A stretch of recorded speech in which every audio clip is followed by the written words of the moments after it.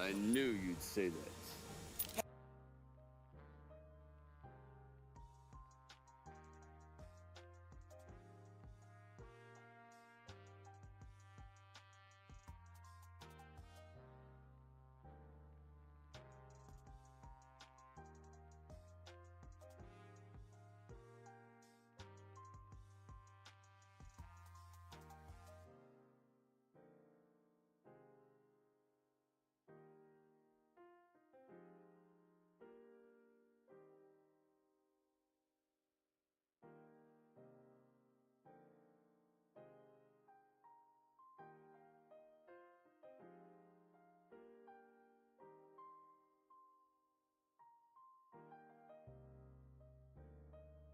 Unless you've got power!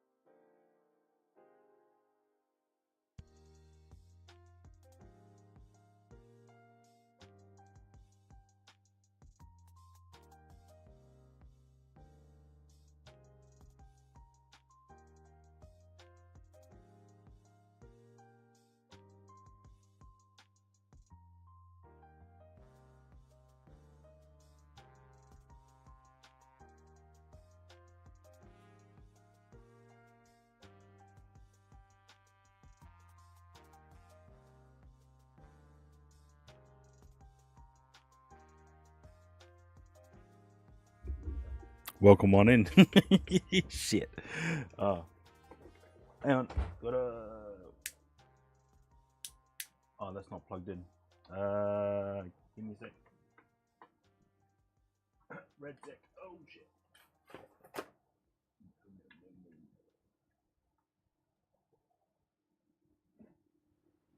Gotta showcase that. Welcome on in, everyone. Thank you for tuning in. Today's stream is just a chill stream. Nothing really planned at the present moment. Yeah. It's been a busy few days. But here we are. Oh, hang on. I'm just reading on top of my Twitch stream manager, and there is a pop-up on the very top. In compliance with Australia's social media minimum age, SMMA law, Twitch will no longer allow new users in Australia under the age of 16 to create a Twitch account effective December 10. And existing Twitch users under the age of 16 will have their accounts deactivated on January 9. Wow. Okay. Dual format. Yeah, hang on. Yeah, it's just the stream manager page, so shouldn't matter. Yeah. So literally they have it as a overarching pop-up within the stream manager. So, I should also check if the YouTube is also running as well. Yep, looks like we are running the YouTube stream. Test from YT. And then that should reroute via stream elements and pop into Twitch chat. Okay, cool. Nice.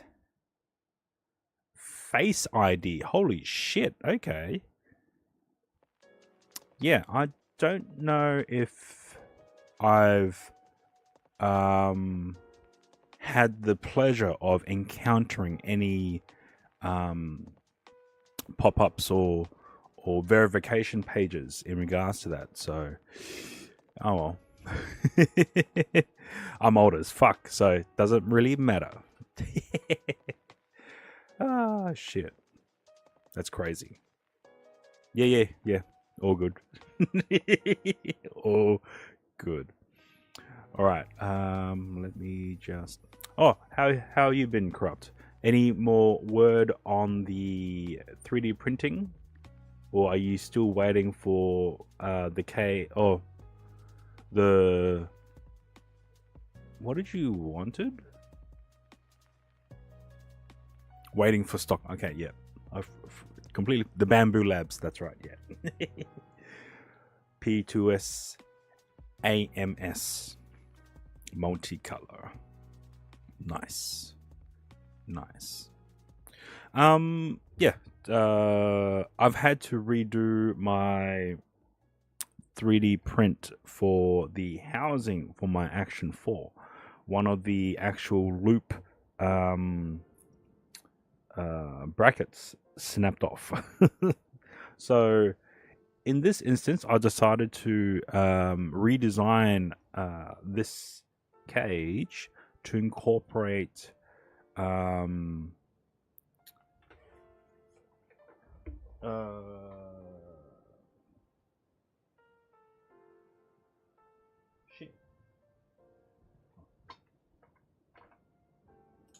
It fell off. So I decided to keep everything the same except incorporate it in such a way to also have the ability to mount a clamp on the rear. What I found was with the original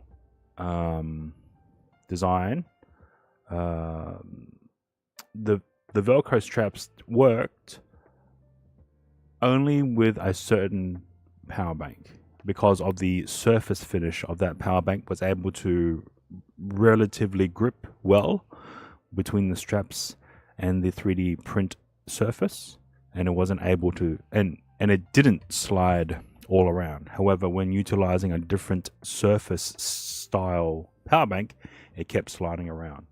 So I've redesigned the cage to have the ability to still keep the hook loops intact, but at the same time I have the ability to bolt on this power bank clamp, which is from Small Rig.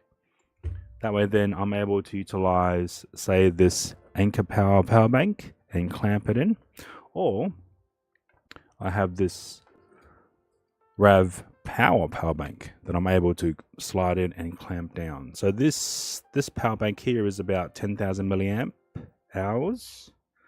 Same thing with this Anchor one as well.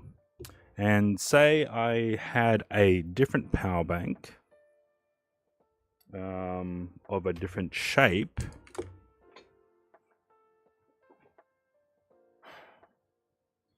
So we have this one here, which if I'll bring up the other power bank, different height, different length, and just have to make the adjustment on here to then install.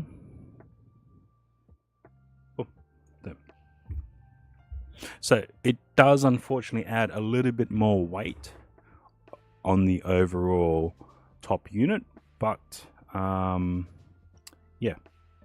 And say if you didn't want to have this massive clamp, you still have the ability to use tooling to undo the clamp unit itself. And if I can get that here, and if I can undo it, you now have the ability to utilize Velcro hook loops as with the original design to then attach the power bank via Velcro loops to the rear of the cage. Yes, well, the one that was recommended to me by Celia Bay hasn't arrived yet, and for one of those attachments, it was $40 Australian. So in the meantime, I've just used a monitor tilt and swivel mechanism, which is attached via a hot shoe.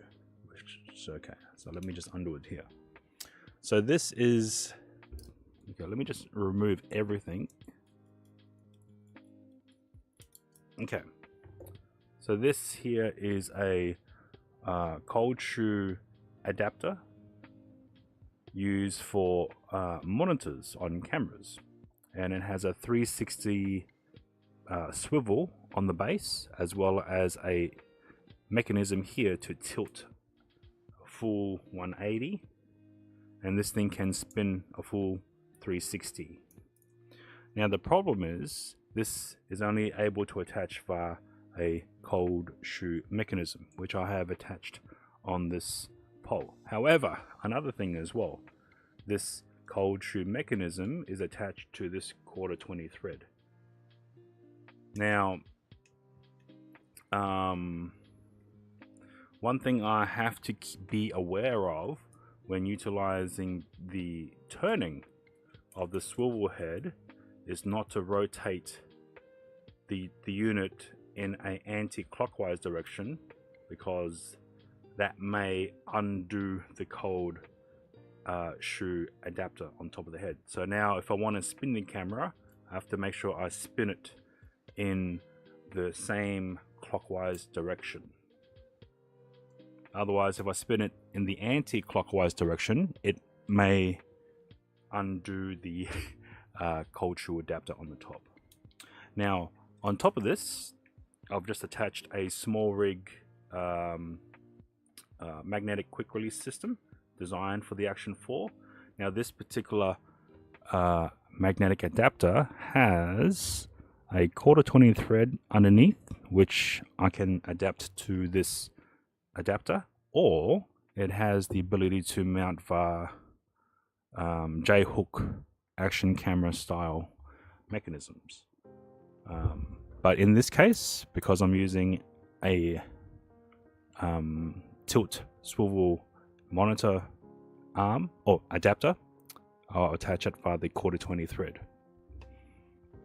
and I will tighten that down.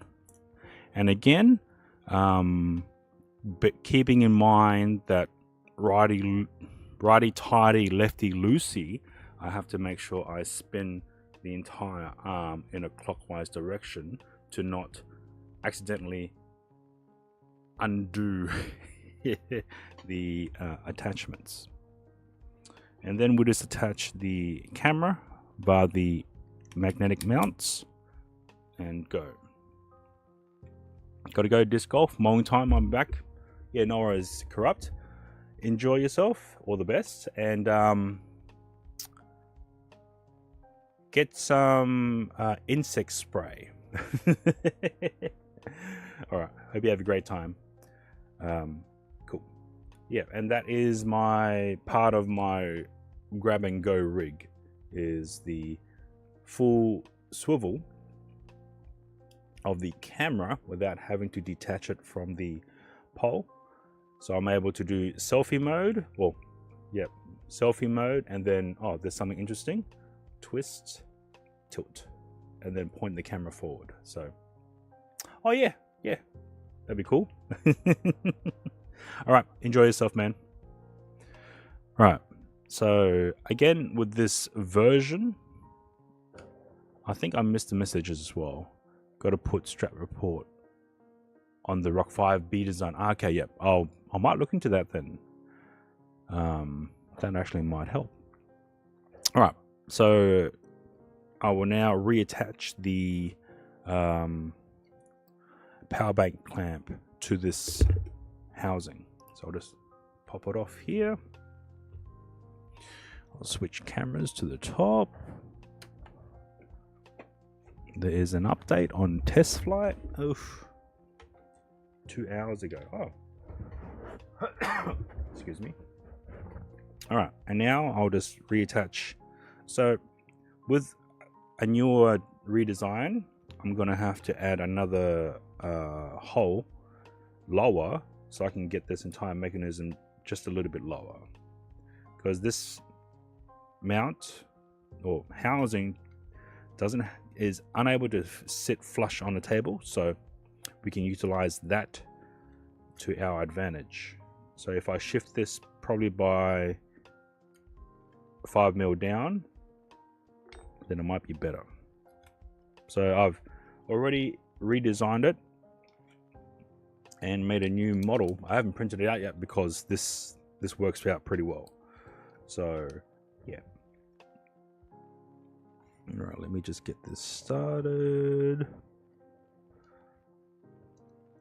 And then to get this started, so we have at least 2 mounting points. Oh, that's a bit off. Okay. Now again, with this particular case, I have the ability to quickly remove the camera. So I'll remove this cable saver. I'll also now pop off the lid and then eject the camera. And now we have the camera in its naked form yeah. All right, so reinserting the camera into this 3D printed cage. Well, now you can either push down or slide it on, doesn't really matter. So now the camera's not going anywhere. I'll now add this 3D printed cable saver to the side. That will allow me to mount this USB-C extension. And now I will remount this power bank. Now I've decided to utilize this power bank via the USB type A. Monkey, welcome on in. Hope you're doing well. Hopefully it's not too early or too late for you. Yeah, just going through some of the redesign that I've made because the previous case, the hook loop snapped off. So yeah, and I've redesigned the case to incorporate the ability to mount a power bank clamp or still utilize the hook loop adapter that I have already designed into this case. So yay. And also now utilizing a monitor tilt adapter to incorporate the swivel action if I wanted to point the camera quickly towards me or towards the front in this grab and go rig. Now I did order the adapter that Cilio Bay has posted up in general chat, but it's going to take a little bit longer to arrive. So when that does, that will negate the tilt mechanism because the GoPro hook along with the J hook has that designed already in it. So yeah, the grab and go setup. Now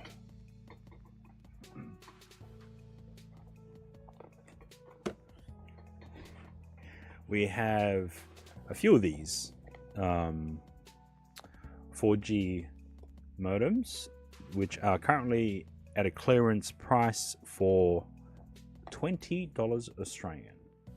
I've also just started to at least do one modem as a test, and I've utilized the Optus unlocker, which is this company's, in order to unlock the modem itself, and that cost me another $25. So altogether for the modem, $20 plus another $25, that's a $45 cost to essentially have a unlocked 4G Wi-Fi modem. I haven't tested it yet, so we will test that today. Now, this particular modem was locked to the Optus network, but as I mentioned, I've purchased a unlocker for this specific modem. and we will try to insert a different provider SIM card into the modem and see if it actually works.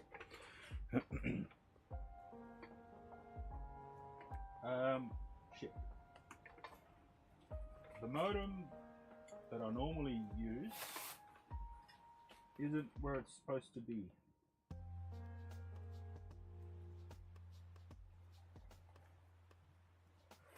Oh no, it fell.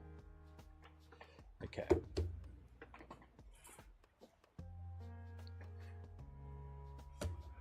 I'll put that there.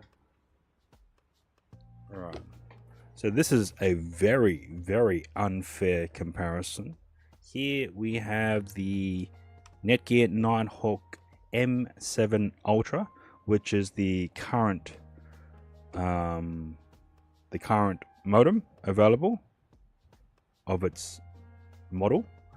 I have used this while I was in Philippines, and I was able to insert a Philippines SIM card, and it was able to work fine with that. So I have a Woolworths SIM card here that I'll now attempt to plug into this unlocked Optus modem. Now this first thing, it has a micro USB port, so not loving that at all. All right, and what kind of SIM card is this? Nano SIM?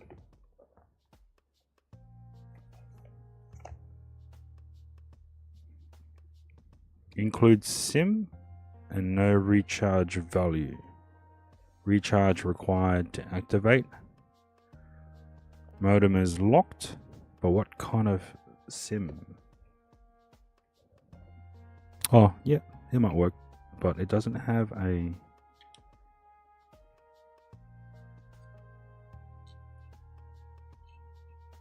Is it... Okay. Okay, so we've inserted the Nano SIM card into this Optus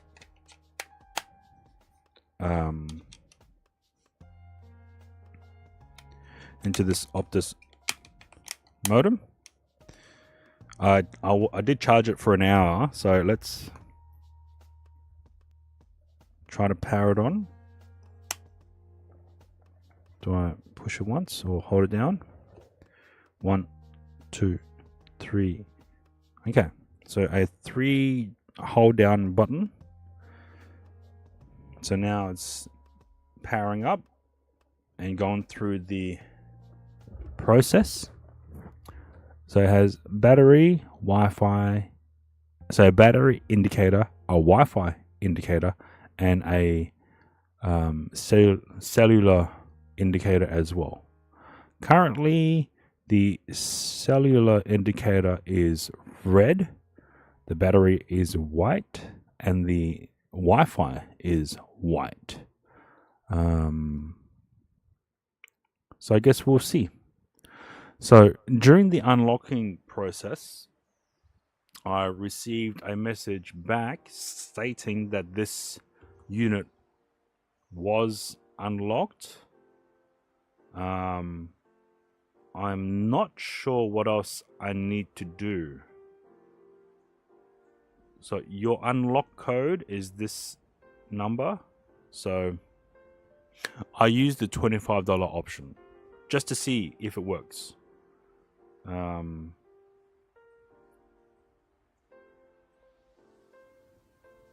So I do have the unlock code. So how do I apply it to this? All right, I'm going to now attempt to utilize my smartphone to connect to this modem, and it is EAJYLQ3Q.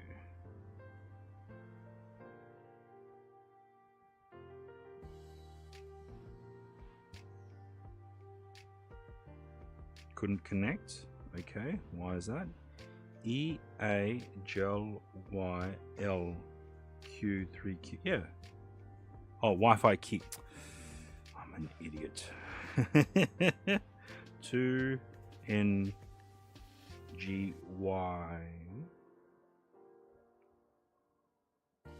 That is such a unique Wi-Fi password. Hopefully I typed it in right. It says wrong. Okay. 2NG YRF V60. Yeah, that's the correct Wi-Fi key. 2NG YRF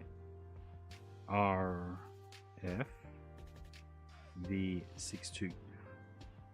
That's okay. That is weird because this is still powered on. That is the correct Wi-Fi key. 2NG YRF V62. Yeah, that's the correct. That's what it says. That's what it says. It says could not connect. This is weird. Hang on. Let me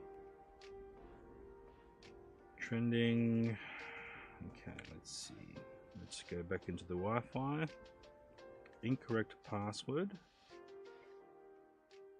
E831F9. Okay, it says let's go. 2NG Y R F V2. Oh no, 6 2 Q. Yep.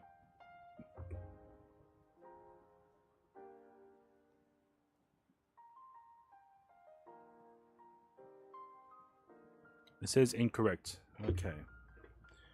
Why? It's typing in. So there's no SIM. Yeah. Oh, at the moment there is a SIM card.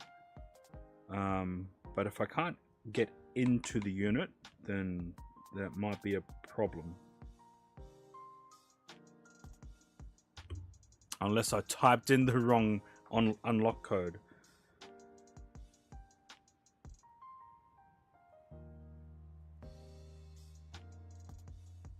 Eight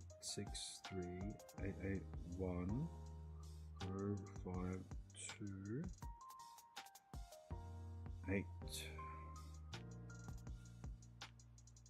Yeah, no, that's yeah. I've typed in the correct IMEI code, so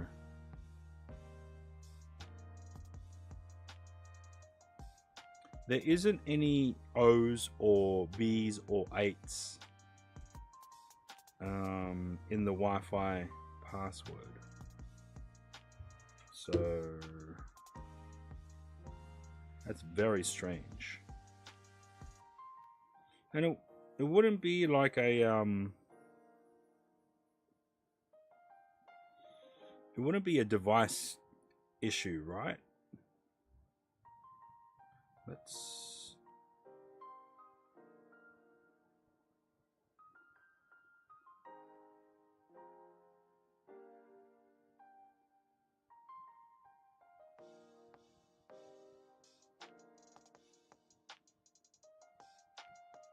could it be lowercase?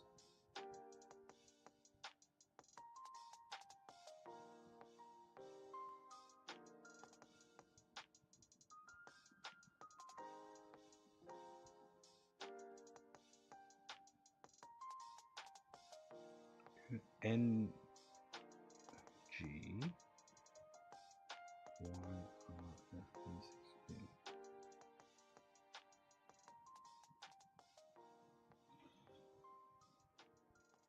Yeah, the IME oral numbers. So I'm just trying to just get into the Wi-Fi of this unit. But it doesn't seem so. Right, let me... I don't see why the SIM card would have any issue. So let's maybe eject.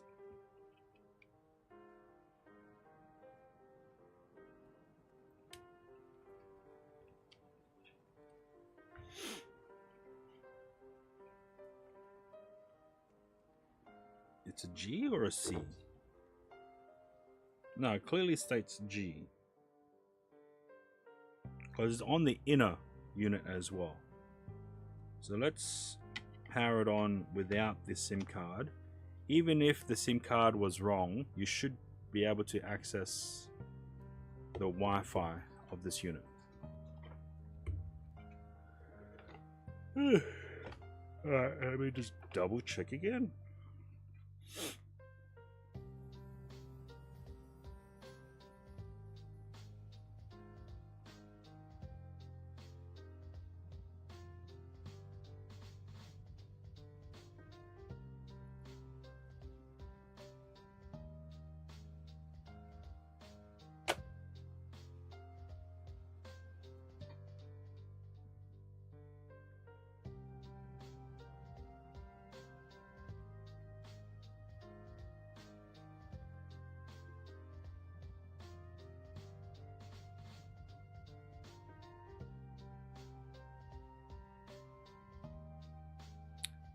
Yeah.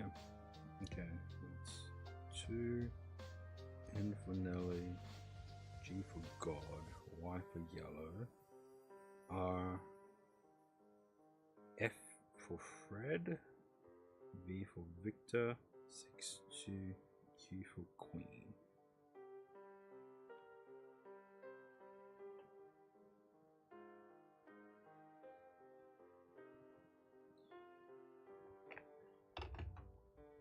Okay, I'm not getting into the Wi-Fi.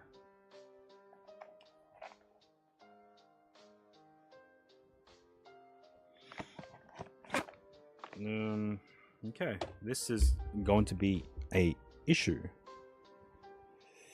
I might be able to access this via USB.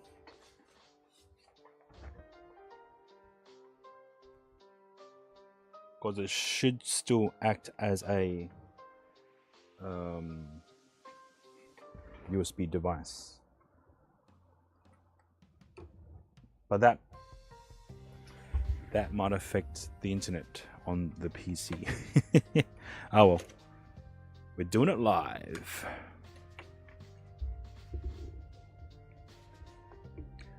Okay, let's see.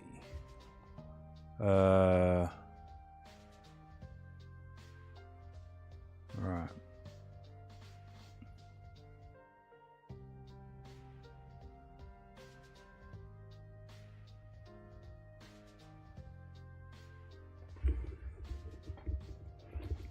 Well, we're still streaming. Yep, yes we are. All right, let's try the home page. This is not 2NG YRF V62Q. Yeah, that's exactly what I wrote. Right, let's go 192.168.0.1. Oh, that didn't even work.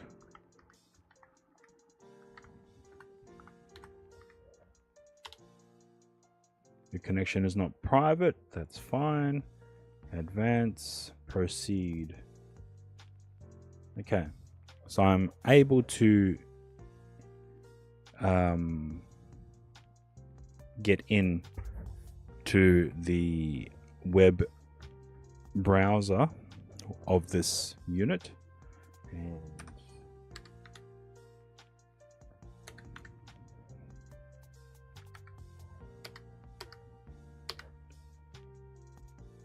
this better work. privacy policy, agree. Okay. Let me look at the Wi-Fi. Wi-Fi settings. 2NG YRF. That is exactly what the password is. So why doesn't my phone access it? Interesting. Australia, yep. Connection status, nothing. All right, let's. Could it be my phone? Why wouldn't my phone be able to connect to it? All right, let's try a different device. I'll just use an iPad.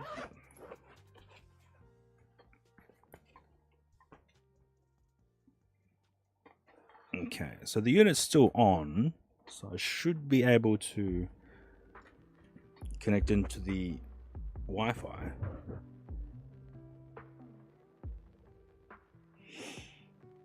Okay, iPad sees it as a Wi-Fi connection. So now let's go to NG.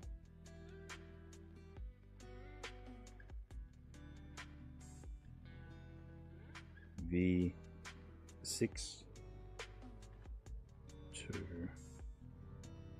Q. So now the Wi-Fi is attempting to connect.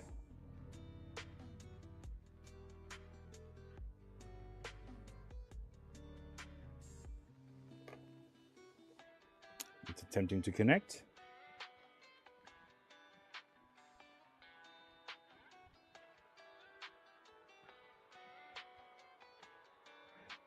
It's connected. So what the F? All right, let me try the smartphone again. Okay. So the smartphone is attempting to connect.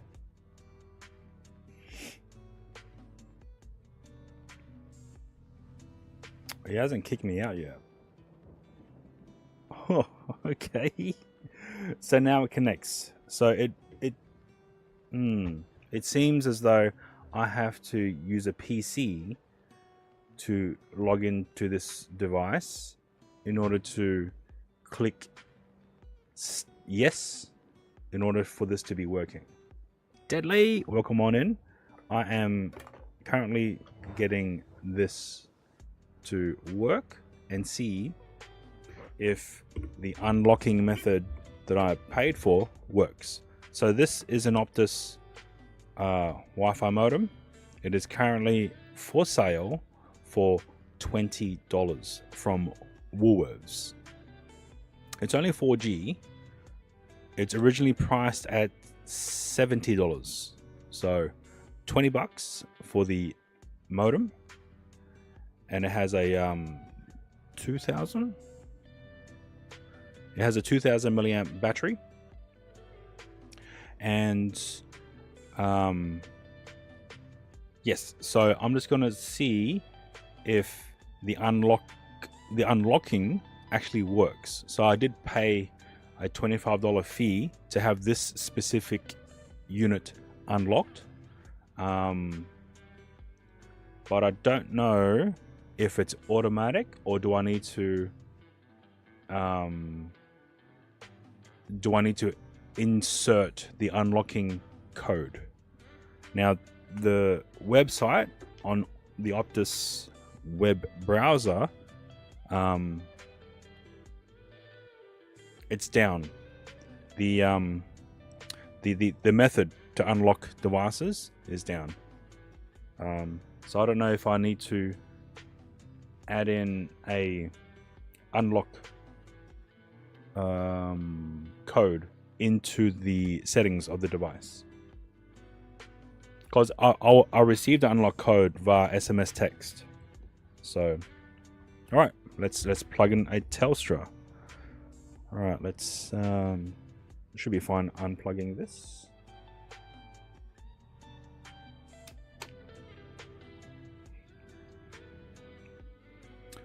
Oh, yeah, because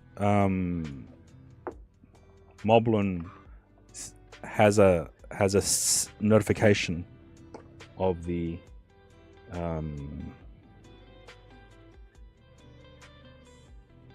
it shows the battery status, so there might actually be a very good feature to have as a thing. All right, I've inserted a Woolworth SIM card, which is running on the Telstra network. So now let's plug in, hold down. Now, Corrupt did mention that we can USB tether this device to the Rock 5A. True.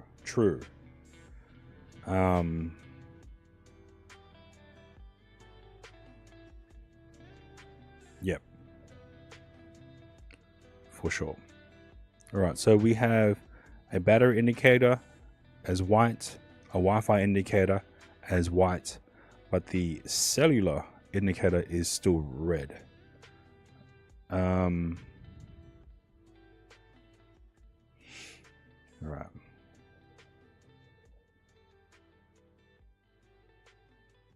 Missingo, because it's cheap. It was $20. Was going to do IRL stream at DNK for breakfast. Car service went over time. Oh shit! Wait, how long did it take? Didn't you say you had to take it in at 8 a.m.? Also, welcome on in, Missingo. Hope you're doing well. 3 hours. Okay.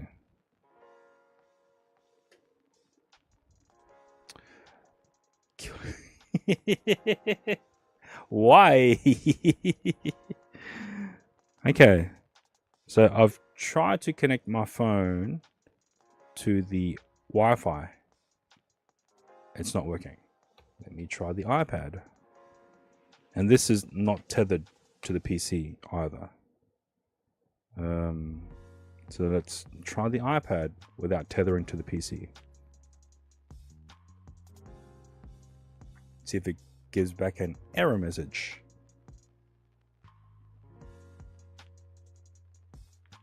It's on. But I didn't get a notification about bad internet either. So let's... So it must be my S21 that's causing an issue. All right, let's go to the YouTube. This will determine if I have internet or not. Ooh, not looking good.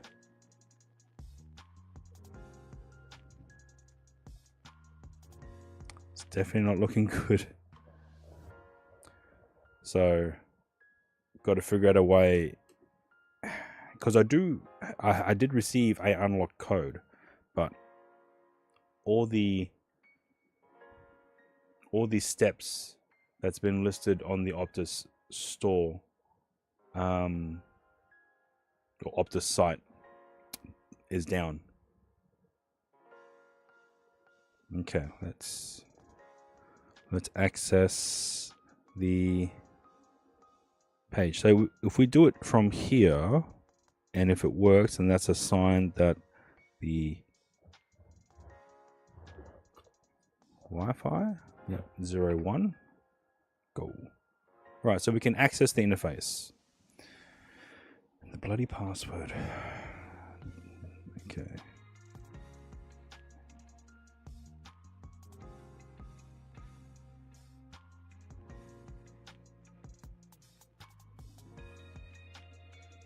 Okay, the network is locked. Okay, there we go. So, plugging in a Telstra, a Woolworth SIM has brought up this page. So now I can apply the code that was sent to my phone into here. So I'll do that right now. Here, meow.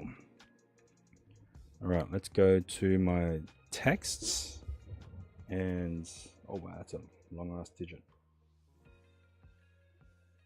It's all numbers too, so that makes things a lot easier.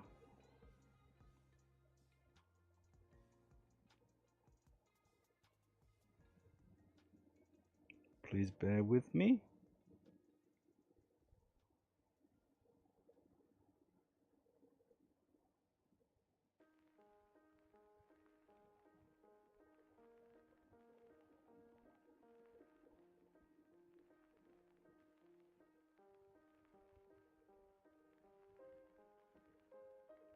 Okay, I have imported the unlock code into the web browser of the modem via Wi-Fi connection.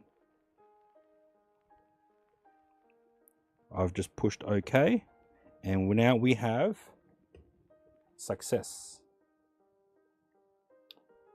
All right. So now I need to, what do I need to do? JPR, welcome on in. Hope you're doing well. All right, now I'm going to access YouTube and see if it plays. Oh, here we are. We have YouTube, and let's play a video. Oh, my stream. Okay. So here we have my stream being played on the iPad, which is connected to this Optus modem, which has been unlocked. So now if I were to double check the Wi-Fi, we have it connected to the Optus Wi-Fi, which is running a Woolworths SIM card. So hooray, it works. Now the question is, well, let's turn that off. Airplane mode. All right. So the question is can I connect this device via USB into my Rock 5A or BellaBox systems? Okay, what do I need to set up? So I need to set up, so I need to put this over here. We can, oh, put this on screen still. Okay, so I do have my M7 Ultra, but that's not the point at the present moment. This is the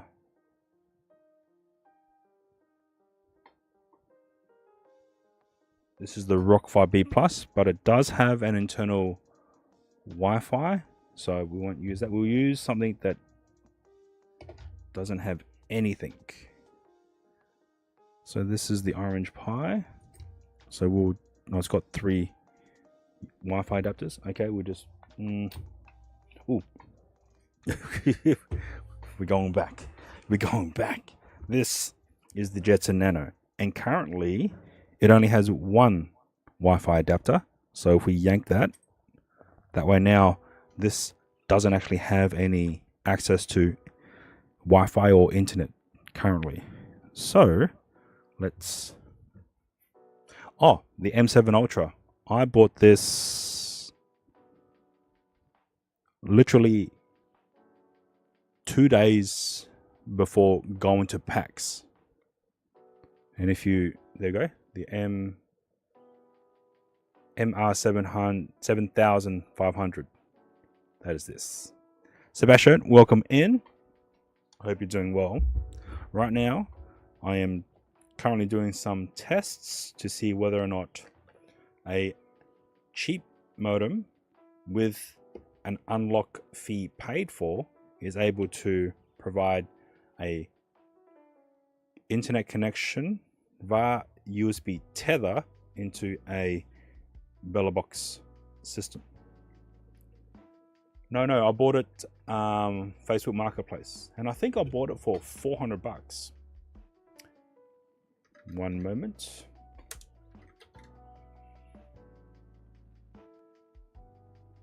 One moment. Let me go back to my messages. Let me go to... Where is it?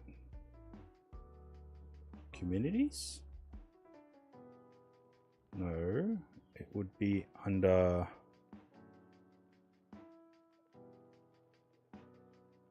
Where would it be? Marketplace.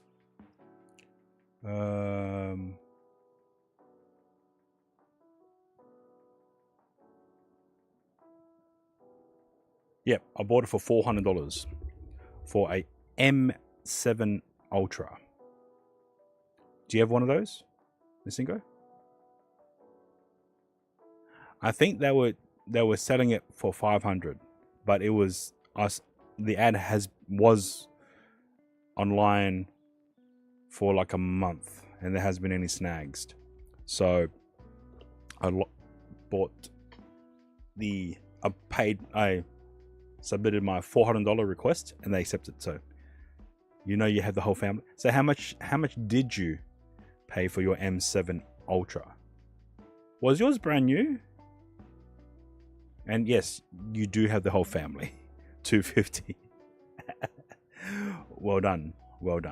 And when I tested my M7 Ultra, I was able to I was in the Philippines, and I was able to utilize the Philippines SIM card in this M7 Ultra, and it worked. So great. You had to stop the kitchen project because your car broke down. Damn, sorry to hear about that, man. What happened with the car? Maybe less for the M7 Ultra? Oof, okay. I still have 2 M1s and 1 M7 Ultra. Yeah, Philippine mention. All right, let's power on this Jetson Nano. I have recently charged it because I needed to run an update on the Box system. So let's let that run. And it currently has no USB Wi-Fi adapters. It has no connection to an Ethernet, and there's no internal Wi-Fi card. So this literally has no connection at all to the internet. So we'll utilize this modem along with a USB micro cable, USB cable, to provide internet via USB tether. So let's plug that in. And I will now bring up Box page.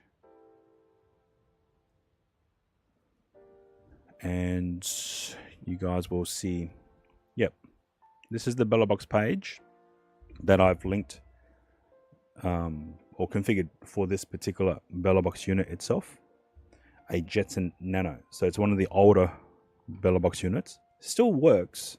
It's just, in comparison to the newer models, it consumes a lot more power and generates a bit more heat.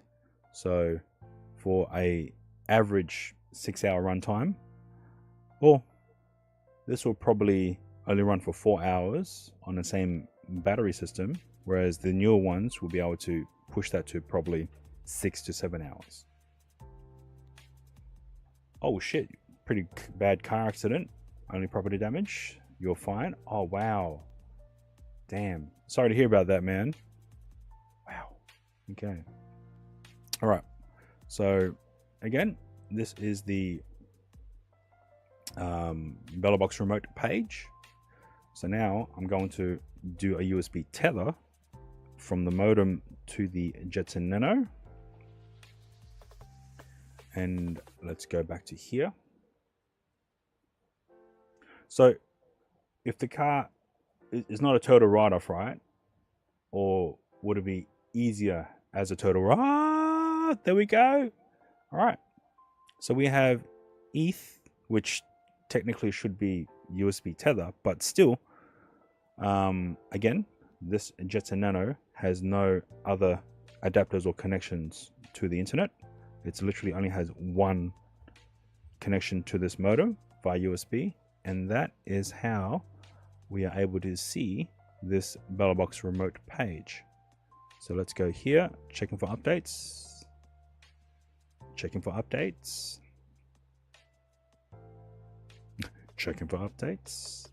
Right, you know what? Let's do it live. USB, no, camera. We need a HDMI camera. Here we have the, here we have the Sony ZV-1 along with the power bank base, and I will now connect the HDMI output and connect the output of this HDMI and connect it into the capture, the Elgato Camlink capture input. All right, let's place this camera down. You can see that. Okay, we need a HDMI cable. I should have one on my desk. Hurrah! All right, let's. Oh wait, what happened to the? Okay, there we go. Probably needs power, so let's get that plugged in. Let's get this plugged in. Oh no, it's got power, so it's fine. All right, let's plug in the HDMI cable to the ZV-1, and let's plug in the other end into the HDMI capture here. Okay,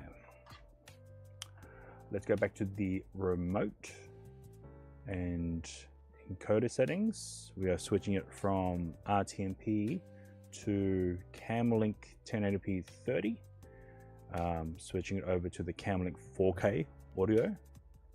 It's been a while since I've seen Camlink. All right, we can bump that up 4,000. Okay, let's check the relay server settings. We are in Australia, that's good. Let's start the stream from the BellaBox. All right, we are getting not a great signal. This would normally indicate not a incoming signal. So let's go quick check mode. Okay, we're not in movie mode. So let's movie mode. Okay. So now we should be in movie mode, and let me top down 30, 1/30.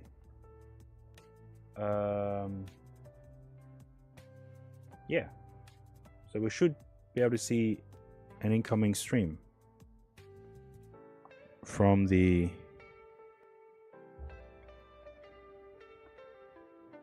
all right, let me stop the BellaBox remote. It might be the adapters. Sometimes these adapters they keep jumping out. Excuse me.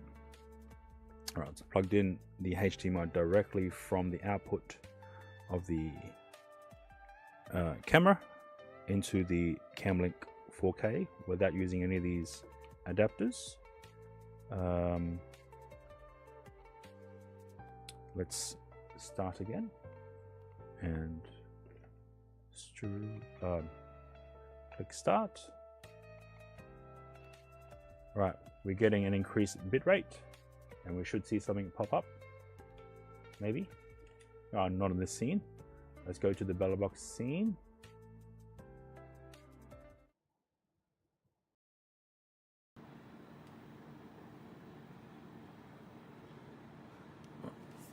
Alright, so now this is the incoming transmission from the Sony ZV-1 with the HDMI coming into the Camlink 4K, which is being connected to the Jetson Nano, which is then pushing out to the BellaBox cloud.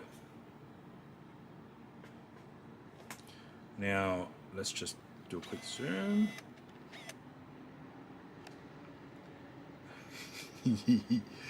So yeah, as you can see, the Jetson Nano still works and functions fine. It's just, in comparison to the newer boards such as the Orange Pi 5 Plus or the Rock 5 B Plus or the Rock 5A, the Jetson Nano does consume a lot more power, as well as generate more heat, which requires more cooling. But to utilize the CamLink 4K as a capture device, I guess requires more power as well.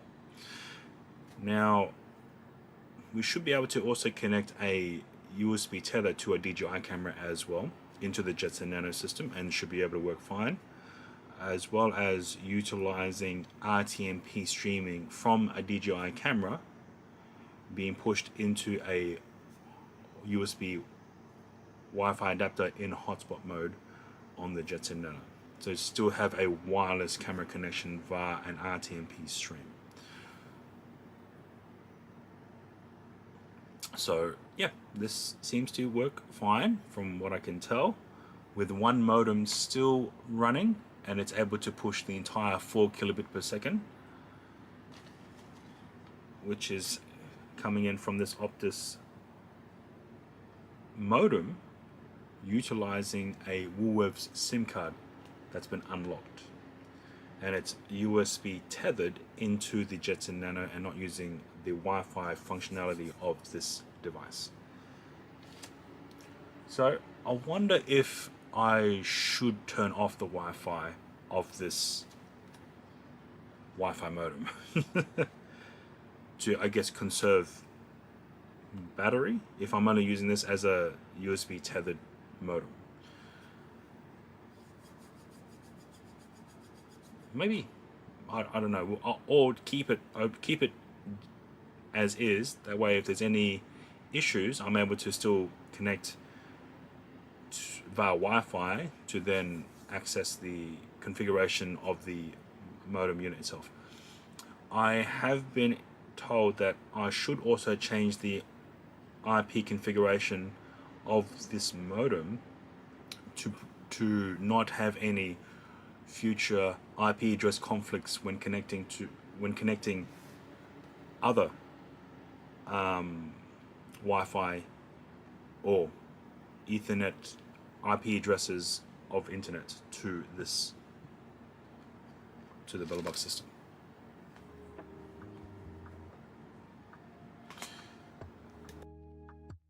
Okay, so I'm happy that worked, so that's good.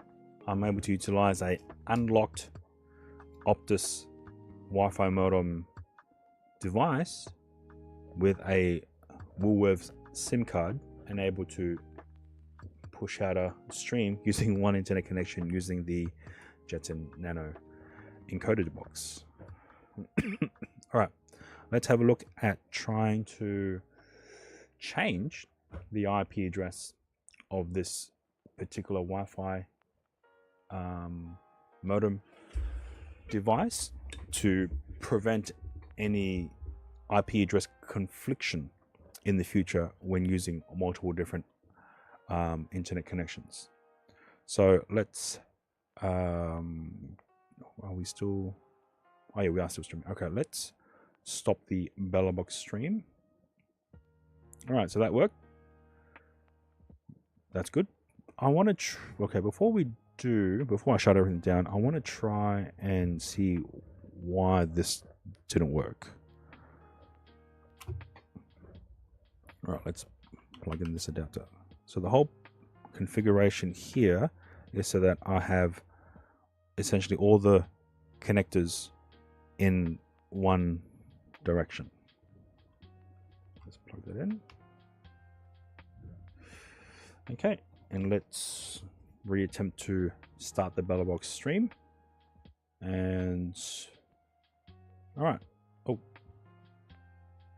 so it started, went black, and then started again. So it must be something to do with the adapter, or these HDMI adapters. With this specific setup, I know I've had to utilize a rubber strap to secure everything down.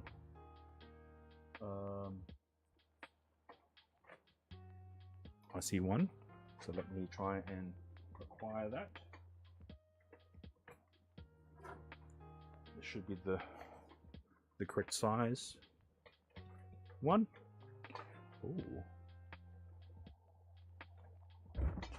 Sorry, I just saw some issue with the stuttering from the top camera. All right, let me stop the BellaBox stream. Let's power it down. Let's now go back to the top camera. Let's just turn off the Sony ZV-1, unplug it from the HDMI cable. Let's just put that aside just for a second. All right. Now in this particular setup, I will utilize a rubberized strap around the unit itself to try and just secure everything so things don't get loose. So I've got 3 of these setups for the Jetson Nanos, ranging between the Jetson Nanos 4K as well as 4 gigabyte, not 4K, sorry, 4 gigabyte, as well as the Jetson Nano 2 gigabytes. All right, let's get this through here. So let's just get this adjusted to here. All right. If we can just get it through one. Okay. So now we have our rubber strapped all around the unit to prevent any of the adapters from wiggling around. Right, let's power on the Jetson Nano. This Jetson Nano does have a UPS built in. A 7K run, maybe a 700 meter one, or a 7 meter one. I think a 7 meter one will be fine. Are you going to stream it? Are you going to test out your bag system for running setup? It's probably going to be a no. What's the current weather? No, the bag bounces too much. I do feel the weather isn't as accurate. I mean, 32 degrees, yeah, that sounds normal. But when it says feels like 39.9 degrees, I don't think that's correct. You're waiting for the 65mm belt? Ah, yes. Yes, fair enough. All right, we've got the Jetson Nano powered up. Let's now plug in the USB Wi-Fi modem.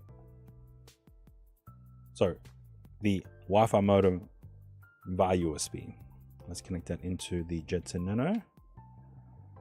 And now let's wait and see if the Jetson Nano will detect an internet connection and thus load a BellaBox remote setup, which we have here. Right now we have one connection via Ethernet, which in reality it's actually via USB tether, but it is what it is. Let's now try to re-add a USB Wi-Fi adapter into the Jetson Nano.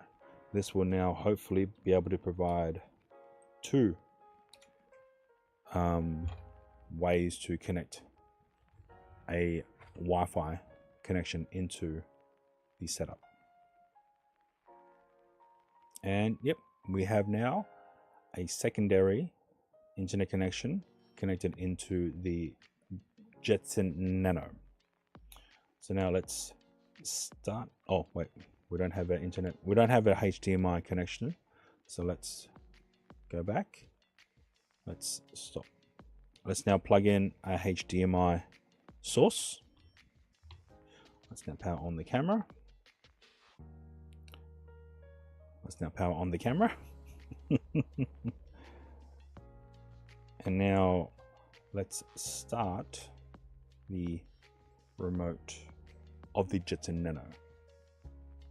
Weakman! All right, so we have two connections, and one is via an Ethernet. So one is via USB tether, and one is via Wi-Fi, which is my home internet connection. So here we have the Wi-Fi USB adapter.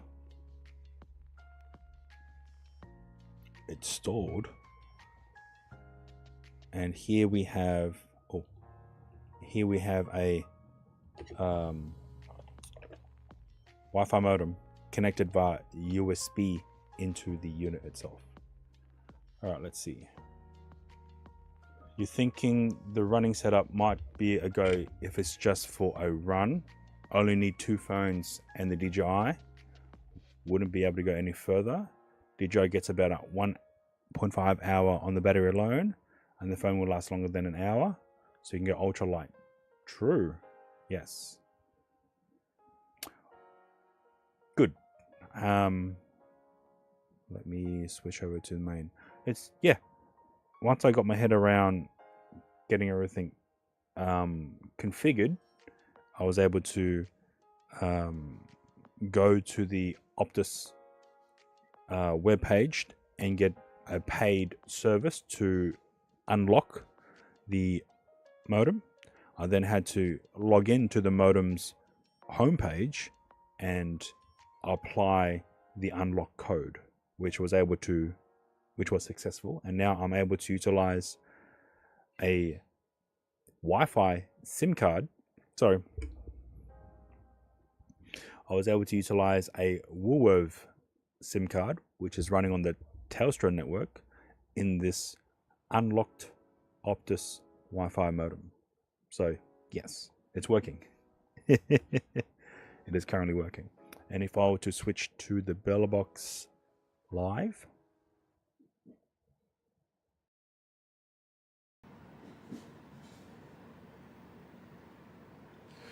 you should now be able to see and hear me from the BellaBox camera, or from the Sony ZV-1 connected to the Jetson Nano running the BellaBox cloud service.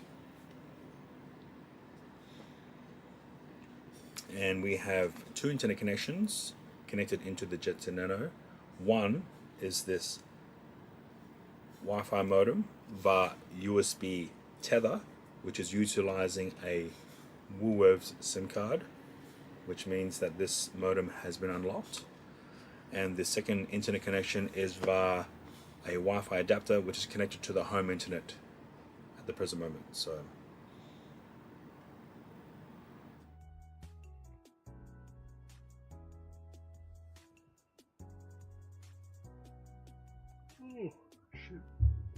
yeah, so in comparison to the other modems, Wi-Fi modems that I have, this is actually very compact. So let's go here. So this is the Nighthawk M7 Ultra, which is, I think, the current top of the line travel router from Netgear. And this is a Wi-Fi modem. So no bells and whistles. It only provides 2.4 gigahertz Wi-Fi, but we are connecting it via USB tether. So, and this thing does have a internal battery in it. So, whereas here, now I need to do further testing to see whether or not this thing overheats, and see what other SIM cards I can use on this setup. So, yeah. And because of the type of bitrate I require, I don't think I need 5 gigahertz. Oh, they are? All right, let me unplug the battery then. All right, it died. Let's power on.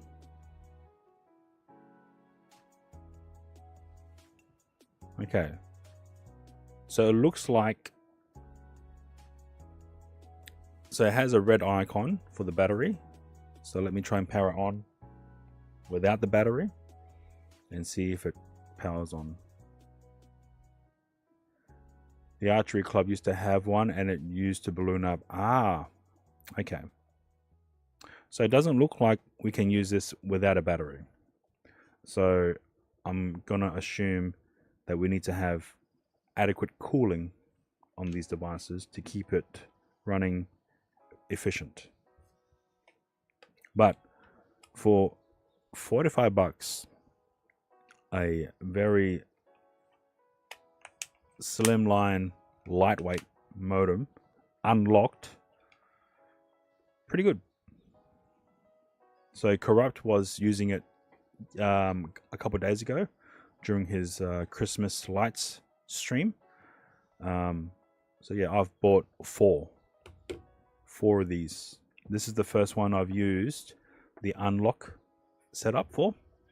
So there are two methods to get these devices unlocked.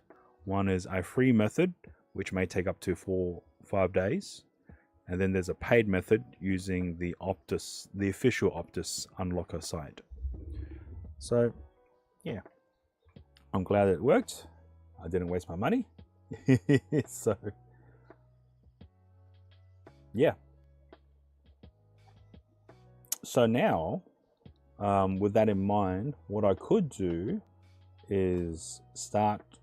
So, okay, for those who, oh shit, for those who are not aware, Miss Singo and I have been talking back and forth about a kit that may or may not be able to be offered to those living in Australia, and the hurdle that we were getting into was modems, because not everyone has the knowledge or know-how to get modems running in their setup. So what we envision is let me get it.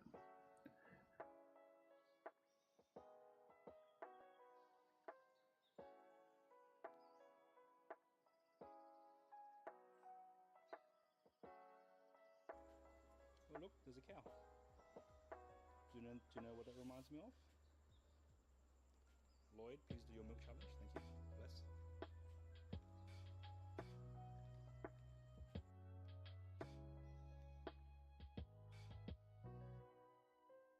Ooh, hang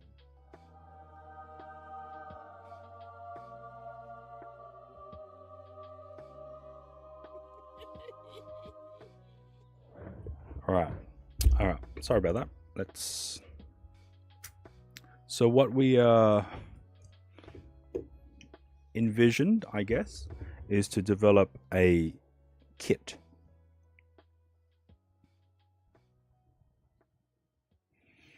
Okay, something's odd. Oh, because I didn't power on. Never mind. Okay. So we're envisioning to develop a all-in-one kit solution for newcomers or for those who want to buy a kit. So utilizing a ROC 5A as the Bella Box encoder board, and then let me lay it all out. I have most of it here, somewhat. I just powered it on again. Why? So, okay, the idea is to utilize this as the encoder board, a Radza ROC 5A. And then having bits and pieces ready for it to literally pull out of the box and run. So here we have an Action 4, brand new sealed, ROC 5A as the encoder board, a couple of these USB wireless adapters that is compatible for all systems, not just Windows. So we need one specific for Linux. And now we have an option to provide a modem, not the SIM card. So if we're able to, now that I've able to successfully do it, an unlocked modem for Australian SIM cards, then the end user can then purchase any prepaid SIM card they want and insert it into here and utilize it within the system. So this essentially is the kit. And then maybe develop a 3D printed case to go along as well, and have that set as a essentially complete kit. So we have the encoder board, we have the camera, we have some form of a modem, as well as maybe two Wi-Fi adapters to connect to, say, your personal phone's hotspot. Oh, so if you had a secondary phone and you set it in hotspot mode, then this Wi-Fi adapter will be able to pick it up. That will provide one internet connection. Then if you were to purchase a SIM card for this Wi-Fi modem, then that's a second internet connection. So at the very least, you have two internet connections going in this setup. So instead of having to rely or source more expensive travel routers, which also does draw a lot more power, then this might be another set. That might be a problem depending on location, as well as weight, because currently I believe this current configuration can be put into a parcel and sent via air freight. You should look into antennas. Oh yes, true, because when we go into some areas, there are dead zones, and with these smaller devices, even with our smartphones, we don't have the best antennas in order to get good reception. So there's something that we might be able to utilize, but with the more expensive modems, there is the ability to add external antennas into this. I haven't looked into it yet. I probably will, because we do need better reception. But with these more expensive modems, travel routers, there is a way to add external antennas to increase reception. Whereas these small ones, unfortunately, not so much. So it's pretty much all in one unit. So that might be something for some users to look into in the future. I think it's Teleconnect is the name of some industrial type of modems. And why is that bent? Oh, never mind. Let's put that out. So I guess as a all-in-one kit to literally start streaming, this might be the way to go. But then we'll have to get it priced accordingly, so that, and whether or not we also include some kind of a selfie stick or something like that, just to get everything working and started, or even providing some kind of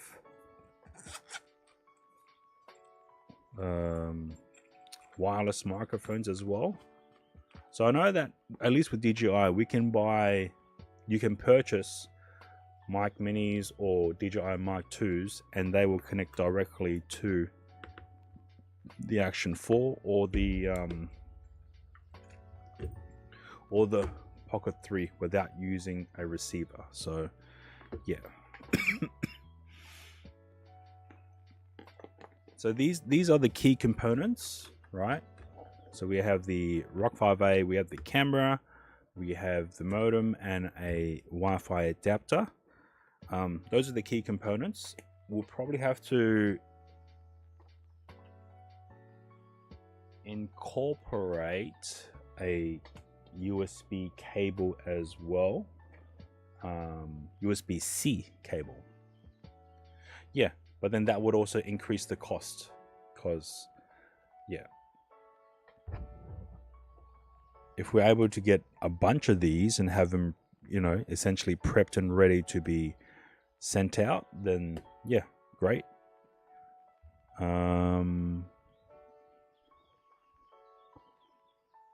So these are components pretty much ready to go. Oh, how do we...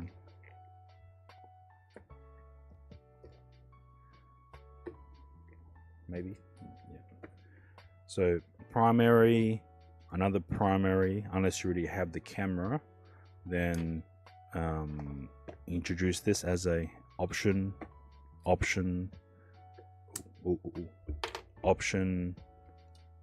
Again, the power bank might have a problem of it being sent by air freight, but it's probably there as an option to be there.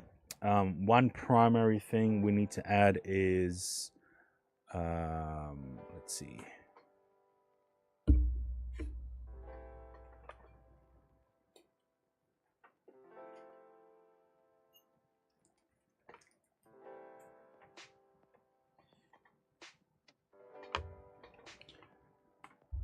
A USB Type-C cable, because not all cables are created equal. So Ugreen is a fantastic cable that I've used in the past. So that's probably something that has to be included with the kit.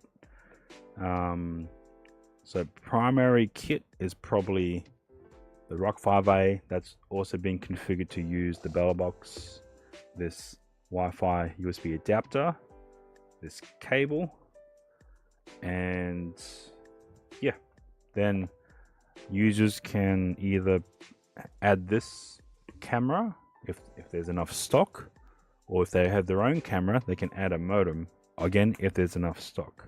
So everything, the only thing that's holding this kit back is the purchasing of these boards.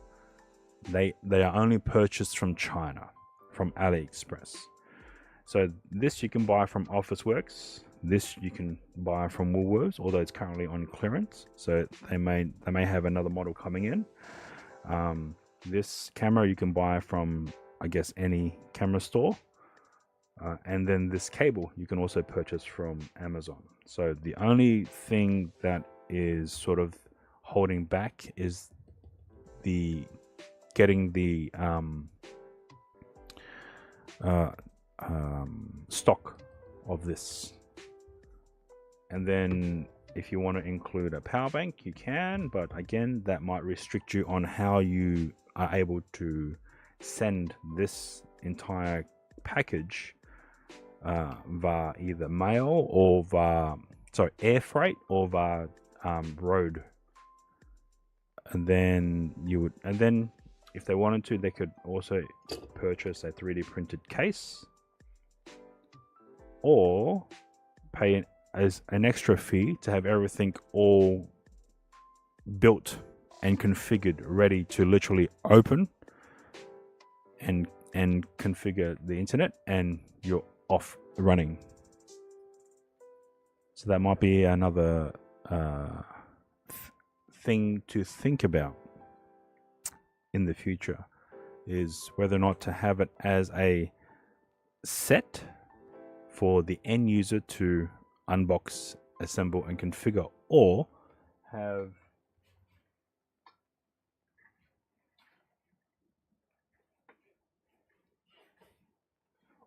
something literally ready to go. So you just need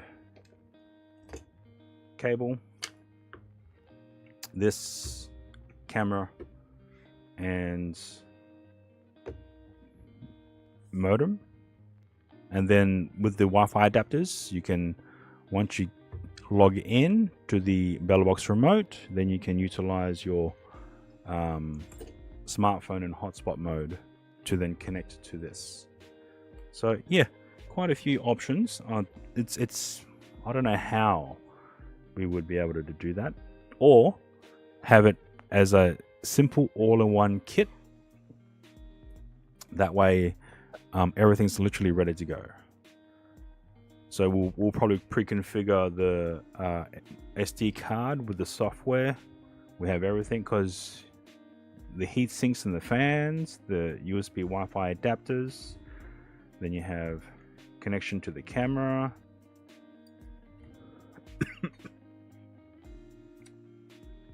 Yeah, some people like unboxing, some people like grab and go. So I guess we could probably set it up for both, and then have one dedicated to a grab and go, and then one dedicated to separate items, so users can have the ability to unbox, assemble, and configure. So yeah, that's the idea. But whether or not there is a demand for it, that's the other question. Yeah, so at least for the time being, I know that this works. Purchase it for $20, another $25 to unlock, and now I'm using a Woolworths SIM card in a Optus Wi-Fi modem. So yes.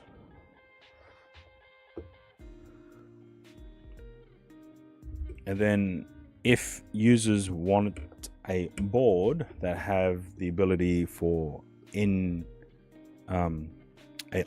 onboard HDMI capture, then we can offer probably the ROC 5B Plus as a alternative to the ROC 5A, which is only USB tether to a DJI camera, unless you bring your own HDMI capture device. Whereas the ROC 5B already has that inbuilt. Then we could probably offer a all-in-one kit ready to go. So it has two USB Wi-Fi adapters, it has a fan, it has a heatsink, it has an internal Wi-Fi card as well as a low profile HDMI connection. So it's literally grab and go. There is a way to connect a 4G SIM along with a 4G module to then have essentially a modem built into the board as well. So you won't need this, because you'll have the 4G modem already inbuilt into the board, and just have a single connection inbuilt into the board, and then have your external hotspots connected via Wi-Fi. So then this will essentially be an all-in-one device with built-in internet as well as built-in HDMI capture device, which I haven't looked into yet. So yes. AGC, yeah, pretty much. We're just discussing about maybe developing a kit for people to buy in order to assemble a BellerBox encoding system themselves. And this is utilizing a ROC 5A. But you can, and for those users who have an iPhone or have an access to an iPhone, you can utilize the Moblin app. Oh yeah, true. So the kit in question, if you're not going to utilize HDMI and you're moving away from HDMI, then you could probably just utilize the ROC 5A and Action 4 as well as, and if you already have your existing modems, then you won't need this. And if you already have existing Wi-Fi USB adapters, then you won't need this. So pretty much, was thinking, how efficient of a setup do you have for dual camera setup if you want to do 2 views at once? Ha! Ha ha! All right. How long do you have? If you have about 6 minutes, I can walk you through a 2 camera setup using an iPhone. A 2 external camera setup using an iPhone. If you have about 5 to 6 minutes, I'll walk you through how I do that. All right. Let me know, and I'll get all the equipment right now. And it's pretty lightweight. Ooh, you're gonna be melting. Although Singapore, you know, pretty similar type of weather. You got time? Okay, let's do this. All right, here we go. So if you have a recent iPhone, it will definitely work better for you. So what I'm showing, what I will be showing, is essentially using an iPhone 11 Pro Max, which is old, about 6 generations old. So if you have anything newer than what I have, then even better. Okay, let's start.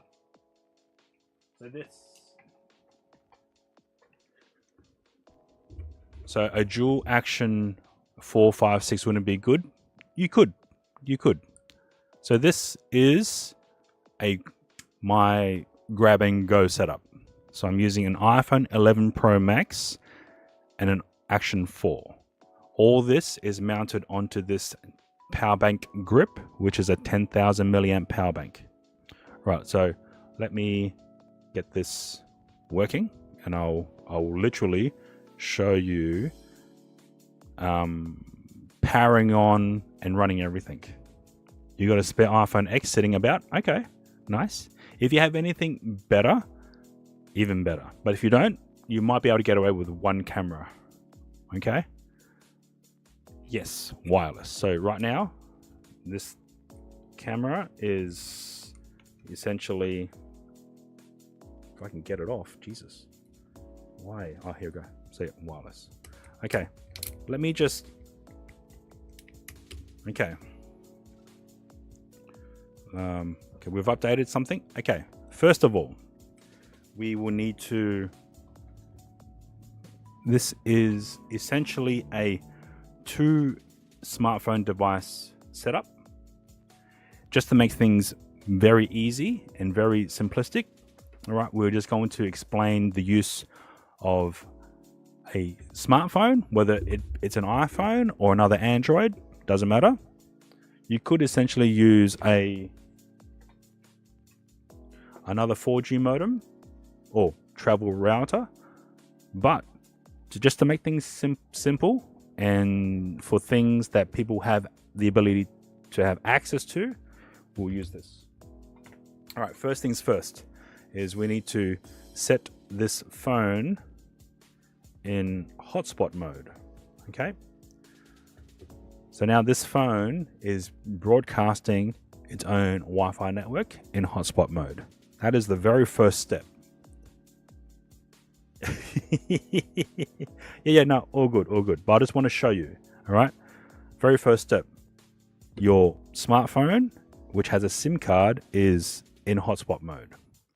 Here we have an iPhone 11 Pro Max with its own SIM card. Oh, that's not what I want. As you can see here, 4G. So this iPhone has its own SIM card. All right, now we will make sure that this phone is connected to this hotspot. And we have, okay. Now, let's turn on a free app called Moblin. Okay, added 9360 power usage. Okay, so I'm using a test flight app, which is fine. Okay, So we have the Moblin app running. I've deactivated all the internal cameras of the iPhone and just concentrate on using the Action 4. Now let's power on the Action 4.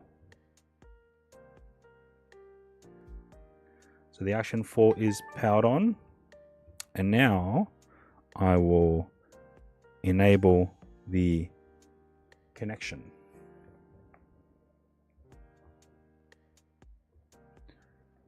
And now we shall wait. Alright, so the Action 4 has detected the Moblin app, and now we have a wireless RTMP stream from the Action 4 being broadcasted into the iPhone over a hotspot from a external device, such as a smartphone, in this case an S21 Ultra. So let me just tighten that. So let's now undo this. As you can see, maybe not, because this stick isn't really providing support. There we go. Ah, Jesus. Okay, so now you see the Action 4. I'm picking it up. I'm swinging it around, and that is a wireless camera being fed into the Moblin app. Now let's go live. I'm pushing out to the BellaBox cloud, and now let me push. Now let's go live. I'm pushing out to the BellaBox cloud, and now let me push.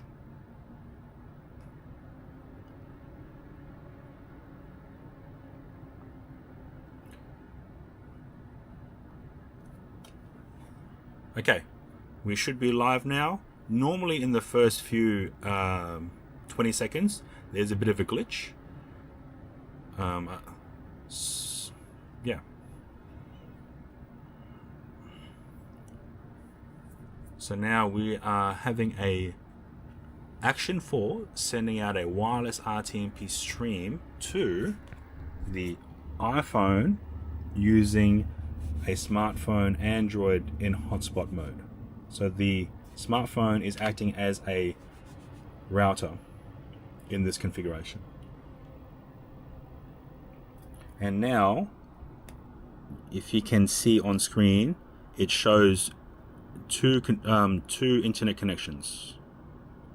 One is Wi-Fi and one is cellular.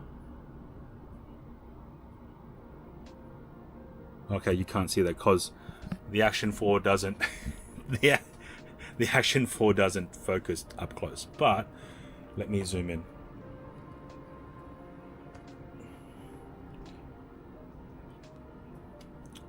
And let me turn off face so you don't get confused.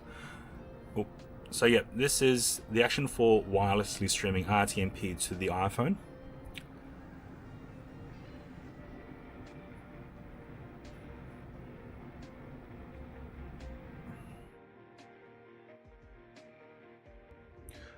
So the BellaBox also has a hotspot function if you want to add another wireless dongle. Will that work instead of another phone? BellaBox. Yeah, so if you're still using your Orange Pi, you can bring in your wireless camera via RTMP into your Orange Pi. But it won't provide internet.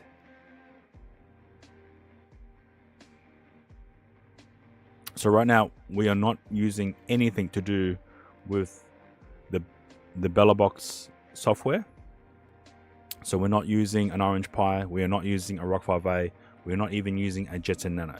This is all primarily just a... So we're not using an Orange Pi, we are not using a Rock 5A, we're not even using a Jetson Nano. This is all primarily just a... Yeah, okay. So we are primarily just using an iPhone and an Android device providing an internet connection. So that's two internet connections. So it's just two phones, Action 4 straight through Moblin to OBS. Well, Moblin to the BellaBox Cloud, and then BellaBox Cloud down to OBS. I'm getting a lot of grays because one of these SIM cards doesn't have the greatest reception in the area that I'm currently in. And the other phone, I think, I'm not sure why, I think, yeah, I'll have to figure out the best reception connection that I have here.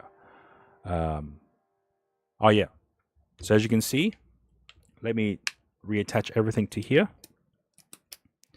and that is essentially a grab and go. Well, and you have this in your pocket, and then as I mentioned, this pole is a power bank as well, so that can provide charge to the iPhone. And because I have an older iPhone, it does require cooling. So yeah, and I have a power bank on the Action 4 to provide long running power bank. All right, so that is the single camera wireless streaming to the iPhone running Moblin. All right, now what you could do if you wanted to is utilize the iPhone's camera to provide a secondary camera angle. So let's enable that now. Scenes, nope. So say you wanted to use the Action 4 as a camera angle of what you're seeing, and then using the iPhone camera as your selfie camera. You can do that. So let me go into Scenes, Action 4. I need to add the front-facing camera. And let's now switch to the BellaBox scene. Oh, no, that's not it. BellaBox. Scene. Oh, no, that's not it. BellaBox.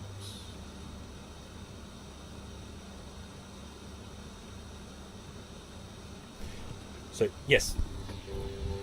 So it just uses a single BellaBox connection. So right now, everything's all done inside the iPhone.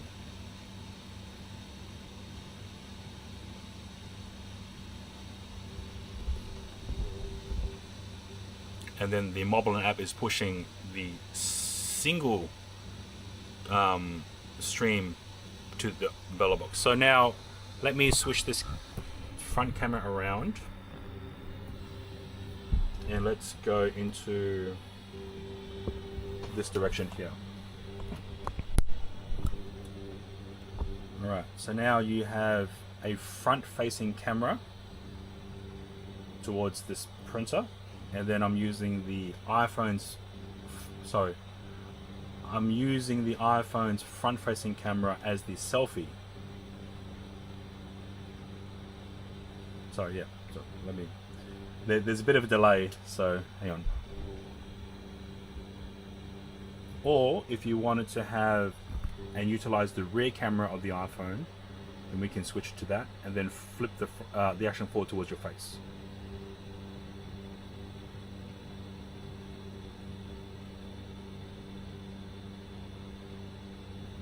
So we can do that right now, I think, if we go to Stream Widgets. Let's bring this to here.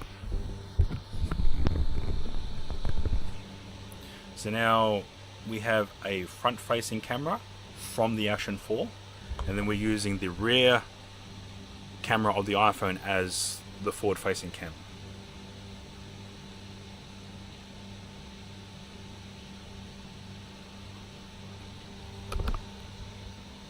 Yep, it's all pretty amazing, and I do apologize about the sound of the fan.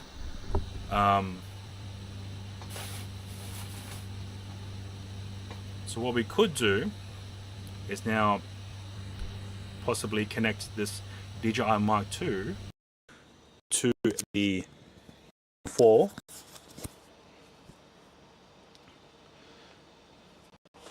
And now we should have audio.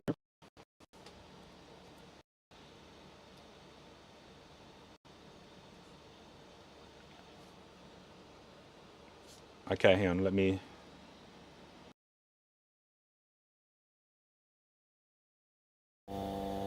restart.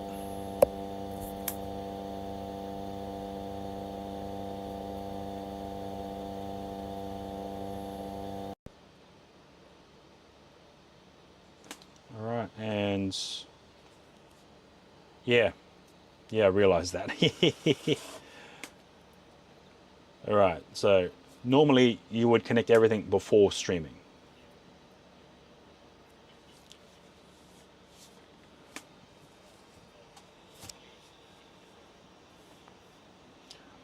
All right, so right now you are seeing the Action 4 pointing towards me, connected wirelessly over RTMP, pushing to the iPhone. We also have the DJI Mark II connected directly to the Action 4 without any receivers. Now,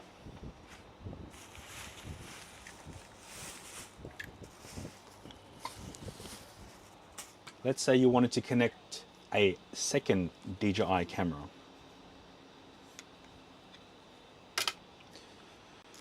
So here I have a Pocket 3, and it's only DJI cameras at the present moment.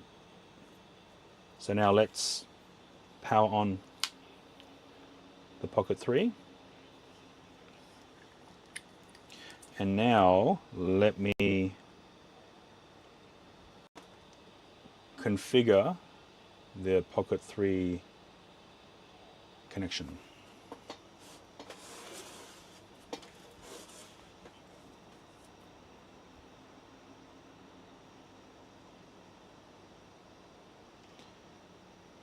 Give it a second, and we should have the Pocket 3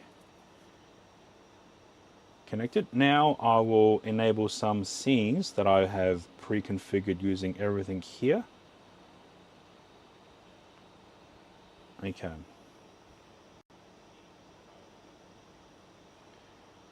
Now when I switch scenes, depending on how I set the audio, it may jump audio between different camera angles, okay?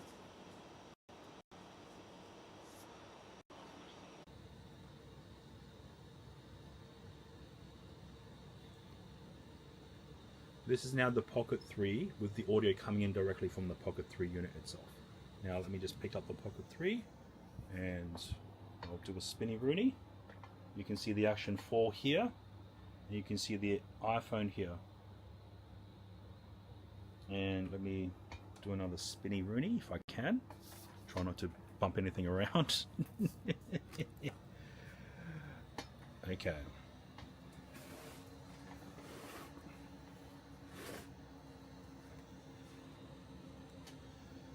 Right. Now, to broadcast both cameras at the same time, I will now switch to different scenes that I've already pre-configured to show.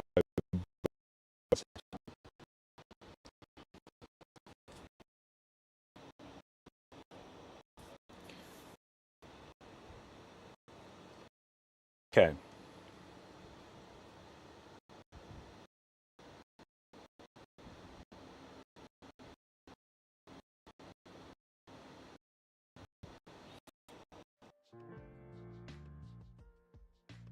The network from a single hotspot phone can't keep up. So it's best to utilize a dedicated router, at least when trying to connect to external cameras. So let's go back to the stream and see if it's balanced itself. Dedicated router, at least when trying to connect to external cameras. So let's go back and see if it's balanced itself.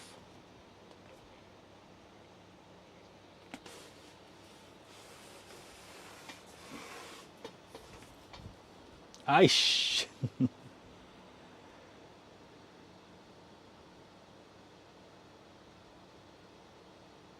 So with a common wireless hotspot with data, you can add extra cameras or just switch. You can add extra cameras, as you can see right now. Again, I'm probably in a really bad spot, but this is all connected from a single phone in.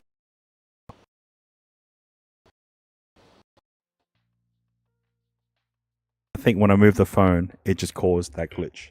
But on the iPhone, it's fine.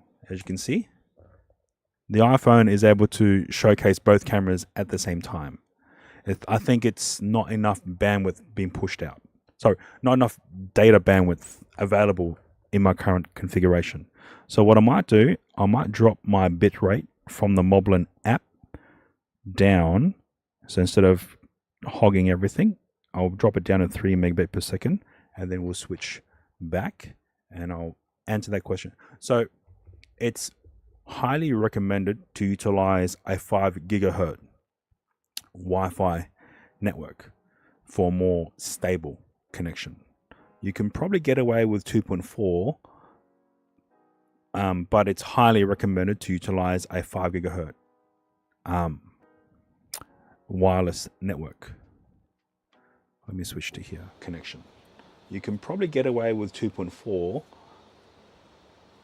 but it's highly recommended to utilize a 5 gigahertz wireless network. Let me switch to here.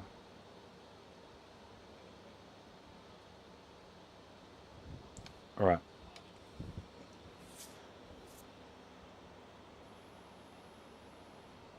So I've dropped the bit rate from the Moblin app down from 5 megabit down to 3 megabit, and so far I think the internet is coping well. So I'm going to do a sync test now.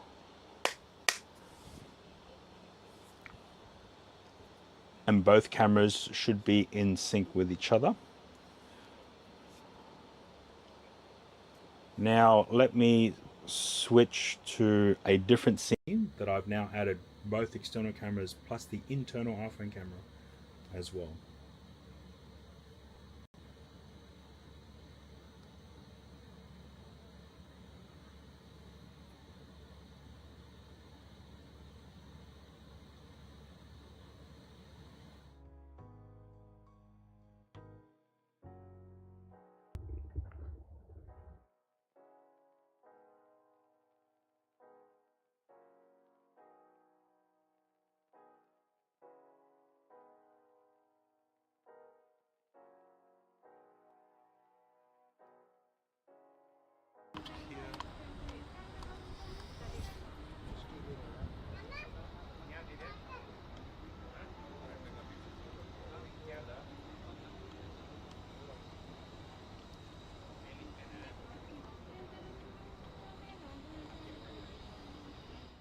Are we back? Are we back from ads? All right. So, all right, I'll switch to the live from the Moblin app. So we might get a bit of audio because of the delay. All right. So, all right, I'll switch to the live from the Moblin app. We might get a bit of audio because of the delay.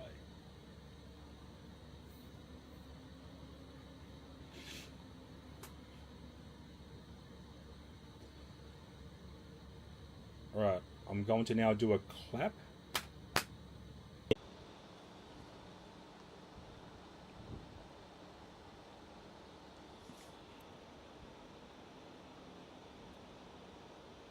All right, so I've just quickly changed the microphone to now the DJI Mic 2. Warning, I'm going to blow into the mic in 3, 2, 1.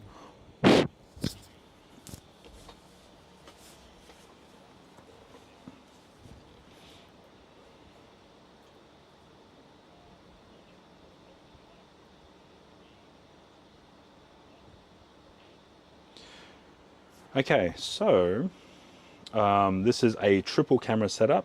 We have the Action 4, which is this one. We have the Pocket 3, which is this camera. And then we have the iPhone front-facing camera, which is this one here.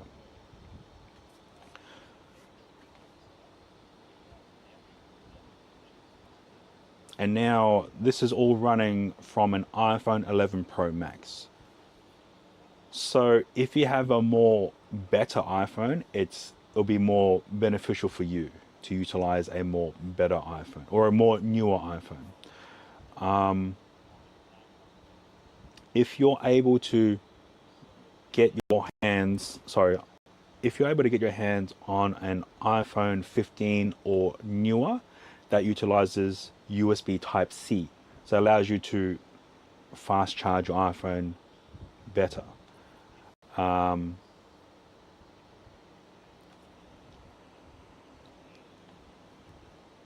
So yeah, and all this is running from a Android phone in hotspot mode.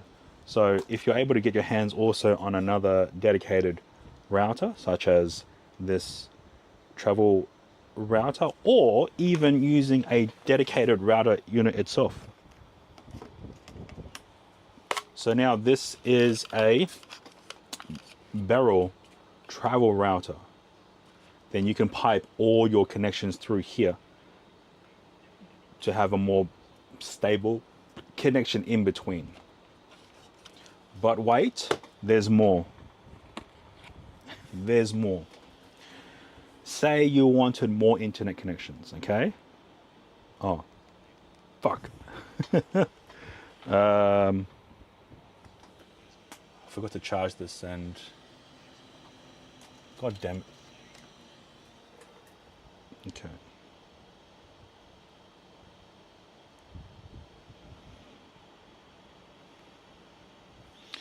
Is this even on? Okay, I don't have that many Sims. So, yeah.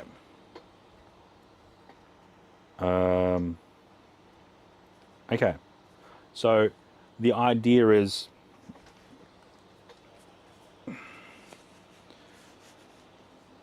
So right now we have the internal SIM card of the iPhone, and we also have the Android in hotspot mode as the secondary internet connection.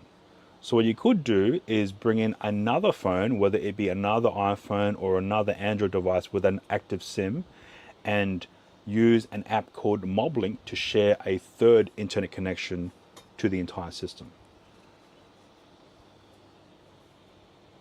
And you could use Auto Scene Switcher to move between scenes using Moblin.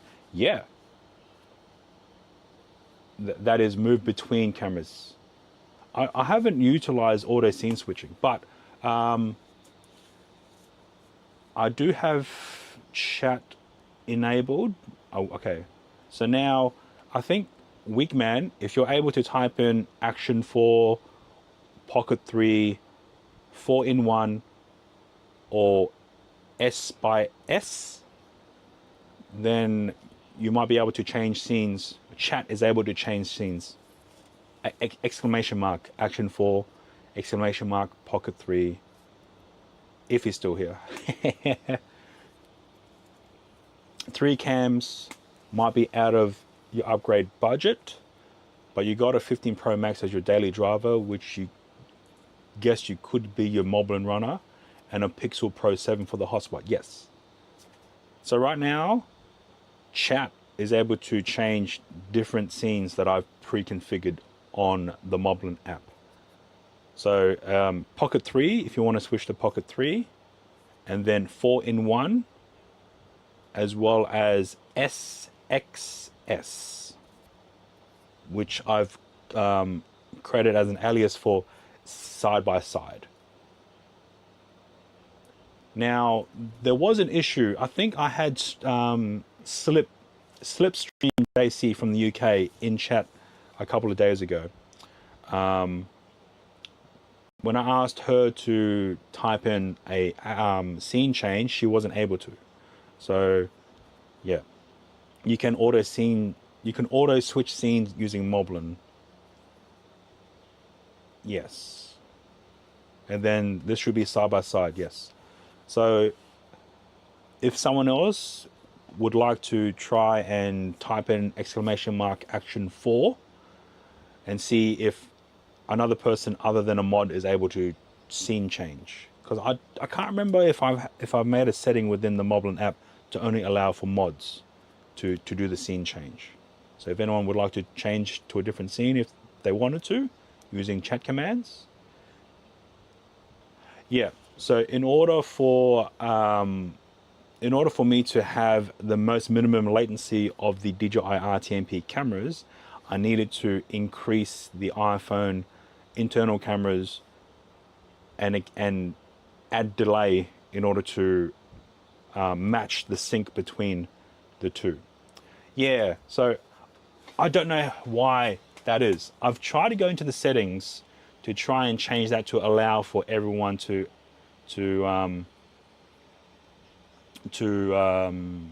anyone's able to do it.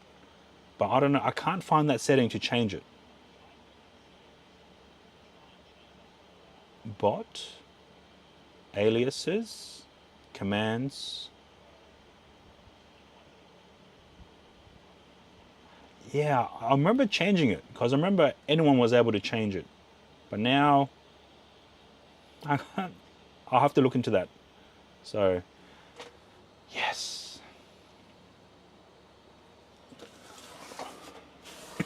Oh yeah, just in case it goes chaotic. So there is a functionality within the iPhone for auto scene switching. So let me go back into the top camera.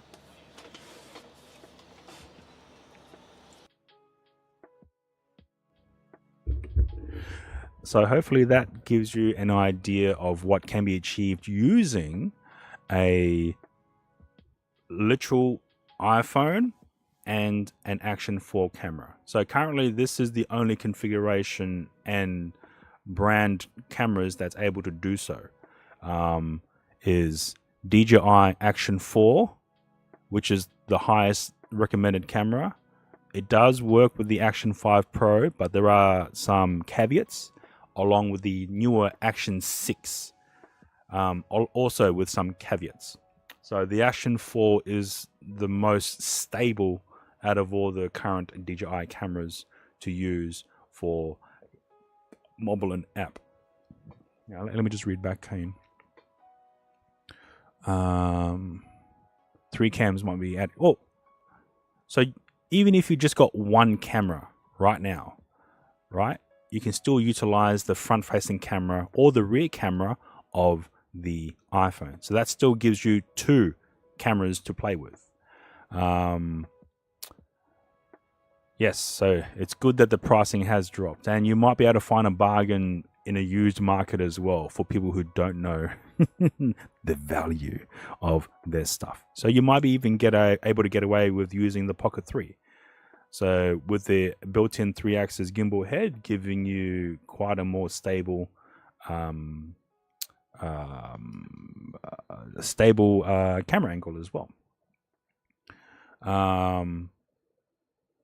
Okay, let's go. Celia Bay mentioned about auto scene.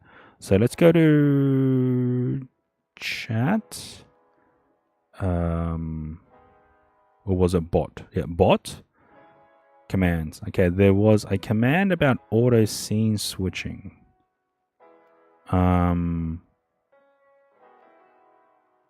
Okay, it may not be here. It might be in display, quick buttons. So there's quite a few options within the Moblin app. OBS. So you could even control OBS through Moblin as well, provided you're given all the correct permissions. You can do draw. You can do overlay. You can even open a browser source within the Moblin app. Again, this is an older iPhone, and I don't have the best internet connection, so that might not be as useful. You can do grayscale. You can do triple. You can do LUTs. You can add a stream marker. You can apply a reload button, browser widget. You can do instant replay up to, I think, a 10-second buffer. Auto scene switcher. Okay, let's see here. Page I don't actually know how to use this, so I have no idea if it works or not. All right, so let's play around with that. So let's go back to action 4. Wait for that to load up on screen. And now let's scroll down to... Okay, let me just turn off chat so you guys can see a more clearer picture. All right, so there are some items within the Moblin app that we're able to apply. So we could change microphones if we wanted to, from the internal iPhone microphones all the way to the external cameras microphones as well. We can also connect GoPros. So if you have a GoPro that has the ability to have GoPro Labs installed, then you're able to use RTMP streaming from a GoPro. The only problem is it doesn't have an auto reconnect, not like the DJI. So the DJI cameras have the ability to auto reconnect if for some reason it gets dropped, whereas the GoPro doesn't have that ability, to my knowledge. So for the front-facing cameras, you can apply a pixelation, I think. Yeah, let me actually turn. Oh no, so you can apply a pixelation to any camera that's caused by the main scene. So any widgets unfortunately fall out of that category. So you can quickly apply a pixelation to the scene for privacy. You can also quickly mute your stream. You can go into triple mode if you wanted to add some funky effects. You can go to grayscale. You can even draw. So say, oh, this here and then here, like that, right? And then so you can draw on screen. Now that should pop up on screen. Yeah, okay, there we go. So we can turn off the draw. You can delete all that. There's also the ability to do, okay, there is something called auto scene switcher. So I haven't used this yet. So this is one. All right, auto scene switcher, create my switcher. Let's go. Let's just go test. And then we can add different scenes, I think. Okay, so we can add previously seen, any scene that you've already created, and it might cycle through. So let's go to action 4. Let's go 5 seconds. Then we can add another scene, pocket 3. Let's go to 5 seconds. And then let's add front, because I believe that's an active scene. As long as the scene is active, then you're able to cycle through.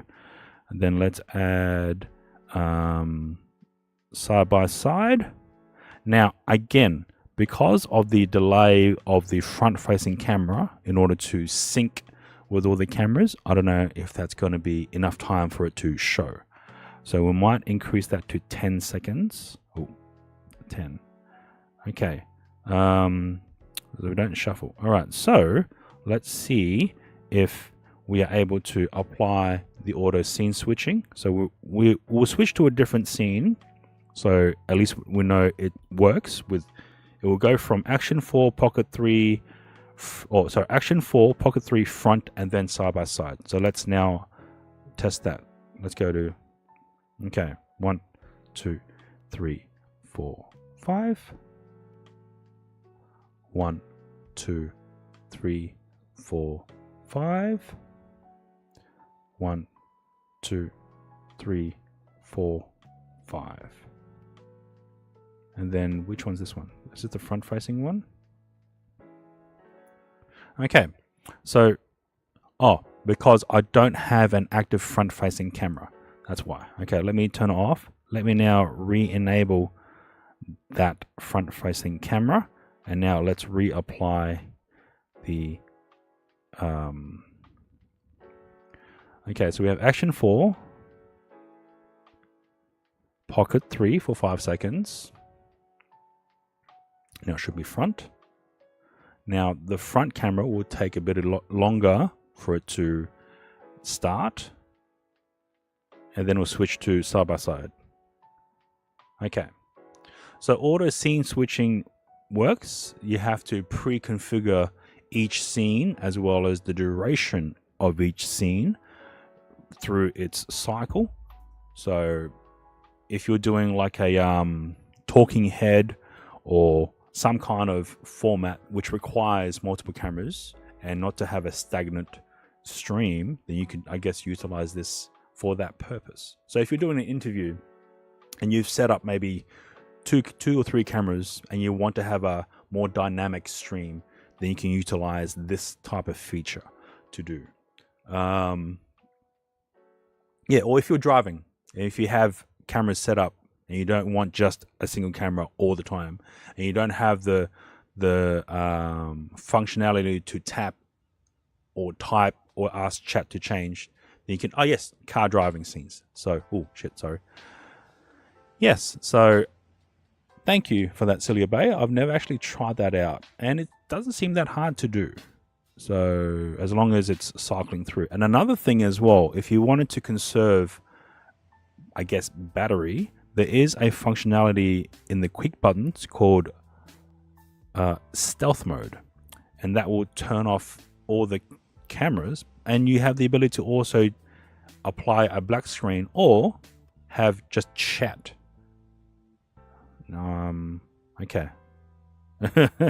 I don't think yet. I'm unable to go back in chat to read what was written, but say that also now you don't need to have a dedicated chat phone, because now you can utilize the iPhone with this type of button. So yes. So now you can still read chat from the iPhone, and hopefully this doesn't, this function will hopefully minimize the power usage as well. So right now we are still in auto scene switching mode, so it's still going through the whole process that I've already pre-configured. Yeah, there's a lot of things that needs to be preset and pre-configured and set up beforehand. So I mean, it's so imagine Moblin as a mobile phone OBS. So you have to configure everything beforehand. That way then everything's all ready for you to switch to. So yeah, imagine Moblin as just an iPhone OBS. So you have to get everything ready and then stream. So you can also use Moblin and stream direct to Twitch. And I think you have the ability to add overlays as well within the Moblin app. I've chosen not to do that because I like having to push my BellaBox stream direct to my home PC, running OBS, apply overlays on that, and then push to both Twitch and YouTube. So that's how I've done it. And I don't know if I have the necessary bandwidth on the iPhone to have everything running on the iPhone, bringing in overlays, bringing in stuff, and then pushing it out direct to Twitch, which requires more data as well because it's RTMP.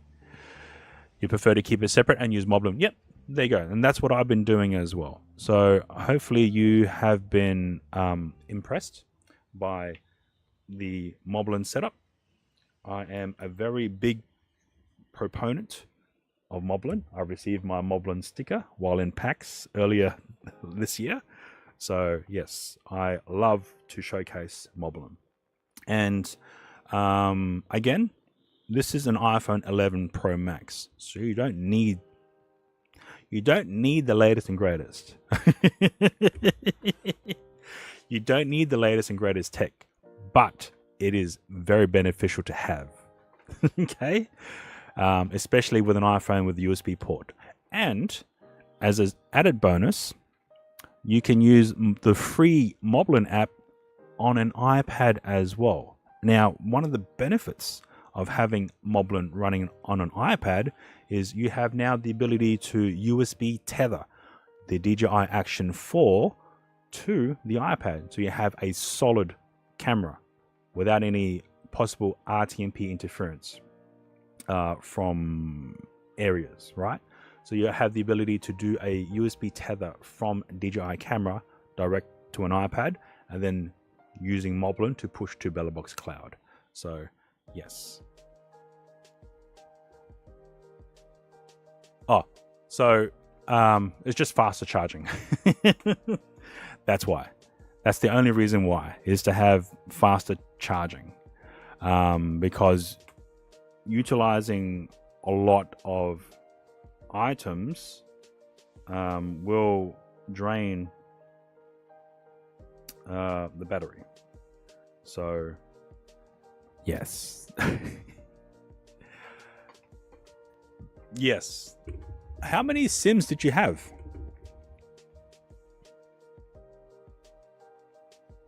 Yeah, great time when you wasn't streaming. Yeah, I've experienced it. So yes. Let me just bring this down so you guys can still see that it's still auto scene switching on its own, because I have already loaded that up. And we'll just turn this Pocket 3 towards me. So yes, quite a fantastic app. It is free. It is free. So yeah, 2 to 3 mostly in India and Philippines. Yeah. I think I had 3 Sims, and there were times where signal was not going out at all, and then there are other times where it's just perfect. It's like, oh shit, okay. But I think the most difficulty I had was when I was in near the casinos, where they've applied signal jammers. So yeah, that was crazy. I didn't realize they incorporated that as a preventative measure for, I guess, cheating in the casinos. So yeah, that kind of threw off some of the stream during some of the cons.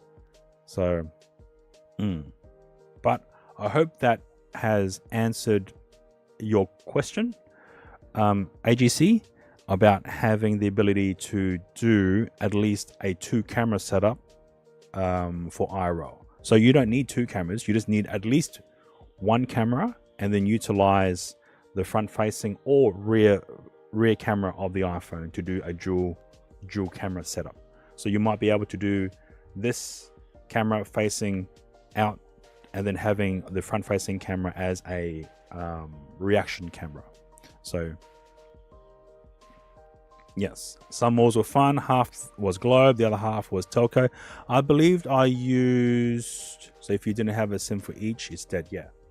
So I think I used the Ditto, Globe, and Smart. So I had 3 SIMs from multiple carriers. So yes, Ditto. So hopefully that has given you some thought about some of the future tech. Yes. So conveniency is one of those things about IRL streaming, is having it convenient.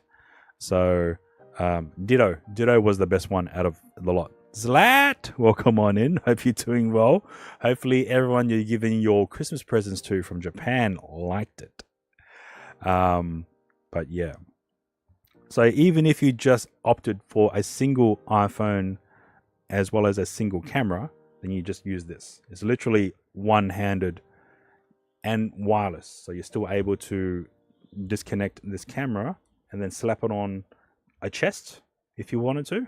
So yeah. Yeah, camera tinkering. Oh, Chris, welcome on in. Hope you're doing well. Moblin ears. I'm showing off stuff. Oh shit. That shouldn't have done that. Yeah, special 3D printed cage. Yeah. Well, I mean, how else are you going to add a power bank to the Action 4, right? Because the Action 4 does drain, at least in my experience, it does drain quite quickly. I normally record internally while pushing out an RTMP stream to the Moblin app. So hence why I need a power bank in order to keep it charged and running for long form streams. So yeah, this is literally a grab and go setup. And all you need with this is just literally your smartphone. And that is it. That is what I use for my grab and go setup. So yeah. You need to record internally for YouTube content as well? Yes. So when you're RTMP streaming, you are only able to record 1080p 30. So if you're doing 4K, unfortunately, that's not gonna work for you whilst streaming. So long form, time for 48. I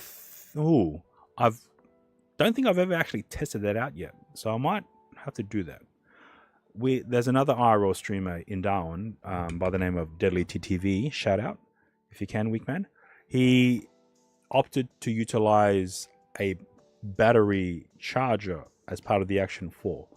So the battery charger contains 3 slots for batteries. So at the moment when his Action 4 dies, he will just switch over to Be Right Back, swap batteries over, and then continue the stream. So doing that will probably minimize the weight that I have on. So instead of having all this weight on this one pole, then you could change out some of that weight. You're going 12-hour recording on 3000. Yeah. So I have a 512 gigabyte micro SD card in the Action 4, and it is able to record 26. Focus, you bastard. 26 hours. You mean you could keep it wired mostly and wireless when you... Yes. So you could have a massive power bank and just tap it into that, and then we need to go wireless, and then out. So your biggest SD card is 400 gigabyte. Nice. So a 128 gigabyte micro SD card will be able to push up to at least 16 hours of recording internally at 1080p 30. So yes, for your content that you do offline as well, then yes, that's it. And you're able to also record internally on your iPhone if you choose to. Because here I'm able to record internally, but then my when it's sending out the BellBox stream, we might get a lot of grays because of very poor internet connectivity. But in terms of local wireless connectivity with your smartphone and RTMP streaming, then the iPhone will be fine. So yeah. So yes, that's another person that we might have converted over to Moblin and give up or not give up, but put aside our BellBox encoding. We have a Jetson Nano, we have an Orange Pi 5 Plus, and then here we have a Rock 5 B Plus.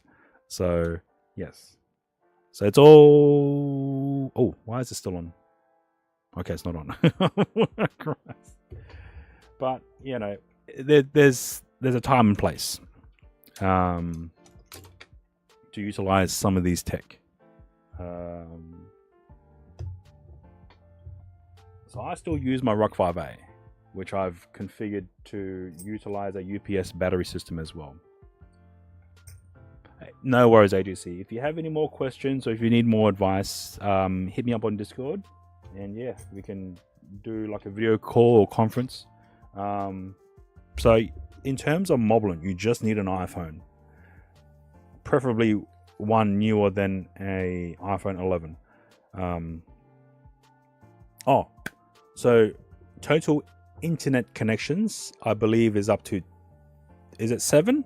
So Chris IRL is a core part of the community for the Moblin app as well.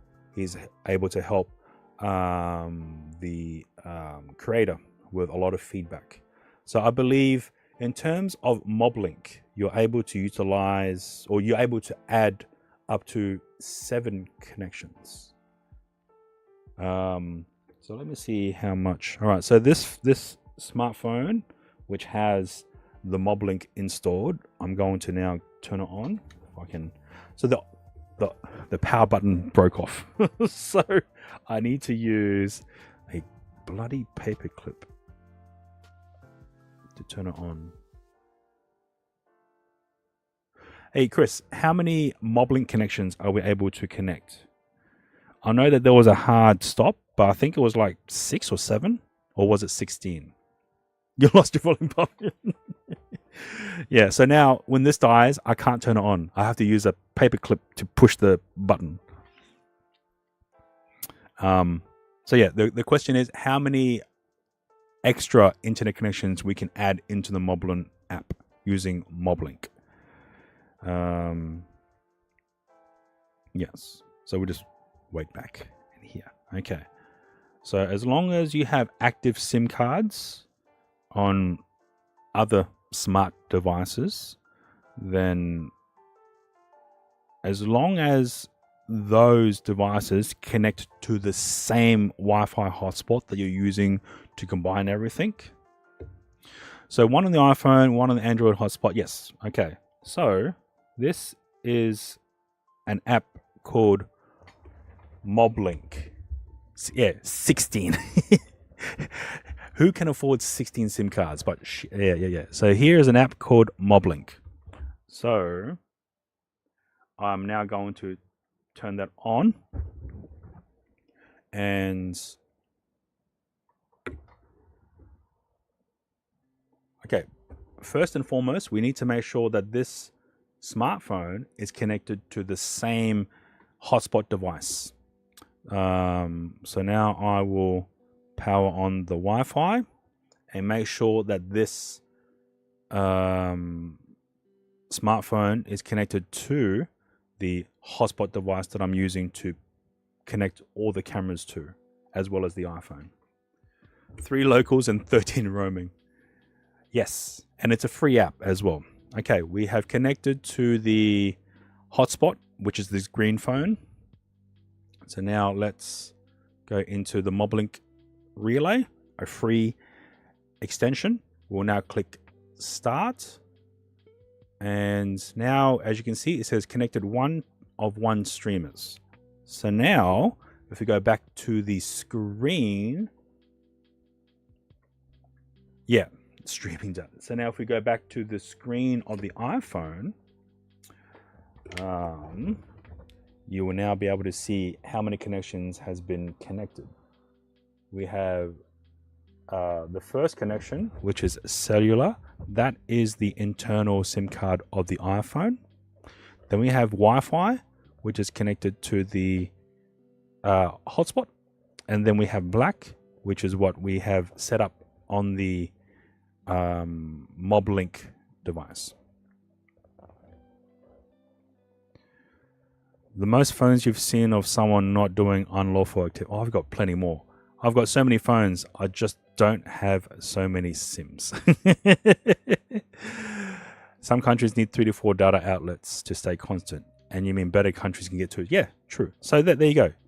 So we have the ability to have multiple connections in order to utilize for streaming. Coded on. Hope you're doing well. How are you doing? So just connect the extra phone to the Moblink, which is on the Android hotspot, and we'll go, yes, definitely. That's it. And then if you have a 4th phone, whether it be Android or even an iPhone, you can then enable that as Moblink or a Moblin Relay, and then add a 4th connection or a 5th connection. Or if you have an iPhone with USB Type-C, you then connect a hub, and then if you wanted to, you then use a travel router and connect Ethernet into a hub that has Ethernet. So you have too many phones also because you never use Wi-Fi dongles. Ah, okay. There we go. So, yeah, that's simple as that. Is literally connecting the smartphone to the hotspot, enabling Moblink, and it will automatically detect it. Although you will have to go through and make sure that the setting you set here, MobLink, and enable that as streamer mode enabled. And it's too bright, and I'll apologize. Yeah, so you need to make sure you enable that. If you need help, let me know. I'll be able to help you out. No problem there. So, to answer your question, maximum of 16 connections can be used when using Moblin. Yeah, the old max way was SIM, Wi-Fi, and Ethernet. Yes, and that's using iRoll Pro. If you wish to use iRoll Pro on Android. You're doing all right. The past few months have been a lot. You're lucky in a better place. That's good to hear, man. That's good to hear. If you carried 16 phones, you'd probably get arrested. Yeah, shit. Yeah, you're right. You're right. They're clamping down. Oh, also, for AGC, for those who don't realize, or for anyone, the Australian aviation has now changed the regulation in terms of the transportation of power banks on Australian domestic airlines. It used to be as many as 15 power banks, as long as the power banks, each power bank was under 99 watt hours. It has now changed. So it's from December 15.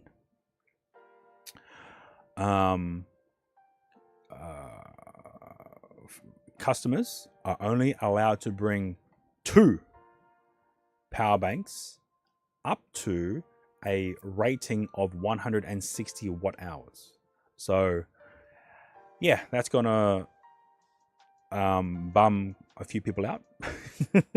Me, because I used to carry 4 or 5 power banks with me, but now we're only limited to 2 power banks. So yes. Yeah, so if a device is classified as a power bank, you can only allow to carry 2. For devices with internal batteries that cannot be removed, that counts as personal electronics.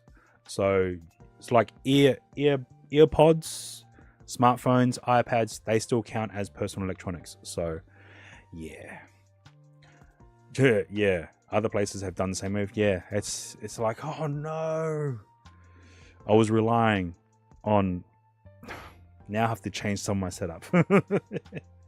Yeah, it means I can't buy anymore if I travel. I missed a whole bunch of chat. Hang on. Volume. Moblink sounds like silly. Moblink gang. You got 16 phones, 1 for the stream and 15 for the song. I should call him on one of the 16 phones. Yes. Are you going to be like there was a movie where it was a con man who dressed up as a pilot, but then when he picked up his phone, he realized it had doctor on the phone, so he had to change his voice to be a doctor. He was a con man, so yeah. Other places, well, good thing you have a decent 27k batteries. Yes, nice. What if you duct tape 10 power banks together and beanbag? No. It still counts as being over 99 watt hours. So probably not. Only if they add it up. Yeah, true. So for the Australian aviation regulations, it's now changed so that users, at least on Qantas and Jetstar, are only allowed to carry 2 power banks up to 160 watt hours. It used to be only 99 watt hours, but they've increased the capacity.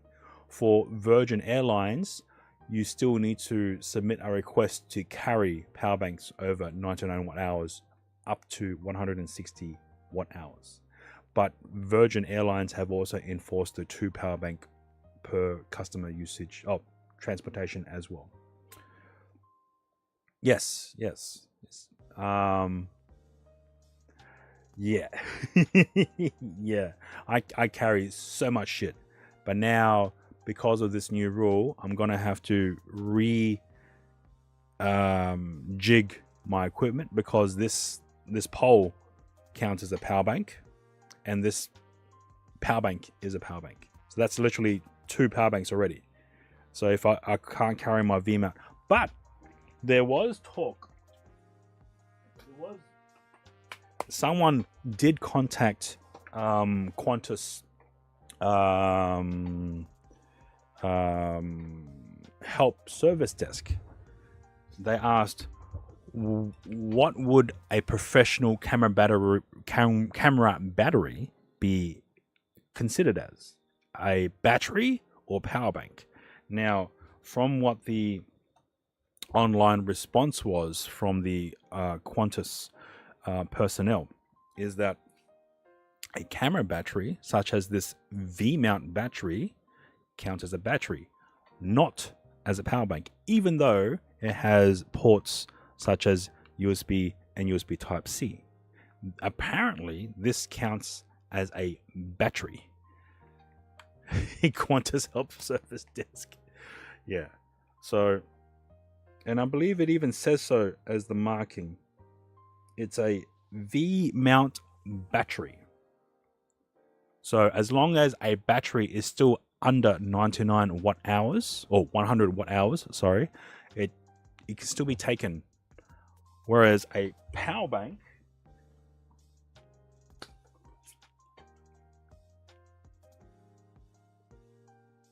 it doesn't actually state this is a power bank, but it is a power bank. So this is an Emoto 27,000 milliamp hour or 99 watt hour power bank, because it does have USB and USB Type-C ports. Whereas this V-mount battery is what I consider a camera battery for professional cameras, right? So that could be a loophole. Yes. So it's still up to, yeah. And it's also recommended to print out the difference, because it's normally security at security checkpoints that don't know the difference. Okay? So it needs to be clarified very, very specifically. No worries, Coded On. Hope you have a great sleep, and all the best, man. Thank you for tuning in.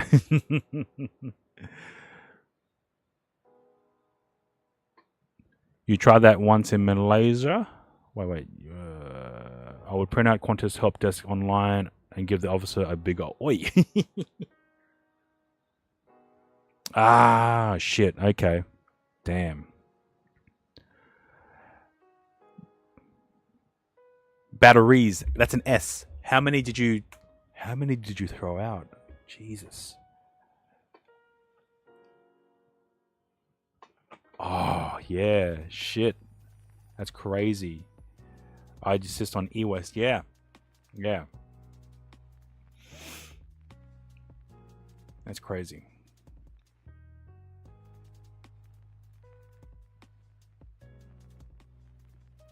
The customs officer. So you've already passed security, right? Oh yeah. You abandoned your flight and took the bus. Oh yeah. How many power banks would you have had to throw out if you decided to take the flight? And how much was the flight? It wouldn't have been that much. 3 power banks. And how much was the flight? Because okay, this is the thing that I've done in the past is weigh up the cost of the power banks or the cost of the flight. Oh, that's already 1 power bank. Shit. And you had 3 of them. Yeah, nah, fuck that. Yeah, no, I would have done the same. I would have done the same. Yeah, shit, okay.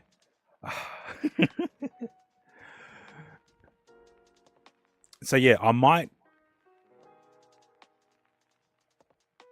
bring one of each, right? And these are 2 batteries under 99 watt hours.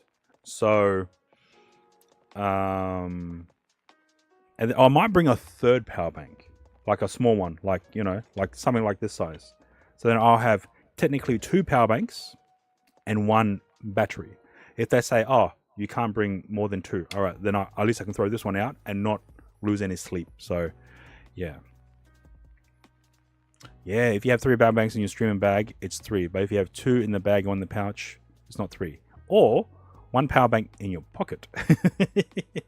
But if it's customs, then yeah, okay.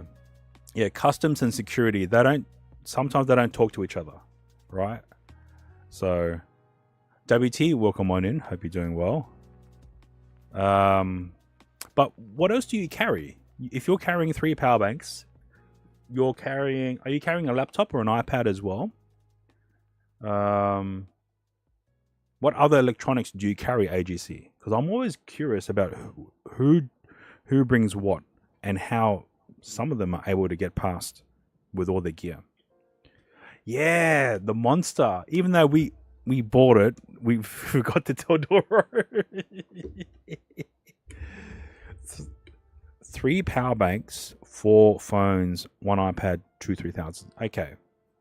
So, and sometimes a Nintendo Switch, which is clearly a personal electronic item.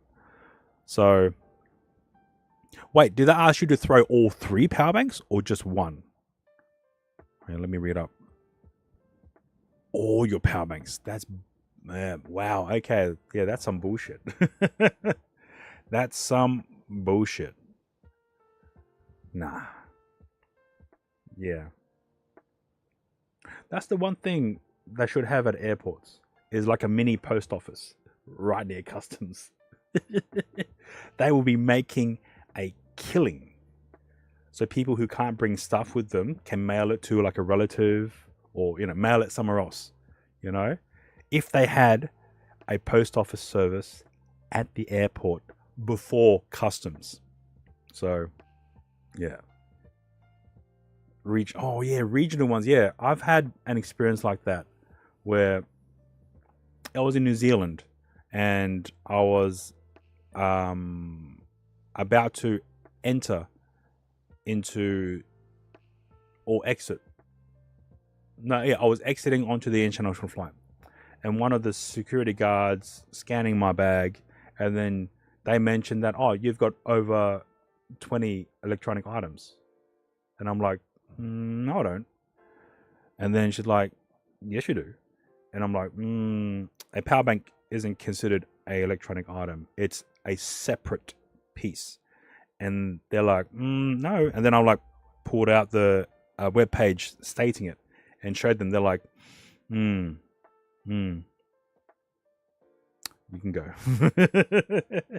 But yeah, they pulled me up on saying that, oh, you've got over 19 electronic items or over 20 electronic items. And I'm going, I've got 2 phones, I've got 2 power banks, and then, 1 iPad, and then, a few other things. I don't know whether or not they counted this like AirPod as 3, because technically there's a battery inside the earpiece, so that's two items, plus there's a battery inside the charging case. So I don't know if they counted that as 3. So yeah,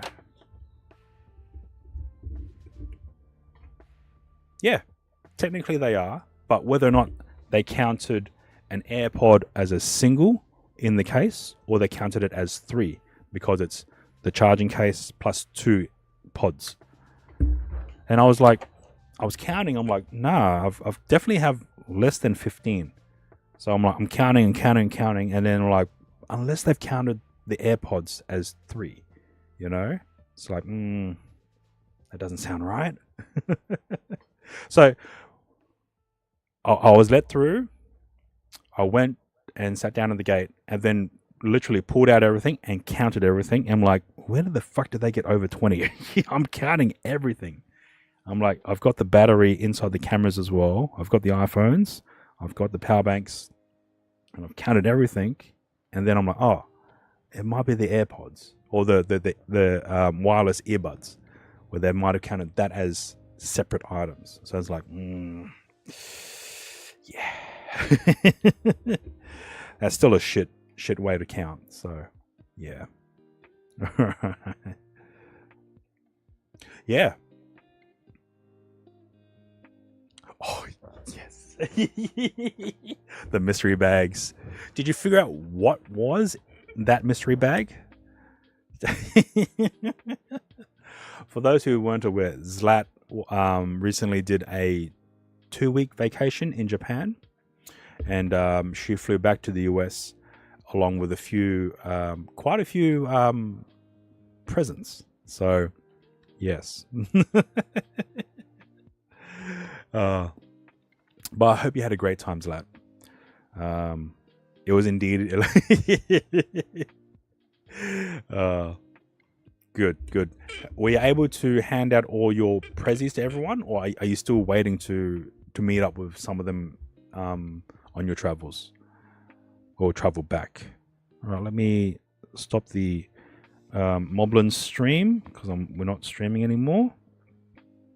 And yeah, great. We can turn off the. Then we can boom, turn off that.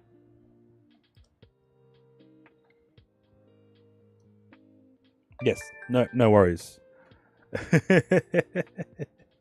Yeah, no, yeah. I wasn't able to watch all of your unboxing stream, but nevertheless, it was still exciting to watch. So,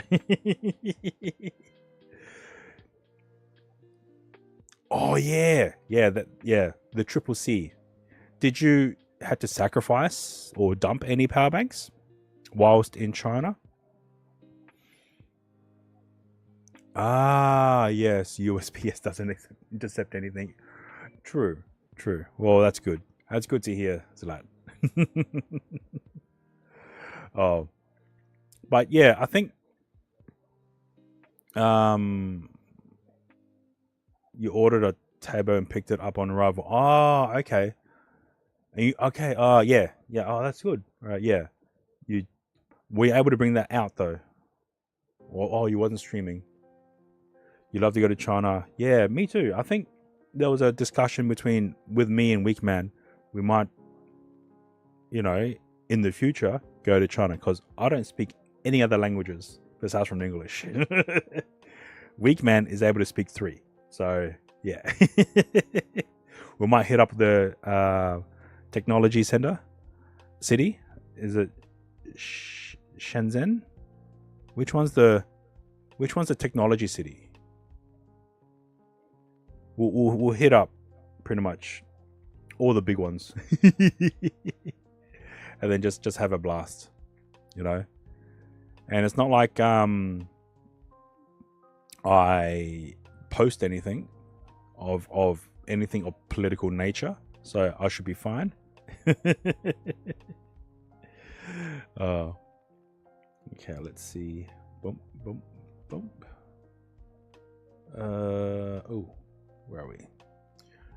Great Wall. Yeah, the Great Wall will be good too. I think we should go during an off season because some of the photos I've seen during like summer and the crowds at the Great Wall, that's insane. I'm like, no, I don't want to be. I do not want to be there.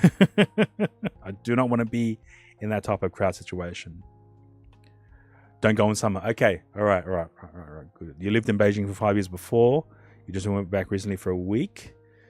You got to convince your friend who is first language Mandarin to you. Yes. If you have someone to bring with you, bring. And then if you need to hire a guide or interpreter, at least there's someone else there with you. You'll have to eat some street food that upsets your delicate belly. Yes. Do that first. Get it out of your system. Get it out of your system, and then have a rest of the trip go smoothly. You've only been there once, and you're still in elementary. Off peak would be great. Yeah, cold. I think visiting in cold would be a good experience as well. Which crowd? Any. Corrupt. Welcome back. How was your disc golf?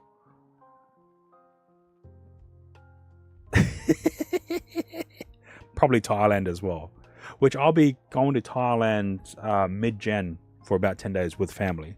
So yeah, might try and do another stream there.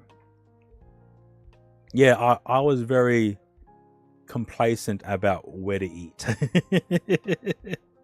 So yeah, because I didn't want to be suffering for like any, you know, a week of my trip. So it's like, yeah.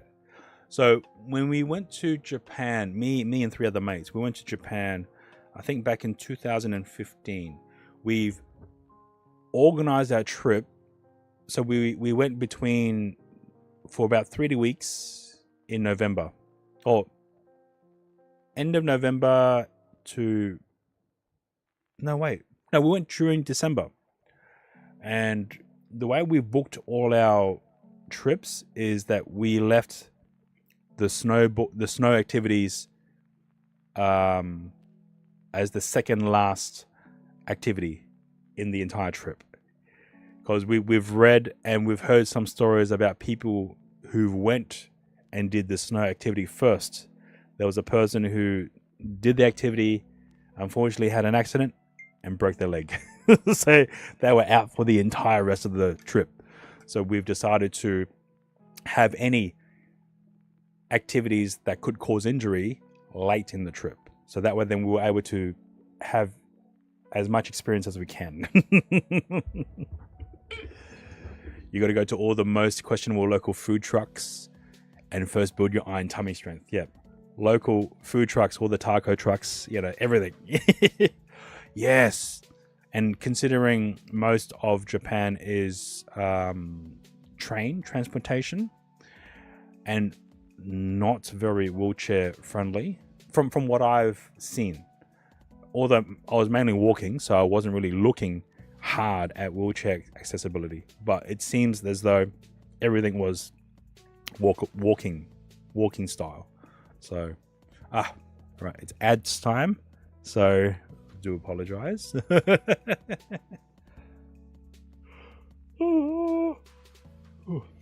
Excuse me. Cliff is awake. That's all right.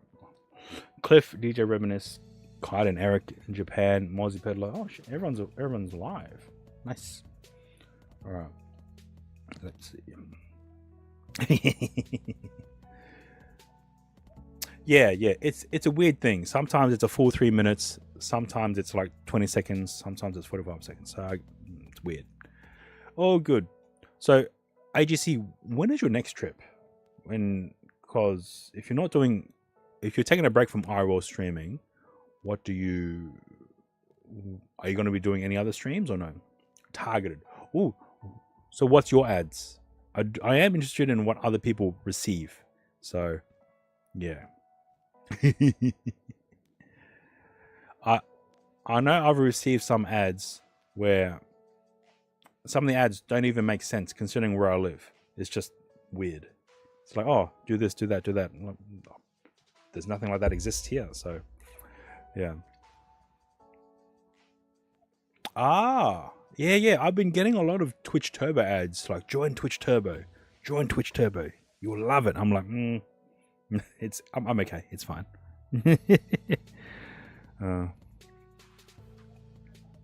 And you're back. All right. Cool. So, yeah, hopefully you're able to figure out what you want to do. I mean, the X3000 is still a great camera, you know, in comparison, but unfortunately it's discontinued. It's highly priced. It's highly sought after. So good luck. I already have 7. No, sorry. I already have 5.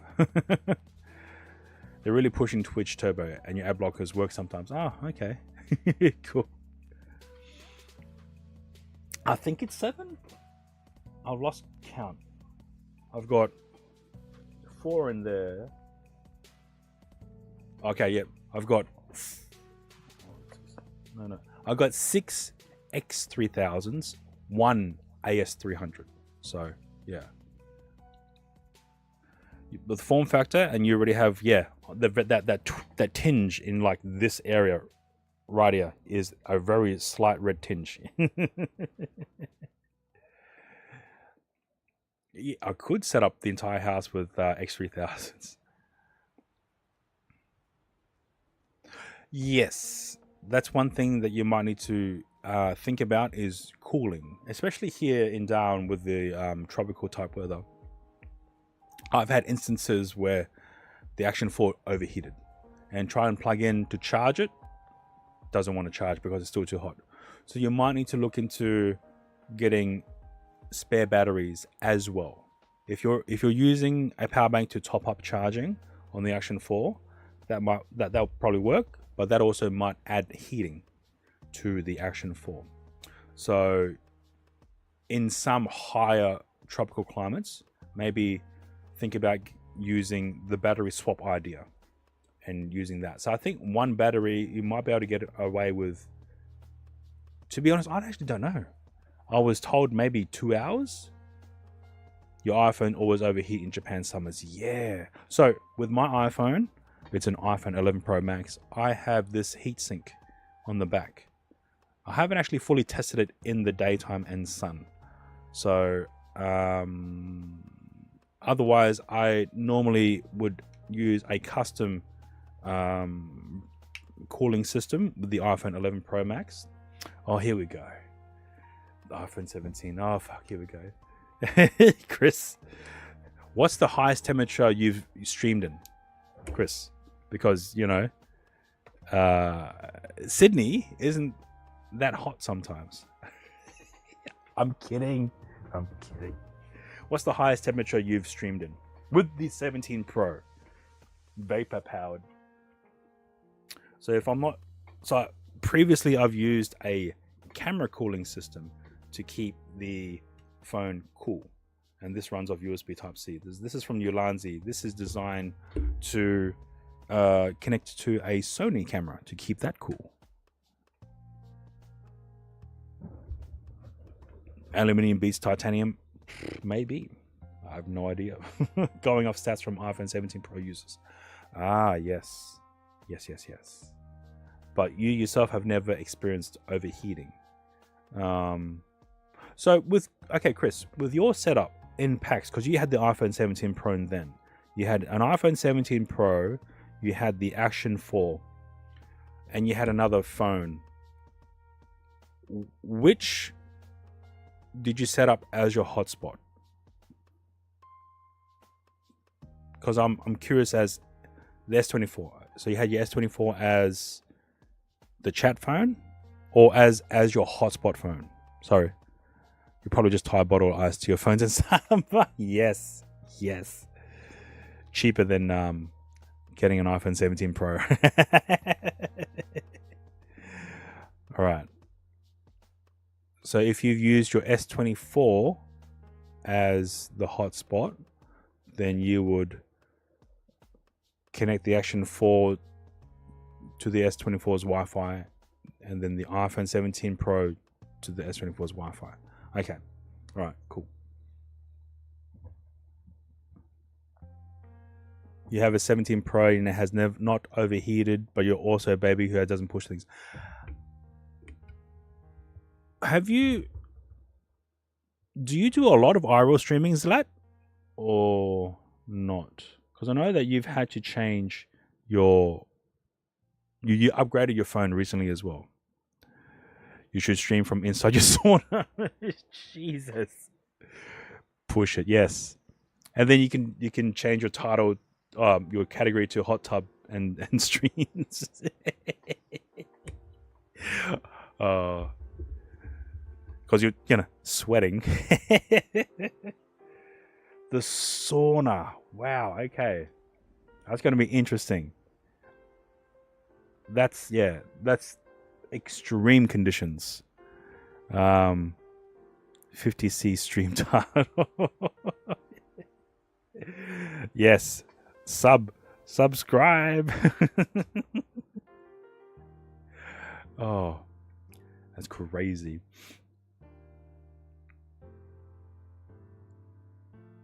Wow.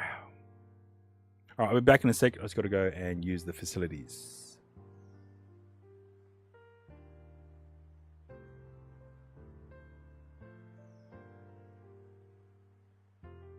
apologize to everyone,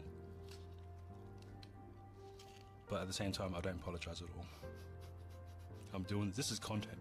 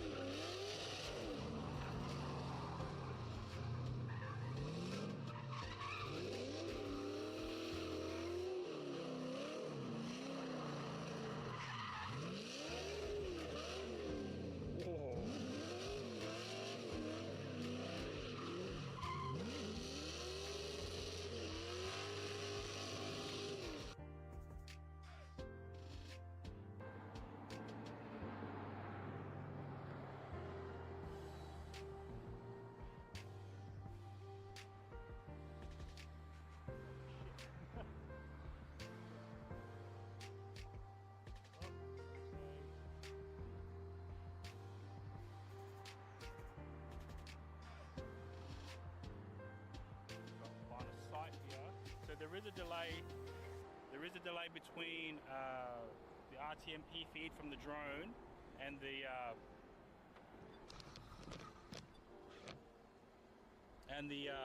camera feed from the bellow box. What is that sound?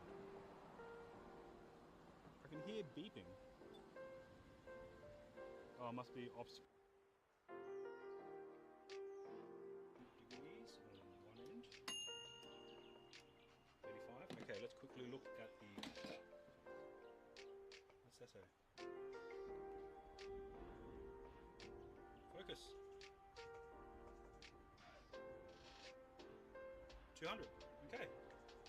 So the air fryer can reach 200 degrees Celsius or 400 Fahrenheit.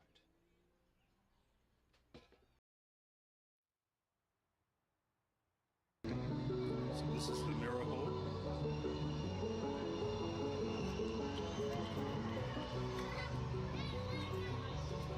Oh wow, it dips. Dips. Hey, that's right.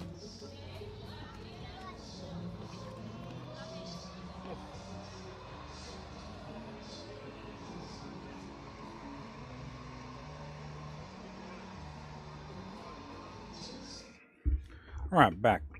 Bye, Zlat. Hope you have a great sleep. All right.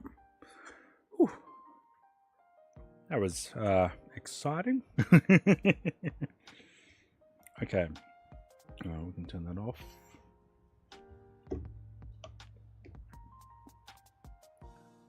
I don't know, because there was in the last stream we had issues with the overlays. So why? What happened? It shows more variety. I think when the overlays were having issues, I was trying to like smash the refresh button on the overlays as well as the clip playback. So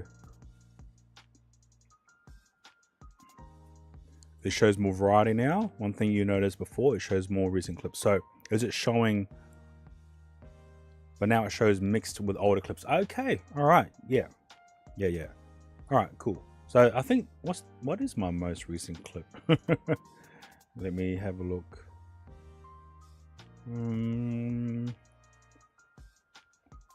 The bunny ears, the Tokyo Drift moment, as well as some clips from Boracay. Yeah, okay, cool. Yeah, it's always good to showcase. So that means I might need to update, or I need to refresh and update the clip playback on the IRL stream, which on the main PC. Sorry, on the mini PC, which is running the entire stream right now. So let me remote into that. So remote Google, and let's go in and have a look.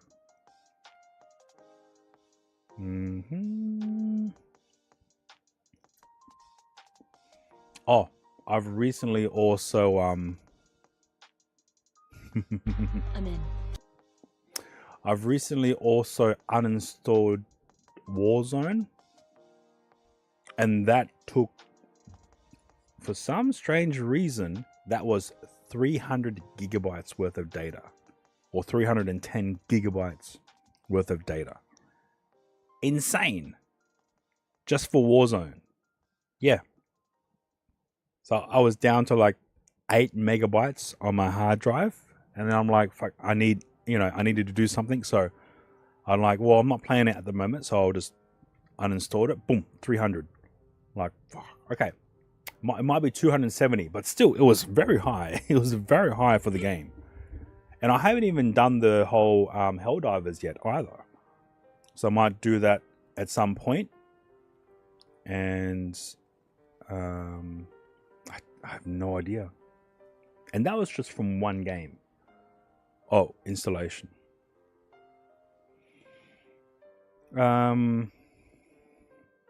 Yeah, I haven't done that yet. So because I need to download the most recent update and then apply those changes to remove the 100 gig. So, all right, let's see here. So we have, so what you're seeing right now is the remote PC. So we might go into whole ghost mode. So, oh shit. Okay, let's go to studio mode. Maybe if you apply the beta, it does remove first without the, maybe. All right, this might cause the stream, or one stream to cut out. So, I do apologize. So, in 4, 3, 2, 1.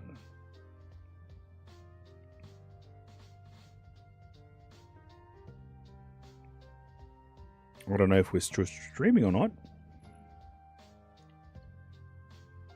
Alright, so that looks like it's from tech difficulties. Refresh. No cutout? Okay. Cool.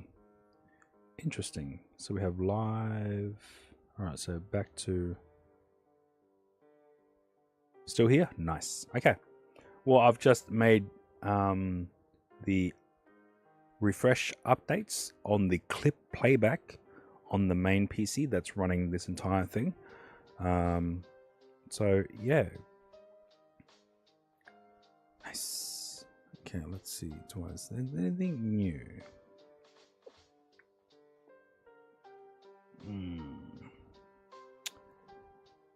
Okay, cool. So I'm slowly starting to get motivation back again. So I do want to do some more projects for 3D printing. Now, one of the projects that I want to try and sort of accomplish is being inspired from a YouTube video about using drill batteries to provide power to a camera system. Now, the way that they've gone about it, I think, is a bit too much tinkering. So that there might be a what's the word? Unlimited power. So there might be a step to go wrong with the, from what I'm observing from that YouTube video, is if the voltage isn't precise, things can go wrong really quickly. So what I have decided to utilize is a 12 volt to 24 volt precise. A 12 volt to 24 volt USB-C hub, a 12 volt to 24 volt hub that contains a USB-C power delivery up to 30 watts, as well as a USB type A up to 18 watts. That way then we would utilize just standard USB type adapters to provide the proper converted voltages to the devices. Where did I put that? Solo tracker, nope. Arts and crafts, IRL, no. Okay, yep. So I've called it DIY tool battery power station. Now the person who created the video has made an update on his system because he wanted an extra power outlet to provide power to a wireless HDMI transmitter. Whereas in my case, I'm just using USB power. So most current and recent HDMI transmitters have the ability to be powered off via USB Type-C. So we could utilize that. And during the Black Friday sales, I've also purchased a few items in regards to trying to get my creator inspired style rig up and running. So we go to here. This might be the best case. Microphone might not be as great. Let me power on the rest of the lights because it keeps turning off. Because I think it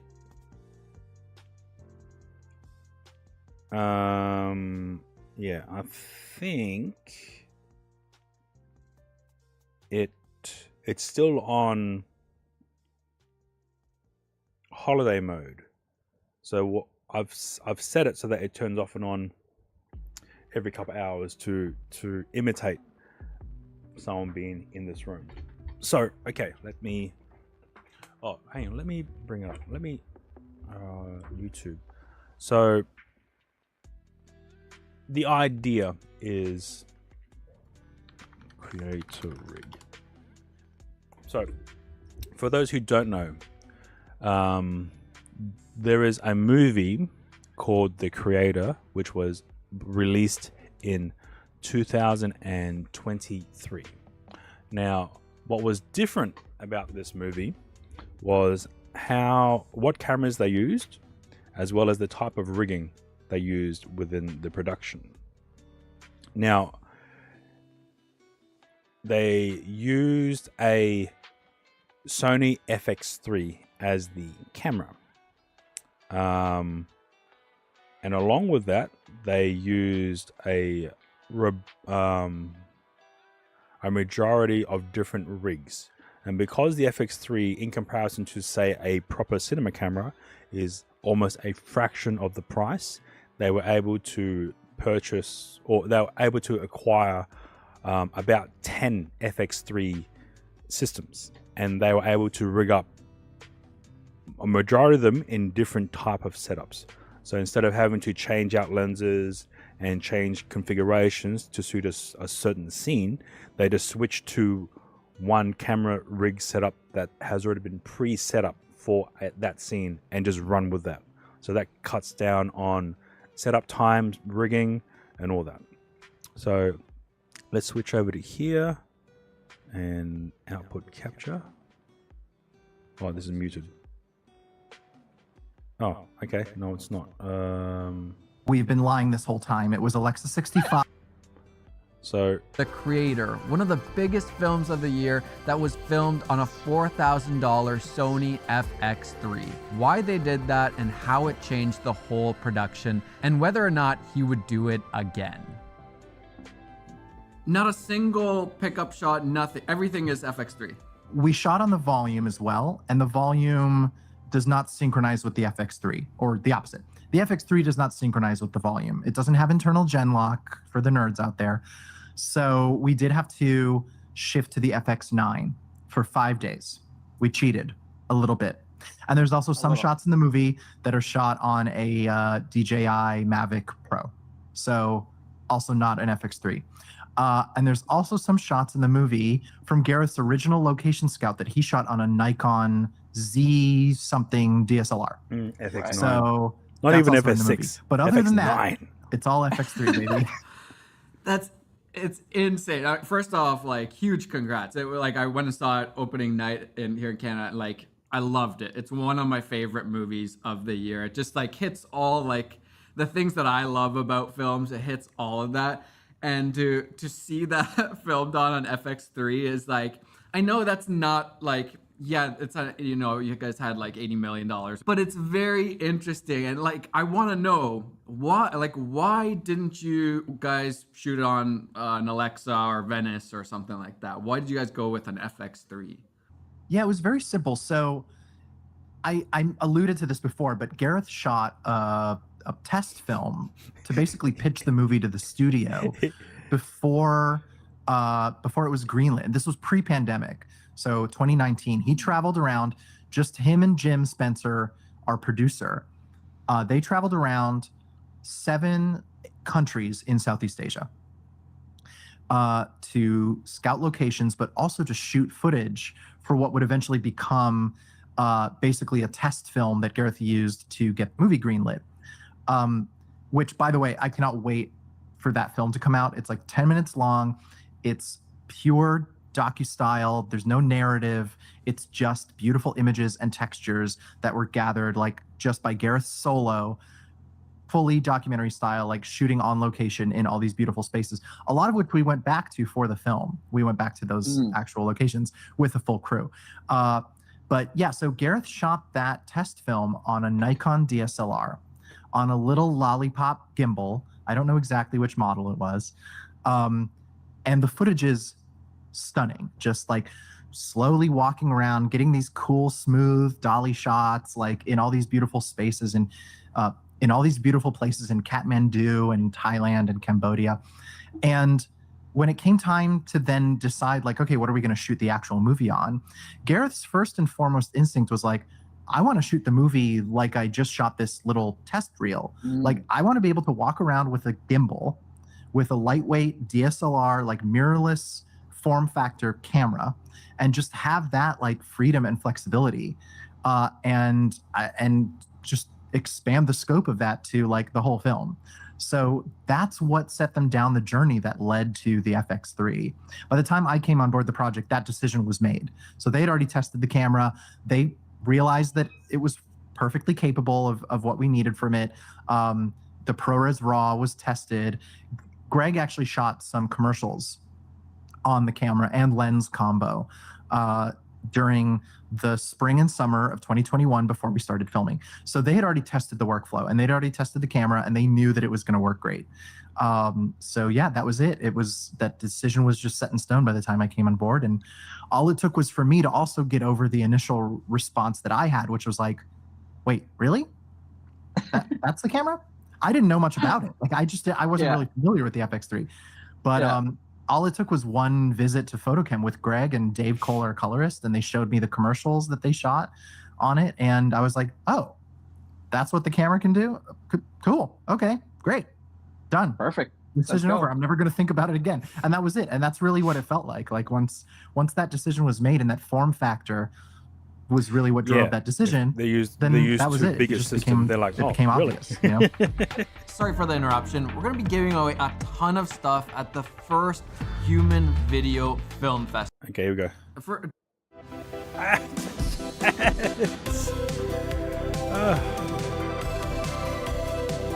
Do you know why? I know you're saying that it was kind of that this decision was made, but do you know why they chose the FX3 over like a Blackmagic or whatever, like another camera out there? What was the reason for that?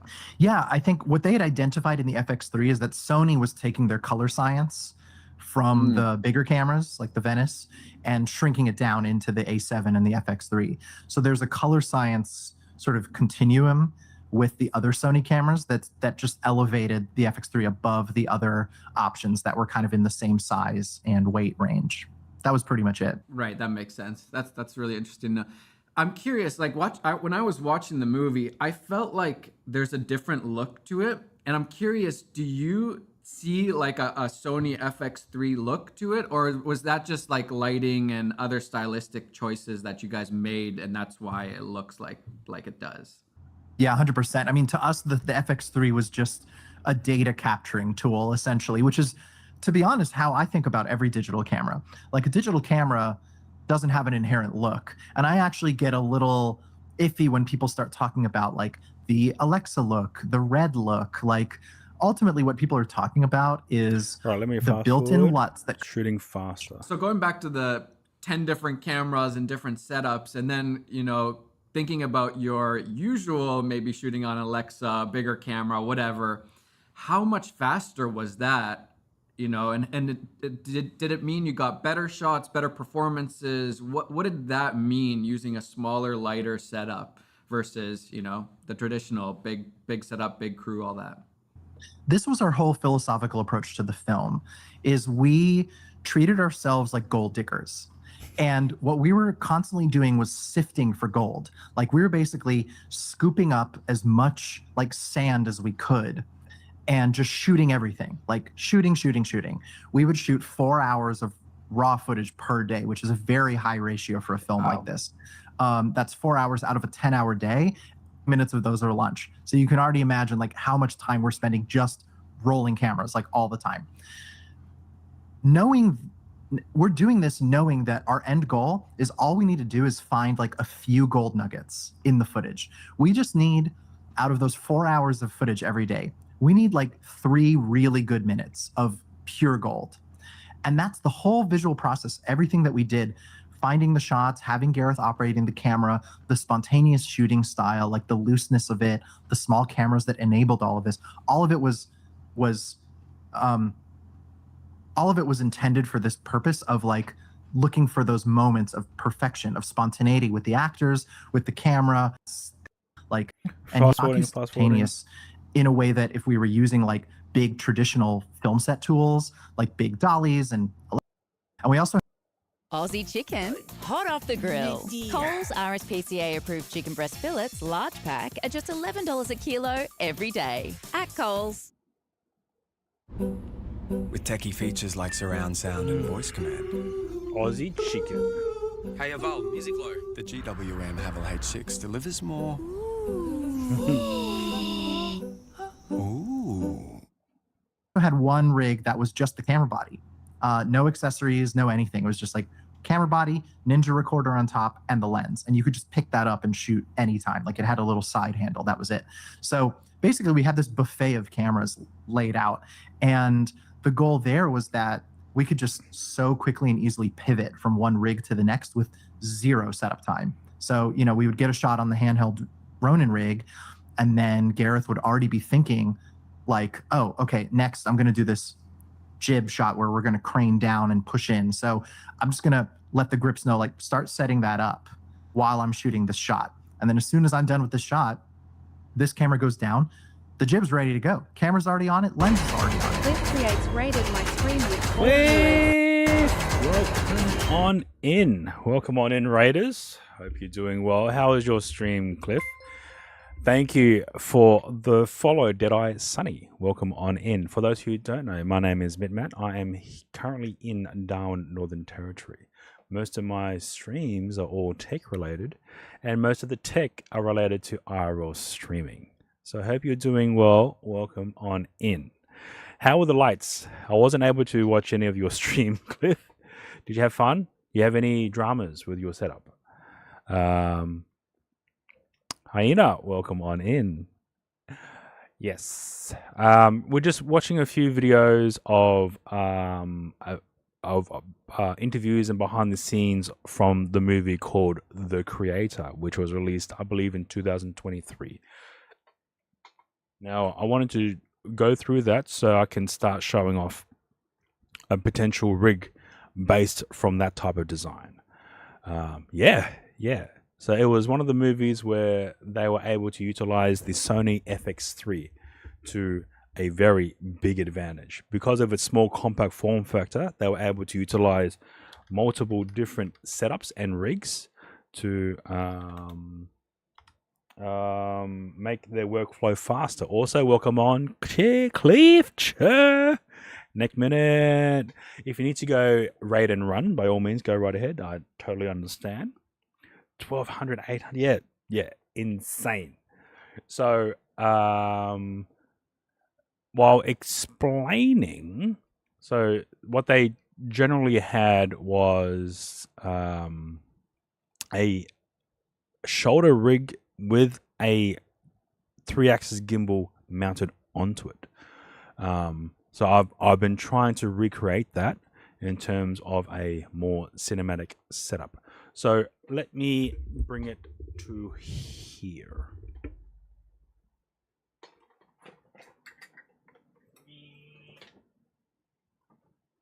Let me well, I'll take it apart so it's more easier to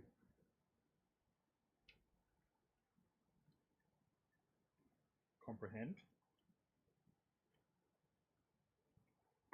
Possibly. Come on up. There we go. There we go. Then we will go.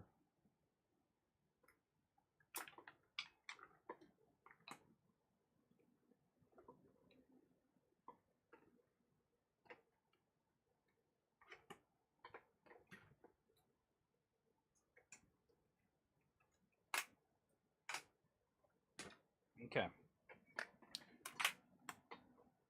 Well, I've shown it on already.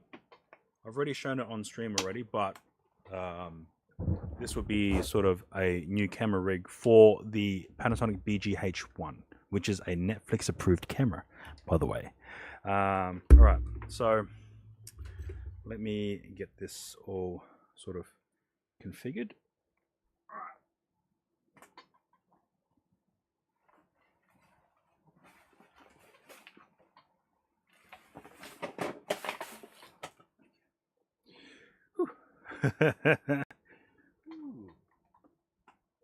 Okay, let's bring that down.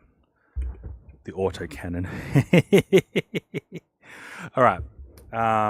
For those who aren't aware, I purchased a cinema camera. This is the Panasonic BG-H1. I also have a massive battery, and I also have purchased the Sirui 40mm anamorphic 1.33 squeeze T1.8 lens. Now, this is the camera I'll be utilizing, hopefully. Now, this is the cinema camera. All right. Anamorphic, yes. So I have the 40mm.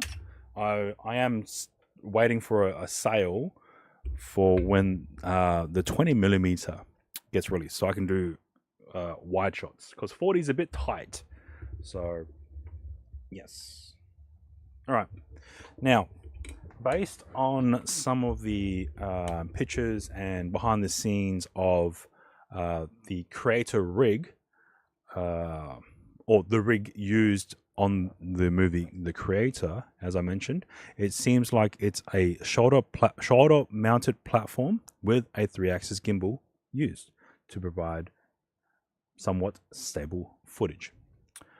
So this is the Tilter lightweight shoulder rig, and it's essentially a lightweight, very quick to deploy system, foldable as well, so it can be very compact. We have a shoulder pad with extra gels for comfort, as well as a rear padding too. So this will sit, I don't know if this even works this way. So this will sit pretty much like this. Yeah, the microphone doesn't work that way. I'll do it on the left way. Okay. So this is how not IRL, no way. More for cinema shooting. So this is how this particular frame will fit when setting up for the cinema camera. I'll have everything mounted to here. The bazooka. I'll show you in a minute. Give me a sec. So, that is the main platform.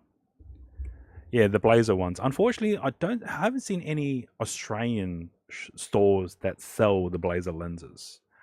But for those who don't know, the Blazer is also another company that does offer anamorphic autofocus lenses as well. Now, this is a section of the gimbal that I have. This is from DJI. There's normally a grip here. That's also a battery that slides onto the bottom of the gimbal. So this is the DJI RS3 Pro. Okay, so this is part of the setup for this.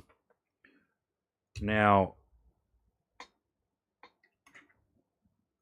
this is a combination of a few items. Here we have a tripod plate adapter along with a cheese plate and a handle.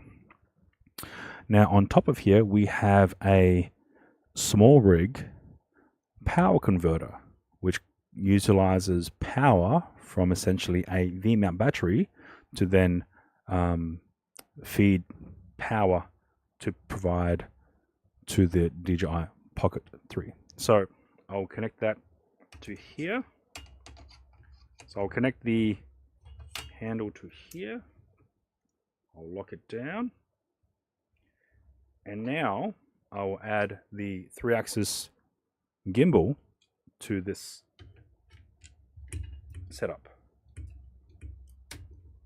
And I'll lock it down. And essentially, this is the setup. Oh, I'll do it on the left. I keep forgetting the camera's on the left. Now, at the present moment, everything is all placed in the front, so it will make this entire rig very front heavy, so it'll keep dipping down. So I have this V-mount battery and battery plate with 50mm rods. So this will fit on the back end to try and balance out the weight distribution of this setup. So we have a handle for the gimbal unit itself, as well as this blue rimmed handle for the entire rig. So that way we have at least 2 points of contact when lifting this setup.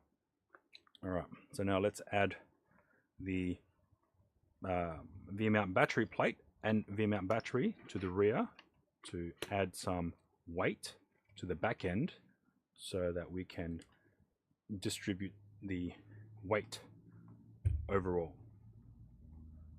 Right, now we will add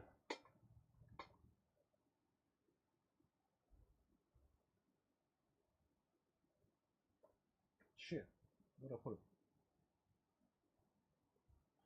Oh, here we go. Power. All right.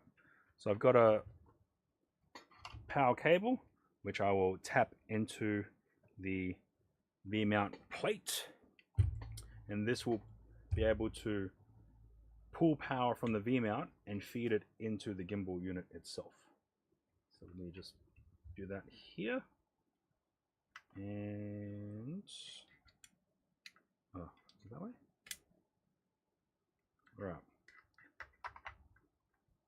And now, okay, yeah, it is getting heavy. I haven't actually weighed it yet, and there's no camera on here at the present moment. Shit.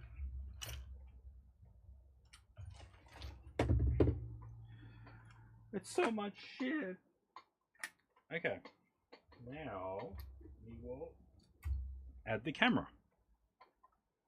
Again, the Panasonic BG-H1. I will have to remove the side handle as well as the top handle to try and lighten the overall weight. Now to load the Canon. And I believe I have already pre-balanced this, so it shouldn't be too much tweaking needed in order to have this set up. Okay, so I will now check the front to back distribution. So it is front heavy, unfortunately, but I can't shift it back either because the battery will hit one of the knobs. So I'll keep it as that for the time being.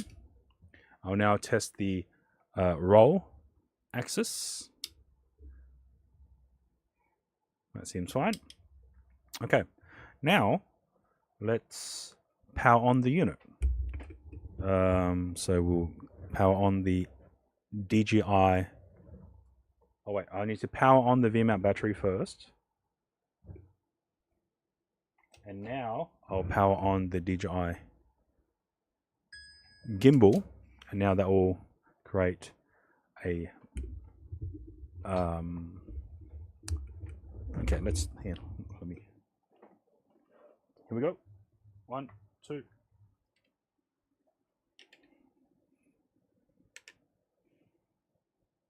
So I think that might be a bit too much weight, because you can hear some creaking from the motors. So the idea is to have this entire rig shoulder mounted, and then that way we're able to get some smooth shots, as well as having a balanced system, so it gets rid of a majority of handshake as well. So I could literally twist the entire shoulder rig 90 or 180, and then twist it back, and the camera system itself with the gimbal will be balanced. So as you can see, I've literally rotated it, and then with this we can increase the height to get it a bit more of a head height, or lower if need be. And then if we wanted to switch over to, I guess, low mode, we can relatively, with some better arm strength, switch over to that. And I have placed orders on AliExpress to order some extra devices. So one is a wireless remote to control the gimbal, so I can have it as a handle either on the right or the left, and that will be able to control the pan or the tilt remotely. And then I'll have another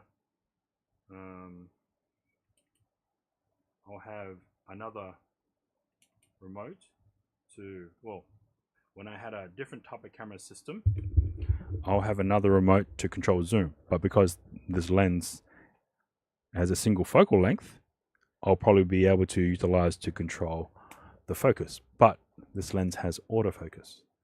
But Panasonic, its track record for autofocusing isn't great. So we might have to switch over to manual focus, and we'll be able to install a focus wheel to do that. The RS4 Mini I don't think has the ability to mount any type of wireless remote unless you use the phone app. You can download the DJI app and control the RS4 Mini that way. But in terms of an actual physical remote, you will need access to the side ports mounted on the... Oh, okay. Yeah, so normally this means with the shaking, it's not balanced correctly, so I'll have to redo the calibration for the balancing. So it's good to know, it's good to do balancing calibrations every time you've shift the camera. So it gives the motors a more efficient path to operate. Yeah. Most DJI devices have a companion app to control it. Again, whether or not the DJI RS4 Mini has the ability to install an external remote via a handheld or third party, that might have to double check that. This is the Panasonic BG-H1. It's an older camera. It was released during COVID, so I don't think a lot of people were able to utilize it to its full potential. So it's essentially a box camera with the Micro Four Thirds mount. It is Netflix approved, so yes. One of the things that this camera body doesn't have is an LCD screen at all. So you will need to use an external LCD monitor to change settings. or you can use a phone app if you tethered it via Bluetooth, you can use the phone app to change settings within the camera itself. This camera system is able to push out HDMI RAW 422 10-bit. So if you have an external recorder capable of receiving that and recording in ProRes or higher different codec, then you'll be able to utilize the best out of the output from the HDMI RAW. At the present moment, I don't have that ability. My Atomos Ninja monitor is only able to do 420, 8-bit, not 10-bit 422. And it's a big monitor, so it won't be as beneficial to have on a system like this. But yeah, so that's a lot of creeping. And I'm pretty sure this camera model, lens and battery is still under the total weight of the payload that this gimbal is able to handle. But essentially, instead of carrying the gimbal on your hands and then your arms will feel the strain after like 20 minutes, this entire rig fits on the shoulder, so you're able to do more of a longer shooting experience. And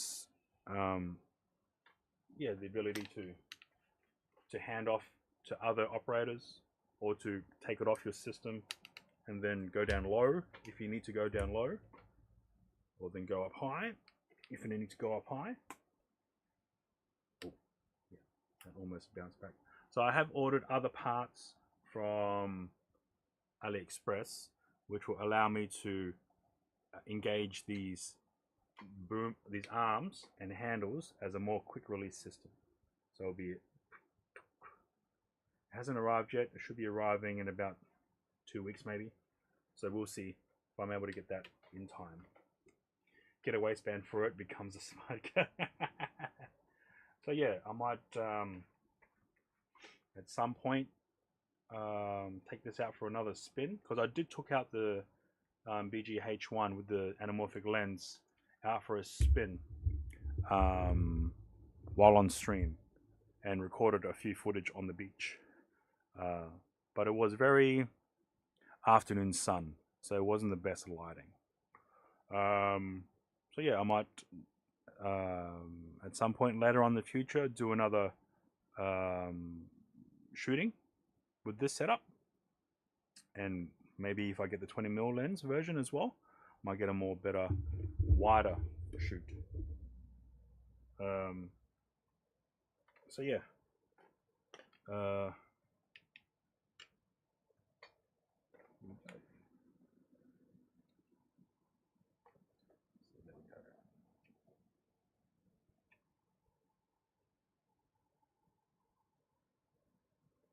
yeah, but I mean, what would I shoot at the home studio? That's all. I don't think I have enough space to create a home studio. For like home studio for like movie making, I think might require a lot more space. So especially with lighting and green screening and all that, yeah, for sure. Maybe we might go to the zoo with this bad boy, or maybe go to the botanical gardens maybe. So yeah, this is my version or my interpretation of the creator rig. I think they call it the octopus. So yeah, using a BG-H1 from Panasonic, a Sirui 40mm anamorphic lens, a DJI RS3 Pro gimbal, and a V-mount battery to provide power to pretty much the system itself. So I want to try and keep the camera body itself completely wireless, so it's not tethered to anything, so it doesn't get caught up when spinning. But yeah, I think I need to, and I've been tinkering with this for quite a few. So I think I bought the rig last year in hopes of utilizing it for some project. But yeah, here we are. I don't think I could use this as an IRL camera. Or an IRL. Sorry. I don't think I'll be able to utilize this as an IRL rig. It's just too big. But yeah, as a, and plus being an anamorphic lens, it's very specific. So you need to either plan out your shots or have the ability to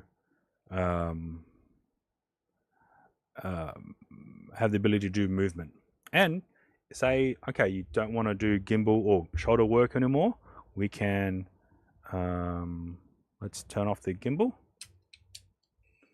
Right, that's locked down.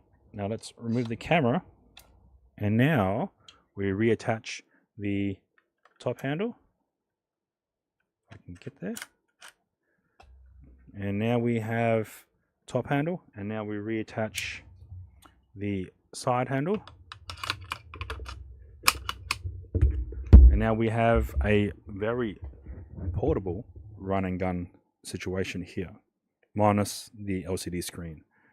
So yeah, unfortunately I won't be able to mount these handles while on the gimbal. One, because of the extra weight, and then I have to rebalance everything, and two, yeah, it's just too, in terms of its height and space, it will interfere with some of the arms.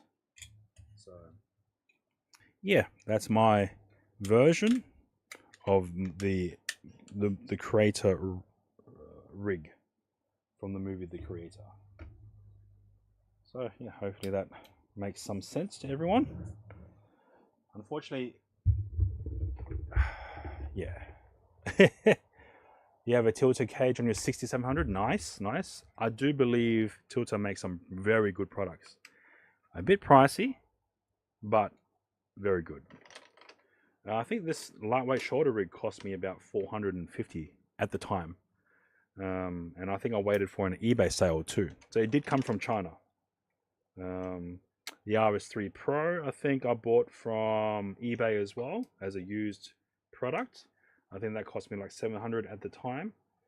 And yeah, everything, just when you add everything and piece everything together, it does increase cost quite a bit. But yeah. And this tilter cage has quite a few attachments. It has NATO rails. I had to buy a cold shoe to NATO rail adapter. Very hard to find and very hard to put in as an actual naming. Yeah. True. Sometimes it's easier not to know.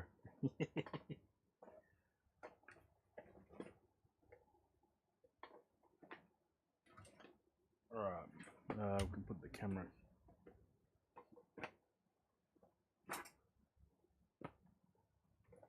And then we have the Action 4, Pocket 3. Yes. Put the Pocket Action 4. So I'm still waiting to see what the Pocket 4 will be. We've got, what, another 7 more days. Is it 7? Until DJI has to abide by whatever US policies they have instigated.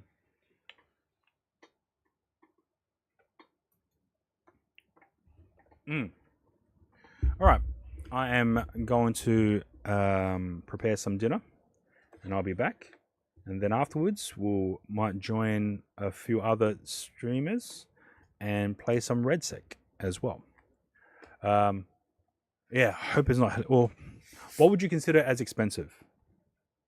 Because some people have a different take on what's expensive and what's not.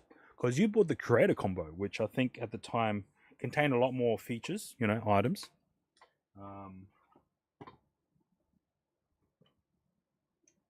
That was what, 1,000? Well, 1,000 Australian, so I'm not sure in terms of pesos. Philippines pesos, sorry.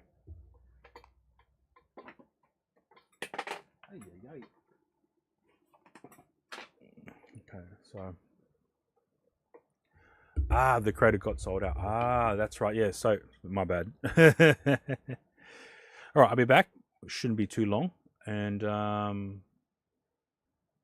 yeah, what else? So Lethal is on. Deadly isn't. And the music's turned off. Wow. Okay. I forgot about the music.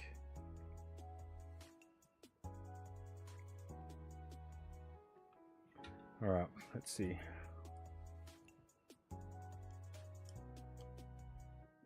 All right, I'll be back. I'm just getting some food, and then we'll eat, and then join a few other people with redsec.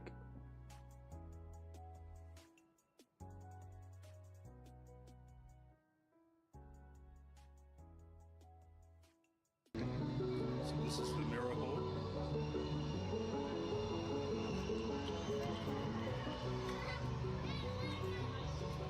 Oh wow, it dips. Dips. Hey, that's all right.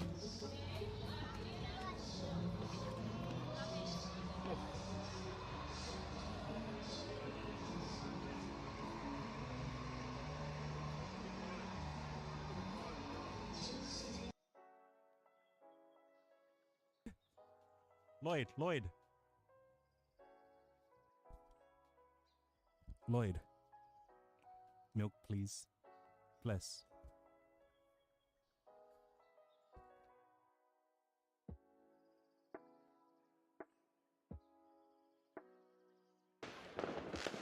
So the fires and it will just burn itself out as long as it's not.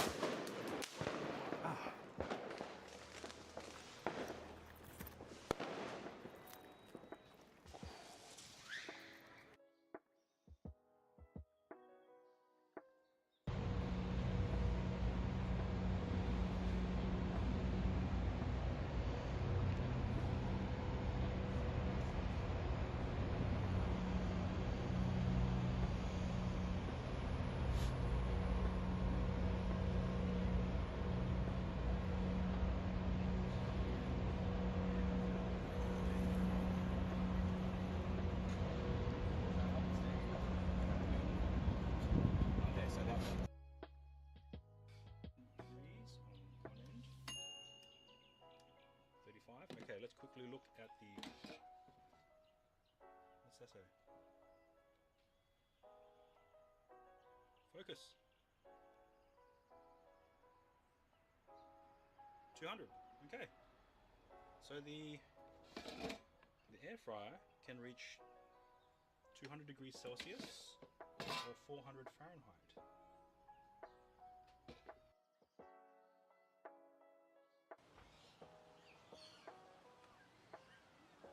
CFB, why are you staring?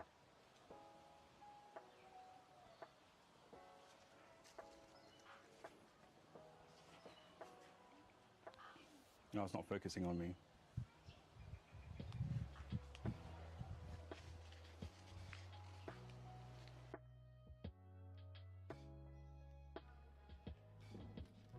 Oh, okay.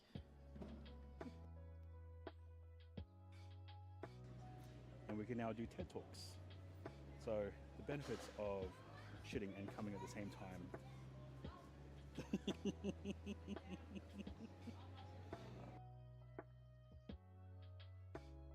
And hopefully it should be able to survive the majority of general wear and tear.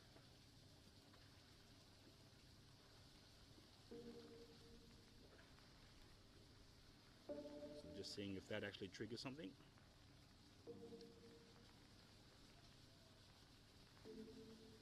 Nothing? Good. Everything looks good.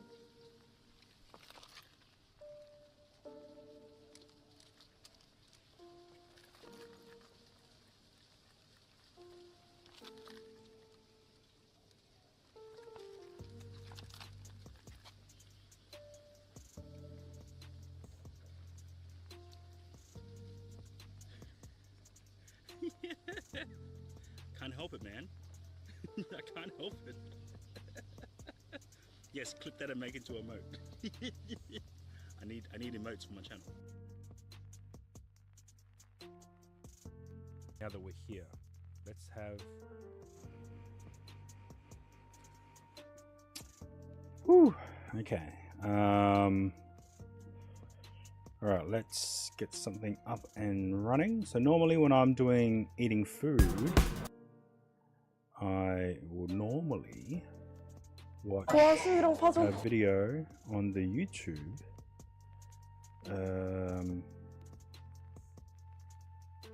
But what is good? Oh, this was released yesterday. All right, let's. 라고 할 수 있는 곳이라고 해서 2배 가까이 3배에서 4배죠. 거의 1억 매출. Chrome window gray.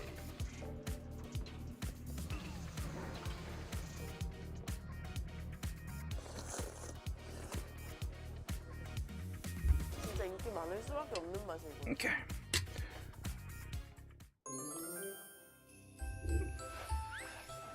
So I think I've got crispy pork with veggies.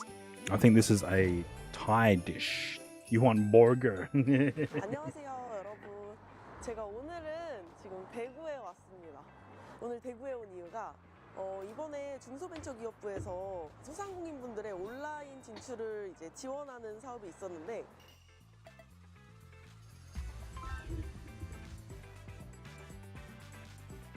그때 이제 300개 업체가 이제 선정이 됐었거든요. 그래서 300개 업체가 지원을 받고 그 중에서도 정말 그 반응이 좋았던 30개 업체, 그 다음에 마지막으로 이제 3개 업체까지 이제 선발이 돼가지고 가장 반응이 좋았던 3개의 업체를 이제 직접 찾아가 보려고 합니다. 뭐 서울에도 있고, 뭐 광주에도 있고, 지금 대구에도 있는데 오늘 저녁에 대구 첫집을 왔어요. 호랑이 쌀국수, 세 곳 중 첫 곳인 쌀국수집을 찾았는데 일단 들어가 보도록 하겠습니다. 안녕하세요. 아니 그리고 왜 화장실? 리뷰도 되게 많고 와 1700개 있는데 5.25점. 리뷰 너무 좋다. 탑3로 됐다고, 선정됐다고 해가지고 찾아왔거든요. 노주영님도 뵙고 중기부에서 배민이랑 같이 이제 음식점들 대상으로 처음에 광고 같은 것도 지원해 주셨어가지고 뭐 이런 매출 같은 거 올라간 거랑 뭐 앞으로 성장성이랑 뭐 이런 것들 다 한 번에 보셔서 했다고 하시더라고요. 다다음 주에 더현대 서울 팝업도 하고 네, 3명이 그런 와 주문이나 이런 게 많이 늘었는데 엄청 많이 늘었어요. 기존보다 50%더 상승. 50%요? 쌀국수 이제 9,500원 팔아가지고 거의 1억 매출했어요. 어머 너무 경축드립니다. 곱창 쌀국수도 왠지 좋아하실 것 같고 저희 맞아요. 아빠의 그 40년 넘는 레시피로 만든 거여가지고 와 정말요? 이게 수원 인기예요. 아 그래요? 저희가 예전에 김밥 막창집도 있었어가지고. 아 정말요? 일단 차동 해물 짬뽕이랑 그리고 나시고랭을 먼저 주세요. 나시고랭?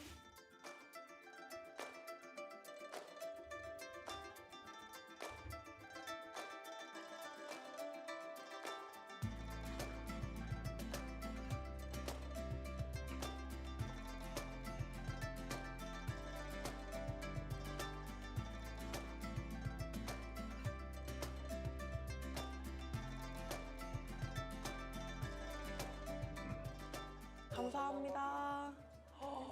우와. 우와. 안에 숙주랑 진짜 엄청 잔뜩 들어가 있어요.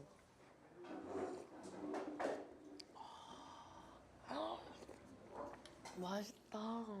국물이 사실 누가 먹어도 맛있을 수밖에 없는 맛이에요. 안에 쌀국수도 많아.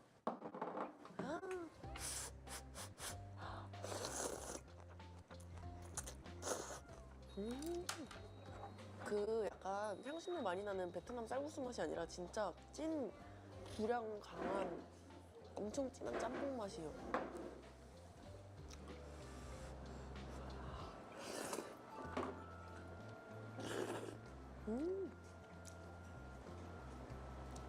쌀국수집에 나시고랭 빠질 수 없죠. Oh wow. 이 감칠맛 진짜 짱이다. 너무 맛있어.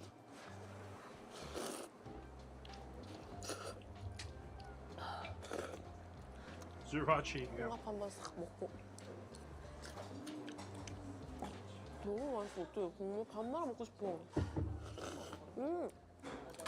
그냥 이거 이렇게 해가지고 적셔 먹어도 맛있을 것 같아. 끝내준다. 약간 누구나 맛있게 먹을 수 있는 대중적인 맛이에요. 근데 맛있어요.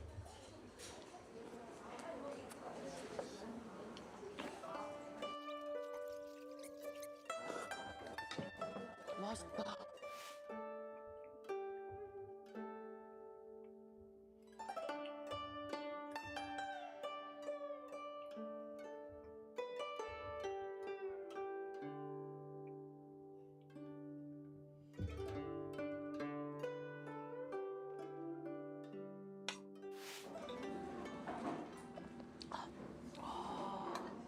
내가 딱 좋아하는 진짜 기본 베이스의 그 진짜 진한 소고기 육수.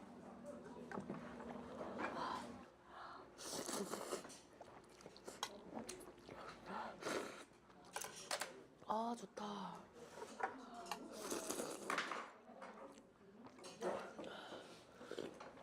아, 근데 근본파거든요? 항상 가면은 소고기 쌀국수가 제일 맛있다 그래요, 기본이. 근데 오늘 여기선 짬뽕이 이겼어. 와, 여기는 진짜 전면에 다 먹어보고 싶다.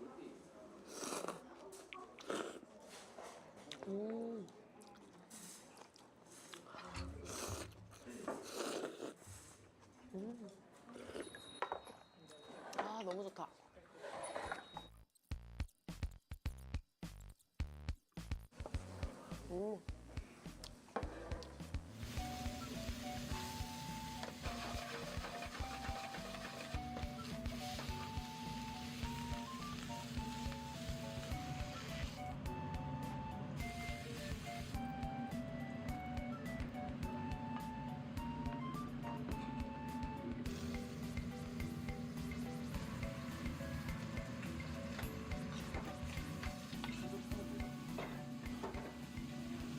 짜조 따뜻할 때 먼저 하나 먹을게요. 엄청 뜨겁다고 하셨거든요?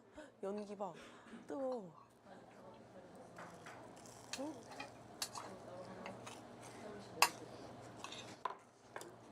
와. 안에 속이 진짜 꽉 차 있다, 이거는. 식감이 엄청 쫀득쫀득거리, 바삭 쫀득.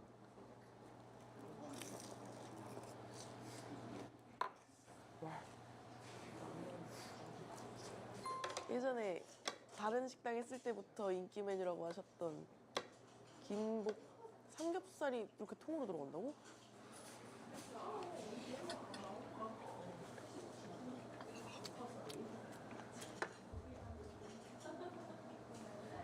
와, 삼겹살 집에서 볶음밥 해 먹는 것보다 훨씬 더 맛있어. 우와, 너무 맛있어, 진짜. 와, 이거는 진짜 김치볶음 레전드.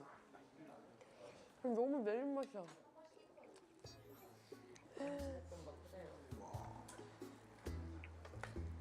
와, 김치볶음을 포장해 갈래. 너무 맛있어. 어떡해?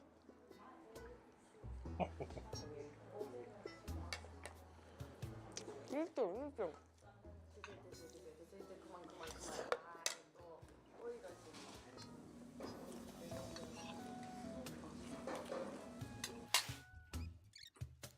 와, 이거 진짜 너무 맛있다. 감사합니다. 근데 왜, 두 그릇? 이거는 저희 신메뉴인데 팝업 때 이제 할 건데 무당에 글루텐 프리에 식이섬유도 들어가서 건강한 그러면 맛없는 줄 아시니까. 아, 그쵸. 아무래도 네, 맛이. 근데 저희 직원들이랑 다 말할 때는 이게 더 맛있다고. 아, 그래요? 네. 다이어트 하시는 분들이 많이 계셔가지고 여기 넘길 때 저는 맛만 한번 볼게요. 수치도 하려고. 맛있는데? 잠시만요. 다른 맛일 거예요. 근데 아, 살짝 다른데 얘만 먹었을 때 전혀 모르겠어요. 곤약면이에요? 네. 쌀과 곤약과 미강이라고 쌀 눈도 들어가는. 세계 탑3까지 꼭 가시길 기도할게요. 아, 저는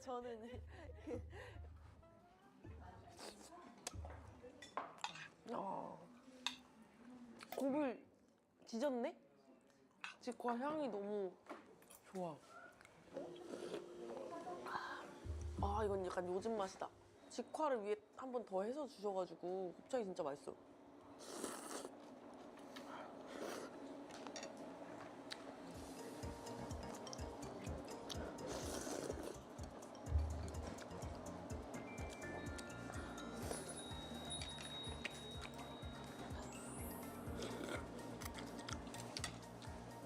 진짜 너무 맛있었어요. 저 1등이었어요? 진짜 김복이 너무 맛있었어요. 소상공인들 지원해주는 게 진짜 많은데 아시는 분들은 계속 이렇게 하시는데 모르시는 분들은 계속 못 하시더라고요. 이런 소상공인 사이트랑 그런 정부 지원 사업하는 사이트 K-스타트업 이 사이트에 매일 뜨니까 그런 거 보시면서 사장님들도 꼭 쓰셔서 새로운 이렇게 기업과 경험과 이런 기록들을 남겨가셨으면 좋겠습니다. 저는 그럼 바로 다음 집으로 가도록 하겠습니다.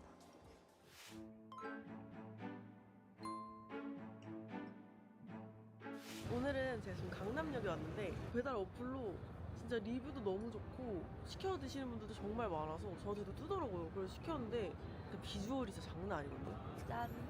데일리 픽스라는 곳이에요. 되게 강남 사시는 분들은 거의 아실 것 같은데.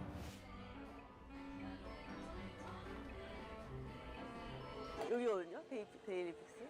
여기 이렇게 또 여기도 있어요. 보이세요? 이 사진 보고 어떻게 안 시켜요? 여기 또 시그니처 파스트라미 버거 이것도 시그니처예요. 여기 배달 계속 들리는데 배달 엄청 많이 들어오죠? 네, 평일에 좀 배달 많이 들어오고 주변에 좀 직장인 상권이 같으니까 점심시간이나 약간 좀 간식 드실 타임에 배달로 시켜 드시는 분들 아, 저도 배달 많이 시켜 먹거든요. 네, 이게 신메뉴 나온 것도 딱 보면 알죠? 진짜 시그니처를 또 먹어봐야 되니까 베이컨 치즈 하나랑 파스트라미 하나랑 이 신메뉴 진짜 궁금한데 하나 먹어볼까?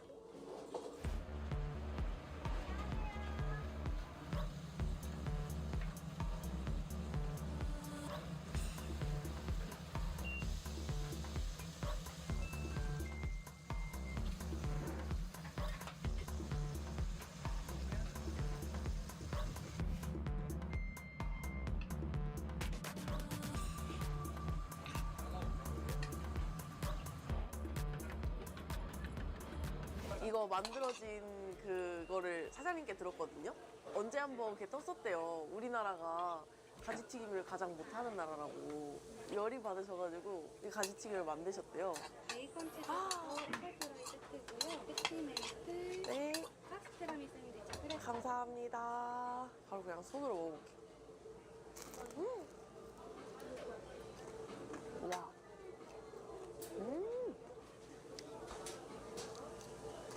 와. 너무 그 튀김 옷 자체가 고소해. 아니, 가지튀김 제일 맛없게 하는 건 아닌데 뭐. 진짜 이렇게 맛있는 가지튀김이 많은데. 와. 여기 대표님이 미슐랭 출신이시래요.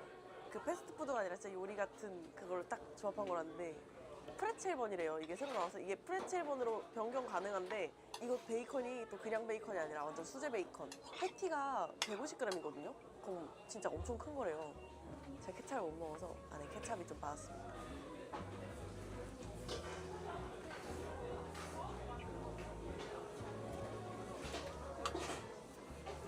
아유, 진짜 인기 많을 수밖에 없는 맛이야, 이건.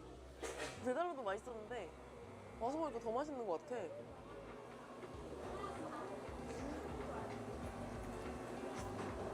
와, 패티도 진짜 두꺼워.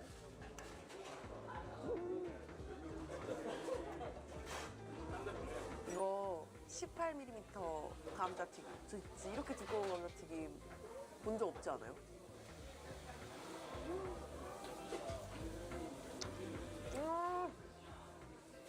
이거 언제 나온 거지? 이거 원래 있던 거예요? 추가한 지 한 6개월 됐어요. 6개월이요? 그래서 내가 못 봤구나. 안에 감자 무스처럼 해가지고 그걸 튀기신 것 같거든요. 딱 맛이 그런데 더 맛있어요, 그래서. 와. I want to see the pastrami. 되게 묵직해요, 일단. 비주얼이 우와. 위에까지 지금 붙어 있는데 소고기를 그 100시간에 걸쳐서 이제 조리고 훈연했대요.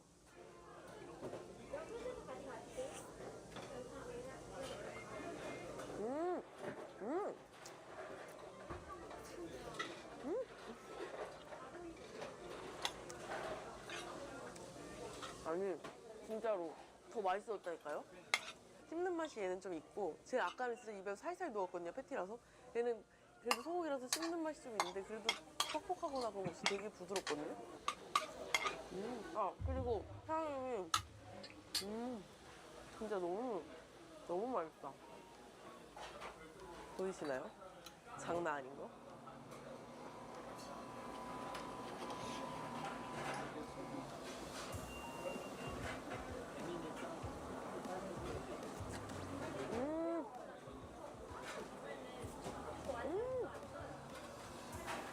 맛 업이다.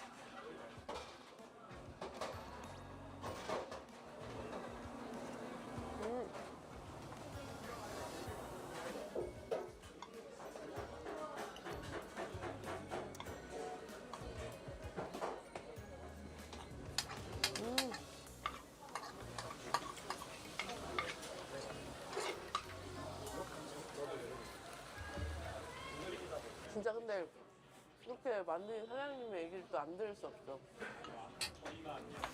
안녕하세요. 실례하겠습니다. 진짜 너무 맛있어요. 감사합니다. 너무 앉으세요. 저는 아니고 제 또 다른 사장이 지금 육아휴직 중이라. 네. 처음에 하실 때부터 잘 되셨던 거는 아니죠. 사실 이전에 여의도에서 지하철 열평에서 시작을 했고 불과 3년 만에 또 이렇게 성장하는 데 있어서 도움 주신 분들 너무 많고. 중기부에서 어떤 도움을 받으셨다고. 네, 뭐 이 프로그램이 올해 이제 처음 하는 거라 저도 사실 별 기대 안 하고 네. 했는데 1차적으로 이제 온라인 매출 같은 거 조금 요즘 힘드니까 이제 어떻게 하면 고객들에게 노출이 더 되고 또 선택을 받을 수 있는지에 대한 노하우들을 많이 알려주셨고 그러면서 매출도 점진적으로 상승을 해서 2배 가까이 배달민족 매출이 올라갔고요.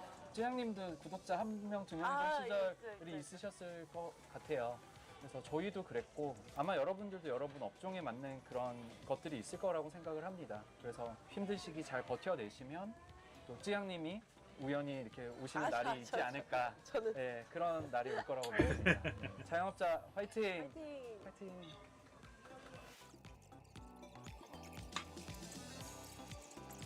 와 이거 만지기만 해도 바삭한 거 아세요? 우와 써는데 겉바속촉인데? 캐리멜. 와. 그 빵 겉에 부분이 누룽지인데? 맛있다.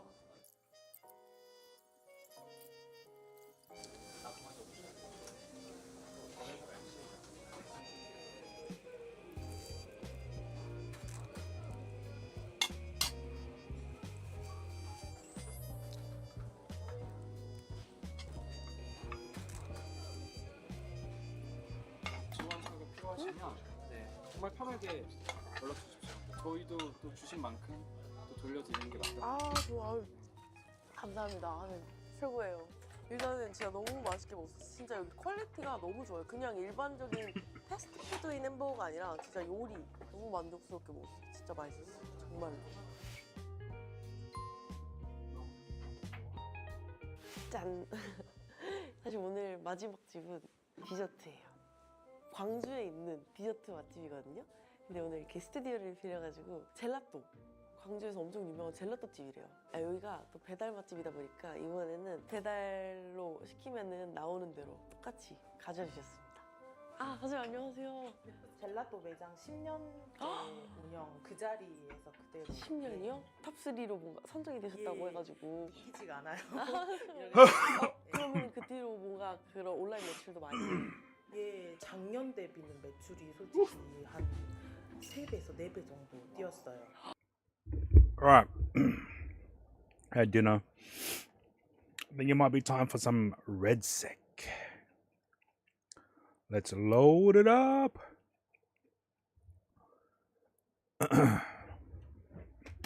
If you're still around, thank you for still tuning in. Let me set game. Oh, the game. No. No. Set game. Battlefield 6. Red. Yeah, redsec. Oh, unless it's one word. It might be one word. There we go. There we go. Indeed. Oh,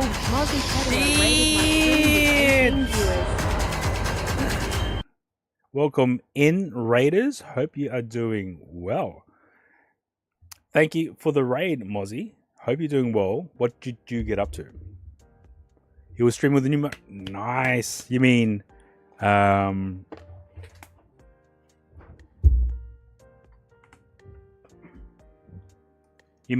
this modem? Yes. So currently, Woolworths is having clearance sales for this modem, and you can get it for $19.95. And if you pay $25 for an unlock fee, you can use it with any Australian SIM card. Nice. I have 5. And I haven't been to all the Woolworths yet either. I have 5. And after doing one unlock, it doesn't seem too hard. So, yes. Nice. Nice. Yeah. Might as well stock up on it, right? Might as well. But thank you for the raid. Hope you're doing well, Mozzie. For those who are new to my stream, welcome on in. My name is Mitmat. I'm currently here in Darwin, Northern Territory, and most of my streams are primarily based on tech, and most of the tech is generally connected to IRL streaming. So for those of you who are interested, you can join my Discord if you wish and ask away. I have recently been working on a streaming setup as a compact grab and go.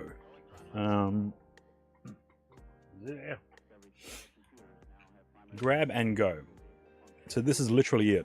We have an Action 4 from DJI. We have an iPhone 11 Pro Max, as well as a center power grip, which is a 10,000 milliamp power bank. And this is a literal grab and go camera. Oh, grab and go setup rig. So, yeah. Oh, yeah. Working. Yeah, things that I'm working on. Yes, true. So for anyone who wants to, if you have any questions or want to know any more info, or just in general about IRL streaming or some form of technology within the streaming world, yes, you do need big muscles. Yes. But instead of having to bring along a backpack and all the other necessities for IRL streaming, this is literally a grab and go. So, yes.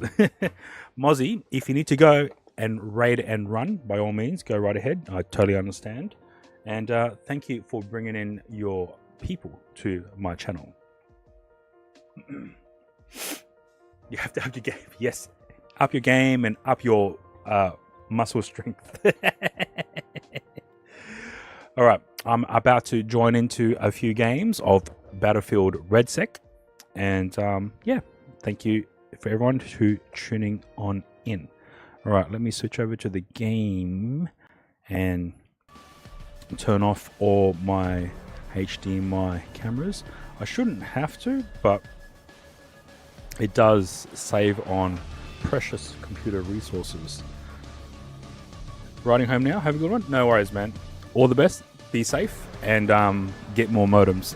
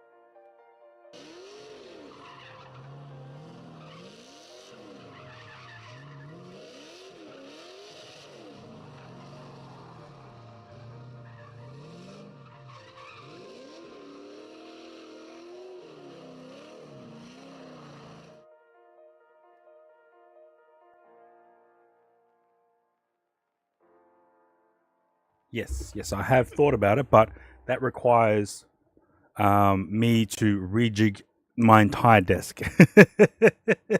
So, yes, I have thought about it. But yes, I need to. I guess I don't have to rejig the entire desk. I just have to make the room just to put the laptop on, I think. So let me just fix this. Apply. Yeah. Okay. Right.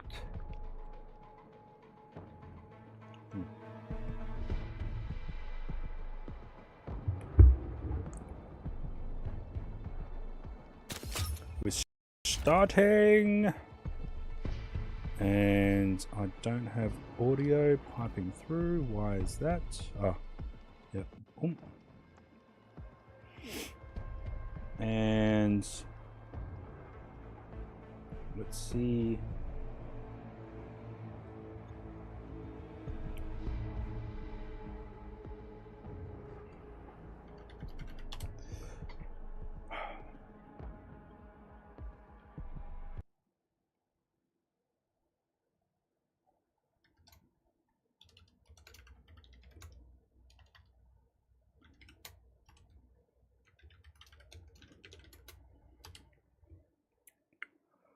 All right.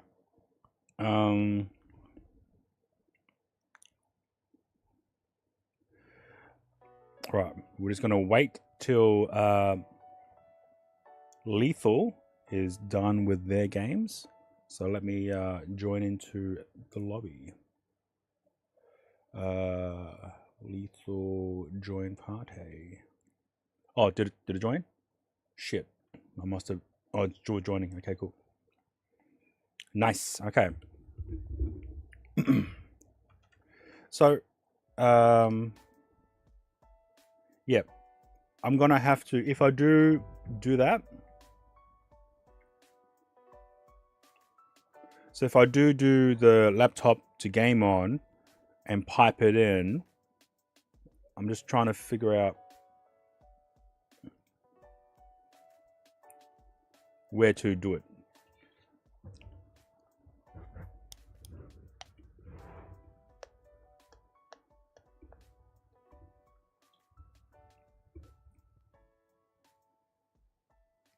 Oh, yeah. Maybe. But I mean, the whole reason why I got the laptop was to game on. So might as well utilize it, right? So then game on the laptop, pipe that, and use the laptop screen as the gaming screen, even though it's only 15-inch. I can always bring it closer to me because, you know, so that was primary engagement. Pipe the output into the main PC. Yes. And then when I'm no longer gaming, turn off the laptop and then pack the laptop away. Yeah. But usually there's a slight delay between the output of the screen and from the internal screen to the output HDMI monitor. There's like a very small delay sometimes. So if I were to set up like a small rig sort of on the desk to mount the laptop on and then game from the laptop and then output the HDMI to the main PC. That way then it's here, I can game, I still have the desktop to move around on my keyboard and mouse, and then when I'm no longer gaming, I just turn off the laptop and then pack it away. So I need to... Okay, yeah, that might be a better way. So instead of me having to rejig everything, I can just have that as a setup. And then just, you know, even a temporary setup. So that means I need to pipe a different power cable in as well. True. Yes, it will add so much more resource. That way, then I can still utilize my HDMI cameras while I'll have the screen as the gaming piping in from as a HDMI source. So, yeah. Okay. Okay. Yep. That makes sense. All right. Cool. So I will need, and I'll probably need like a dedicated cooling system too for the laptop.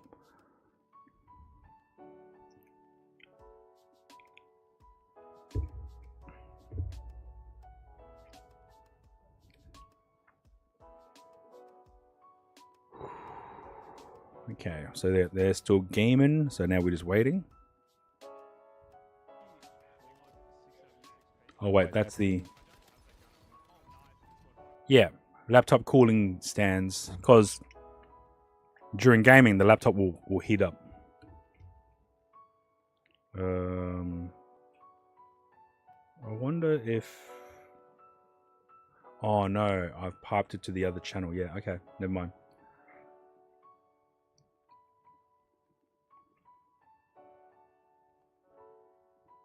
All right. Let's get ready. Get ready. All right, let's pipe in.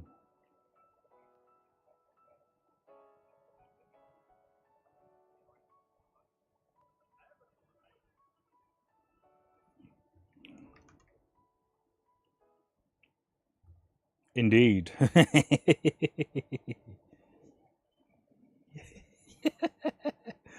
Nothing much. Just going through some setups on stream, and yeah. Other than that, pretty good. Yeah. Oh, I unlocked. I went through the process of unlocking a Optus Wi-Fi modem. So we bought the Optus modem brand new from Woolies because it was on discount.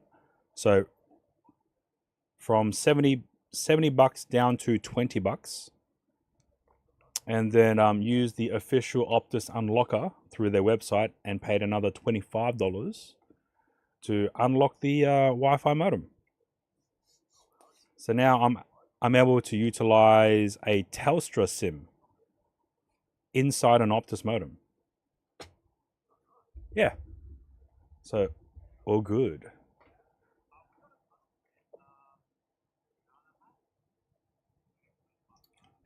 Oh yeah.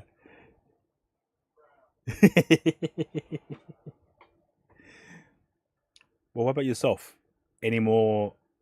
Is it the same old at work? I know.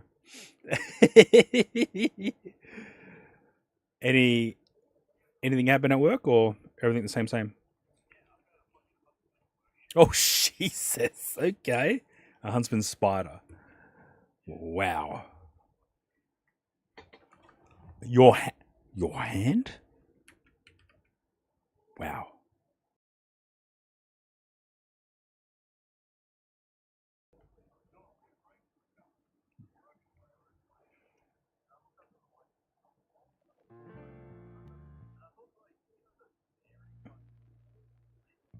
Oh yeah. Yep. Yep.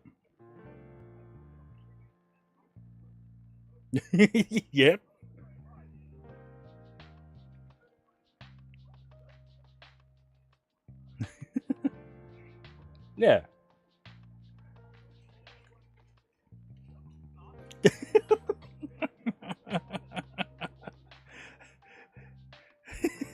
That's a spot. Oh, wow. Yep. Yeah.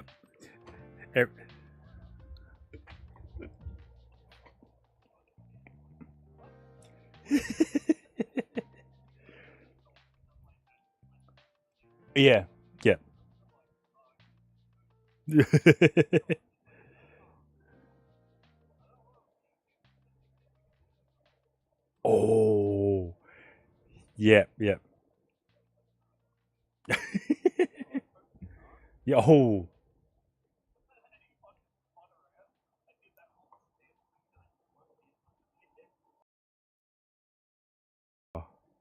Wow. Okay. Crazy.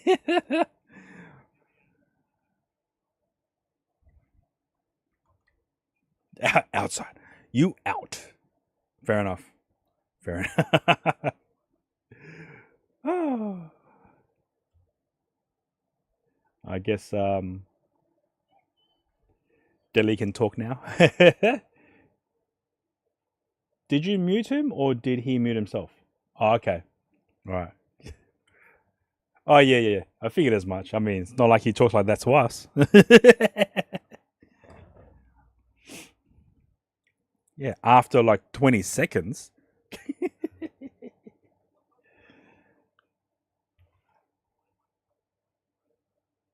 Ah. Mm. All right. Fair enough.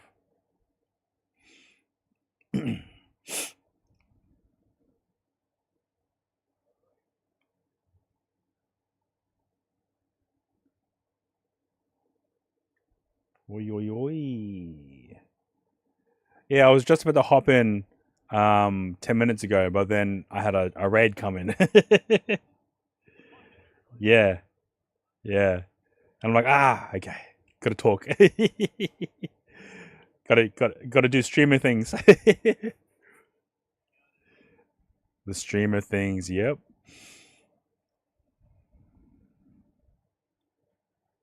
Come on, Deadly. Unmute yourself, Deadly.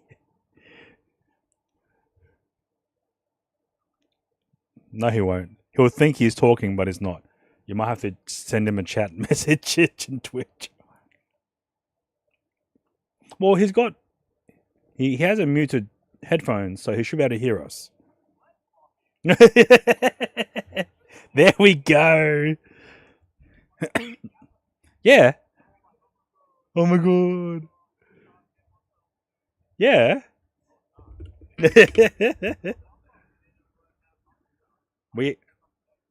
Well, I'm streaming too. That's multitasking.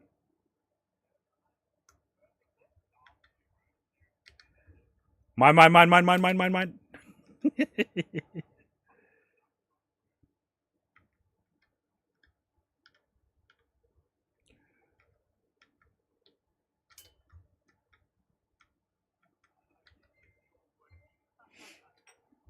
Hi, Says. Morning. Huh?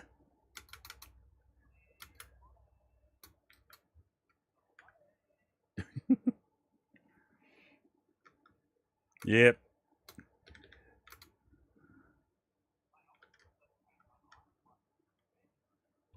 That's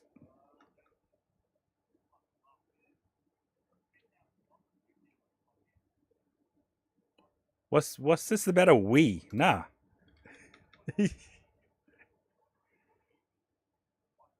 Fuck off.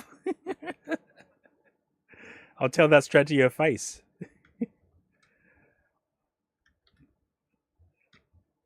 But it's the truth.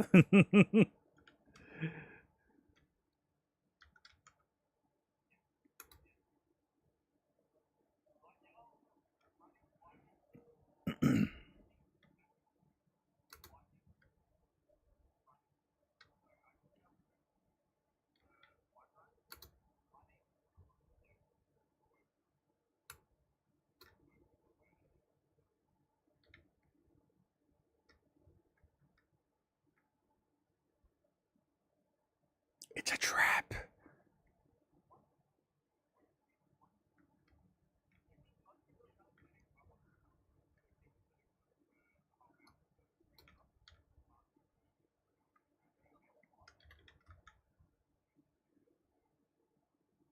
Ooh.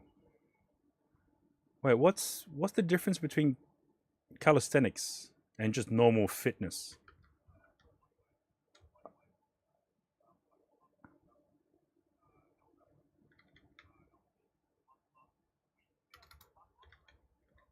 Wait,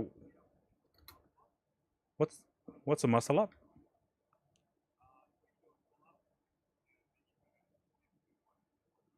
Oh, like the Beyonce dip?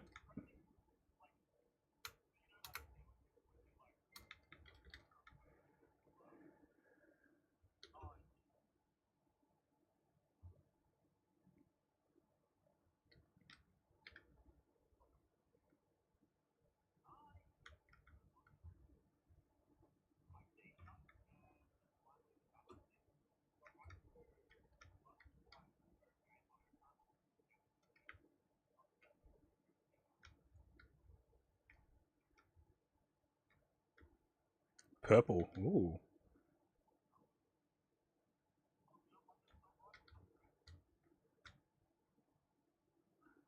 Oh shit. Warning.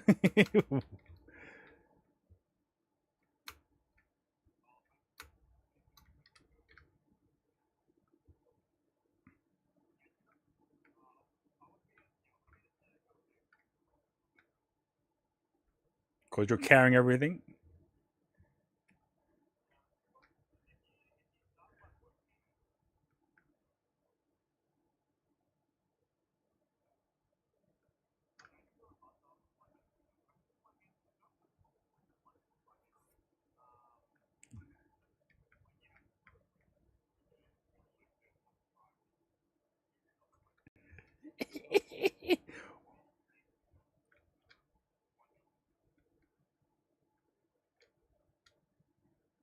Okay. Thank you for letting us know.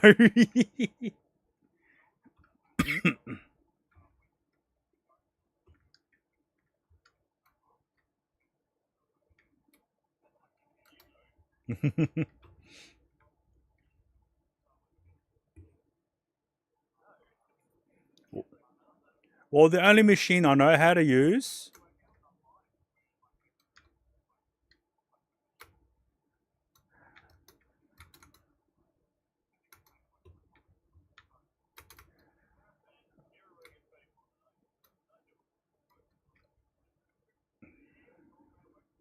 Whose drone is that? Okay. The only machine I know how to use, the vending.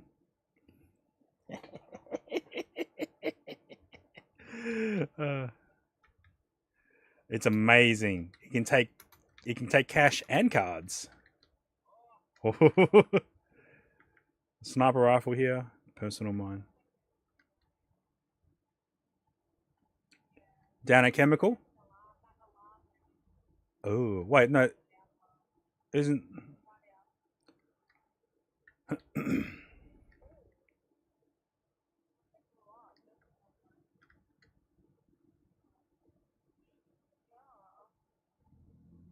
Me.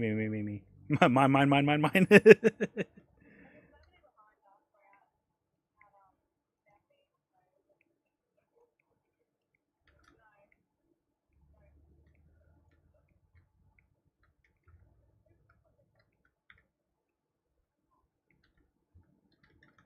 Does Deadly? He's not. He's muted himself on Disky. We need his relay, his information.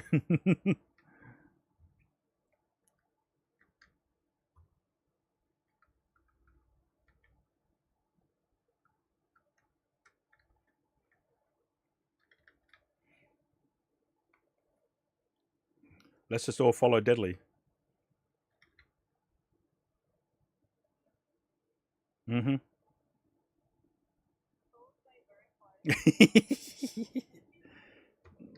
Yes. Onions on the bottom. uh, and yeah.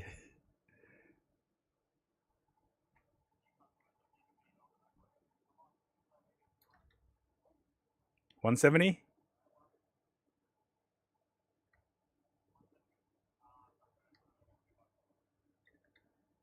You mean $2?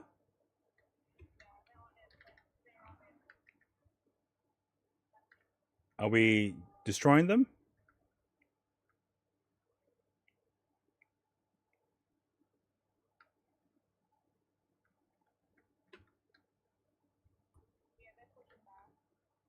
To us?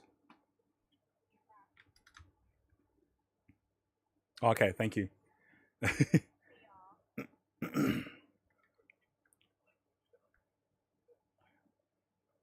Oh, you're speaking my language.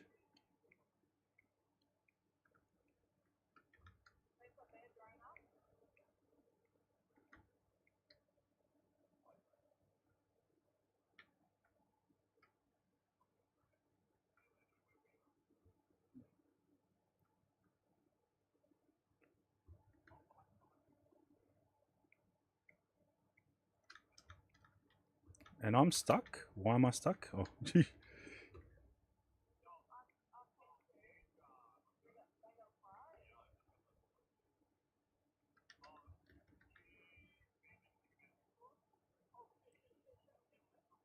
What direction?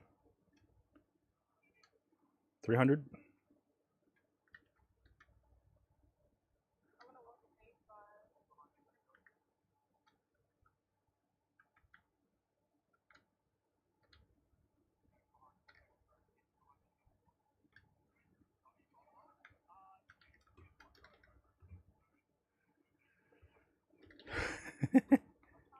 Oh shit. We got a red link.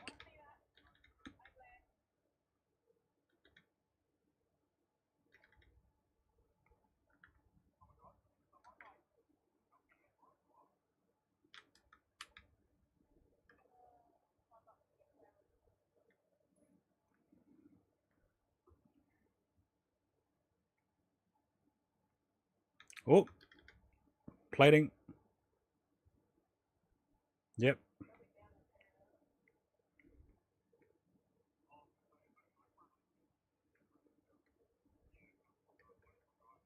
What direction?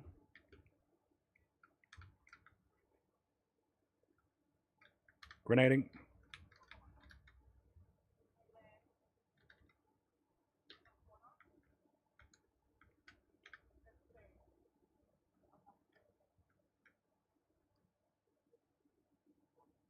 Roof.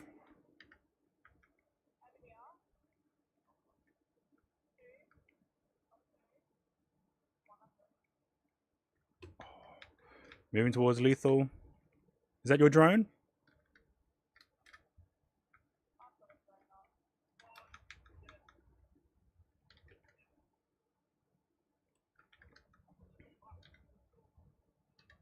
No, I'm down.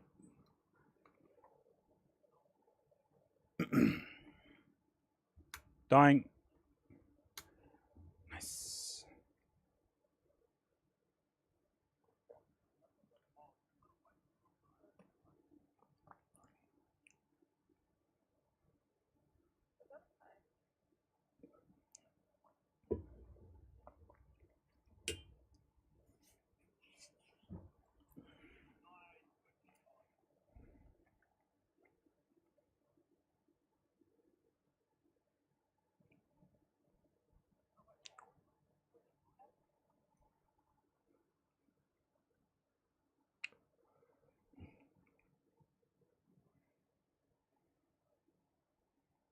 Oh, 89.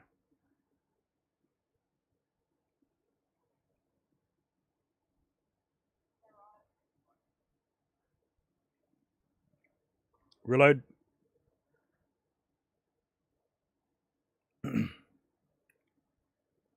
Says reload.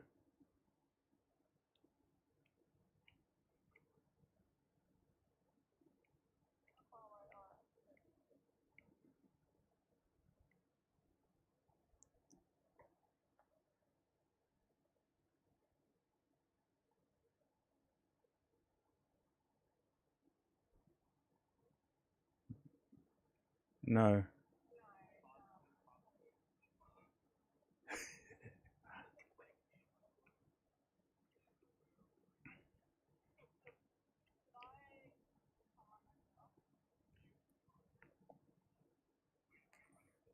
Redeploy.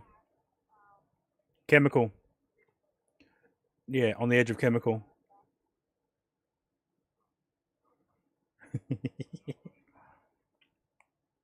Who? Behind who? Oh, yeah.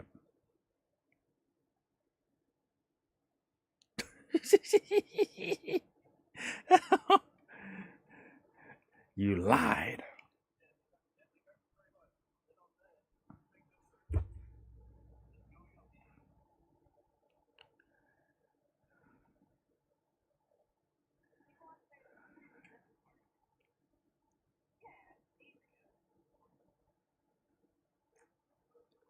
Yeah.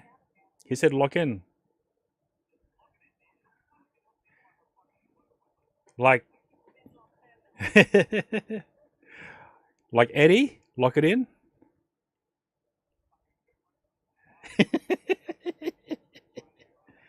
All right, we got 5 seconds. 4.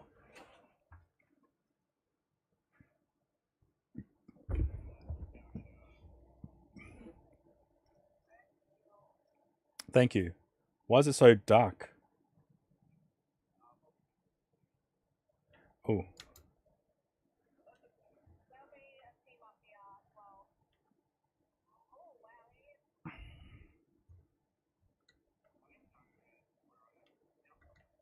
Yeah, I saw that.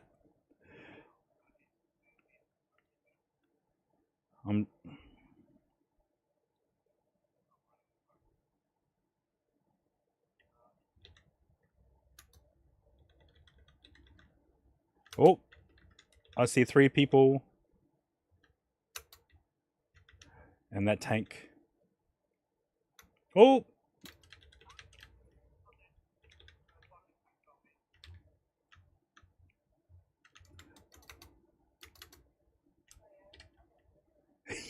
I'm in an air vent.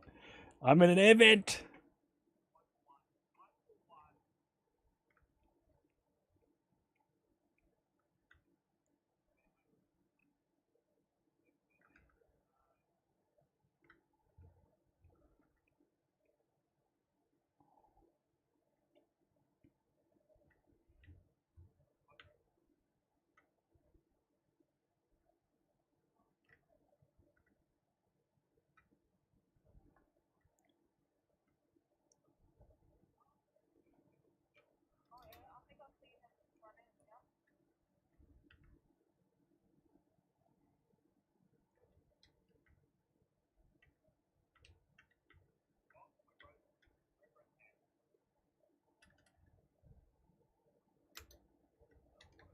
That's me. That was me.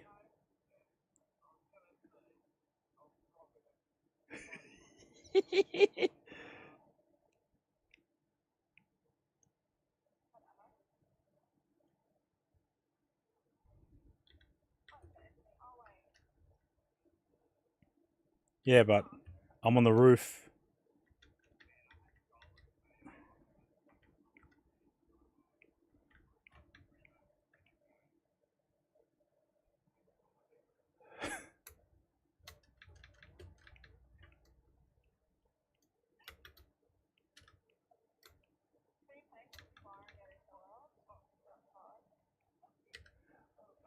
Where's the oh, let's see it. Vault. Getting to the vault. Snipe, shotgun.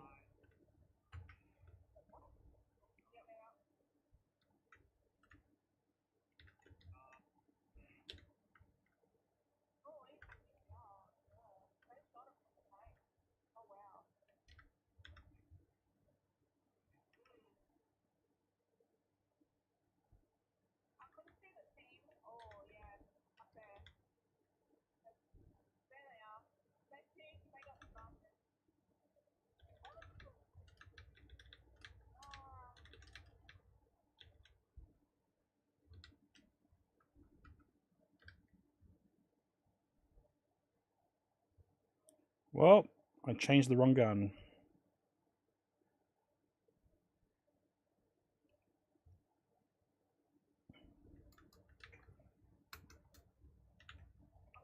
Yep, behind me, next to the crater. Watch yourself. He's behind the forklift. I'm pulling back. I'm still alive.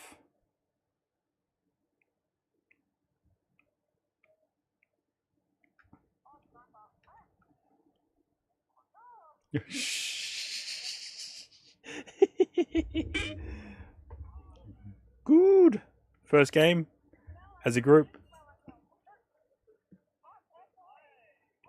Oh, let's go as a group.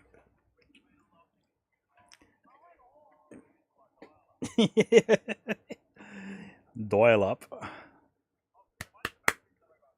Yeah. Yeah. Okay. Oh. And with the screen off? Oh.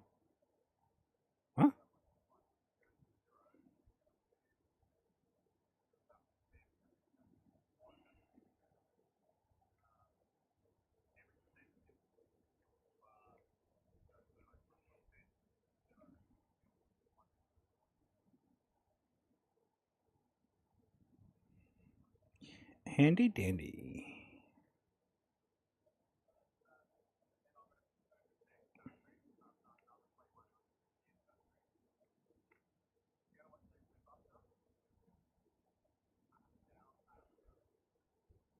Ashe, ashe.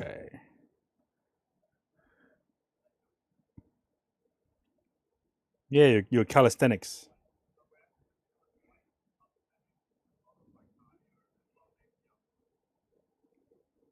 How are you going to fit your brisket making in your smoker? Yeah, but if you're going to, treat yourself to treating your body as a temple, how are you not? Yeah, how are you going to have brisket? 'Cause that's like the opposite of temple. Delicious meat. What printer do you have? Sorry. I don't know. I always thought that if you're on a diet, you can't have nice food.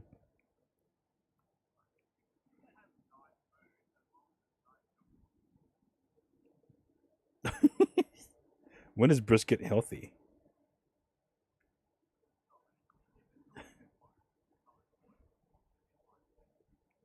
I have no idea. That's why I'm asking. Yeah.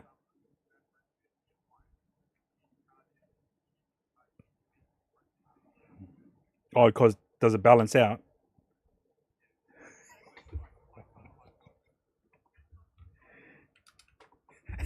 That's a good one, monkey.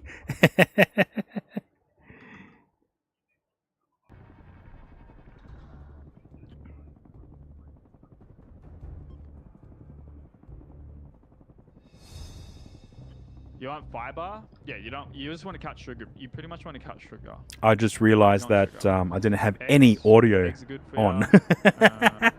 Shit. Okay. Deep fried shit you want to stay away from. Ah, okay. Fair enough. Fast food, you want to stay away from fast food. That's why we were talking about brisket. So You don't like. You gotta fucking treat yourself every now and then. Otherwise, you. So Deadly's going to move out to his own place in October April next year, and he's going to set up like a smoker area. So.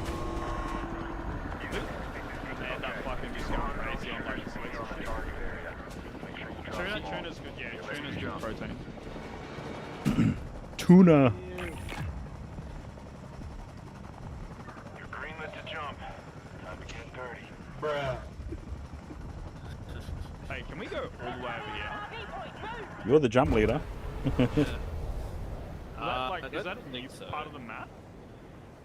No, you can't go over there because right here, where I just tagged, is the closest you can get. Oh, so that must be a new section on the map they might be working on. Sneak peek, little sneak preview. That's a squad. What other emotes are there with Oh my god. Oh my god. Squad there too. I'm in the toilet. We're playing games, Matt. You can't be in the toilet right now. In game. I'm in the toilet in game. Specifics, Matt. Specifics. You're all about them. Yeah. I'm in the shitter. Are we safe? No. Tell you later. Okay. Which house are they in? I got an airstrike thing. Last place I tagged. Where was that? 2. Number 2, green 2, green 2.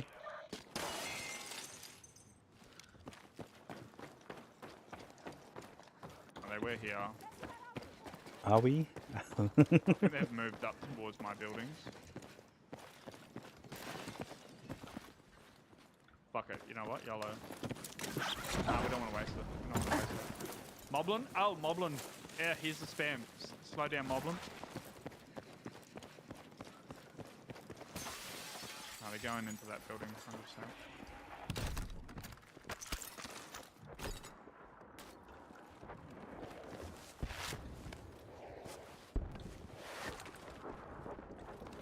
Did you get anything good, Says? There's the LMG that's left there. I got a carbine, I think, but there's an LMG. Alright guys, sorry for the spam. We're just doing some battery testing at the moment for our IRL soon. So you guys are gonna get spammed up. It's a DMR, which is alright. Oh, Santa? Yeah, put Santa on, bro. Oh, shooting. Where? Yeah, exclamation mark commands has tons of the like, little hats now? that you can put on. Oh, they're I moving just up. don't know where. Are they moving up systematically? Danger sighted. Oh.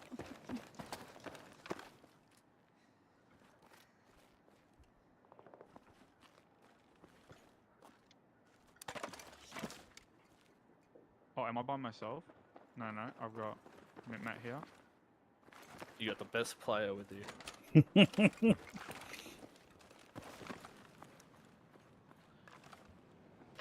Oh. That's us. Is I can hear these briefcases, and it's just annoying me that I can't find Oh, them. unicorn? That one's shit. Yeah, that's a shit unicorn. There's a better one out there, which I gotta fix it for it. Bye, me, Matt. Yeah, I can hear it. Good luck. Oh, where is Why are that? they here? Why? What happened? I don't know. I'm out of there. I got places to be.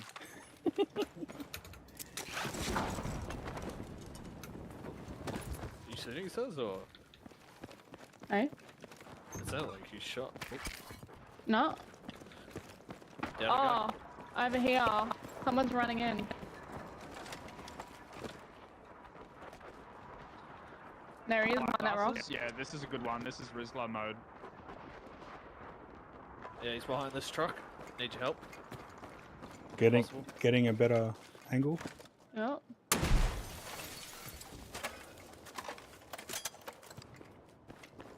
Knocked one. New mission is up. It's marked on your map. Let's go help these guys. Enemy dropping into Yeah, your it's area. just him. Enemy. Contact! Enemy infantry! I can't fire. I can't fire my drone. They're all here, Oh. all three of them. Oh, did you guys help then? Yep. Oh my gosh. I am firing from here to try and get the. I couldn't drop a bomb on them from the drone. Oh, I'm down. You need to level up your arm Killing first. myself. All right. Okay, yep. Nice. I was trying to get Got their one? attention. Sorry, guys. For you. Someone just landed on it. Says. Got him. I'm down. Nice. You come down. Yeah, I'm crawling. 10 seconds until I drop in. Can I not revive? Yes, you can. It's One cancelled. above, one above. It's cancelling you. Wait, you can cancel or revive? Yeah. Oh shit. Okay. Heading back in. I'm just I've moving got the back artillery down. on us. Yeah, you did. Why? we were actually about to kill the whole squad. Why'd you artillery? Oh, He got scared. got the ammo. He got scared. Got Really? There we any go. ammo. Oh, we got one. That's an elimination. Just Oh, in now I the can field drop explosives. Yeah. You've got to level up the path before you can. Reposition. Move now. Are they still there? Or no? Mission objective marked. Oop. Shit. Yes, they are. Enemy infantry. I'm so dead. Fuck. But I'm low. 2 down. Hiding. Oh, they're still on the building. Contact. Enemy infantry engaging. Let it drop down. Yep, Yeah. I'll hot drop on lethal. Heat's coming in fast. You've got the intel. Covering from the bottom. Hang on, watch out. He's in his building. Oh shit. Oh, No, I'm fucking Matt. reloading. Yeah, There's two of them. I'm down. Fuck. There's another team back this way as well. Oh. I assume we're dead. If they're all the way over there. Yep. Alright. We're on the balcony. Hostile shooter jumping into your area. I'm heading over to Sez because they're gonna push me. I'm just They gonna. were I'm hiding in a making it. building. They weren't pushing I'm you making guys it to at this all. building. They were There's a just sitting team near me. Oh, I need ammo. 4 plates. Yes. Yep. Yep. That'll be the. Oh my gosh. Barely any ammo. Is there any revives at the marina? Yes, there's one there. I think I tagged it. Did I tag it? Grab what you need. Yeah. Oh, Lethal's back. Minmat's dead. Yep. Yes. There's, yeah. Dying. Just one Whoa. people here. Says, you alright? Yeah, Wheels, welcome in, man. How you doing? Something exploded near me. I don't know what happened. You might have got drone strike. Ooh, an explosion. I can hear footsteps. Yep. Oh, we're not near you, just so you're aware. Yeah, I'm heading towards Lethal. Just loading up some things. Well, I'm heading towards get Bitman back. Thank you. Yeah, I'm on my way. But I want some shield as just precautions. They're all fighting. There's 2 teams here fighting. We have a custom weapons drop over here at Minmat at 210. Yep. That you might be able to get to. Maybe. If it's no one's over there. Redeploy commencing. Moblin, just relax, man. I'll change the batteries in a minute. Moblin or Another DJI? team is over there, Well, Moblin's spamming. but they're going away from you guys. There's one closer, Deadly. Switch guns. There's a closer one. One drop. Oh, they're getting their redeploy. Yeah, that's They're fine. getting their team in. I'm coming over to you guys because I see you guys having a custom weapon. Yeah, multiple custom weapon drops. I'm gonna make my way over. Making my way. I just needed that other team to pass after.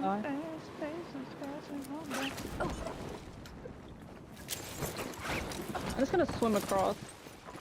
Do that. There is multiple people. Oh, I got 2 snipers. I don't think I need to. Yeah, probably not. I just got sniped at. What direction, you think? 12, 120. 120, yep. High on the roof, on the roof. I don't have anything really too long range. I have a little There's a purple sniper rifle back at the... Kick it up a notch. You've got a lot of targets out there. Oh, multiple in there. He just fucking back down? Yeah, he's going to the custom weapon drop.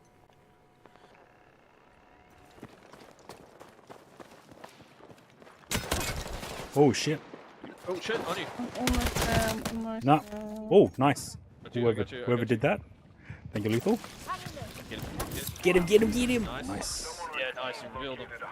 I'll put my drone up. There's a sniper here He's on the too. road.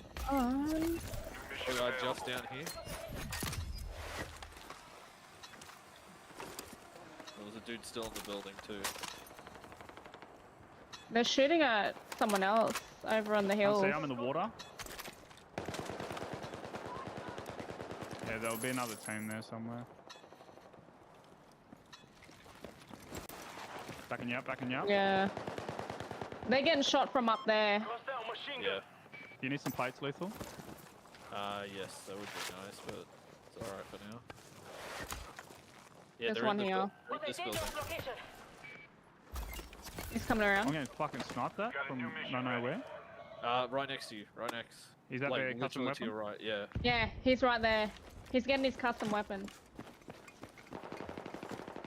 It's just Nice, him. Deadly, nice. I got no custom weapon now, bruh. Watch those hills up there, because that's where they were getting shot from. There's a dude I'll right hold here. everything. Dangerous area spotted. Watch yourself.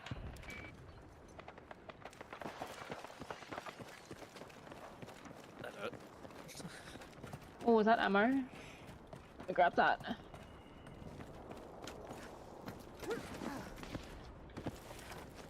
Yep, there's a Fuck guy this up here gun as well. sucks. I don't like the radical on this gun. Radical, sorry. Whereabouts you getting sniped from, Lethal? Danger area. Oh yeah, I see him. So we got 2 teams near us. Yep.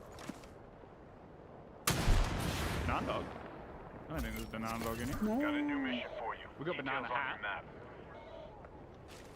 I haven't seen banana dog in forever, but he's too young, bro. Like, he'll be banned on social media at the moment. He was way too young.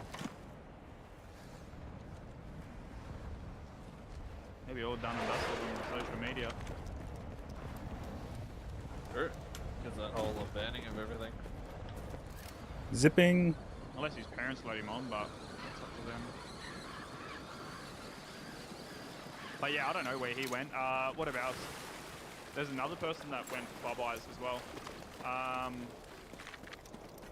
Oh, what was his name? Sebi Racing. What was his first name? Pomsky. Yeah, he would be, I think, 14 or something by now, so he's too young for social media. I've got a good angle.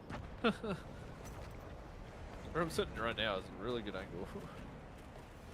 Kind of look out to everything. Yeah, he's good. Check your map. We gotta go. There's a second custom weapon drop if you guys. He was good at Fortnite too. He just needed some better internet. Long range. I don't know what other mods I had. Yeah, Pomsky was pretty young. But he was always here. So like I make people that are mods that are always here. Because like you guys are the ones that help the stream out, right? By chatting, talking. So because I just asked. Over here. Ow. I don't have any more missions for you, but that doesn't mean it's safe out there. Keep your guard up. I don't even know where I got cracked from. Yeah, just on the other side there, near that weapons drop.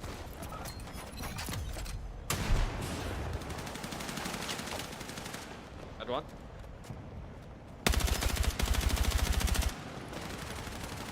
He's behind that crate.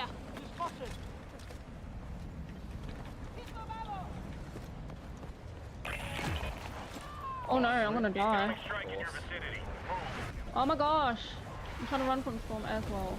Okay, burn line incoming. Clear out while you can. I'm so done.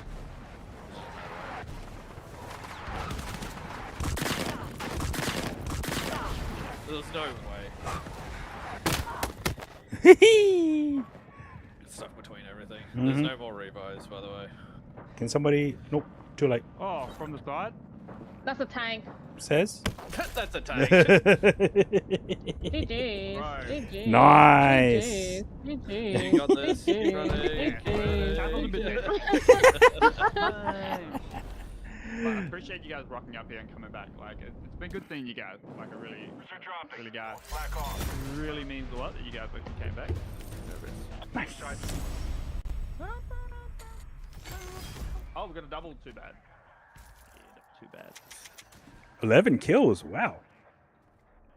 Yeah, hopped off a bit. Hmm. Nice. Oh yeah, so we got heaps of hats, guys. We got heaps of hats. Yeah, you just gotta go. Alright, so that was about an hour 30. Put a battery with the screen on. Alright, new test. I'll be back in a second. Roll. I've got to test the new battery. But they take a lot longer than an hour to charge. That's the problem. I think I'm gonna find another set of batteries. Alright, so. Stop.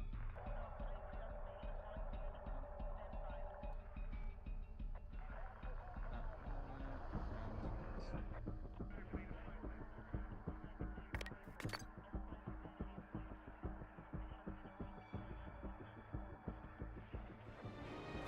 Yeah, so we've got heaps of hats. Sheriff. Sheriff is a hat. Banana hat. The Sheriff is a good hat. I like the Sheriff one. That's good. Tactical helmet. That's pretty cool. Alright, so with the screen off, guys, we're testing with the screen off now.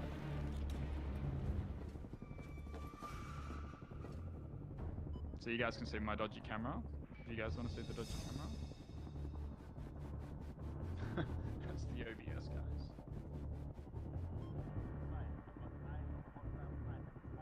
Yeah, protein's expensive as. Oh, so you guys want to know if my screen blockers are actually screen blockers?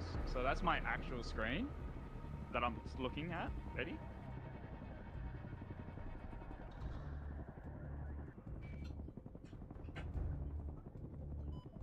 I'm back.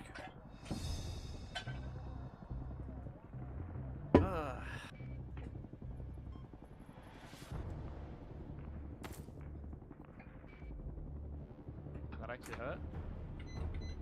So that's my actual screen, guys. We actually have screen blockers.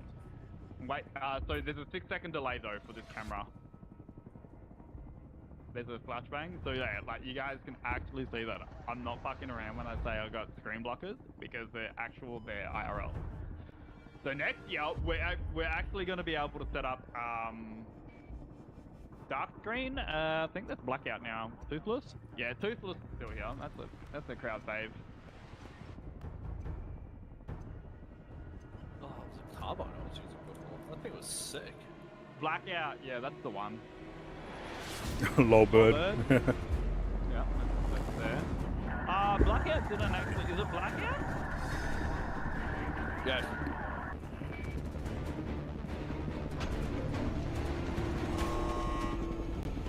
Oh, the bird is a W? On the drop zone. We need to find out what's going on, so keep comms open. You're cleared hot, so engage anything that moves. Alright, let's lock in, chat. Lock in again. Lock in. You are greenlit to jump. Time to get dirty. So like that screen there, guys, is like an instant, like a little instant replay. How W? All right. Let's go to the Queensland solar farm. Queensland. Yeah, we're gonna blow this shit up, man. We're gonna get set it off. Oh, I'm not with you guys. What? Oh, You got another teammate. Oh shit! Oh shit! I don't know. I'm just doing. Do we leave? Up on the screen. Oh, okay. Leave. Oh, it's dark mode. Yeah, dark mode's the one. Yeah. Fuck, bro's probably pissed off. He's like, oh my god, what the fuck just happened? But at least we did it straight away. Santa? Yeah, Sandal. Jingle bell, jingle bell. Guys, you know what? Christmas probably going to be banned next year. The way we're going, Christmas probably be banned next year. Tez, are you in the party? Yeah, she's in the lobby. Yeah. Yeah. Did you back out the lobby? Or did you stay with us the entire time? Penguin I party? stayed with you guys the entire time, Oof. and I just came back. Just,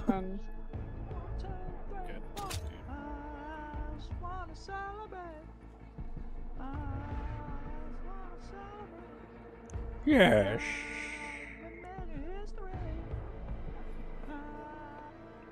Celebrate.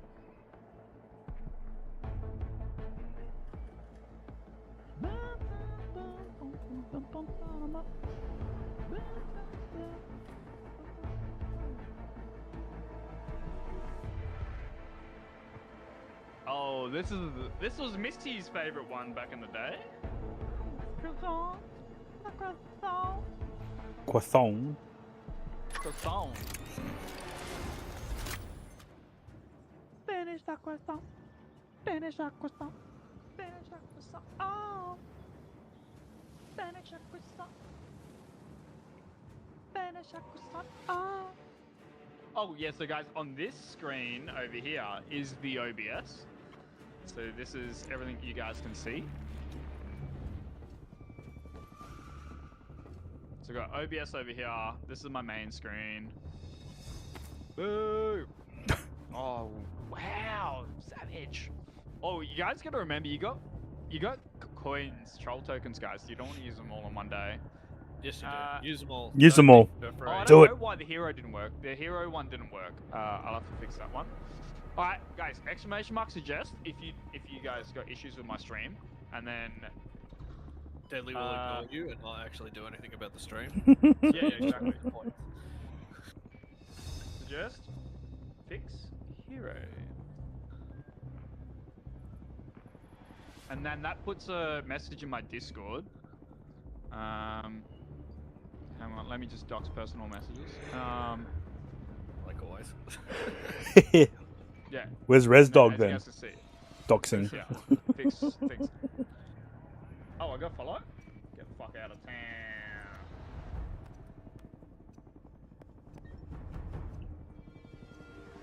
don't even. I don't even lol. Damn, bro. I don't even lol. Oh, so you don't even laugh? Damn, bro. Actual. Not good. Yeah, so if you guys have a suggestion for the stream, you guys can put exclamation mark suggest, and then I can potentially fix up. And this Santa filter makes me look old. It's disgusting. Get rid of it. But you are old. Get rid of it. Awesome. Next person that uses ban. Fucking ban. Do you want ban or timeout? Be specific. Fire glasses? Yeah, this is the Riz. These are the Riz glasses. We should actually make it an alias. Riz glasses. 100%. Yeah, you should call it a You result. must have fucking no points left. Oh, you've used all your points. A result. Oh, where we going? We got everyone? Yep. Alright, cool. Lethal's leader. Let's go all. Yeah, you used all your points, bro. Sad days. You're gonna have to fucking work for ages. What's a safe spot? What's a safe spot? A safe word? space. Oh, red. Whoa. I'm scared. There's people there. I'm fucking looting up. There's people there. Need for speed right here, People guys. everywhere. Need for speed. No, I'm no, looting no, the trains. no, My no, name's no, Vin no. Diesel. Family. There's people Nobody over gets there. left behind. Definitely not stressing. Don't stress. Don't stress. That doesn't help no one. Nah. Who's in my building? Who's in my building? How Z-Dog's dare lurking you. in the shadows. W lurk. That blaze is closing in. You don't have long to get clear. Fuck you. Really? Motoring. Show me where your mates are. Okay, they're on me. Never mind. That was the best. Alright, show me where your mates are. Oh, they're on me. Never mind. I took myself straight. Oh no. fucking I'm dead here. Yo, Rashford, just for the follow. Rashford, thank you for the follow. Oh, is that a bot? Must be a bot. Just made it. I'm getting shot. Guys, I'm bringing them to you. Why you bring the party? You can deal with them. Too much pressure. Yeah. I'm ordering. Just keep them in place. I'm ordering them. I'm ordering their faces. Okay, I've got plates. Okay. He's down, Matt. He's down. I got him. Stand still a bit more. He's down. Oh, Jesus! Yeah, but half the time what Deadly says and happens are two different things. I'm providing long range cover here right now. Well, I'm gonna move because of that burn line. Oh, let's get out of here. Oh, I need this loot. I know where old mate crawls. Need a big loot. Listen up. Your location is heating up fast. You won't be safe there for long. I'm on my way. Yeah, I know the mortars take forever. Emily Lewis? No, I haven't heard from Emily. I haven't seen her She's stream on. in She's for been, ages. she just came back. Oh, she just came back? Yeah, she Oh. just came back to streaming. Ah, nice. Well, there you go. She's back. Yeah, she's finally back. She had a lot. Oh yeah, just trying to fucking. Her work apparently went nuts or something, and then other shit was happening. So she's just Yeah, had no, a that's long fair enough. hiatus. She took a break, so it's all Yeah. good. I took a little bit of a break. I took about a 1 month break after Incoming. streaming every day of the year last year. 40 degrees. Have a look and knock out what you can.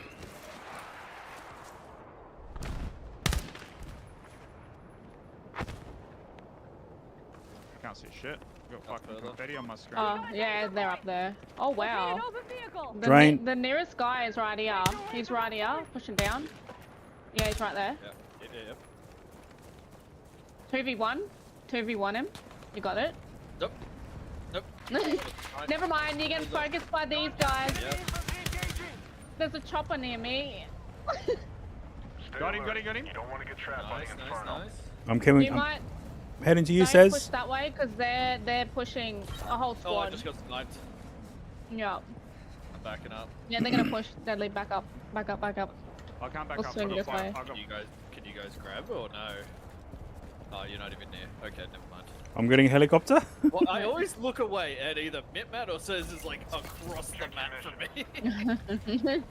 It's like, awesome. Are they? Yeah, keep MVP? MVP? Definitely MVP. One's white. One's in front, runs in front. Oh yeah, he's right here.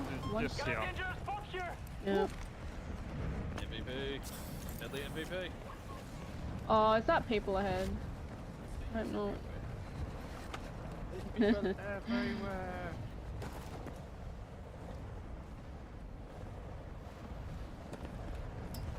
Let's lock in, chat. Let's lock in.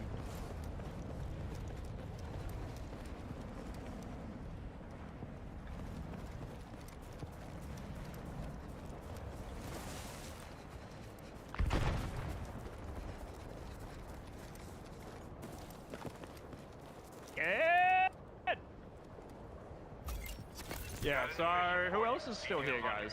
Matt's another fellow streamer that I regularly do streams with, so be sure to go check him out. He's an IRL streamer, so if you're ever interested in IRL, he's actually a fitness freak. He just plays it down. Fuck off. Actually plays it down.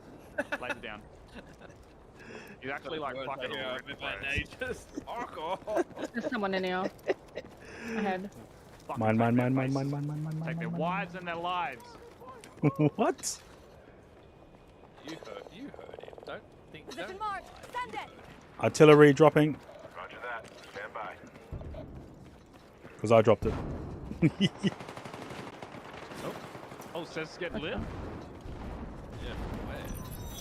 Heads up. You got a new mission incoming. Check your Oh damn it. Oh yeah, the artillery striking. No. I shall take your weapons. making a move in your area. Say the How weapon. we feel about that? They're artillerying us, rude. Oh, I just ran straight into him because I did not know that they were here. Oh yeah. Can you call me? Your current position's going to be overrun by NXC. Don't linger. He was just above us. Thank you.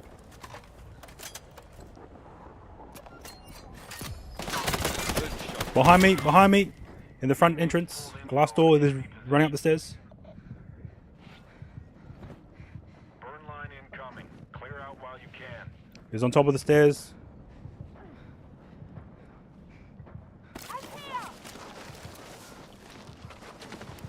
Got him.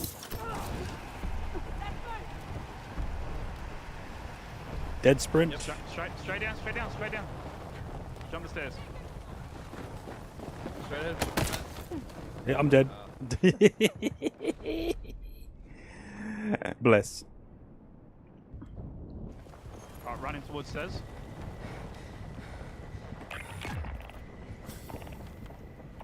Says I'm bringing friends. Oh no. Black glasses? Yeah, she's wearing the Riz glasses. Yeah, I'm just gonna get in front of this wall. 10 more seconds till redeploy. You all get lethal? 5 more seconds. Holy shit. I'm alive. He's alive. Cock and lock. You're heading Oh, that's back my in. own footsteps. Okay. Says it's fucking dialed in on those custom weapons. There's a airstrike here. Eagle-eye Wait.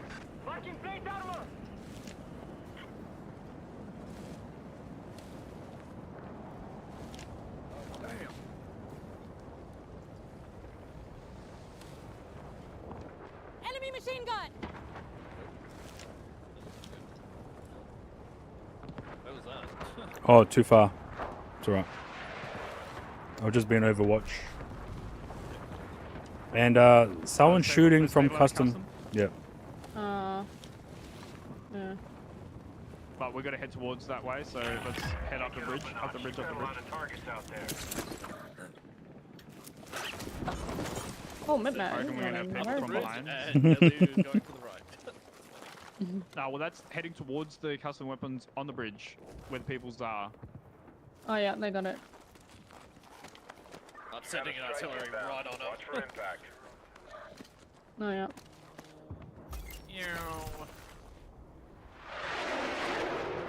You want to do low bird? You're gonna have to I earn got some one. points. Nice. Can't see the other one down below.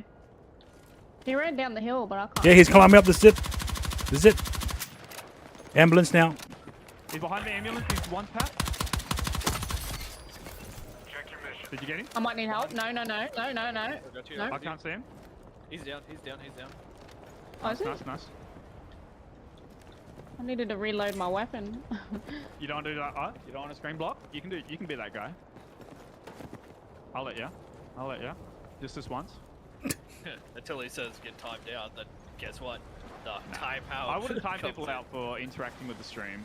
Nah, of course not. Oh, bullets. Just the fuckwits, but Got people very, very close. nice. Lolbird. He's so cute, actually. Contact! Enemy infantry engaging! So close to dead. So close to dead.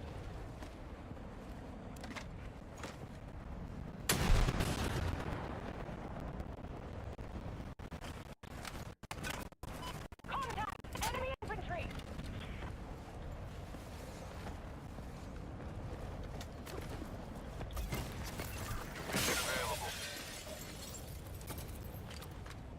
Oh, I don't know. I keep running from this storm.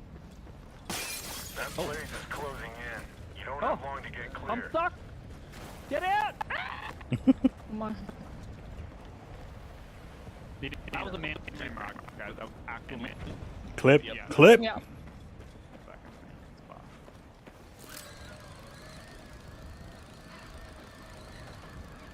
That's manly as There's people out here on each side of us. Watch out, you can die. I gotta go. Yeah. Oh, of course. Of course, you prick. You're hiding up there, you little... Where is it? Got a redeploy point near you. Call in support if you have to. Artillery. Is that ours? No. It's green.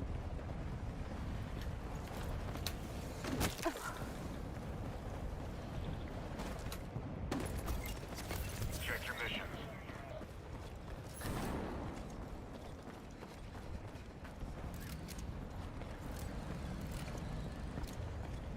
I'm stuck. I'm freaking out. Fuck, there's like people everywhere. Whole team just to our right. Hostile dropping near your location. What the? Oh wow. Enemy to the Oh my 60s. gosh. Engineer thing. Too late. Can't do it. We're running for our lives. The whole So we can building. go home and see our wives. Oh fuck. Oh. Got him! Got him! Hooray! It's everything's on fire.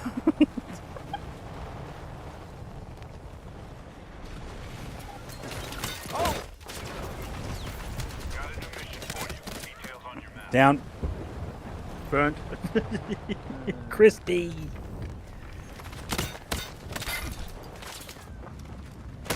Oh. Where did you come from? Top of the hill.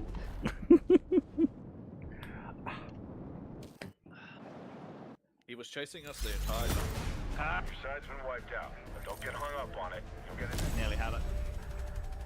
Coulda, woulda, shoulda. Was clutch? Yeah, cheers for the follow. Appreciate it. Oh, was clutch? Yeah, I just got that too. Oh, we're getting these bots, man. It's crazy. None of them have talked though, which is a good thing. Or maybe they just know. Maybe they just know. Fuck, I'm gonna be like full on like 100% affiliated with fucking kick with follow bot. That's allowed, right? Look through the message. I don't know. They're Follow not really bots? policing it that hard. Mm. Like, the only problem with Kick is they don't have as many moderation tools compared to Twitch. like to Twitch. Like with mobile phone verification and a few other bits and pieces. Like I could set this. I could set my string to like mobile phone verified. You have to have a mobile phone to type in my chat, or to be even able to follow. Right? Like that's like the extent of their like moderation tools, which is quite handy. Like if because they've got like a thing like the shield mode, right? The shield mode's 6, so like if you're getting hate rated or bot rated or whatever, you can just turn on shield mode and you can set maximum restrictions, which well like it affects some of your viewers as well, like your subscribers and stuff like that, but you can probably dial it back a little bit. I wanted to watch. Oh, you watched? Yeah, no, that's fuck, bro. Yeah, bro, that's. I think they've tightened up on that sort of stuff now. Especially if they want to get. Yeah, so like Kick's really tightening up on their they let everyone go loose for a little while, just to get the platform out there. Like Twitch was out there, like anyone was doing everything on Kick, and then they started moderating it more heavily. Like yeah, they're 100 points each.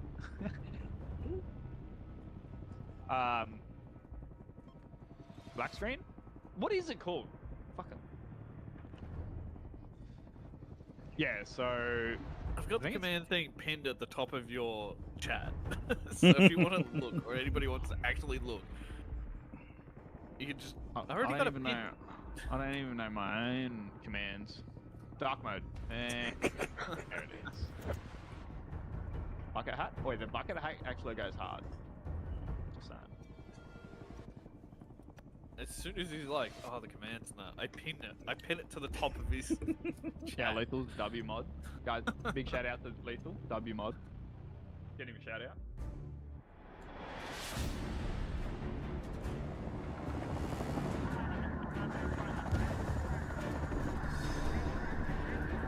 Wait, how cool are them streamers? AI generated.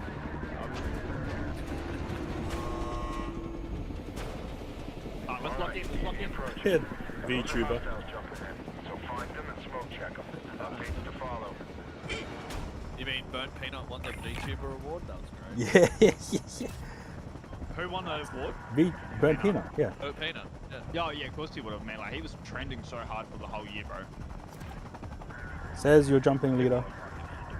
All the VTuber fans all hated that he won that. It was like, of course he was going to win it. He didn't want to win it, so his whole community pushed him to win. Yeah. Plus, technically, you could call him a VTuber. Hmm. But it's more of a filter than an actual VTuber model, so it's hard to say. Yeah. Semantics. Pretty basically, yeah. But for me, like, watching his streams are actually... When I spawn in... Oh my gosh. Oh yeah, there's no one here. And then just the whole team is just playing. Like, his streams are entertaining to watch, like, you know. That was so weird. And he's like full hyped up the entire time. You know what the best part about his stream is that I love? Is when he's fucking leaving and he's like, good night, good night, good night. And he just keeps going for like 5 minutes straight. That fucking shit, I love that shit. It makes me laugh so much. He's got that good energy, man, like, telling me to you. He definitely has the energy you need for that kind of stuff. Yeah. Like, I can yap, but I'm just not that good at yapping. We got a group. I think my gameplay speaks for itself. I don't really talk too much.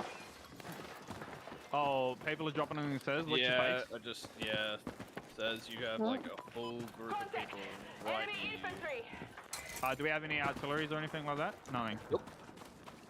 Fuck. I'll just come with you We're in guys. between two teams, by the way.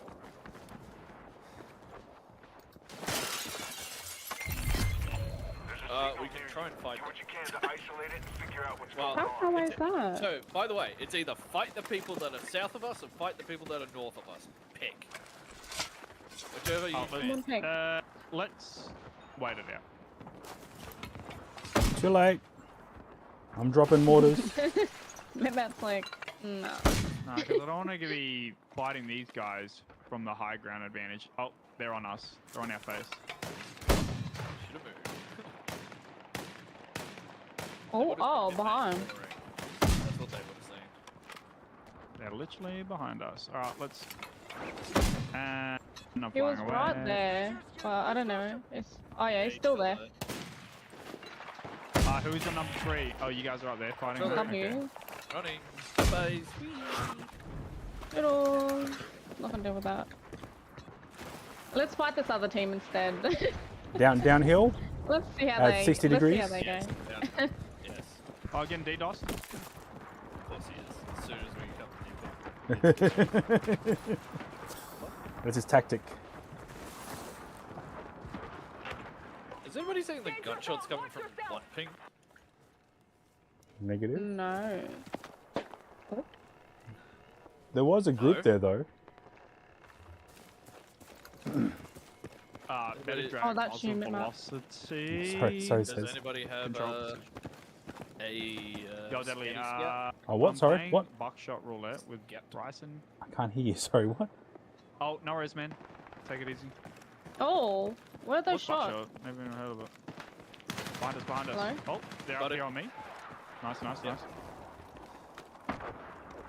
Covering for you. There they are. On the minimap, look. Oh, yep, all down low. Yep. Dropping away. Nice, nice.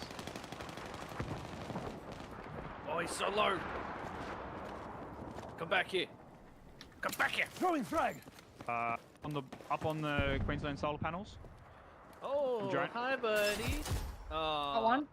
Ah, squad wipe. Nice. Squad Yeah, wipe. I got close to him and he's just like, fuck this. Left. Oh. Yep, we've got people That's at a Queensland Solar Farm. That's a full redeploy too, just be careful. They might try and come back. And we've got people right up behind us on the top of the hill too. You mean the guys that were fighting before and then we ran away and then fight them again and then Yeah. ran away? enemy in sight. Wait. Why are they all the way up there? Oh yeah, right behind us too. Reference waypoint. Move there now. Oh, and up at the training grounds. There's a whole squad up at the training ground. Contact in my AO. We're kind of in the middle of everything, so... Yay. Did I just hear Yay! it? Did I just hear it? I'm honestly waiting for these guys to come back for their loot.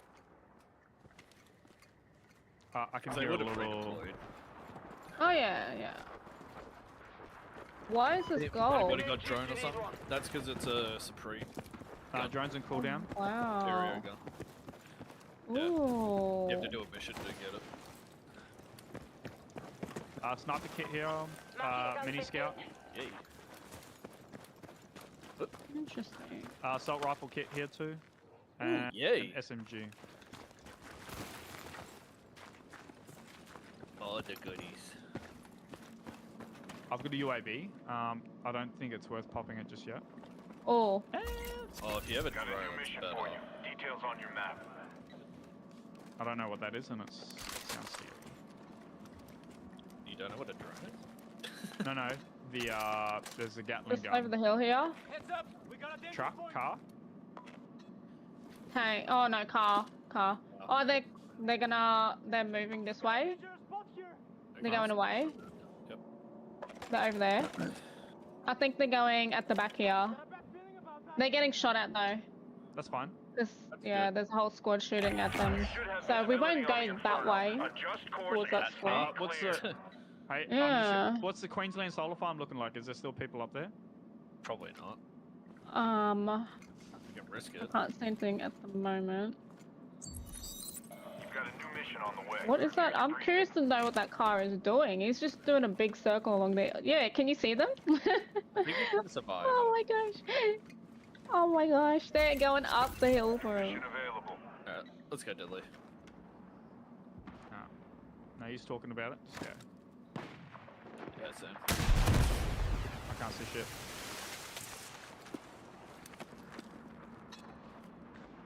Uh, 60, Deadly, 60. Oh. 60 on top of the hill. It was. Yeah, Oh, the this training is so ground. far. Yeah, the training ground now. I like this right though. Yep, right here. Drop inbound. Grab what Weapon drop? Oh, It's out in the middle of- we could probably snipe these guys. It's back that way. Oh, 330. Not too bad. That other team right up top is going to go for that. Contact! Hostile troops sighted!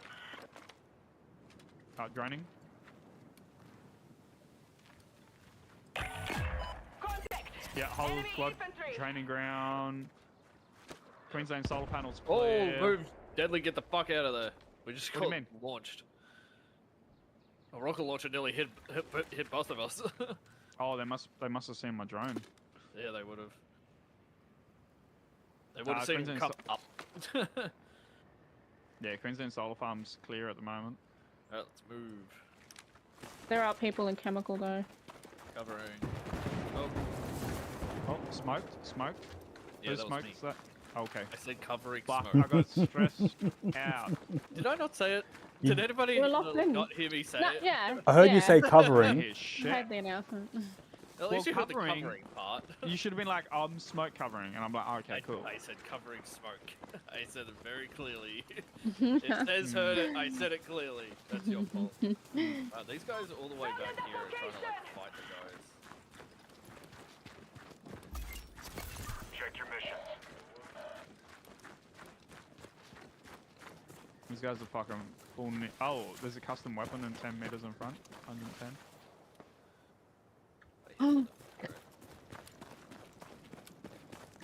Yeah, they go for a custom weapon drop. RV on that position. I can't see anyone near that custom weapon. Dropping a beacon. Chuck set, stand by. You're out of second chances. Light them up and stay in the fight. Explosive ready. I suppressed the shit out of them. Oh shit. That far away? 400 meters plus. Oh no, Zone's gonna pull towards area 22 again. Yuck, everyone's redeploying their teammates. Alright. It is great. More people to kill, says that's all you gotta Lovely. think. Wow, there's a whole like. Look over here. There's like 3 groups fighting each other. They want that fun. custom weapon. Oh, DDoSed. Getting DDoSed. Oh, like always, like always. I don't want to check out my weapon, I want my drone. Thank you. I'm gonna just drone up. Oh, is anyone near that custom weapon? Don't know. We don't have. Yeah. This one right Right behind there. us, like 110. Oh, okay. I only see one person. I think he's sussing it out. Check your missions. Well, if he's Eyes sussing on it the machine out, gun. that's counter. It's just one. Well, I got him. I hit him. Yeah, he's He's like, I'm scared. he's scared. I only see him. I can't see anybody else. Yep. Is he still over there? Yeah. He should just be behind this little car here. Rally on that This trailer. Oh, got the bomb. That one. Moving up.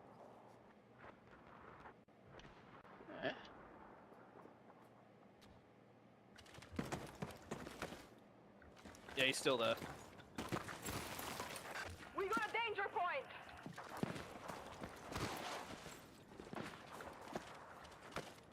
Damn it. Oh, he's there. Got enemy in sight. Got him. Headshot. Oh, on me. Top of the roof. Yeah. Got some shots on him. Hit him 400. Nice. I don't see where he was. Where was he? On the roof. But I hit him for 100, so he would have backed up a little bit. Yeah, I imagine so. Where are these other people behind us as well? Yeah. Behind us, behind us. Yep. Pull our focus this way. Doing a drone. UAV. I gotta wait for my drone yet. No, I'm UAV just in case. Yep. Yep, there's a person behind Yep. us. Team 150. We're in zone, so we'd probably need to move towards like, this area though. Oh, there's a guy in front of us. Straight ahead. He's coming towards us. What?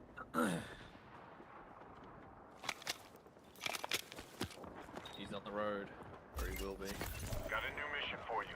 Details on your map. Team on 2. We're not with you. He's on here. Okay, I'm pushing up. Coming up, coming up. Number 1. Yeah, back to 1. Okay, back to 1. He's around here somewhere. Deadly, I already used mine, I have to wait for it. You're your little pony. Yeah, it's. I'm. You should be close, Dudley. I hit him heaps. He might be in one of these buildings. Up here. Rally on that location. Number 2. Behind that container, 2 there. Oh, he's just got knocked. Another team, another dude there. Yep. Over here at the solar farm, at the solar panels. Dropping bomb. Bomb direct hit. Oh, fuck off. Nice. They're coming up. They're coming up. From solar farm. Sniper here. Number 1. Sniper. This one too. Right here in this little crate. Right here. Behind this container. He must have walked through I the I see him. claymores.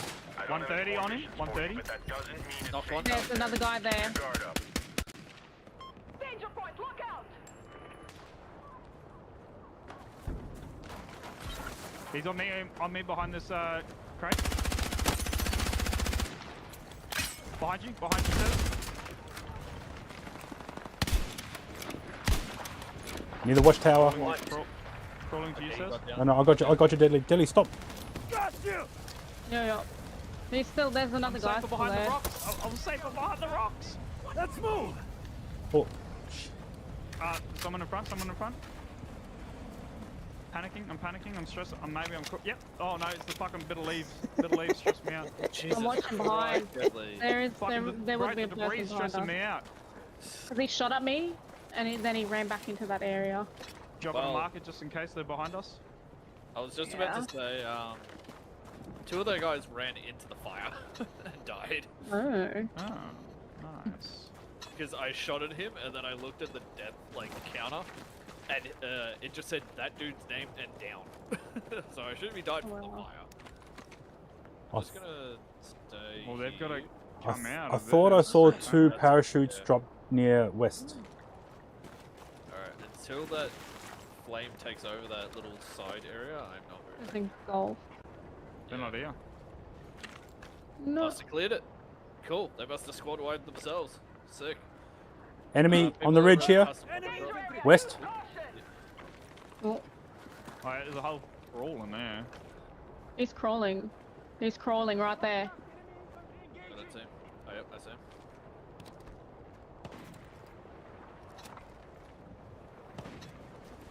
Hit him for a 90.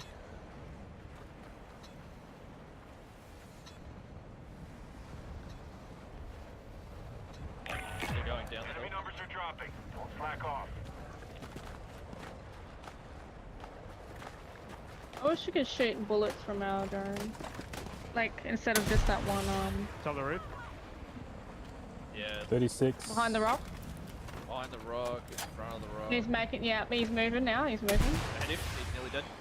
Got him, knocked him. Oh, wow. Nice, that's a squad down. That's not squad wipe. Just Moving. inside the building here.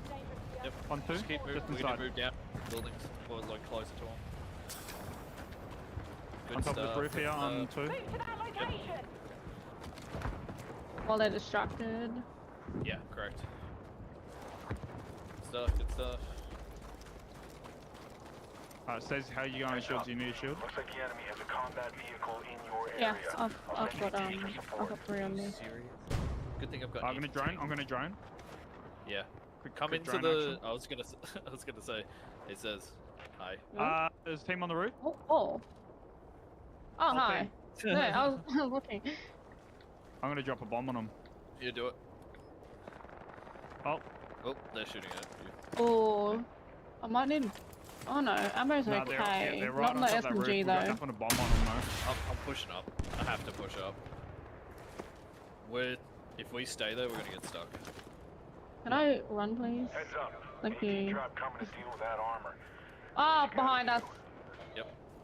Oh my gosh. What do you mean not enough space to like stand up? Yeah, that's what it is. Oh, is he dead? There's a body there. No, he's not dead. Oh, okay. He was all the way at the edge, so he's probably moving forward. I still have like a artillery strike, air strike on me. what? I couldn't stand up. I don't see him. Stupid small space.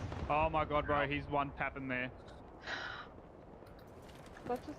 Oh my god. Going to come get I'm revived? never gonna put myself in a small space in this game ever again. I got you. I'm not doing that. Reviving, We'll just reviving. beam him. Let's go. Tank. Oh, that's not good. That's a tank. That's a person. That's a tank. Yes. Squad mate is standing by for redeployment. Bring him in. He's here. He's here. Yeah. Shit. So close. Boys. Well, for one, we were running away from a tank, which doesn't help. And then we ran into that guy. I didn't know there was a tank around. Me too. I did say there was a tank in the area.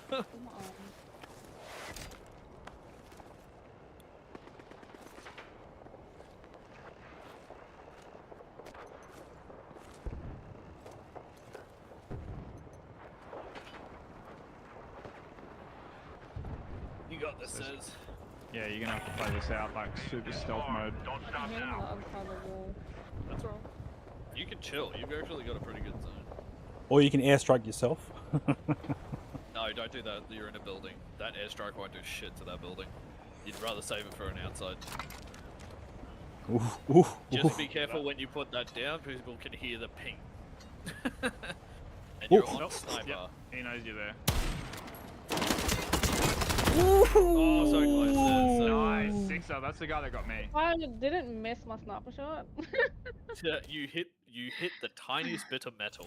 That's what happened. Yeah. Ooh. It went. Ah, Don't get hung good up on it. try. We're getting close to these first places. We are. Alright, one more. Yeah, one more. Ooh, two. 2 kills. Nice. Well done. I got 0. Fuck yeah, I'm gonna go. Yeah, you like to carry. Nice. 40 minutes plus. I got 60 minutes. 60%, and I'm at. At least not 60 minutes. minutes, people. So that's without the screen on. So this, I'm doing a screen off test at the moment. Yeah, screen on, screen off. No, screen off. So we're at 60% and we're done 43 minutes already. So 2 hours, maybe close to 2 hours For third-party batteries. for the third-party batteries. Yeah. Nice. So that's with screen off, which is quite handy. So screen off. So I reckon 6 of them batteries plus the one in the camera, making 7 batteries. You get a full day out of a whole setup. Okay. When he accidentally punches the bag or gets pierced, he will explode in this great glory of fire.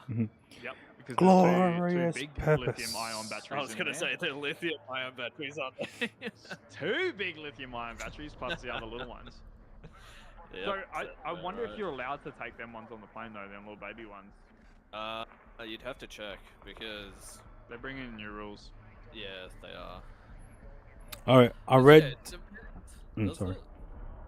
No, you're fine. You go. You go. So there was someone on Facebook who messaged Qantas directly in regards to batteries and power banks. So apparently, for batteries for professional cameras counts as batteries, not power banks. I mean, technically they are, yeah. So the V mounts that me and Deadly have will probably count as camera batteries, even if they have USB ports on them. Its primary purpose is a camera battery. Oh fuck, we're loading up man. We can take 20 of them on the plane. Yeah, but Tedley's gonna be like strapping them to himself. V mount for the win. But Well, yeah, like yeah, oh, that would be cool. I actually want to get confirmation. I'm like, hey, these are the batteries I'm looking at taking on a plane. but These make are yeah, technically Yeah. professional camera batteries, but they're not classified as power banks on like Amazon or whatever. Alright, well, you boys probably won't see me on redsec from December 16th onwards because Monster Hunter Wild's just got a free update coming out soon. And it's massive. So yeah, I probably won't be on for a bit. all right, fair enough. You say that, and then it's like you do 1 week of it, and then you're like, all right, back to redsec. I miss my buddies. Surprised. I miss the squad. December 16. Are you putting in extra time, like extra days streaming while you're on holidays, like a random one here and there, or? It'll depend. It'll depend on the day. Depends if doing anything else IRL. Yeah, no, that's fair. It Random, depends on- spontaneous one. It here probably and there. will be. You know what? I'll probably be playing like I've got a few games that I want to play outside of like redsec and that. So it'll probably be like I'll wake up one day, the missus will be doing something, and I'll be like, all right, I'm gonna go like finish this game today. On stream. I've got some time. Hey, are you guys in the game? No. No. I'm matchmaking. I'm 49 matchmaking seconds. right now. Jesus. Stressed. I thought I got says. Oh my god, says. Don't make that a fucking saying. No way. Says. Well, we got mint mats. I'm doing the mint mat. Spray and pray. Spray and pray. Oh yeah, spray and pray. I'm doing a deadly. Getting DDoSed. What? Getting DDoSed? Like, that's fucking. I'm fucking like, when I'm getting DDoS, I'm just seeing like little red packet lost, like, and I'm just like, backwards and forwards. I'm like, Oh, rubber banding. yeah, yeah, Ah. DDoS. Yeah. He's rubber banding. It's rubber banding.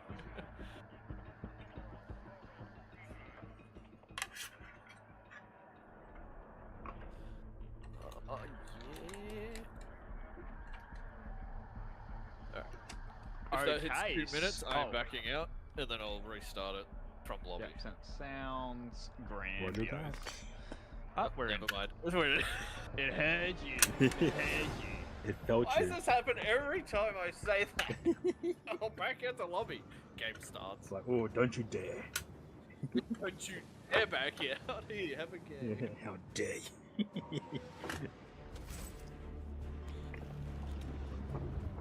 This gun's not bad. I like this gun. AK. No, I'm support. No, I'll be support. I'm LNGN. Oh, I wanted to change the gun. Oh, you can't change the gun in here. Fuck. Yes, you can. Yeah? I'm doing it right now. What, your main gun? Guns. No, I'm customizing all my guns. What are you talking about? How? Just click edit favorite weapons Oh, and then go through see. the tabs. That's it. See, I see. I see. I see. I see. I do declare. Penetration. SMG. I unlocked one. Nice. I got a follow, but none of my things are saying from where. Huh?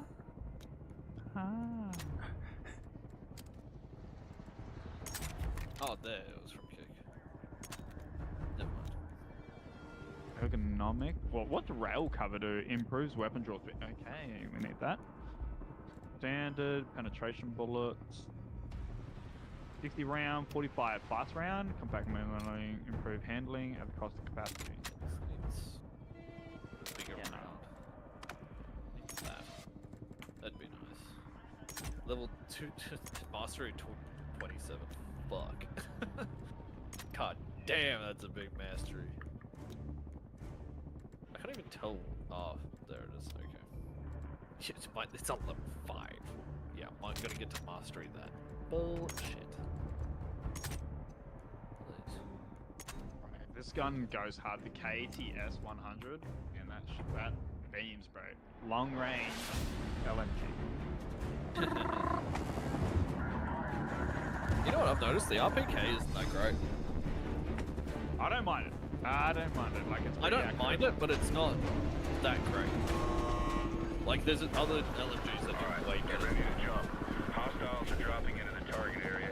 I think that might have been from the update, though. Might have changed a few things. Smoke everyone down there. Why so bad? Go for deployment. Give them hell. Wait, what's your ping, Dora? Also, welcome in. Hope you're doing well.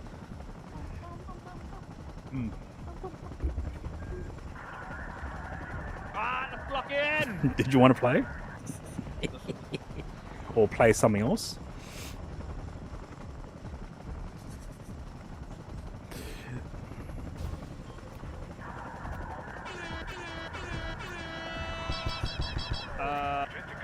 Says. Away? Not loading. Oh wow. Okay. Oh, she's going to golf course. Mission's updated. Reviewing We are on the late drop, so Not a very late drop. okay, looks like we're landing in the puddle. Yeah, Oh, in the... The nice puddle. I'm gonna cool up.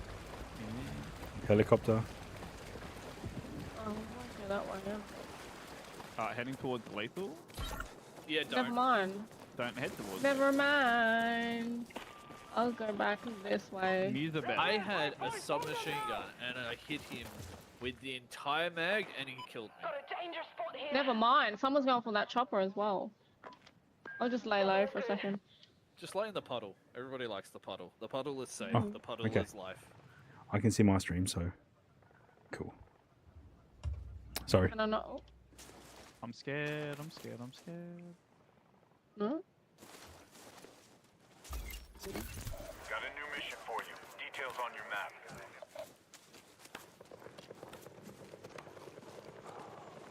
Listen up. The squad mate is headed back into action. Yeah, there was a guy in there. Man. Oh shit. Okay.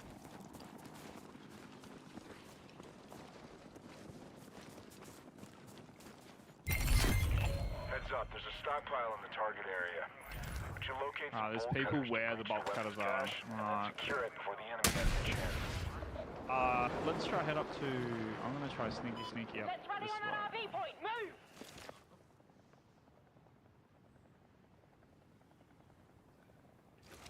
Doing alright, man? There's people up there, by the way, Dudley. Oh my god, bro. We're literally pinned. We're in between everyone. Hey, lethal. Alright, let's What was the fight dude this in ticket. Yeah. He did kill me. I bazookaed the roof, so I can see that. because I forgot I had a bazooka. As an engineer, you sure do. Not off the rip.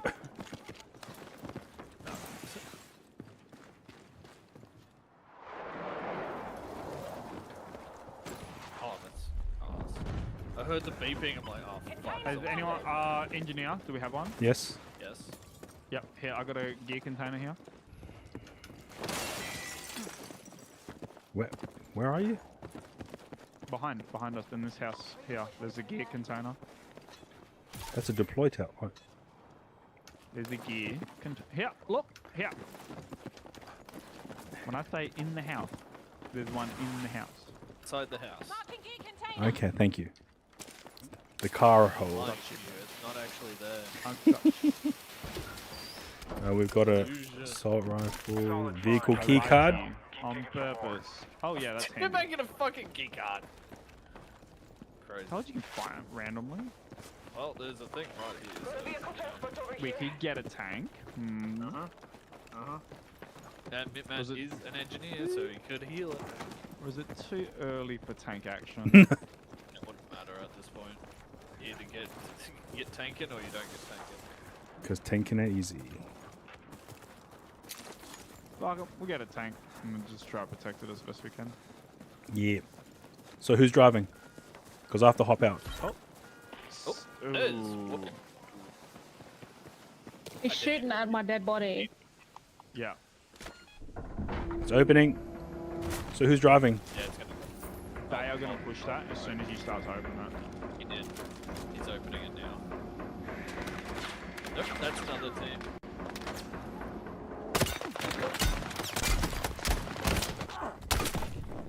Yep. like They have a we got- car and a tank. Yep.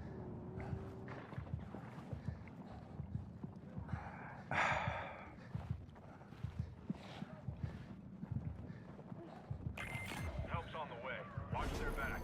Oh, bullshit. I saw that. Oh my god. Slip through the cracks, but you aren't done yet. Fuck, if... I was gonna say, if someone's there, you could kill them so easily. Mm-hmm. They were fucking so low. Oh, there was one on the ridge too. Yeah. No, all three of Okay. Well, I got second chance, so Is there a redeploy? Oh, it says it's doing it.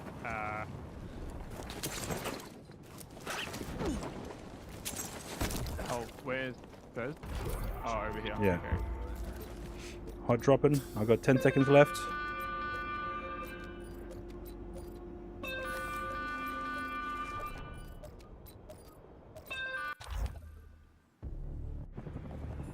Cock and lock. You're heading back in.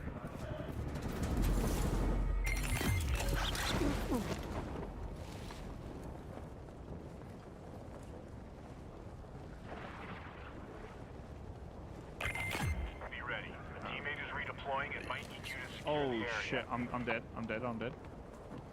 Yes, you are.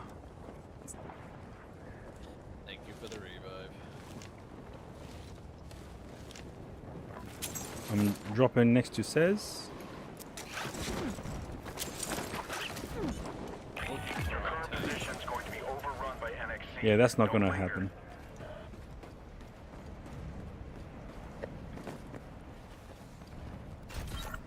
Deadly, let me know if you off. get a Sandra. Follow.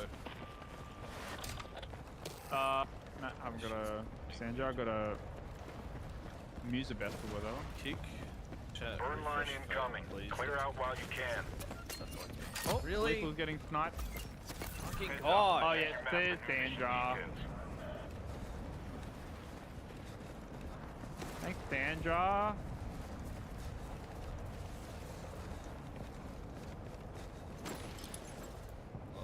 Might have to put a fucking follow like age restriction on these people, bro.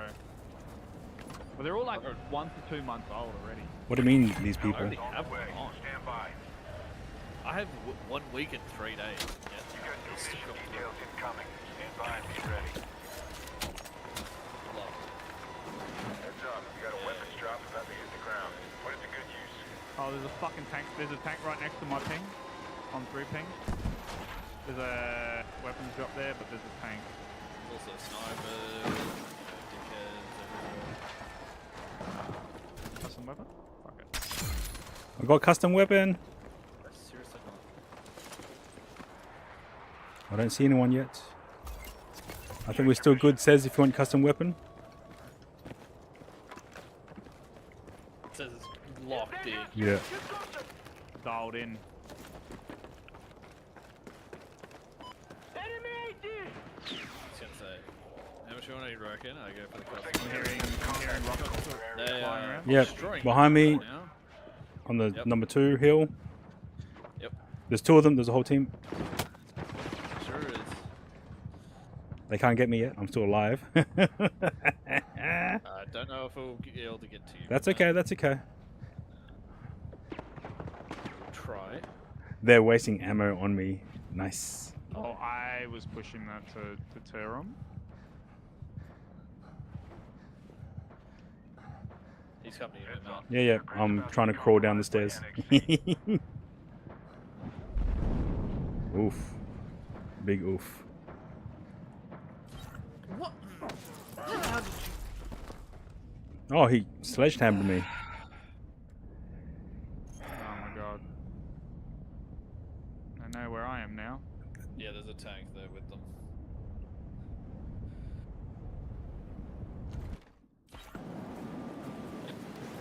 Runaway says. Yep.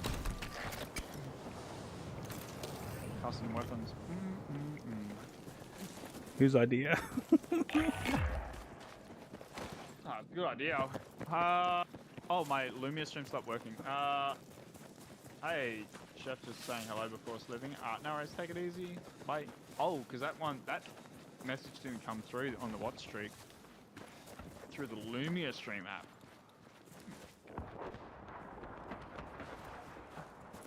Tree.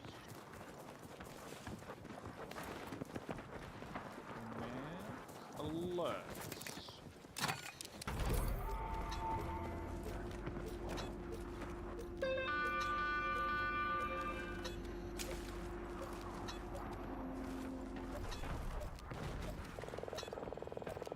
Nice. Lots of shooters out there. Stay on target.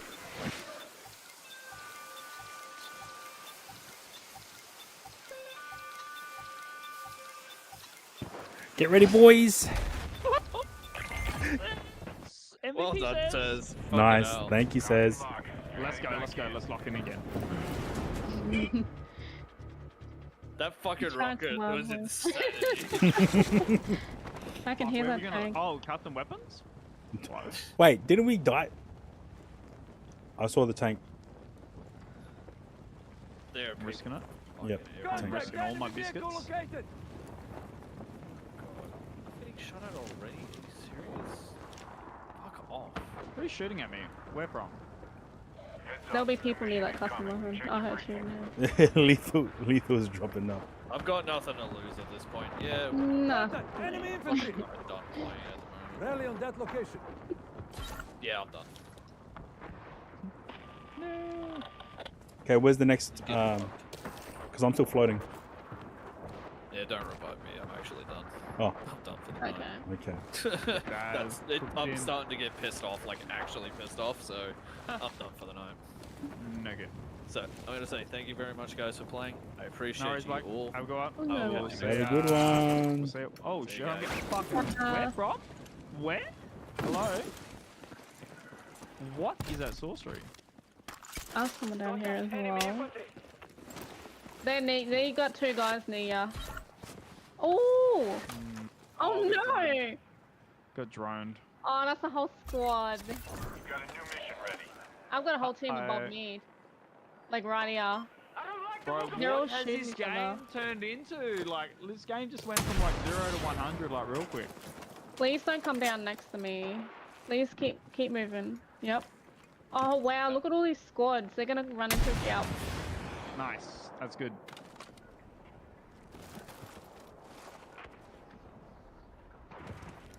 Run into you, Matt. Good luck. Oh, there's a redeploy next to me, but should I start that or not?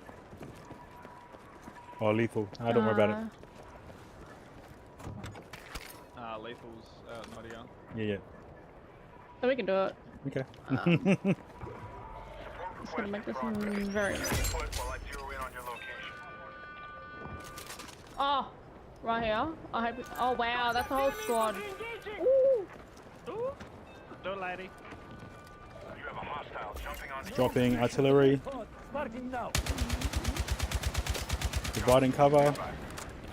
Oh, is that building? Gonna Says move you can forward hide on too. the other side of that wall. In the car park. Okay. Well, we gotta move. So you just fly away. Hey, Lethal's back. Oh, I'm Ready? landing. No. I'm landing. Back DDoS. or not? DDoS.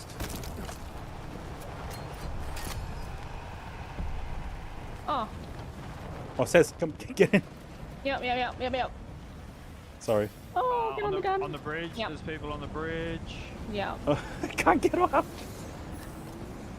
You can try and make it that way. Which way? To the left? I'm trying to ping, but I can't. Yeah, go south. South. Heading south. People here on 3. So you guys are gonna fucking live. Yep.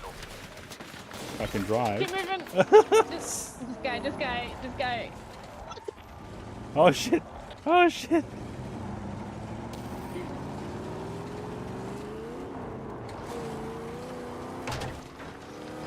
Oh.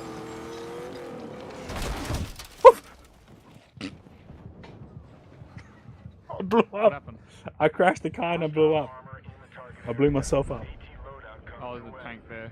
Crawl under the bridge. Crawl towards the bridge. Yep. And under. Oh no, fucking tank's on my face. Oh. Gone. I'm gone. Oh god. Oh. He's just waiting. Nice.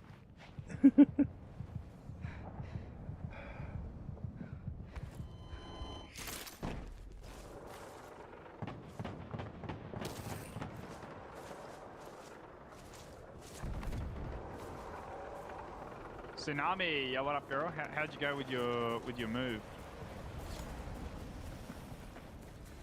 Risking it. Are you running a full squad? This is my last game. I'm heading off after this one. Oh. Lewis, weapons. Ooh, Let's nice. go. Oh, actually, where's my other weapon? No, I died. Oh, that's right. Yes, you did.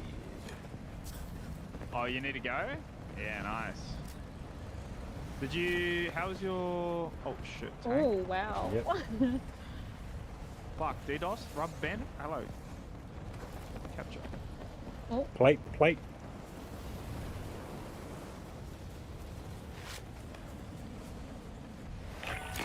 Half the fight's behind you. Don't let up. Hey, Lethal. Apparently, we're surviving. Stealth mode. Stealth mode. Yeah, stealth mode. Breaks through the fence.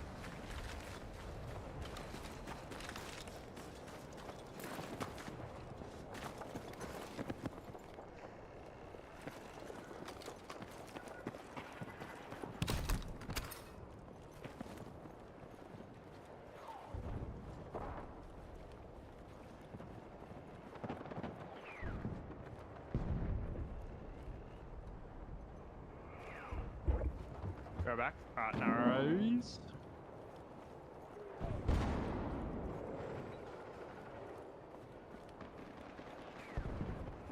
There's a tank over there. Oh, fuck, there's tanks everywhere. What is this? Steps.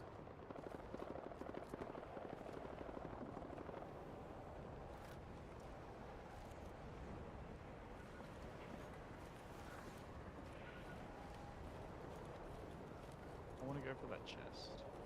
Is there any reboot towers? Redeploys? Nope. No, you're on your own. I got anti-armor coming. All you have is literally a car. That's it. There's nothing else that's showing up on the map.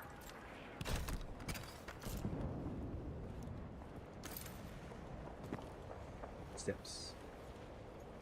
Ooh, yeah, you weren't kidding about the rubber banding. Oh. Ooh. That wasn't for you. That tank's seen my face. Why not? Only the toughest survive. You're proving it. Oh. Wow. Oh, wow. Yeah, wow. Oh, Oh, I've got... oh what? Oh, what's with this rubber banding? Ah! Oh, shit. Oh, shit.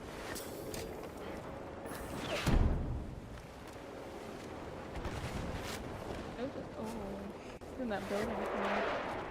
Even with rubber banding, I'm surprised and amazed that you killed that guy. Stressing. Oh my gosh, he's Oh, right there. he's right there. Oh, He shit. didn't see me. Of course he see me with his aimbot. Alright, thank you guys. GG. GG's. Fourth? Oh, nice. Third, fourth, fifth place. Yeah, 3, 4, 5s. Alright. Thank you for the game. And I'll catch you guys later. Boys. Ketchup.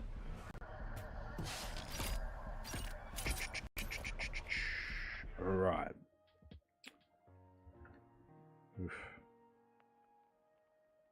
The game felt just a little bit sluggish by the end.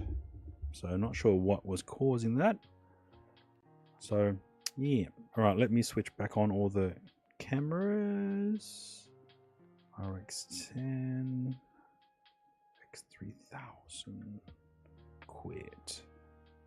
And let me switch back to here. I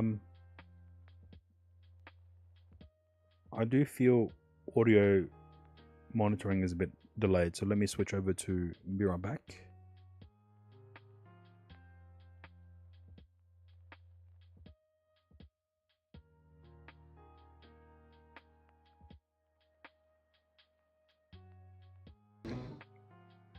Yeah, no worries, Lethal. Oh, yep, monitoring's back in sync. Hope you have a great game, great night, and yeah, sleep well. All right. Cool. So yeah, all good. What did we do? Oh yeah, so I am happy to announce that the cheap modems that I purchased I was able to utilize the $25 unlocking fee to correctly unlock the modem, so I can utilize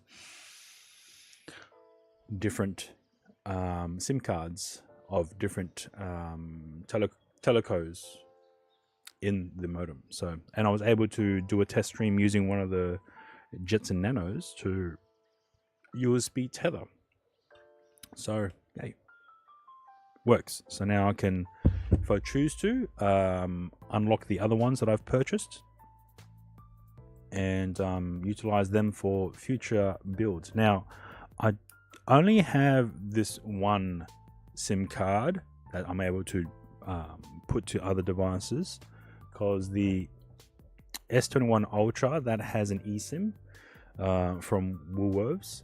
The iPhone 11 Pro Max has an eSIM from Felix, which is running on the Vodafone network. And my chat phone has a Coles SIM card, which also runs on the Optus network. So I'll probably need to utilize those as my current SIM setup.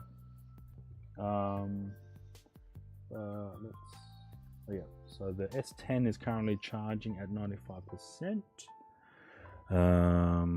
Here we go.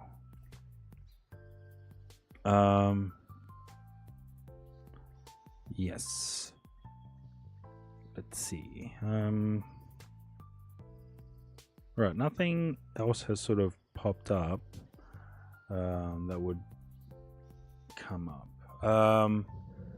I was going to look into something for a 3D model design or print, but I've forgot about it. Forgot about what I wanted to do. Oh yeah, the camera battery system. So, TV_ rated my stream with 6 viewers.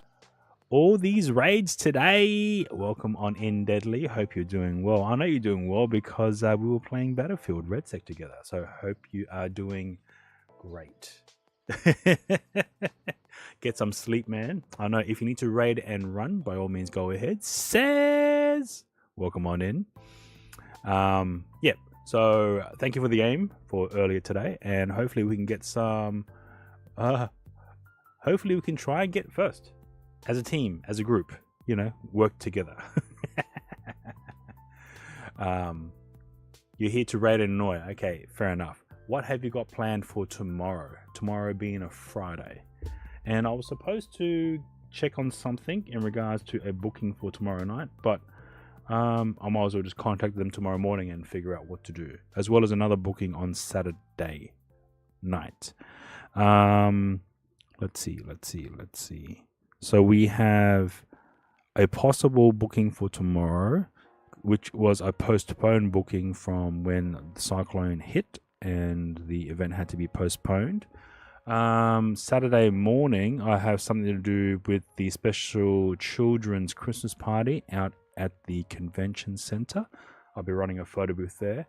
And the nighttime, I have another gig for a event, I think at the Darwin Turf Club. Testing batteries. Nice. Yeah. So these are the Optus modems for $20. Currently for clearance at Woolworths. It's not available online. You have to go in and physically ask them. But yeah. Cool. Oh, where did I put?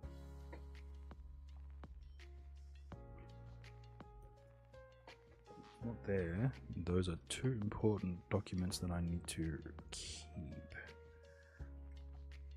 Oh, there it is. Okay, cool. Might muck around with the 80mm 80 by 10 fan setup. Make it a touch smaller. Okay. So, have you done a full-blown test yet with it IRL? And doesn't include DNK, by the way. Yes. Well then, I do want to try the breakfast, because the way that you've explained it sounds pretty amazing. Yes. So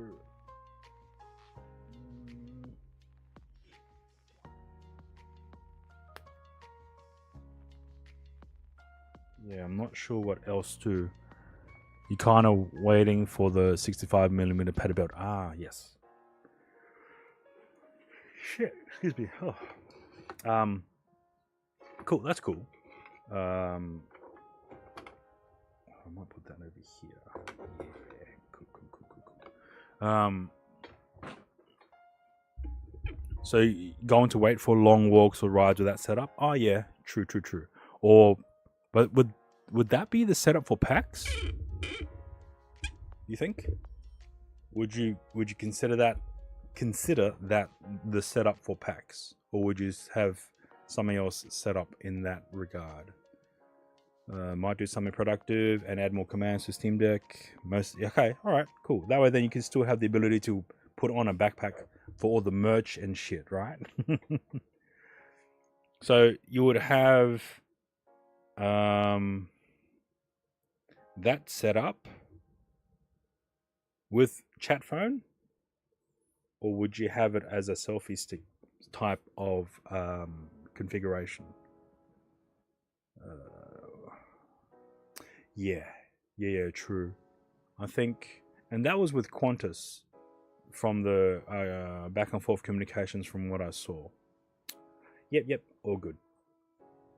So I'm thinking of for the future, set up a mini platform to place the gaming laptop on, and then pipe that output into the main PC to then add it as a source for doing these cameras, and that way offloading resources needed for pushing out a SRT output stream from OBS to the mini PC, which is then relaying it and then pushing out to Restream. No worries, Meat Man. 6:47 a.m.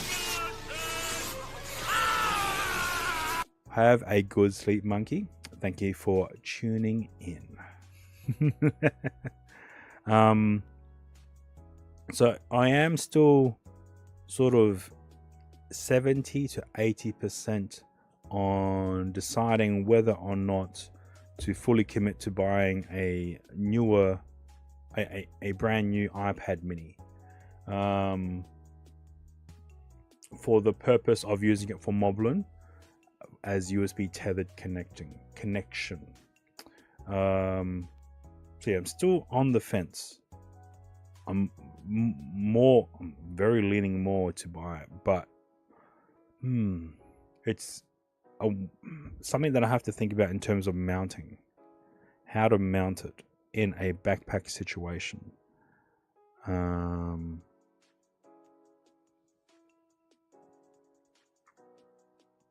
Well, based on this test saying battery screen off, we're getting almost same runtime. Currently at 1 hour and 20 minutes and 24% to go. Drill it in.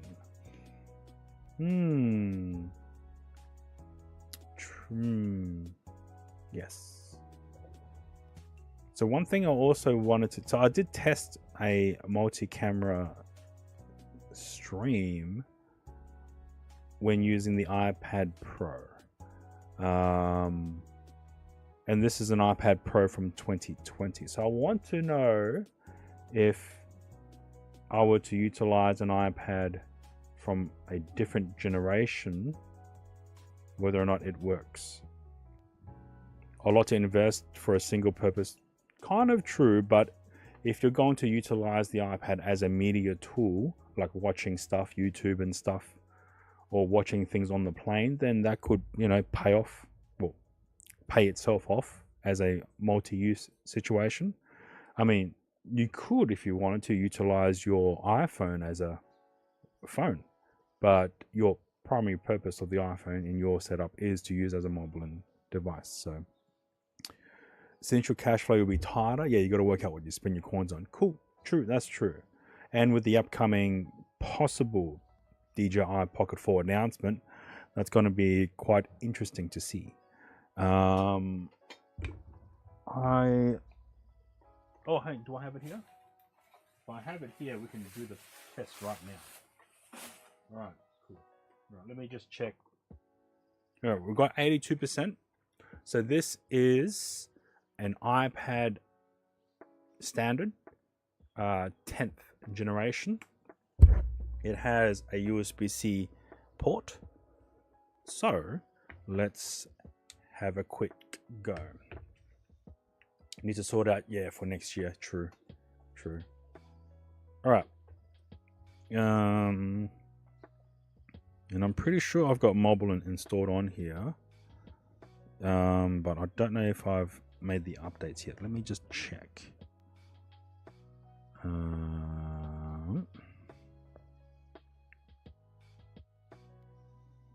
Okay.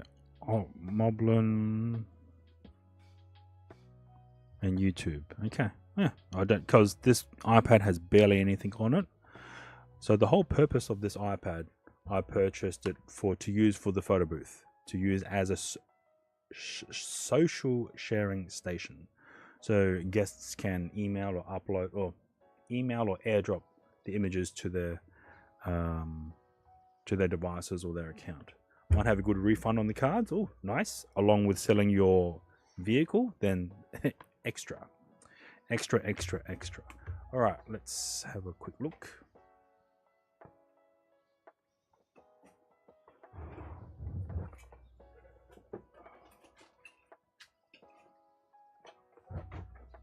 Okay.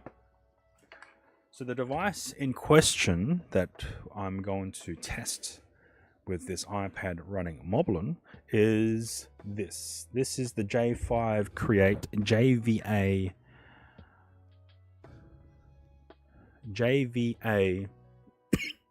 01.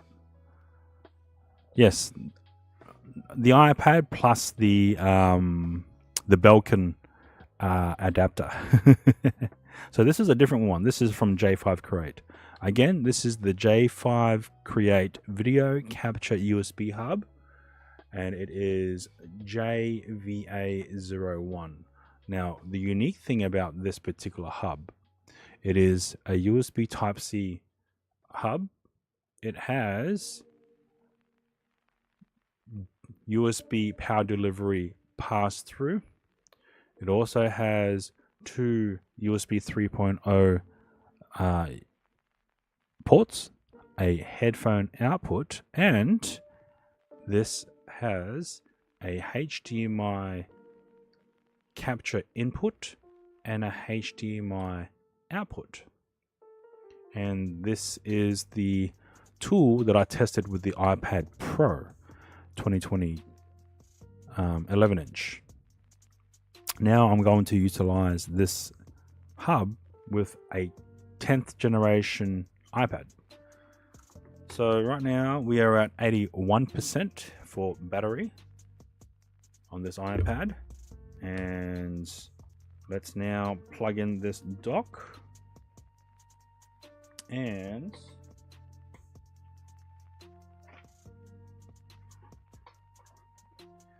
I will now utilize this power bank. This is a PowerTech power bank. This has a capacity of 60,000 milliamp hours. A 60,000 milliamp hour power bank. So this will definitely not be able to be traveling on the airplane. So I will use this to provide power via this hub. So let's do that now. I believe this is 222 watt hours.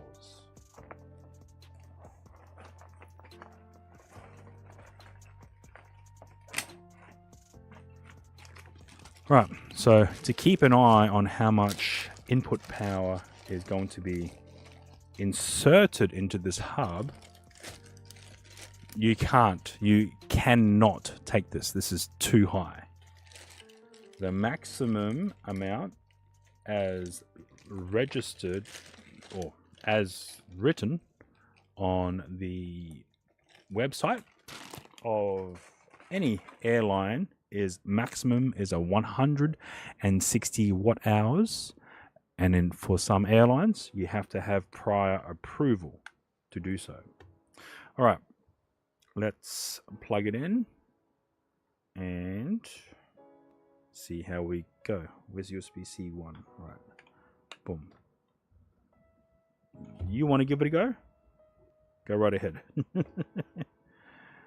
All right, we are now receiving, interestingly, 2.1 watts of input power through the hub and also through the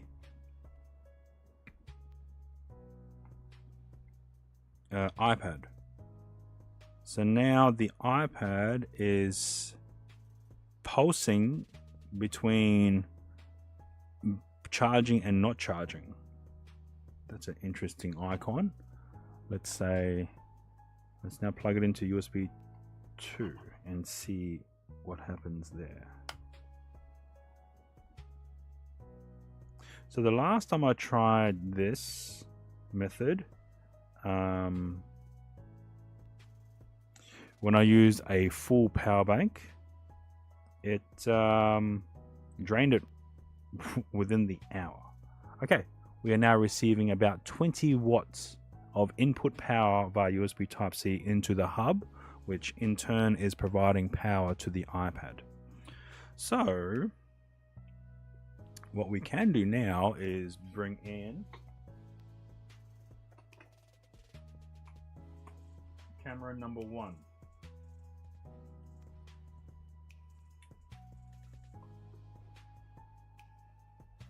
So here we have camera number 1. This is a DJI Action 4.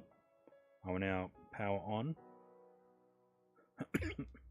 camera number 1. And I will now, you know what, let's strip it down so it's easier to determine what we are looking at.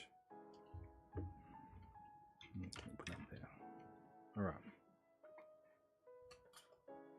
Okay, so we have camera number 1. Let's just quickly turn off all these scenes. No, we don't want the back, we just want the front. Okay. So now I'm going to connect a USB cable from... Wait, if this is the front cam, why isn't it showing? Oh, because...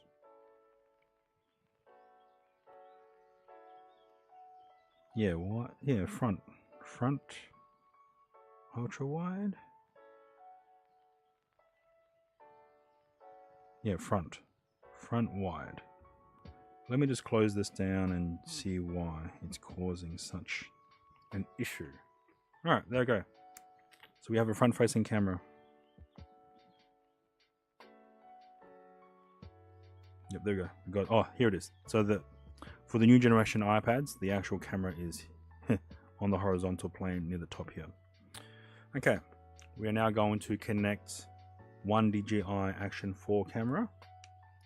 We're going to connect that to the J5 Create Hub. Again, this is a iPad standard 10th generation.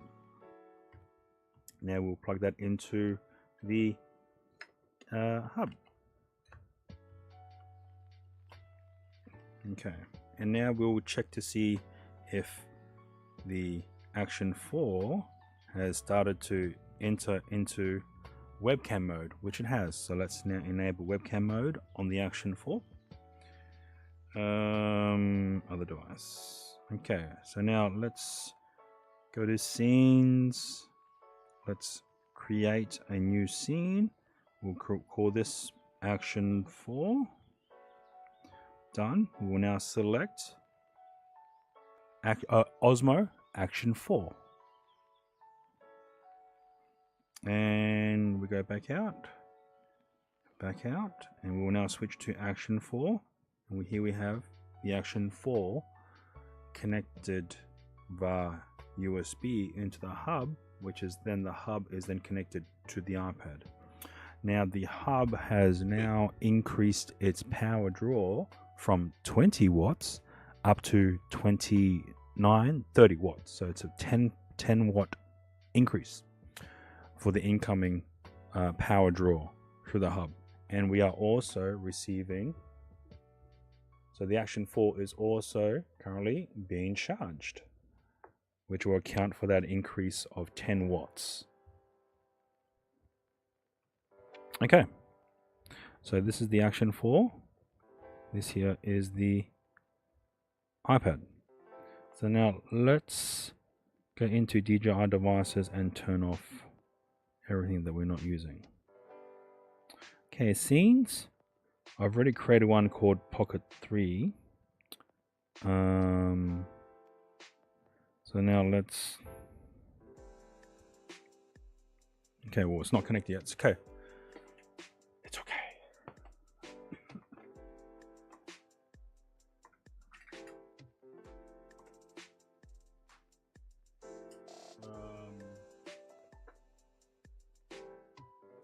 Okay, so we have a Pocket 3 here. Let me just go and grab another USB-C cable.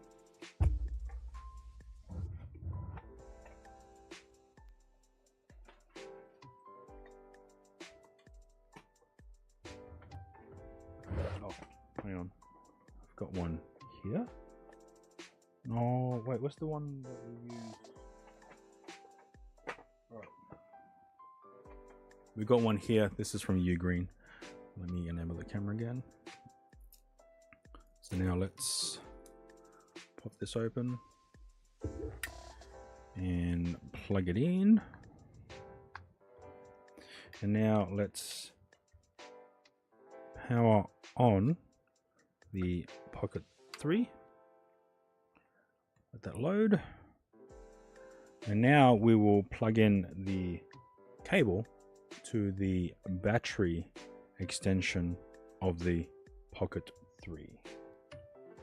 And you guys aren't able to see that, so if I put everything on screen, let's...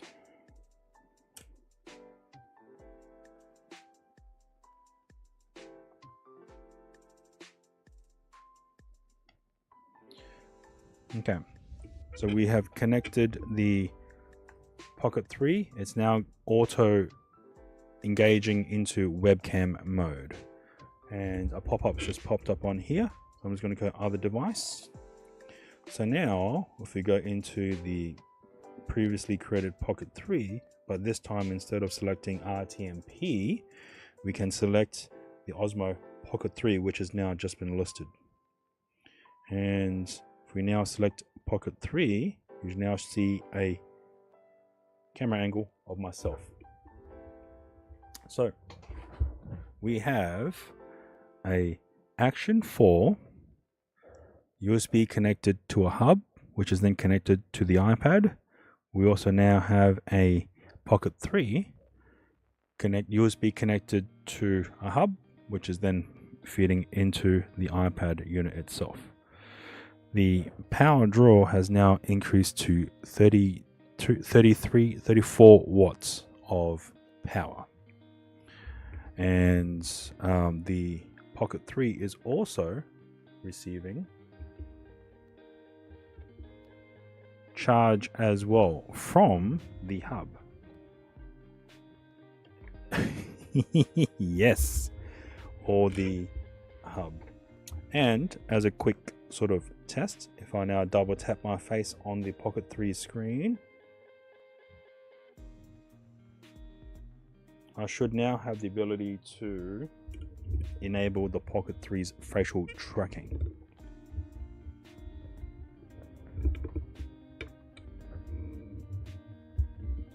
So yeah, so we have a camera angle from the Pocket 3 with active tracking.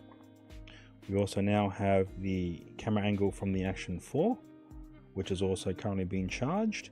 And we also have a camera angle from the front-facing camera of the iPad. So Action 4. So altogether we have two USB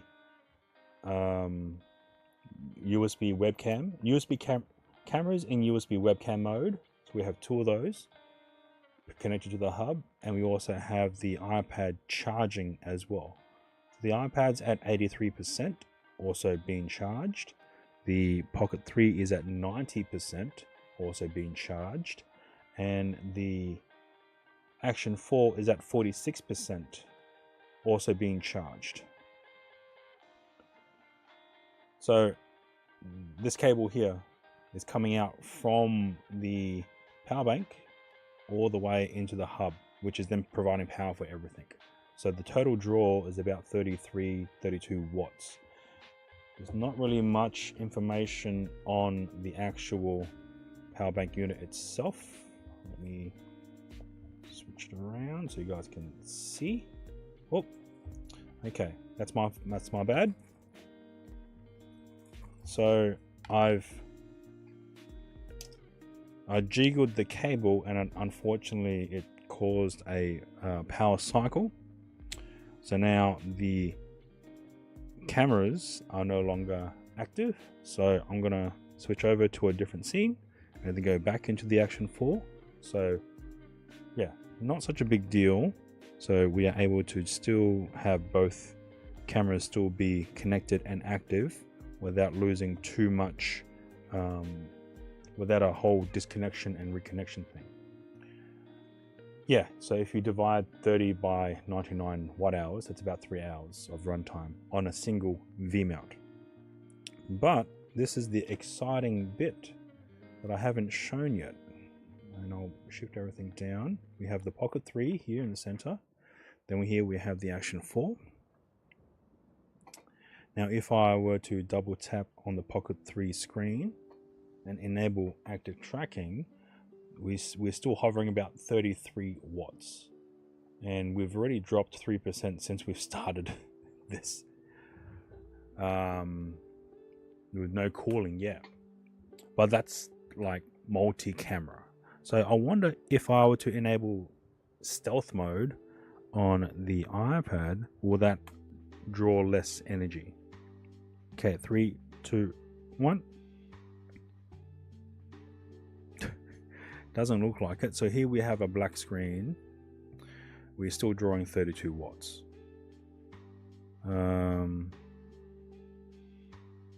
Okay, this is another question that came up as well.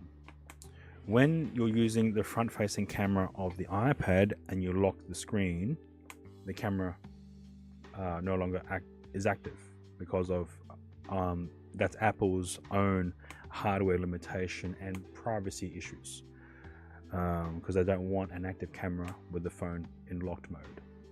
So let me just turn off the tracking here. Now what I want to test is to see whether or not the camera still functions with it locked, but there's no way to see the output. Alright, before we do that, I want to add a third camera, because this hub has a HDMI capture device, we can now add a third camera. So this here is the Sony ZV-1. So let's pop that down. Let's pop open this bad boy so you guys can see. Alright, so now I will gather a HDMI cable in order to connect the HDMI output of the Sony ZV-1 into the HDMI input of this hub.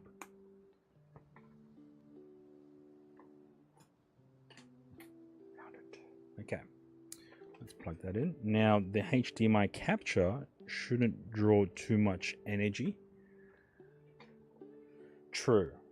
But then if we were to deactivate a camera, then this will drop down to 20 watts. So, all right, here we go. All right, I'm now plugging in the HDMI output from the Sony ZV-1 into the input of this capture device.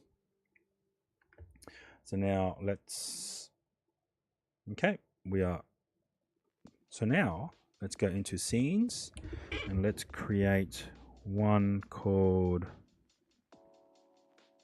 JVA 01 HDMI. Done. Now, in terms of the video source, we'll select the JVA01 capture, which is the HDMI capture. Let's do that. Decided 465. Welcome on in and banned. Excuse me. All right. Let's now switch over to the JVA01 HDMI, and this is it. This is the camera coming in from the Sony ZV-1. And you can tell the difference between the quality of the Sony ZV-1 and the Pocket 3 and the Action 4. So now that we have two USB cameras, one HDMI camera, the power draw is still hovering about 35 watts of power coming in, being pushed into this entire system from this power bank. Now again, this power bank is rated at 222 watt hours. So if I was to utilize this setup whilst in Darwin, let's see, calculator. So 222 watts, divide that by, let's give it a, oh, it's 36, it's 35, let's go 35 watts. We have 6.3 hours of runtime, and this isn't even streaming yet. So if we set up the stream, it might take even more. So let's get that done now.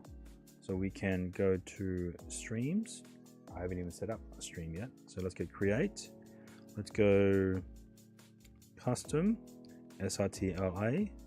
I don't know what these numbers are, so I have to get them inserted.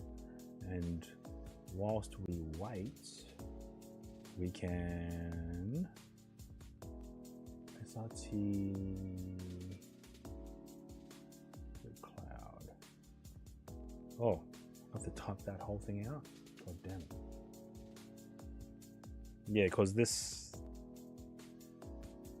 Oh, wait, I've got my iPhone. So what we can do is create a note. We can create a note within the iPhone itself, and then airdrop that note to the iPad, and then copy and paste all the SRT links. Okay, let me see how I should be able to do that. So let's, oh, damn it. Okay, this is the issue. All right. So I've just literally powered on my iPhone. Oh, you guys can't see that. So I've just literally turned on my iPhone and turned on the Moblin app. Now it automatically tried to pair the Action 4 and the Pocket 3 into RTMP streaming. And because I don't have my hotspot enabled, it's starting to fail and I'm unable to connect to these two. So it seems as though the Wi-Fi, the RTMP streaming is priority first, and then USB UVC webcam mode is secondary. So RTMP wireless streaming is taking over any setup that you have the cameras already set up as. Okay, let me see if the Pocket 3 is still active.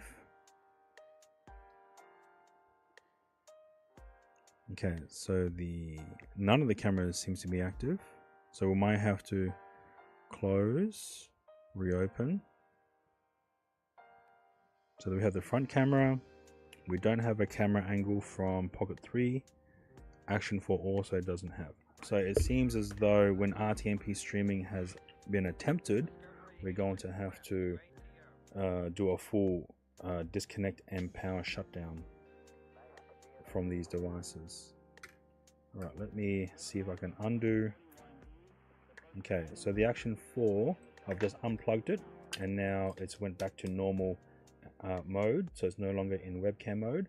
Now I'm plugging in, and now I'm going to select webcam, and hopefully we select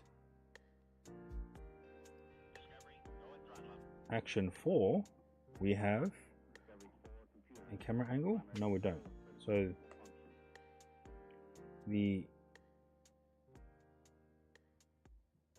it's interesting. Okay, so I may have to power down the app, reopen. So we have front facing camera. We don't have Action 4. So right, let's unplug the hub.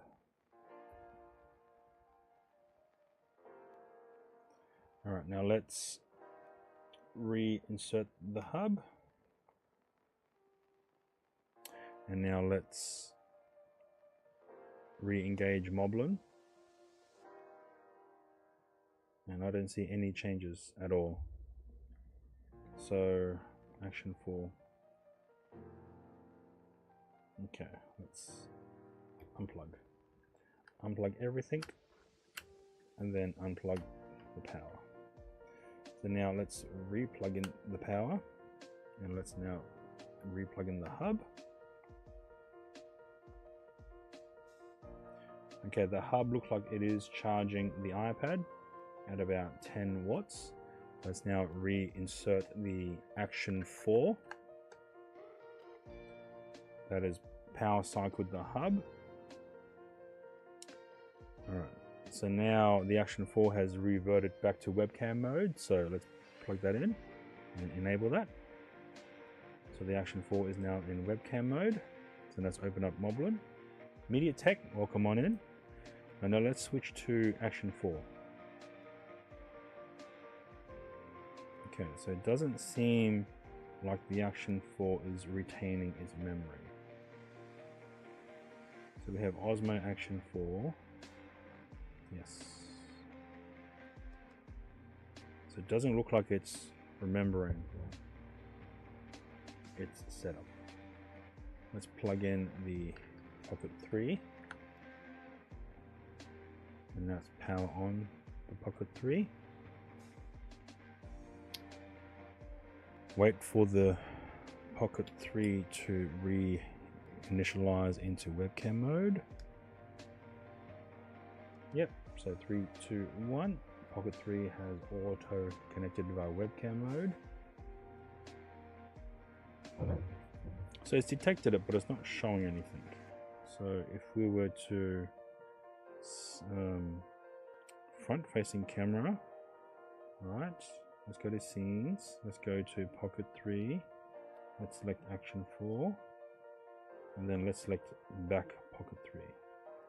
All right, let's go back to the scenes and let's go to Pocket 3, and we're not getting anything. So something must have happened where that power outage has caused something here to disrupt its state, because the HDMI input still works. So this is the HDMI input coming in from the Sony ZV-1. However, the USB webcams are no longer receiving a good video stream. This is an iPad 10th generation. So this is a standard iPad that's normally being purchased for kids to use. So let me go to scenes. Let me turn off Pocket 3, Pocket 4. And then let's go to the front-facing camera of the iPad, which is this camera here. Let's go to JVA01, which is over here. Let me now just unplug those cameras and just start from scratch. Okay, so we still have the HDMI input coming in from the Sony ZV-1, and we also have the front-facing camera. of the iPad. So now let's enable the Action 4 scene, and we'll do it one by one. And the Action 4 scene, we'll plug in. Okay, and we'll also now enable webcam of. Oh shit. Okay, I'll click cancel by mistake. So now let's re-engage. We'll connect webcam. And now we have webcam connected. The Action 4 is currently in webcam mode. So now let's go to scenes. Let's go to Action 4. And let's go to none.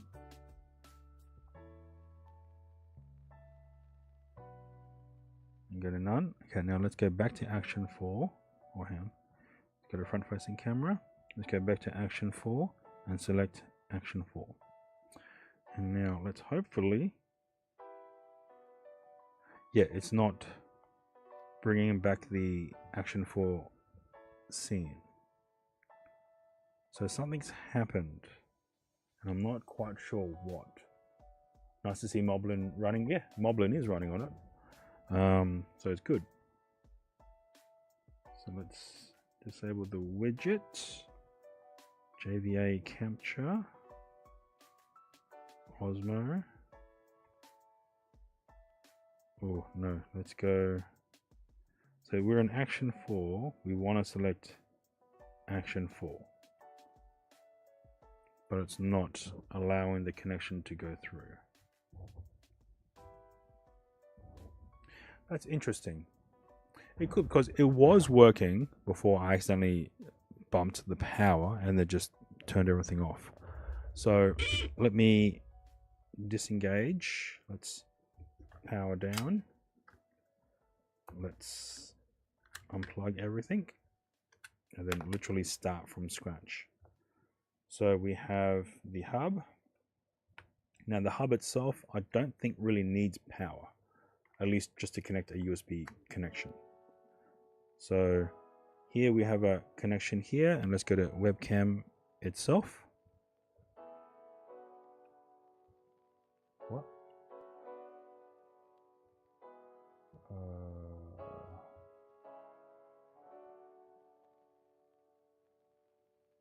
Yeah. Well, before doing that, I want to try and do this first. Front facing camera. Let's go Action 4. Interesting. It's interesting it's not able to detect it. So let's undo that.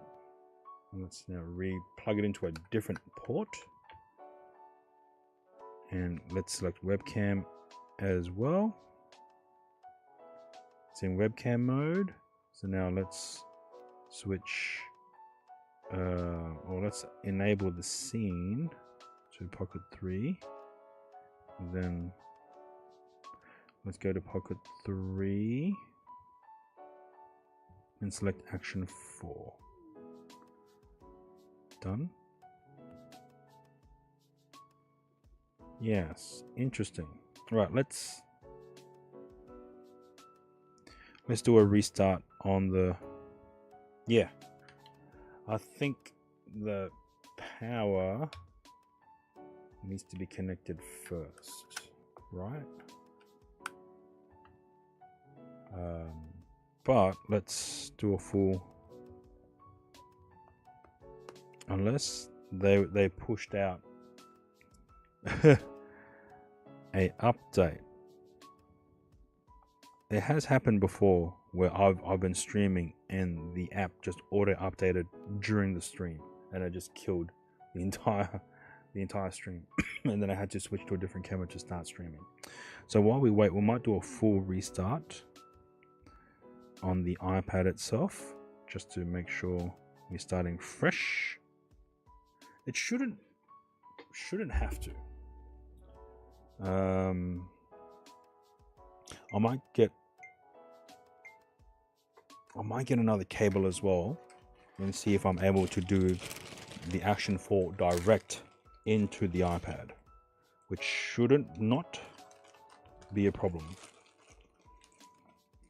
Because if we're able to connect a camera like the Logitech Brio 4K directly into the iPad, then via a single cable without a hub, then we should be able to connect a web camera such as the Action 4 directly into the hub.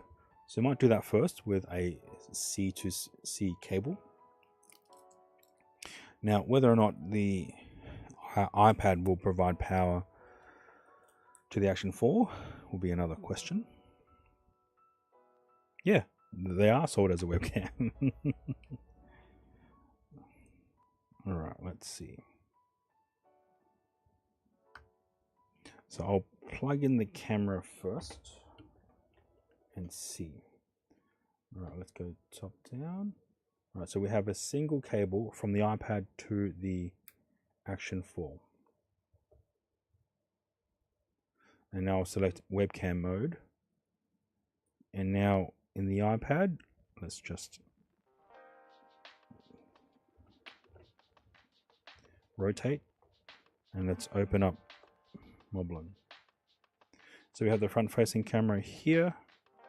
Now we'll just double check that the Action 4 scene, we have the Action 4 camera. So let's go to the Action 4. And yeah, okay. I haven't turned off the Action 4 though. I have turned off the Pocket 3.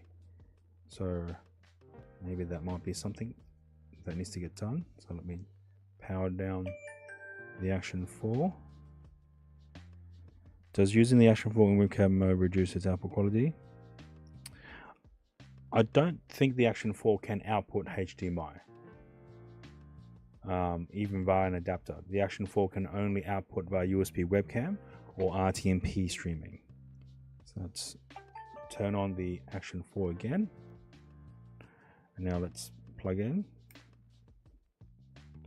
And let's select webcam mode. And let's go to scenes, Action 4. Go to Pocket 3. Yeah, strange. Let's go to Action 4. This is very odd.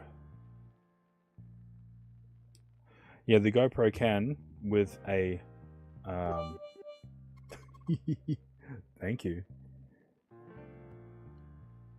With a external mod.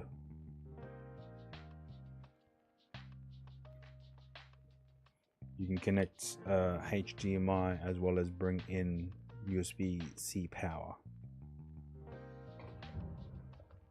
Alright, so we have incoming power. We have a front-facing camera.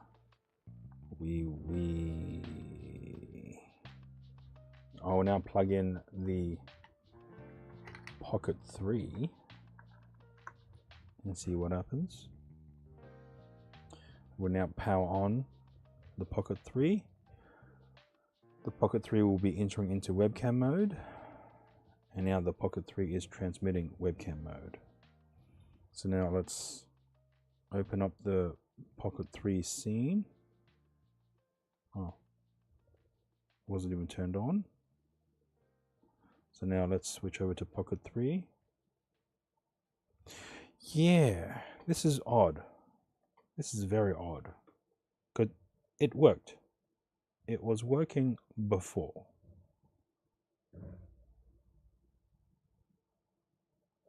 It was working before we had a power disruption, and now it's not working at all.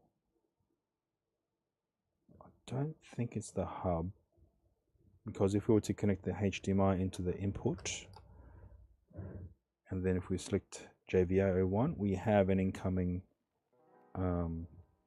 video from the Sony ZV-1 via HDMI. Yes, we do have another hub. but the primary goal was to use this hub so we can utilize the HDMI capture input. So it might be the USB A ports of this hub. Let me now give this a test to see whether or not we have the ability to do USB-C to USB-C of the Pocket 3. Okay, the Pocket 3 is now entering into webcam mode. The Pocket 3 is in webcam mode. There are no apps open. So let's open up Moblin. We have the front-facing camera. Let's go to Pocket 3. I do have another hub. I just don't know where I've put it. So it might be the hub. I might have done caused some issues with it now. That it's no longer transmitting. Either that or I need a higher USB-C output, maybe. Because this is the first time I've used this specific power bank, because I wanted a more larger power capacity. Plug that in. Right, so we're getting 21 or 20 watts coming in from the power bank. Let's just plug in we could try a different iPad. Let's now try this. So we have that coming in. Let's now give the Action 4 another go. I don't think it's the cables either. These cables are pretty suffice for what we need it, for what we use it for. So here we have the Action 4. I will now plug in the Action 4 cable. I will now select webcam mode. Right, we have now webcam mode. So if we go to Action 4, nothing's shown up. Okay, that's fine. We will disconnect this. We'll now get a different iPad, an iPad that I have used and have tested, because I know that that iPad works. So I wanted to test it with a lower grade iPad.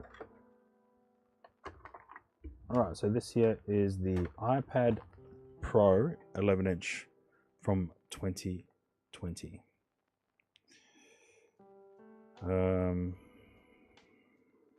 Oh, I haven't checked to see if I needed to update Moblin. So let me go here. Okay, Moblin, we can update. Send low battery chat message when DJI cam is on low battery. Nice. Okay. So now we will enable Moblin. So Moblin is active on the iPad Pro. Right, let's now let's now plug in this hub. Oh shit. Let me Okay, let's open up. So again, this is an iPad 11-inch from 2020. We'll now plug in the hub.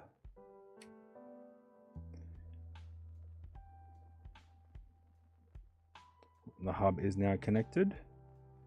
We'll now test to see. So we have the incoming HDMI camera feed from the Sony ZV-1.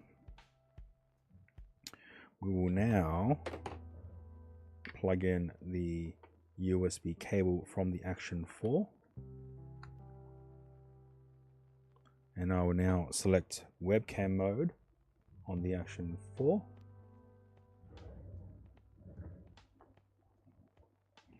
And these scenes are not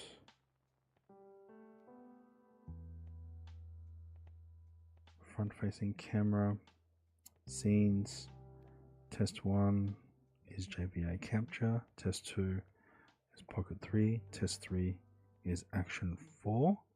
So let's select test 3 action 4. And let's turn off everything else. So we don't need action 4 GoPro dual. Okay. So test should be the HDMI capture input. Test 2, I don't think there was anything connected to this. And test 3 should be the action 4. But it may seem that I might have caused an issue with the hub itself. So let's scenes, let's disable test. So it detects it as an action 4 because right now there's no pocket 3. So if we would now connect pocket 3, so I've just disconnected the action 4. So now let's go back into the scenes and go into test 3 and select. Action 4 isn't listed on here. So no, it can't be the same issue. So I must have added I must have tried to draw too much power and it's just maybe fried something here. Not really, because I updated the Moblin app on the old iPad before starting and everything worked. So let me try the cable in a different configuration. Alright, let's see here. So let's connect that to here. We'll connect this to here. Let's close that out. Let's go to test 3. Let's go to scenes. Let's go to test 3. And let's select webcam mode in Moblin. Let's close out. Let's reattempt. Test 3. And let's set action 4. So that's what it's supposed to do, and then it's supposed to show up as a standard webcam. But for some strange reason, it's not. So it may be to do with this hub. And I don't know if I have an adapter on hand to test it with. Oh, I might. Right. Let me try this hub connected to this main PC. So let me undo that. Let's undo this. I will now connect the hub to the current PC that I'm running this OBS stream on right now. Let's unplug that.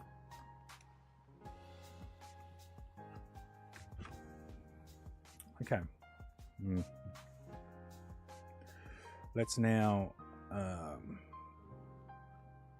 alright, so received confirmation that a USB device has been detected in this PC, and we're just waiting for it to, yep, display port device, yep, alright, cool, that's okay. Now let me try and add a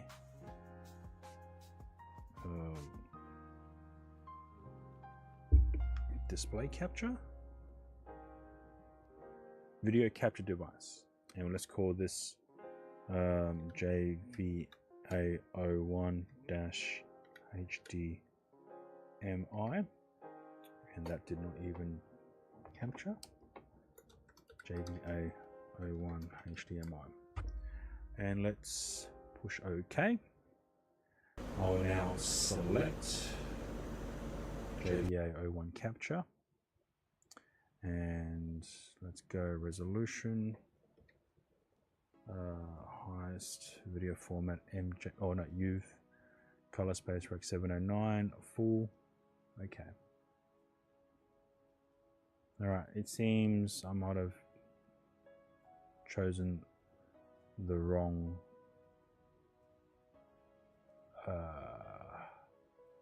match output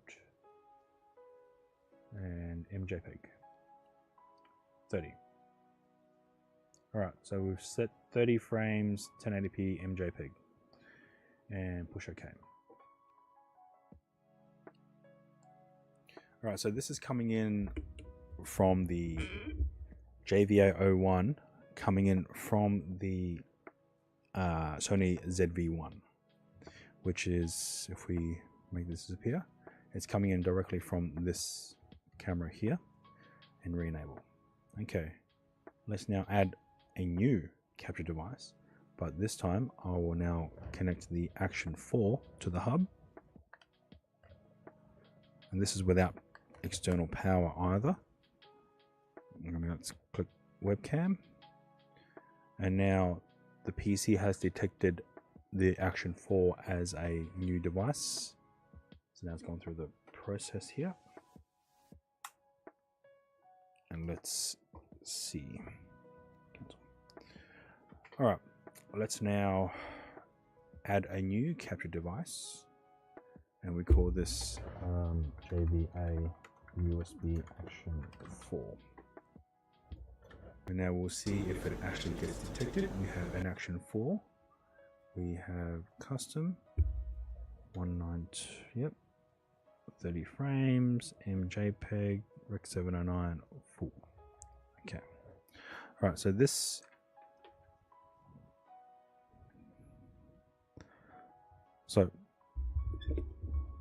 is the camera angle coming in from the Action 4. Let me just disable that.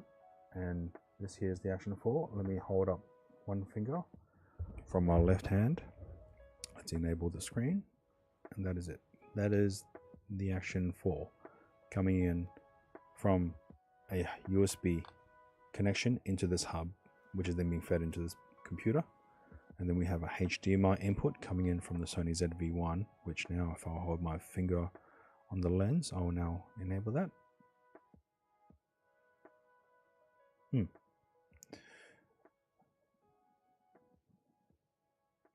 Right, let's now connect the third camera. So the hub, let's try now. The hub seems to be working, at least with one USB and one HDMI in. So now let's try a second USB camera. Let's power on the mobile, the Pocket 3. Wait for the computer PC to recognize it as a USB device. It is currently setting up the camera as a USB device.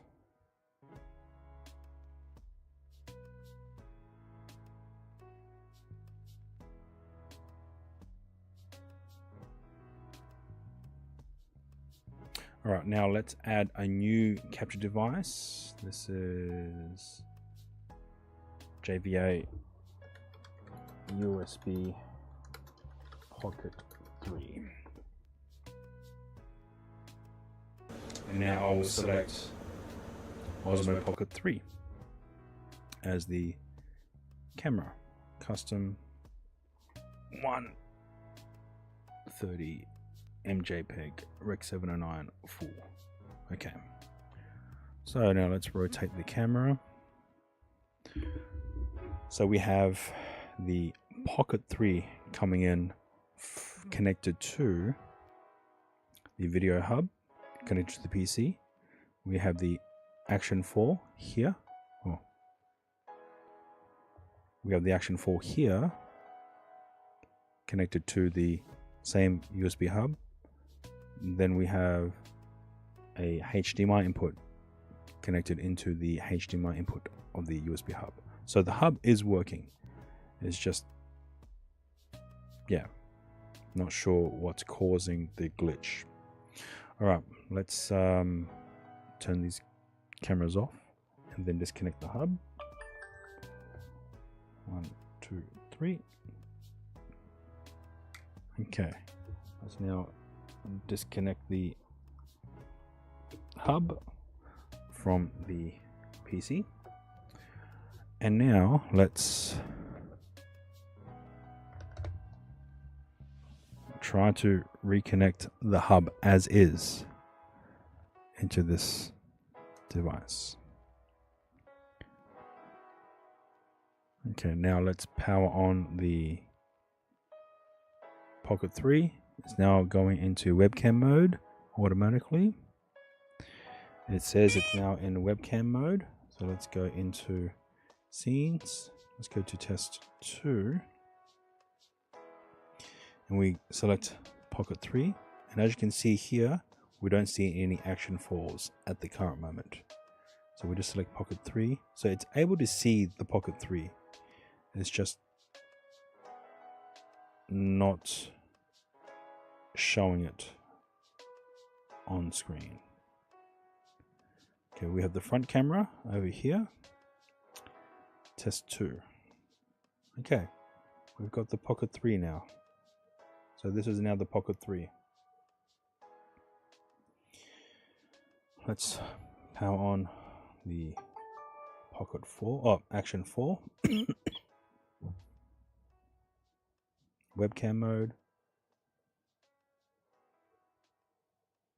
Okay, now let's go to test 3, which should be what I've set as Action 4. Okay, maybe not. Test 3, we'll select Action 4. Okay, so the Action 4 camera is working. The Pocket 3 camera is working. The HDMI input camera is working. So it might be to do with the power input. Alright, so this is with the iPad Pro. So let's disconnect everything. Alright, a simple tug shouldn't cause too much of an issue, but it seems to be. So now let's repeat the steps and use a lesser powerful iPad. In this case, a standard iPad 10th generation. Alright, let's now open up Moblin. We have all our preset scenes. We'll just make sure they are in the correct configuration. Well, maybe not, because it's not an active camera. Alright, let's plug in the hub as is.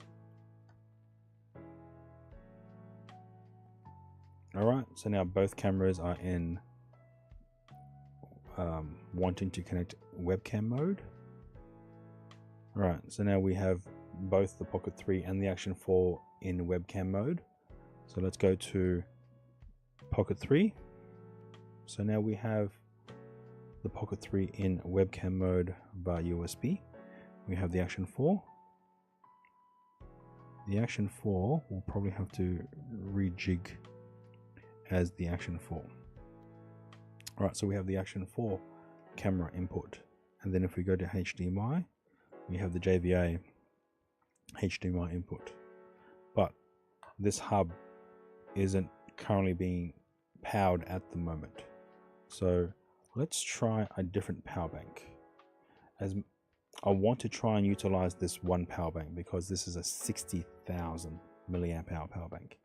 So now let's plug in. Well, let's go to Pocket 3.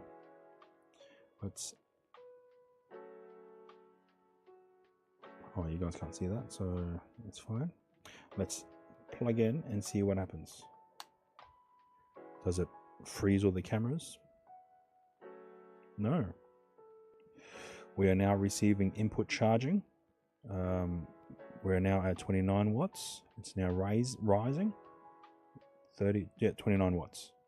So we are receiving input charge from this power bank. And right now the iPad is receiving charge. The iPad 10th generation.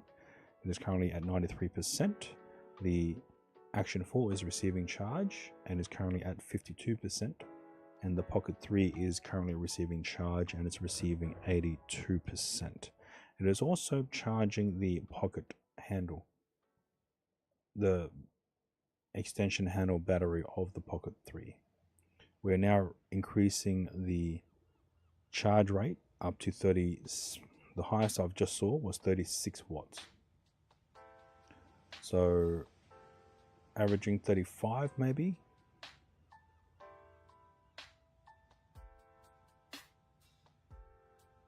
I haven't seen it gone up higher than 36, but it's averaging between 32 and 36 watts that I've seen. So here we have the Pocket 3, the Action 4, and the HDMI input. So let's now attempt to try and stream from the iPad. So let me go to streams, Bellabox, SOTLA.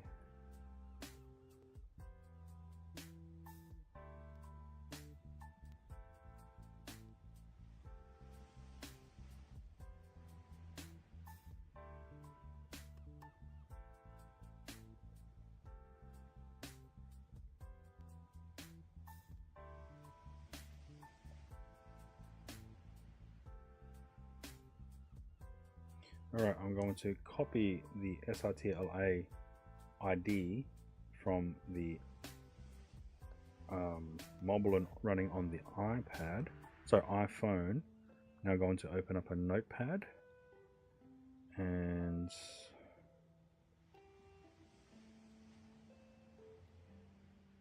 paste. Okay, done. So now let's airdrop. I might just switch scenes or airdrop to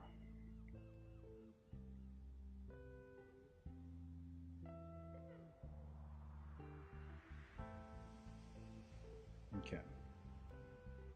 So we received the airdrop.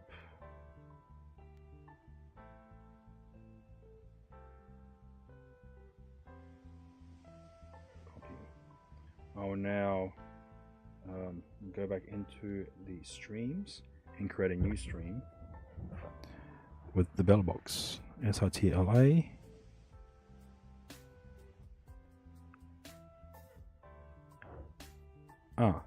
URL and stream ID. This is different. Right,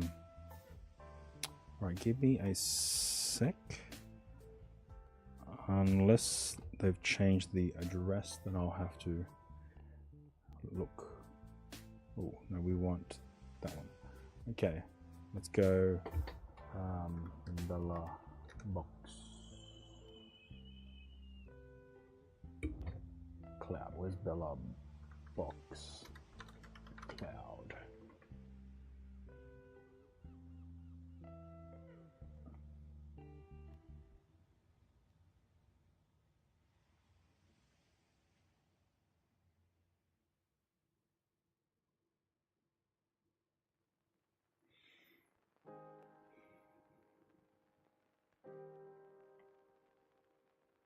Alright, signing into the Bellabox Cloud. I've been asked to do a verification, but it's been such a while since I've used the Bellabox Cloud.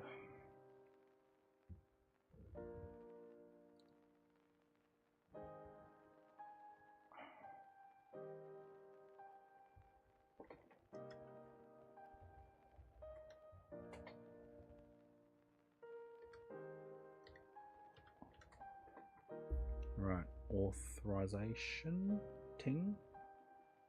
Alright, let's go SRT relays. Bellabox, Larix, RL Pro, Mobilin.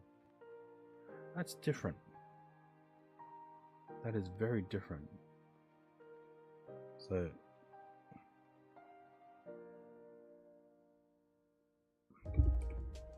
when you say stream ID,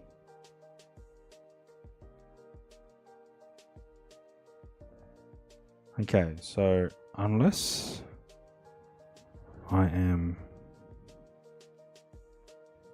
paste,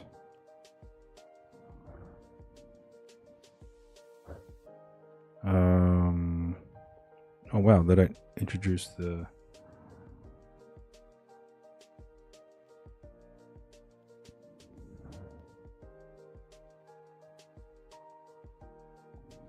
cut paste. Oh, port number. Yep. So 5000. That's standard port. Okay. So SRTLA AU for Australia. Okay. Next.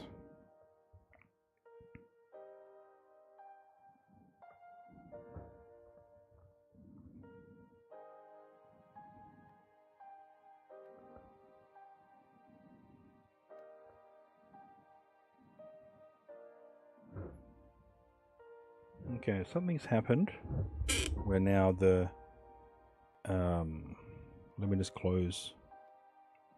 Let's open up Moblin again. We've got front facing camera, we've got Pocket 3, Action 4, and HDMI. Okay, good. So those are working again. I just had to close out from the setup. Okay, video, we want 1080p, we want bitrate, we want to add, oh yeah, we got 5 megabit. Let's go 3. Keyframe, B frames, and data resolution time codes. Let's SRT-LA. Latency is 3000. Ooh, interesting. Connection priorities enable. Okay. Let's also go into Bella Box. Scroll down. Background streaming enabled.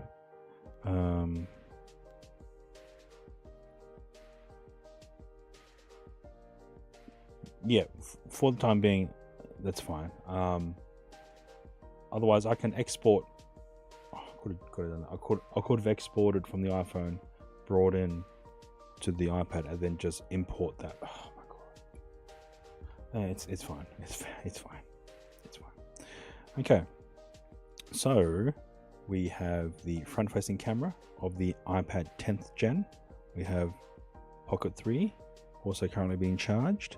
We have Action 4, also currently being charged, and we have HDMI from the Sony ZV-1, and now we also have about 19 watts of input charge into the hub from the power bank here.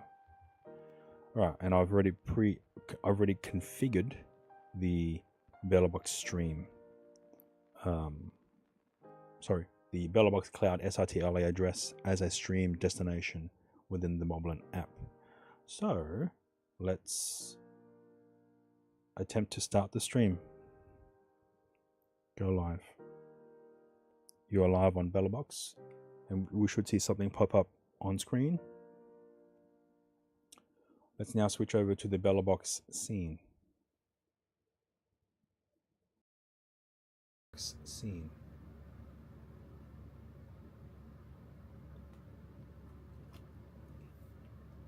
Alright, so this is right now the BellaBox stream coming in from Moblin. The camera you're seeing right now is the Sony ZV-1 connected via HDMI, which is connected into the J5 Create JV-A01 hub.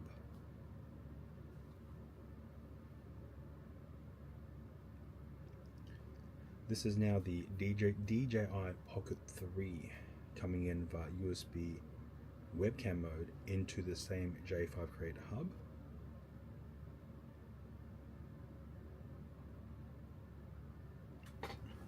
This is now the Action 4 coming in from via USB into the same USB J5 Create hub.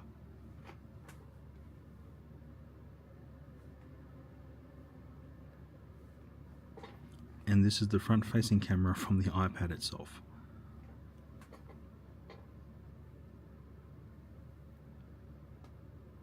So we have 3 cameras. Two of them are connected by USB webcam mode, and one is via HDMI input into the J5 Create hub. We also have a power delivery USB-C cable providing up to 30 watts of input power. The Pocket 3 is receiving charge, the Action 4 is receiving charge, and the iPad 10th generation is also receiving charge. Let's now create a new scene. Let's create this as a 4-in-1 as a quick overlay, and here we'll have this as a none. And let me switch over to... Alright, so I've created a new scene called 4-in-1. Now in it, I want to also add the widgets of the incoming USB cameras as well as the J5 Create. So we need to create widgets. So here I will now create a widget based on or the incoming. So let's go action 4. Type, it is a video source. Next, we will now select this as action 4. Next, and seems to add widgets to. So we need to add it to just the 4-in-1. That's all we want at the moment. A new widget. We want to create widget dash pocket 3. It is also a video source. We'll now select pocket 3, and now we'll select it into the 4-in-1 scene only. Create. And now we want to, oh, not create, we want to create a new widget. This is a new widget, and we will utilize the HDMI. So I'll call it JVA dash HDMI. It is a video source. We go next. We will now select JVA01 capture, which is the HDMI input, and we will now add that to the 4-in-1 source. Create. So now if we go into, so this here is the JVA01. This is now the action 4, and this is now the pocket 3 and front facing camera. So now let's go into 4-in-1.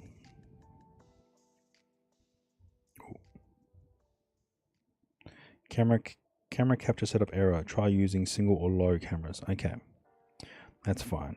So we'll just go back into the scenes, double check that the 4-in-1 doesn't actually have any camera sources selected. It does have the Action 4, Pocket 3 and the JVA as widgets.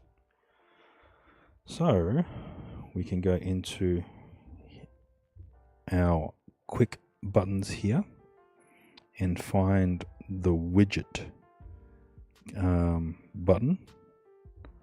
So scene widgets, Action 4. Let's now resize and bring across.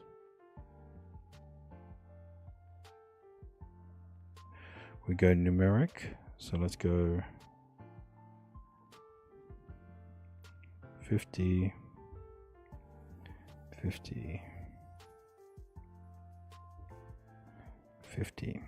Okay, now that's the Action 4. Let's select Pocket 3. Let's go 50. Oh, hang on. Let's go size first. So we go 50%. And this is 0.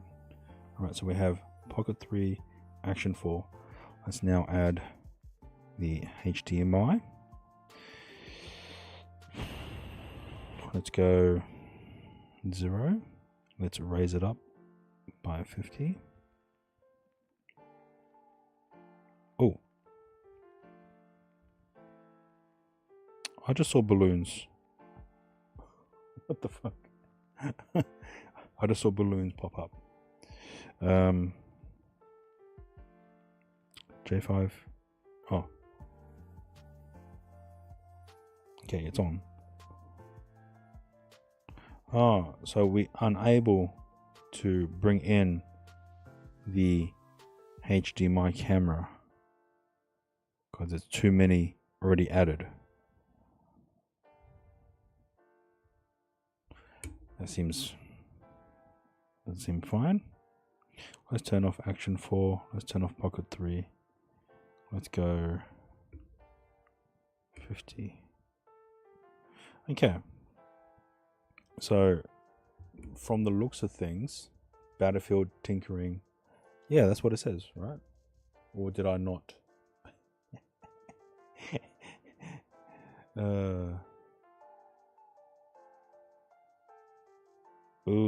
I forgot to change the okay. So we are unable to add a HDMI source within this 4-in-1. So within the HDMI, can I add the widget of, say, the Pocket 3? Okay, I can. And then in HDMI, can I add the widget of Action 4? No. So we can only add 2 camera sources of the 3 from this hub at any one time. Let me just also change the angle. Welcome in, Missingo. Why are you up so late? Set game as science. Yeah, science and technology. All right, so that's a bit of a limitation. But I suppose I won't be using the HDMI as much. I mean, we could probably use it and that would minimize power draw if we only use one HDMI and one USB camera. But then I'll have to make sure that the HDMI camera has enough power.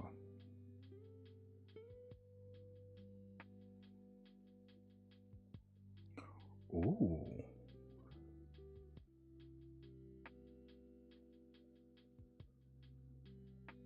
Good luck.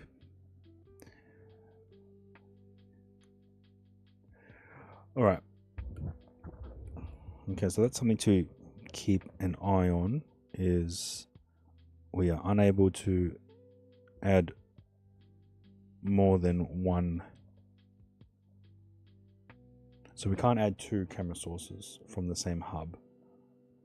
We can only add one or the other. So for the 4-in-1, we can add a new widget and we can call it front cam. But first we need to create the widget, which we don't actually have. So widget front. It's a video source.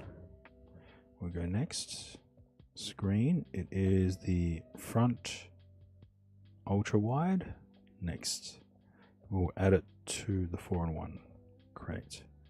Okay, let's go back into the 4-in-1. We now have the front facing camera.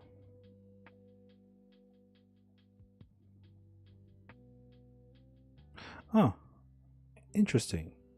So we are unable to add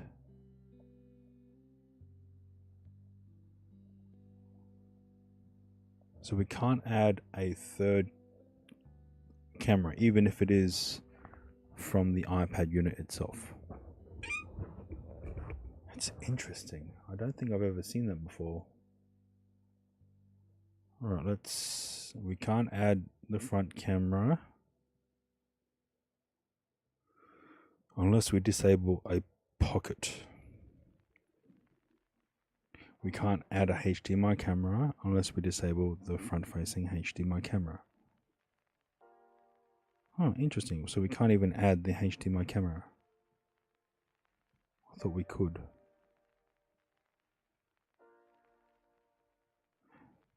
Ah. It is small. Alright, let's go. We need to go this to 100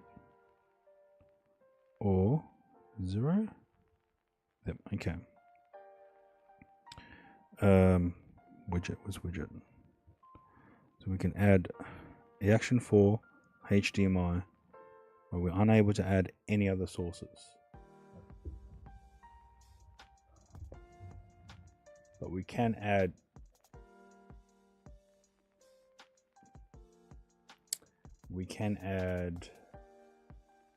an RTMP, so we can add as many RTMPs. So for the iPad 10th generation, at the present moment we are limited to only adding 2 of any video input sources that we have here. But if we were to utilize each camera, we can have the front facing camera, we can have a Pocket 3, we can have an Action 4, and we can have a HDMI. So we can have at least 4 different, let me just turn off this widget. We can have at least 4 different separate camera angles. We just aren't able to utilize more than 2 connections, cabled connections.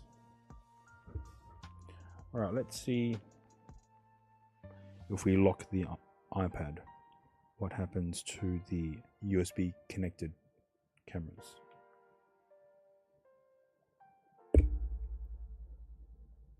Okay, so we have locked the iPad, and it looks like the stream has frozen. So now let's unlock the iPad, and we should have regained connectivity. Okay, so any USB connected devices will also pause or stop transmitting due to the limitations of the Apple's privacy limitation.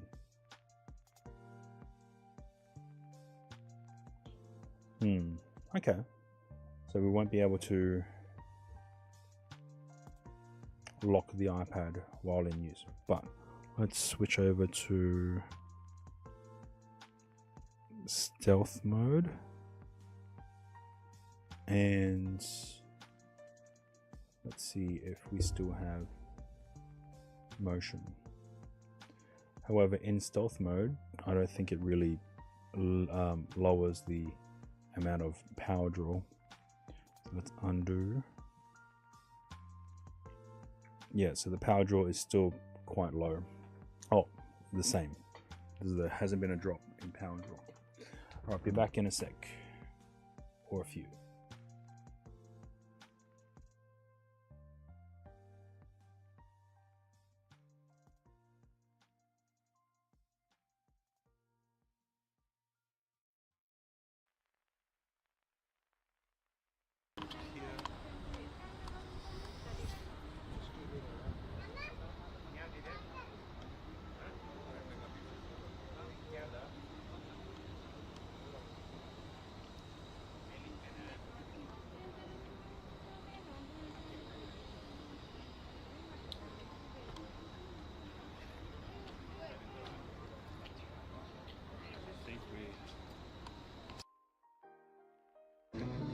So this is the mirror hole.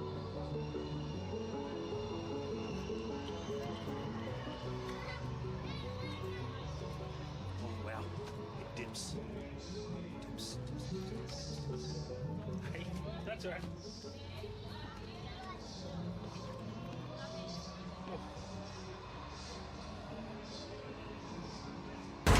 Chillin4563 rated my stream with 18 viewers.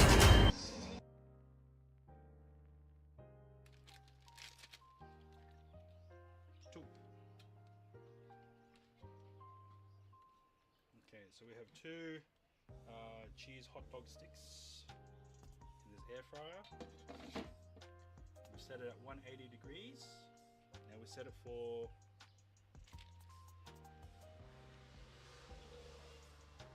15 minutes.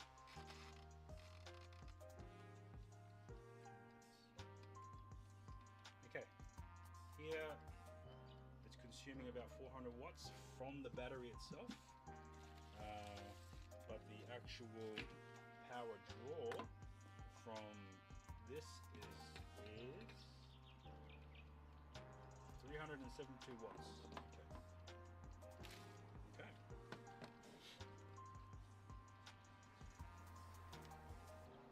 Let's go.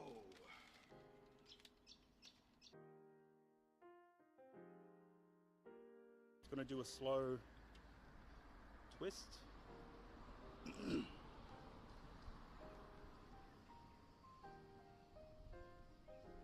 Okay, and we're going to do another twist this way.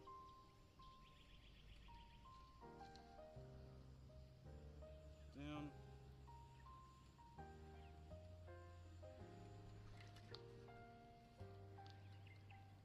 So I'm like shaking up a margarita.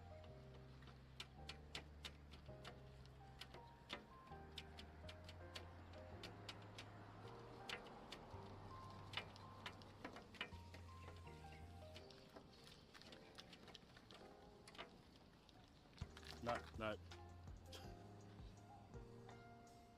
So hopefully nothing's dropped. Nothing's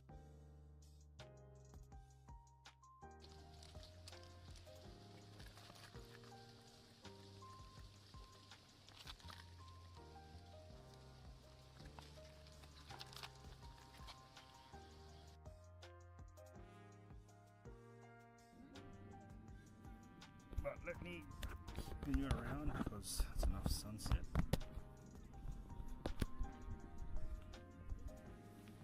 Oh shit. Oh shit. I can hear it. I can hear it. Better go. Better go, go, go, go, go, go. Can you hear the rain? Can you hear the fucking rain?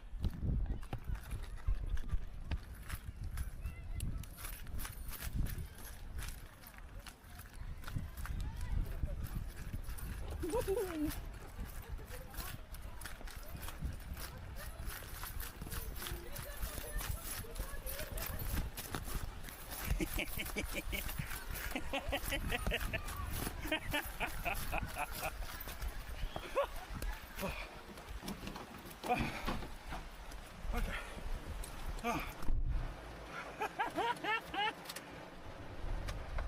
Oh yeah.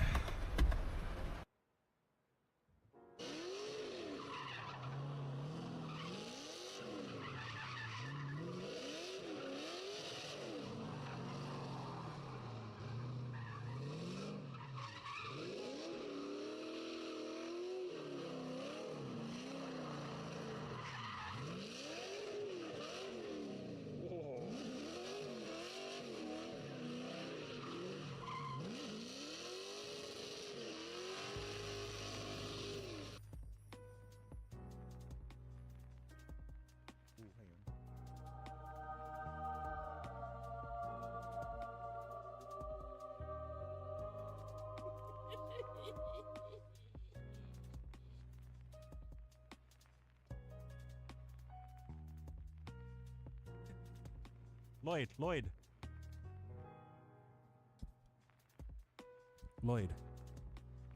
Milk, please. Bless.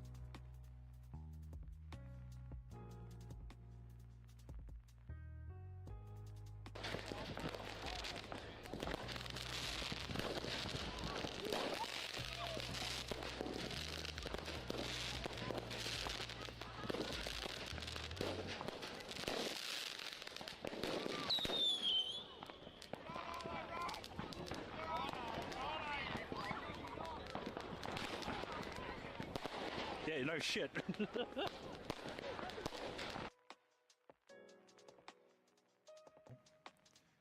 am testing out these two devices. On the left we have the Pocket 3 along with its RTMP stream. On the right we have the Action 4 connected to a DJI Mobile 7P gimbal with the tracking module enabled as well. So let me just cover the Action 4 so you can see it black out on screen, and then I'll cover the Pocket 3.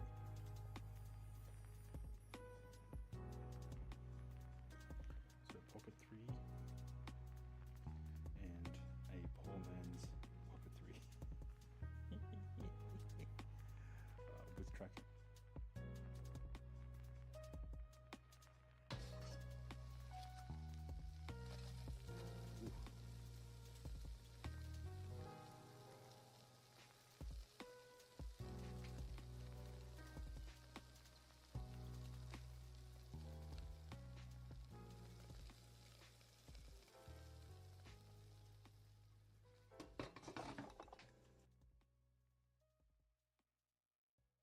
And guess what this hoodie is? I'll show you the back.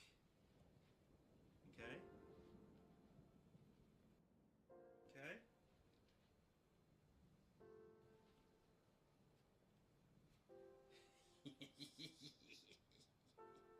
I got a hoodie version. So I had a shirt version the other week. So I got a hoodie version. Oh, you just so this is a hoodie version. Yeah. I know. And these feel like they're embroidered. They're rised print. The Homer feels like a normal heat transfer, but the actual black areas, it feels like it's been embroidered. So that's pretty awesome.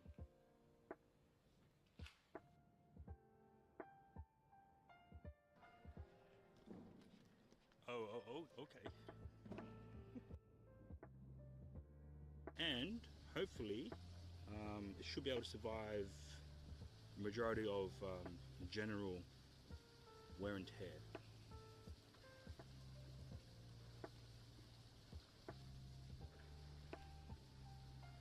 So just seeing if that actually triggers something.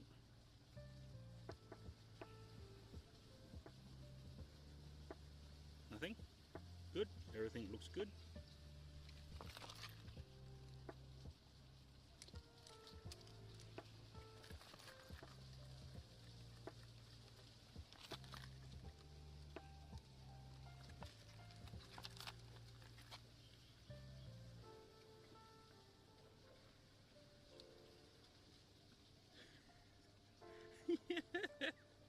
Can't help it, man. I can't help it. Yes, clip that and make it into a emote. I need emotes for my channel.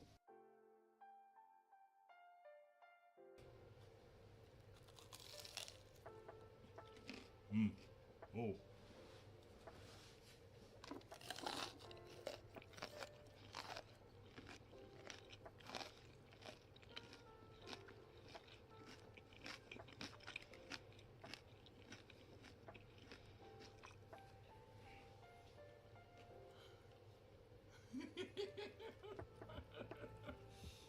All right.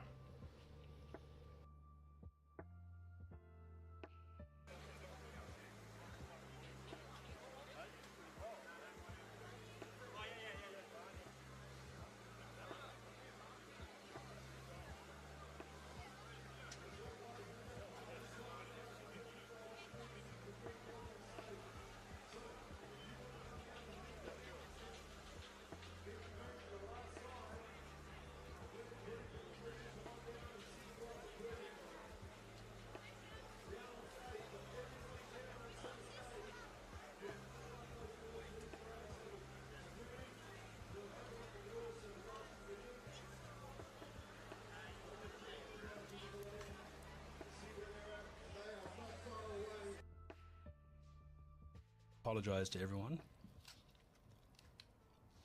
but at the same time I don't apologize at all. I'm doing this is content.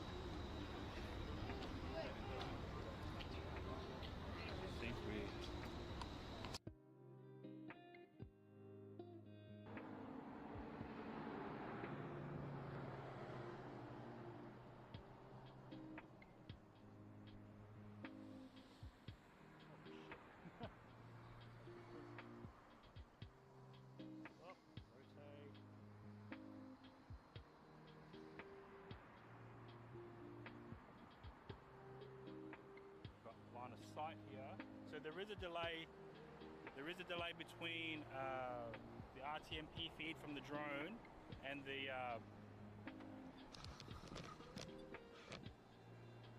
the camera feed from the bellow box. What is that sound? I can hear beeping. Oh, it must be off. Welcome in. Ooh, Diggy.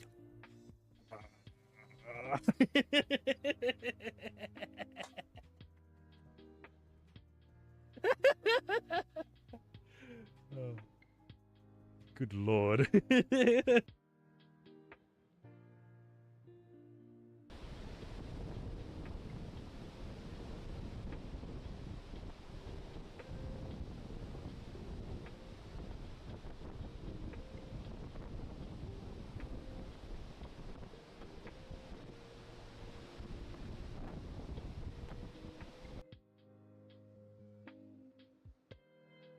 집에 가면서 먹으려고 꿀맛.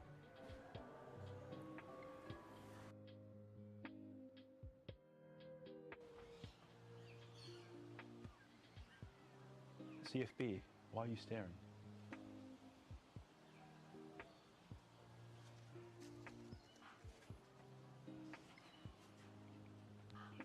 it's not focusing on me.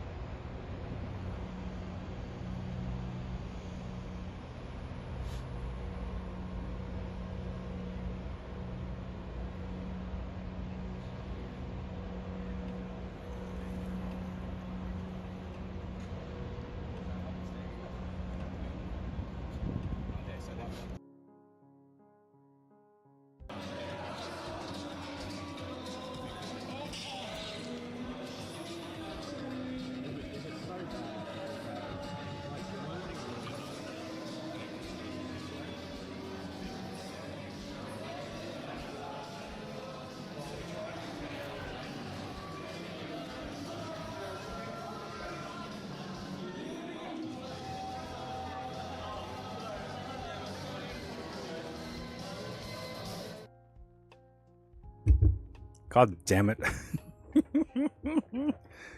Killing, welcome on in. Thank you for the raid. Sorry I wasn't available. Thank you, Deadly, for taking over. Yes, hope you had some good rest. More progress in Elden Ring. Ooh, getting started near the... Ooh, yeah. All the best for that too.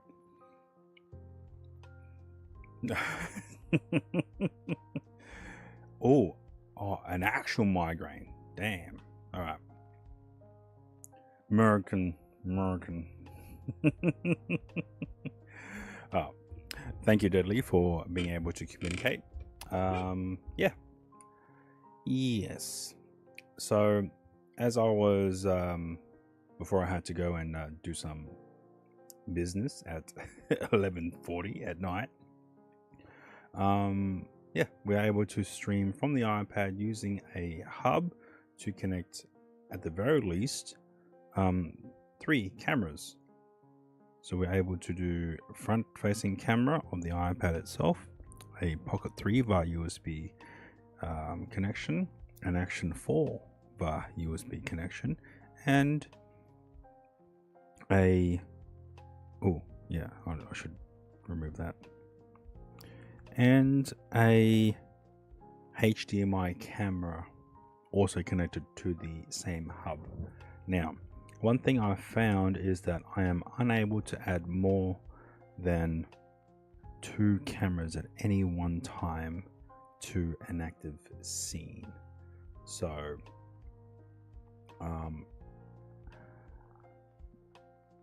one thing now that I want to try is locking the iPad.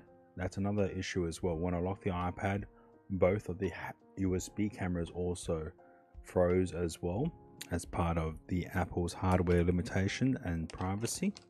So let me try and connect the HDMI camera, and I thought I turned that off. No, not recordings, screen widgets. Here you go, turn it off. So Action 4, Pocket 3, JVA01, 4-in-1. Okay, I'm gonna have to disable the widgets in JVA01. Alright, so JVA01, 4-in-1, we should have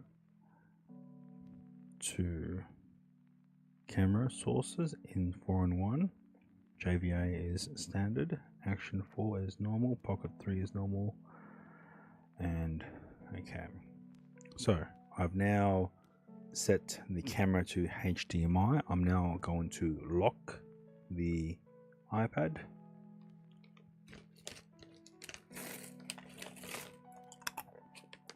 Yeah, okay.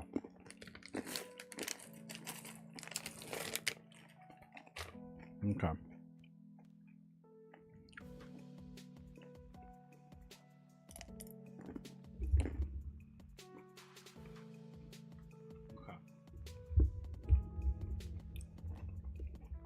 Alright, so even with the HDMI camera, it still has disabled cameras while in the lock state mode.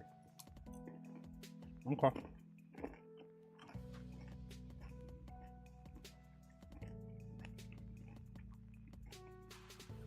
Okay. I'm now going to attempt to connect my iPad Pro. So this was an iPad 10th gen.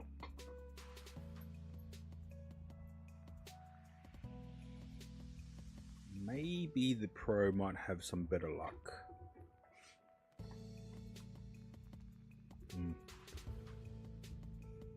Okay. Let's now connect. Let's now connect the hub.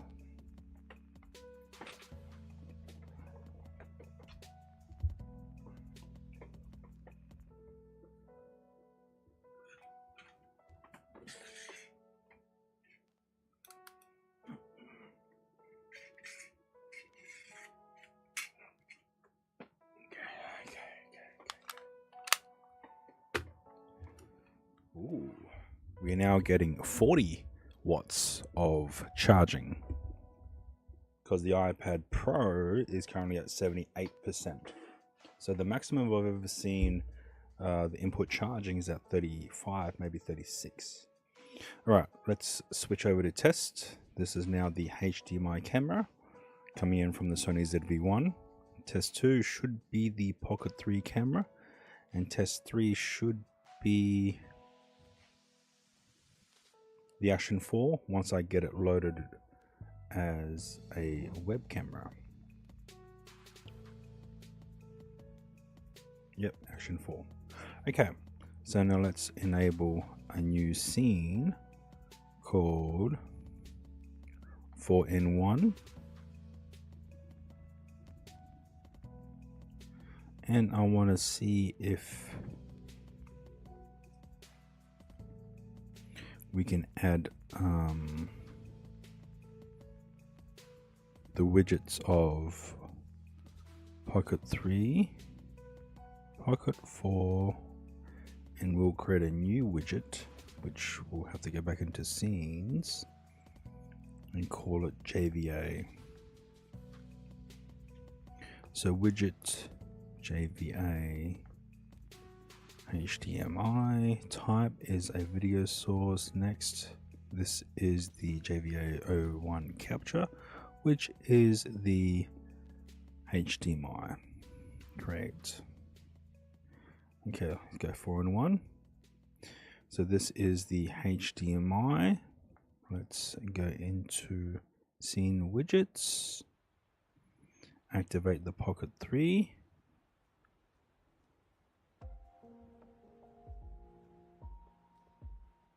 Yep, okay. Let's... Ooh. Alright, and let's go JVA01. Alright, so now let's try and attempt to enable the Action 4. No. So unfortunately, the Action 4, or at least for this hub, it will only allow 2 cameras at any one time, including the JVA HDMI input. Now let's try to add the front-facing widget into the 4-in-1 and see if that is a difference. So let's go to scenes, 4-in-1, enable.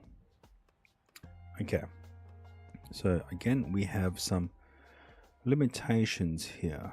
So we are unable to do more than 2 instances of video sources overlaid via USB connected devices. So if we were to disable Pocket 3, we have the front facing camera as well as the HDMI. But any instances of attempting to connect any other cameras will only showcase 2 cameras at any one time. So we have the front facing camera as well as the HDMI. Okay, that's something we can kind of look into.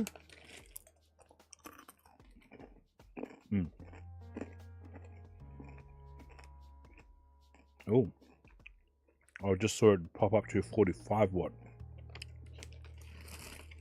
And we're not even live.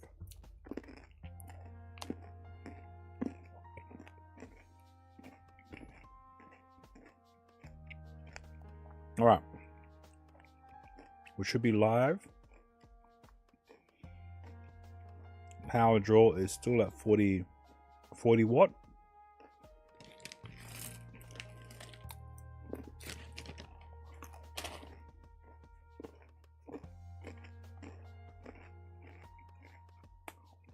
Sony. Oh, battery died. Okay. Pocket 3. Action 4. Feed is up.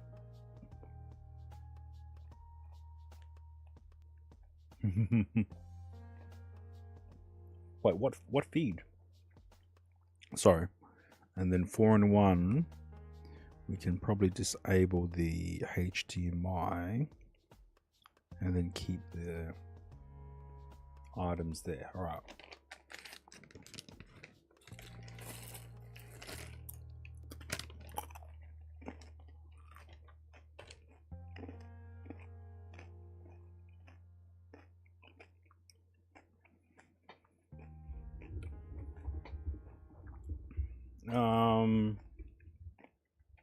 Okay, so lessons learned.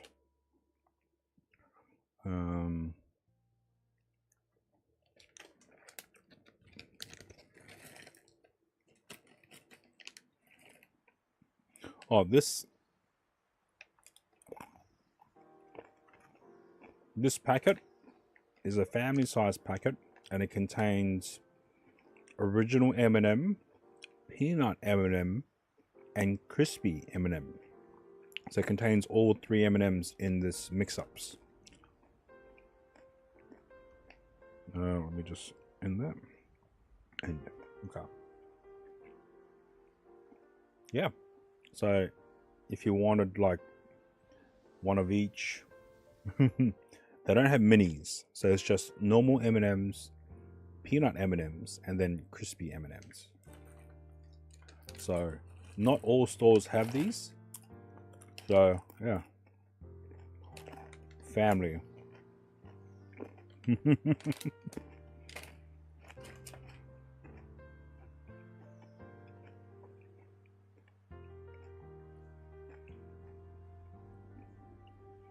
So Moblin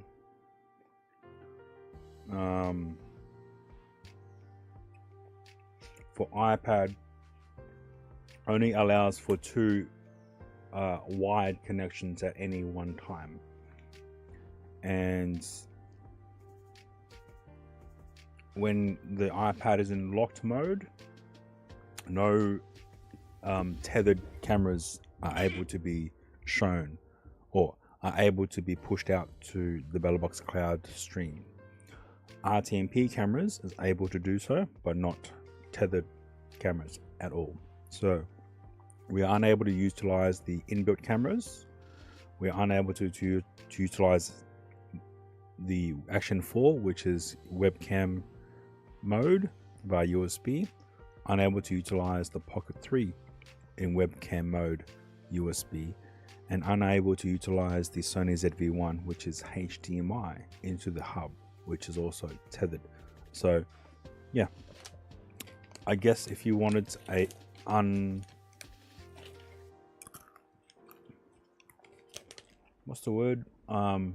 unattended device, then you probably got to go into RTMP streaming. Alright, let's fix up this first. Let's go 50, 50, 50, and then Action 4. We'll go 50. 50. Right. Ooh, 50, 50. No. So we need 25. 25.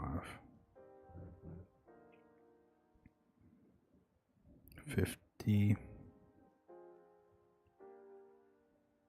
Height is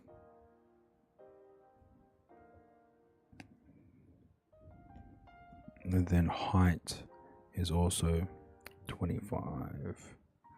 Okay, so we have a dual camera feed via USB connection showing up at the same time, so I guess that's fine. I will have to now go through and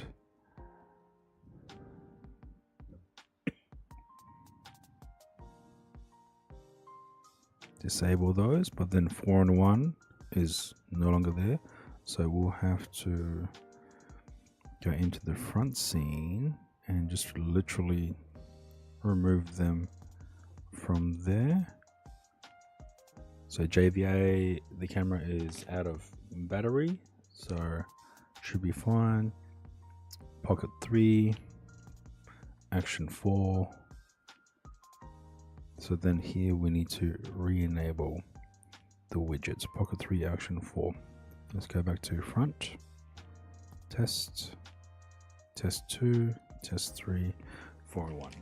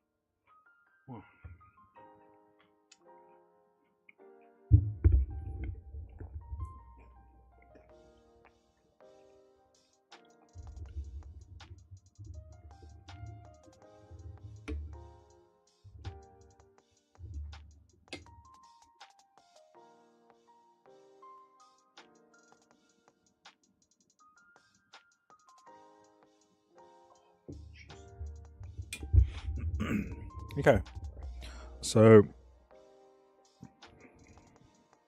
at the very least, we have an iPad with 2 USB cameras, along with a third HDMI camera, all tethered into this iPad, along with a power bank providing charging to all 3 iPad and 2 USB webcam cameras.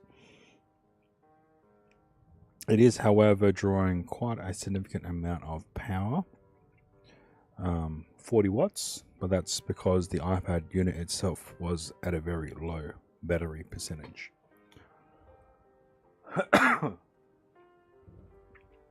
So, yeah.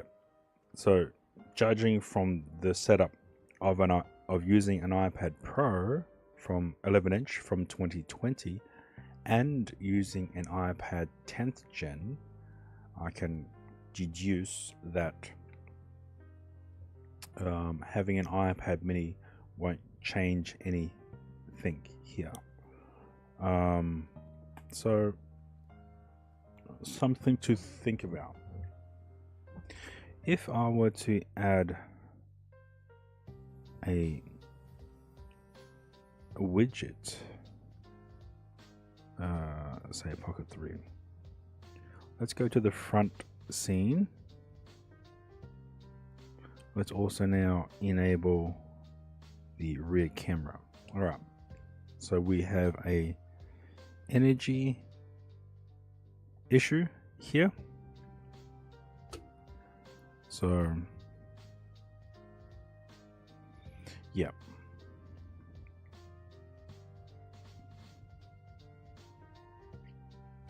all right, let's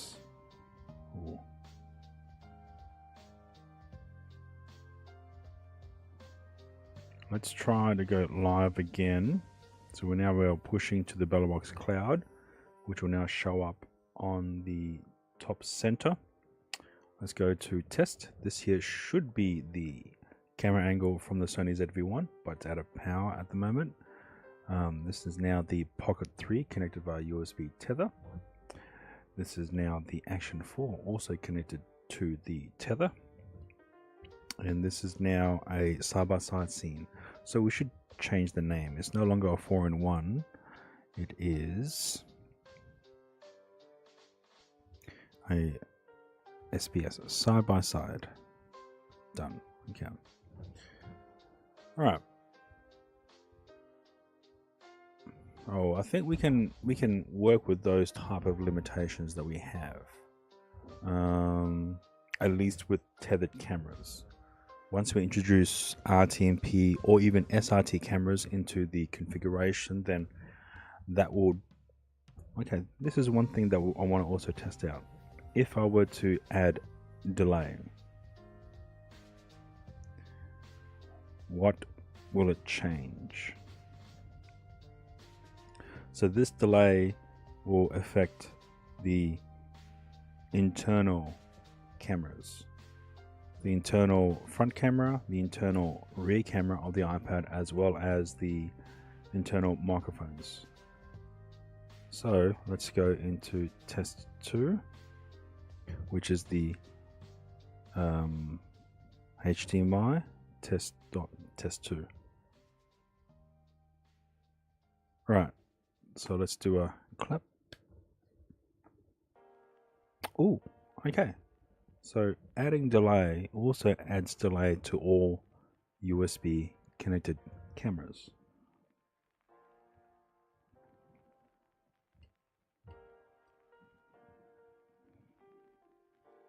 So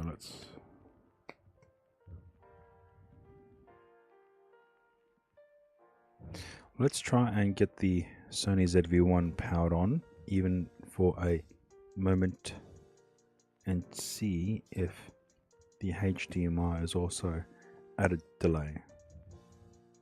So I'm just going to clap. Battery exhausted.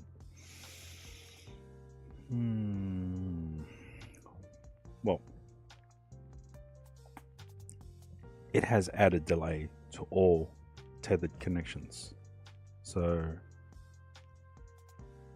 I guess if we needed to utilize RTMP cameras, then that will most likely be the best way in order to try and get RTMP cameras and internal tethered cameras to be in sync with each other.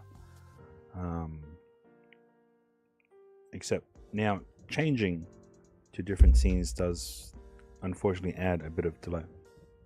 Hey Deadly, yeah. Yes and no.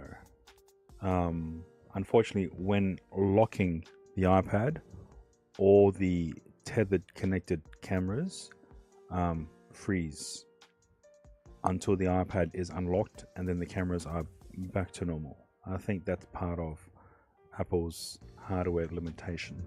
But when RTMP streaming to an iPad, then that limitation isn't affected by those cameras. Another thing as well, on the iPad, considering we have 3 connected cameras, 1 via HDMI and 2 by USB, we are only allowed to utilize 2 video sources at any one time.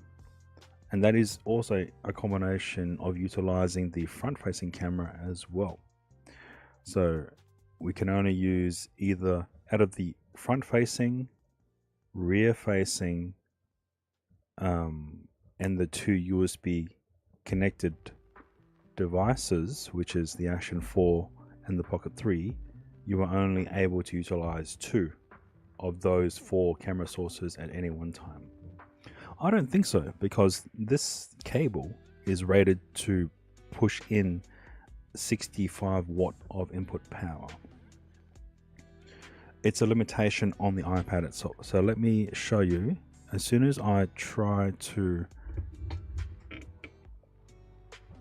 as soon as I try to enable a third video source, such as the HDMI, camera capture setup error, try use a single or low powered camera.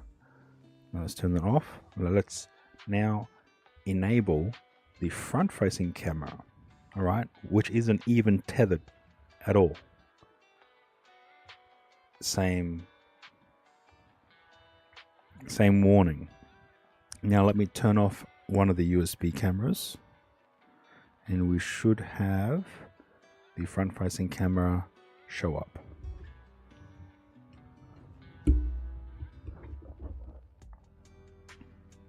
So I think that is a limitation on the actual iPad as well. Not being able to display multiple camera sources of tethered cameras, including the inbuilt cameras.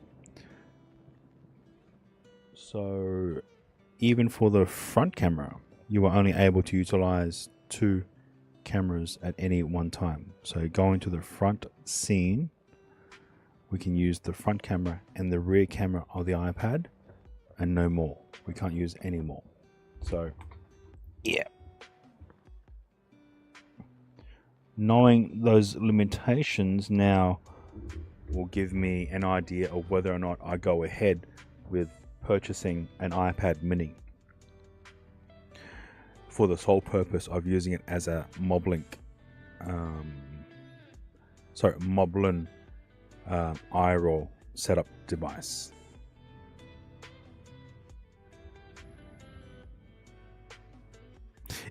If that makes sense. So knowing that I can only add 2 cameras that's been tethered via physical cables, or even the inbuilt cable, now has added some thought into the type of usage. You're not guaranteed that's also true. Yeah. Which is fine. I mean, getting 3 or getting even 2 USB cameras to display at the same time is pretty amazing, right? So let me switch over to the live scene.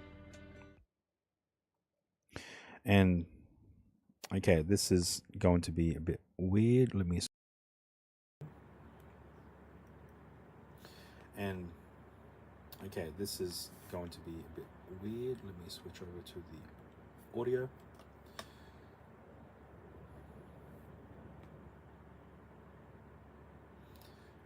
I've also added delay. Now what I've noticed is on the iPad, when I've added delay to the internal cameras and microphones, has also added delay to the USB tethered cameras. So if I wanted to utilize an RTMP camera as well as a USB tethered camera, I have that ability to sync those 2 video sources together to be in sync.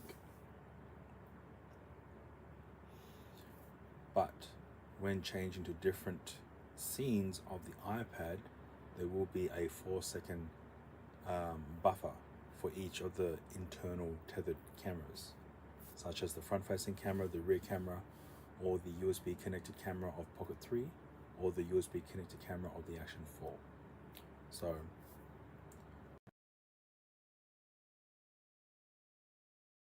camera. This is now the front-facing camera. It took about 4 seconds for it to load.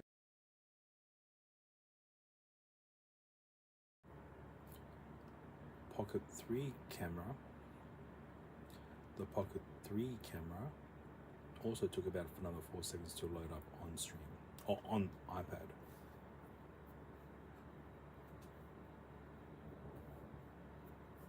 But if I were to now, we should be now pretty instance between each of the scene changes. So now this is the Pocket 3. There was a very noticeable, not noticeable, but a very quick change. This is the Action 4. And now this is the both cameras in a side-by-side configuration setup.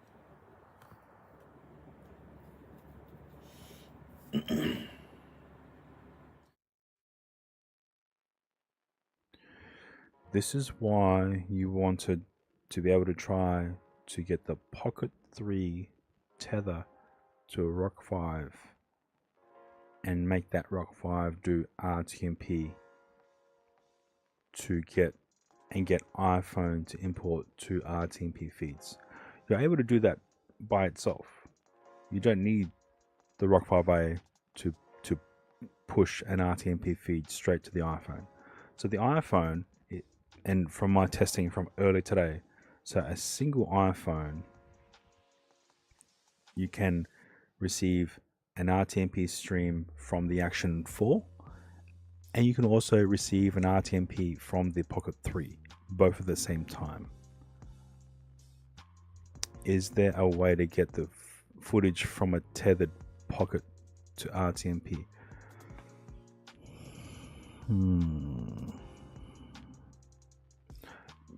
Apparently, according to Cliff, tracking is okay with RTMP, but when I did it, but he also mentioned to disable product showcase or some feature within the Pocket 3 in order for that to run smoothly. All right, let's do that now. Okay, let me stop the stream of the Bella box. Stop the. Okay, let's now literally pull. Okay, so here we have the Action 4. Here we have the Pocket 3. Let me just. Okay, let me just undo everything. Okay, so this was working. We don't need the HDMI camera for the current state. We don't need the iPad. We can put that away. Well, if you turn off the screen, then tracking won't be available anymore. So that kind of defeats the purpose. Okay, let's get this done.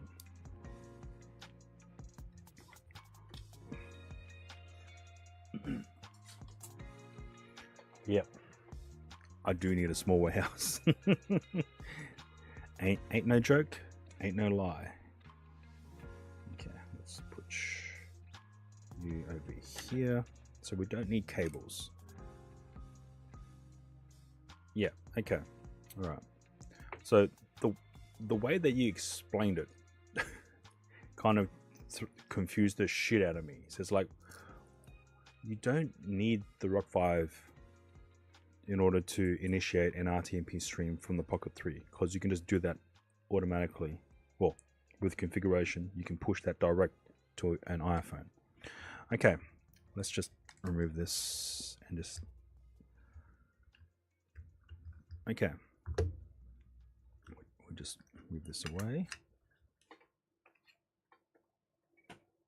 Where's my phone? All right. First things first, we need to prepare our hotspot. So I'll be using an S21 Ultra as the hotspot. Next, we need to make sure that the iPhone, which is going to be running Moblin, is connected to the hotspot, which it is. We'll now enable Moblin. Okay. Let's now engage the Action 4.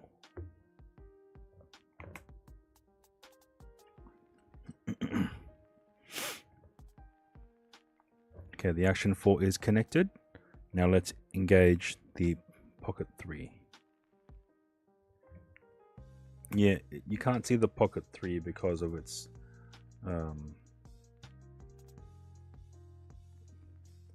yeah. All right. So we have the Action 4 here, which is going to be in this angle here. Then we have the Pocket 3, which is here. And then we should have the front-facing camera as well, which is here. Okay, so let's now attempt to do tracking.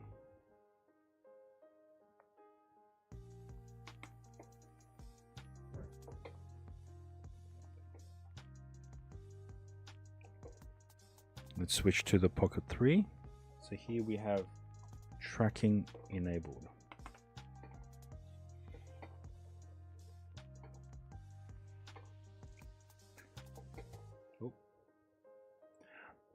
But that also could be from a possible limitation from the smartphone as well. The smartphone might not be providing a very high bandwidth network or wireless network. So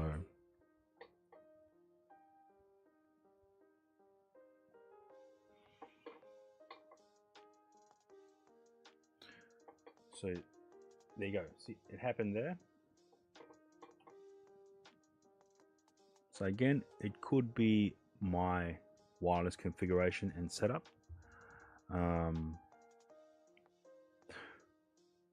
Even when I connected my devices to a dedicated network router, it was still having a very similar issue. So when I was in PAX with these two cameras and the iPhone, I was using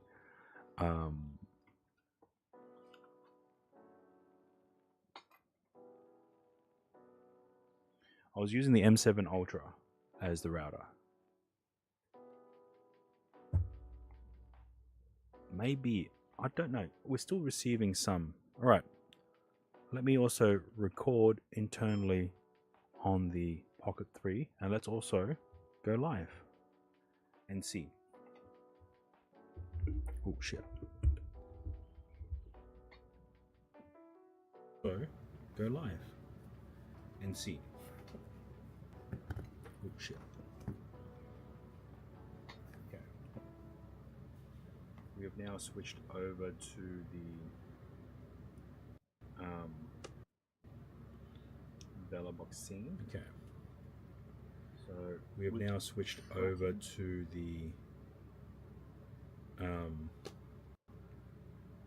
Velobox scene. So with tracking,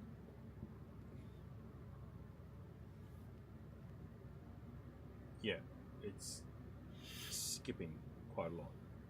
So if we were to turn off the front-facing camera, let's do side by side. Yeah, it's skipping quite a lot.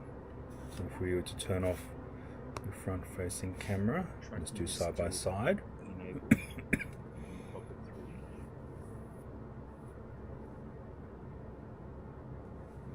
Tracking is still enabled on the Pocket 3.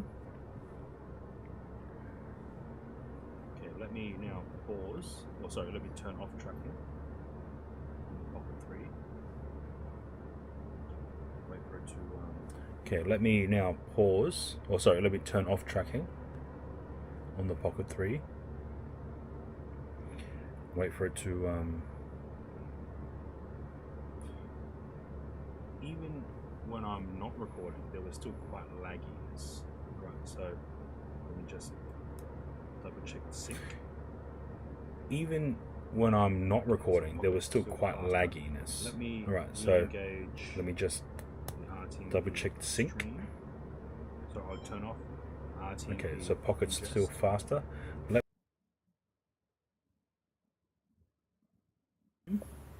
So I'll turn off RTMP ingest.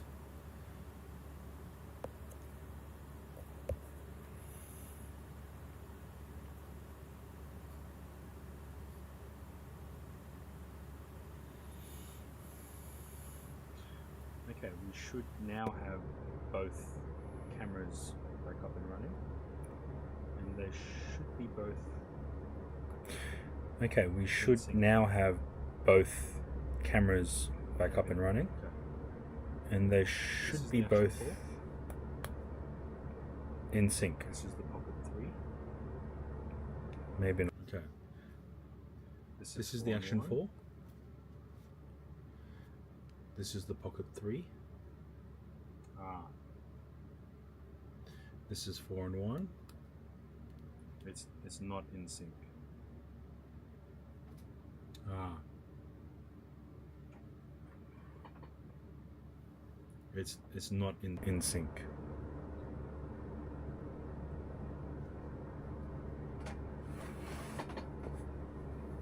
It's almost out by a fraction.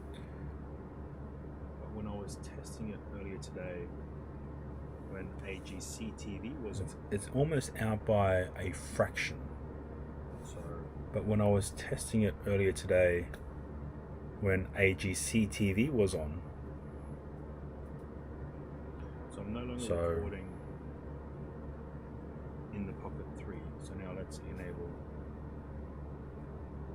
tracking. so I'm no longer recording in the Pocket 3. So now let's enable tracking.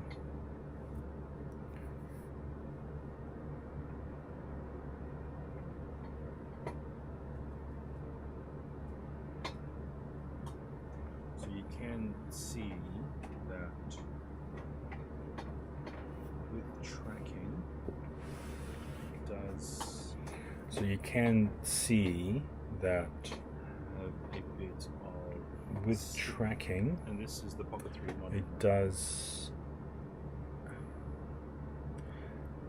have a bit of skipping. And this is the Pocket 3 not even recording. I think he said to turn off. Okay, let me.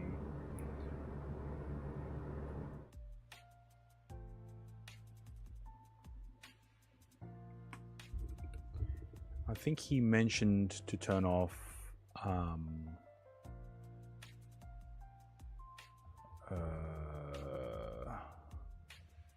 product showcase, I think.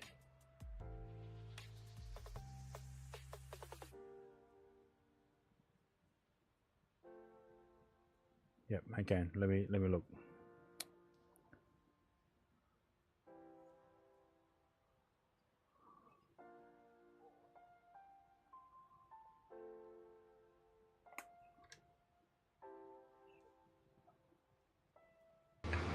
Let's see. Okay. So I tuned in. Action 4, I have it off just to save the battery. So neither the front or the back screens are on when I live, and I don't have a LED on either. I turn that off. And it's only if I need to check the battery. But okay, and then swipe down, get to the settings. So there is FT selfie on and off. Now, Okay, that he said that. Okay, let me go back. Let me turn off the DJI Pocket 3. Okay, let's go here. So he said.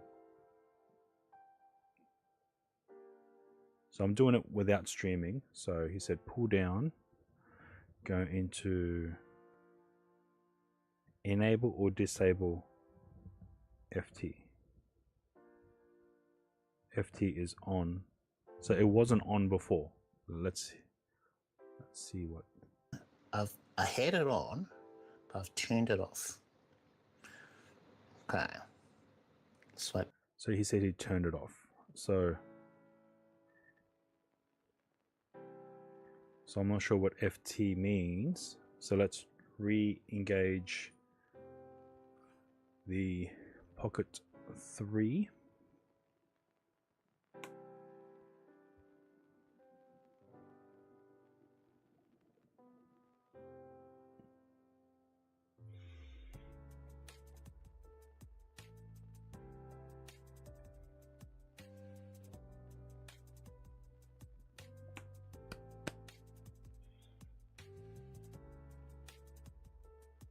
Okay, now let's go live. And now let's also enable the... Okay, now let's go live. Face track enabled. And now let's also enable the face track enabled.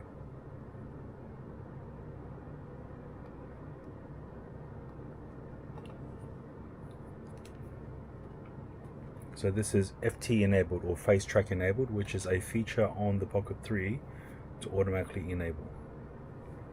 So when it sees a face, it will automatically track, lock on and track.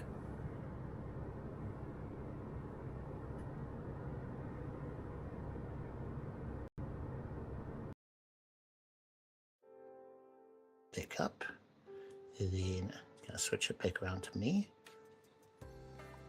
So I did that sort of mirror foot thing. Gonna try and hold something up to it. Oh, it's not on me. Face track, start, so auto detect. Oh, okay.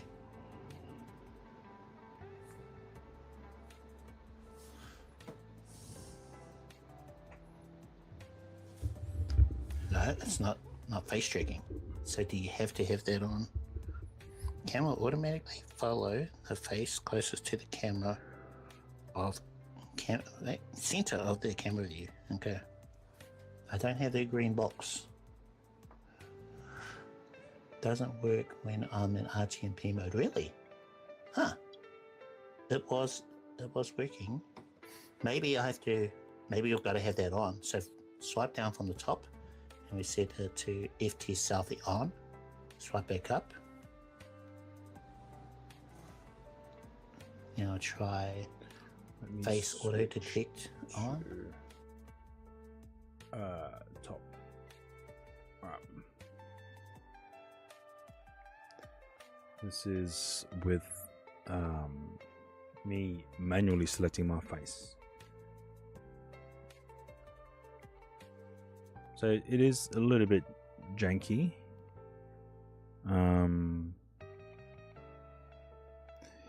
Yeah. Alright, let's now turn it off.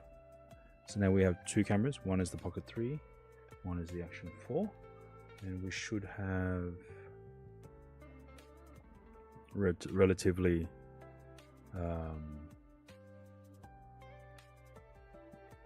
smooth footage.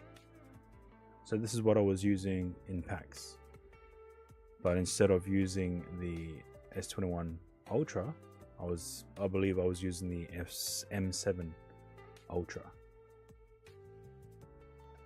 No, the camera's fine. It's just the transmission pushing the RTMP feed as well. It could be the iPhone thing because Cliff is using an iPhone 12.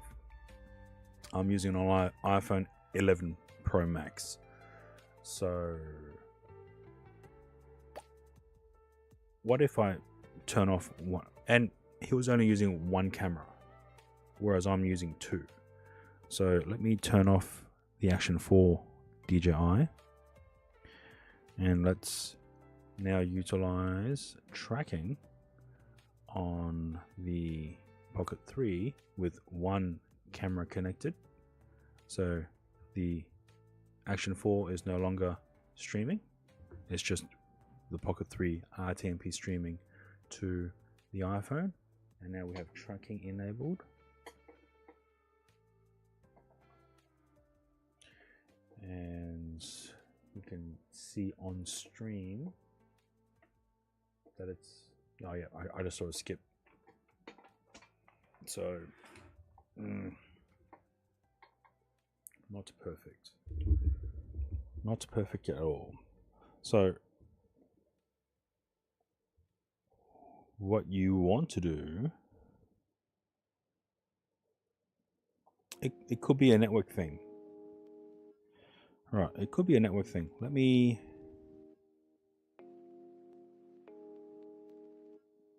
Because it even stutters on the iPhone. Yeah, it started on the iPhone. So it could be a processing thing on the actual Pocket 3 itself, although it seems to be working fine. So it could be a network thing. It could be that because the hotspot isn't designed to do all of that.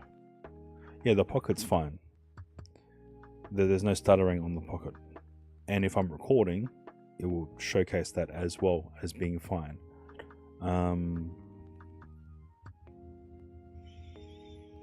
Shit. Where did I put? So I think even on the M7 Ultra, which is sort of the flagship travel router from Netgear, I think it was also having problems. We can give that a go now. I will have to pull the SIM card from the Optus modem that I just unlocked earlier today.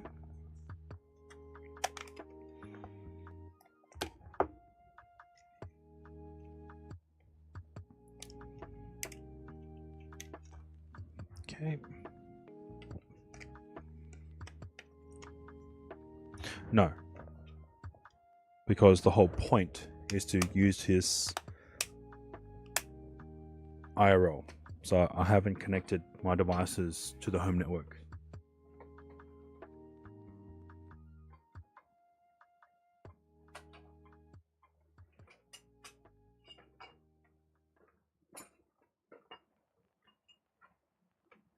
Right. M7 Ultra, MR7 500. Yeah. Alright, let's stop the stream.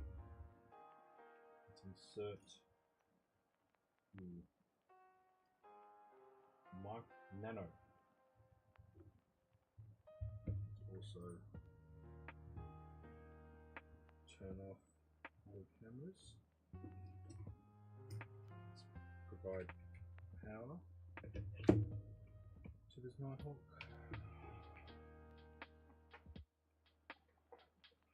And me being a good boy, I've already pre-configured these devices to use the M7 Ultra's configurations. Here we have the Action 4 M7U, and then we have the Pocket 3 M7U. So those have already been tested, or connected.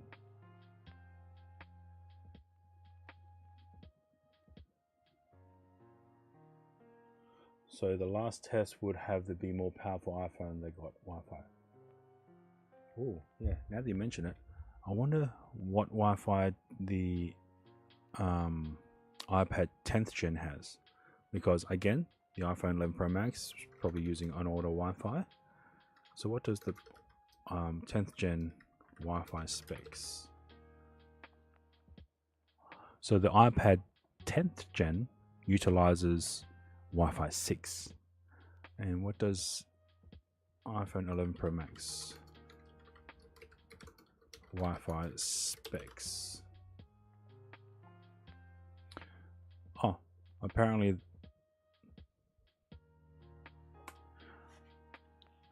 the iPhone 11 Pro Max does also use Wi-Fi 6, but the iPad 10th gen has 2x2 MIMO dual band antennas for better performance. So we could test it on the iPad via wireless RTMP. Okay, we have the M7 Ultra enabled. So let's now connect the Action 4 via M7U.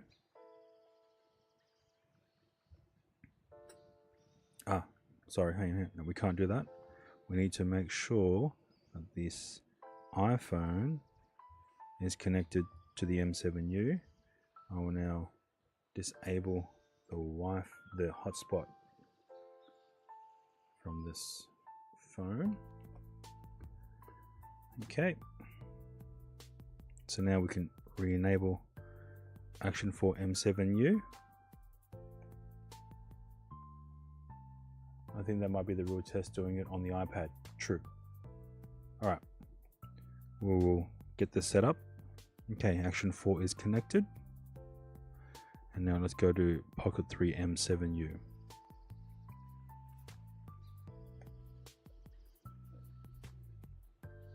Can hear? Nice. So Pocket 3 M7U. Why aren't you detecting?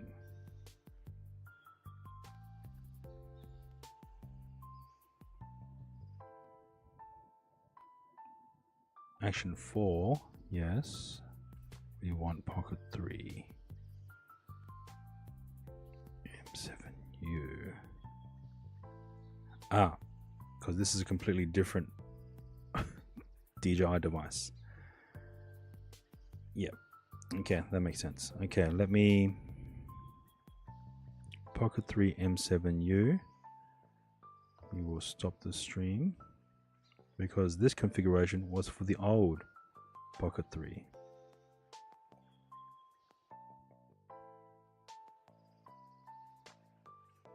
Okay, better. Let's turn off chat.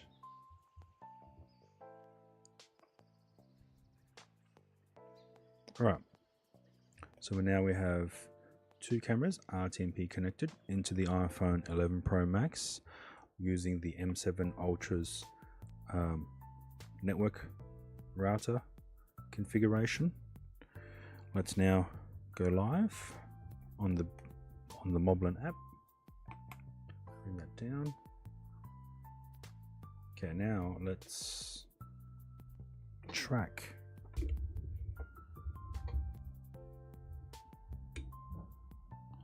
So I'm now pushing out a Bellobox stream.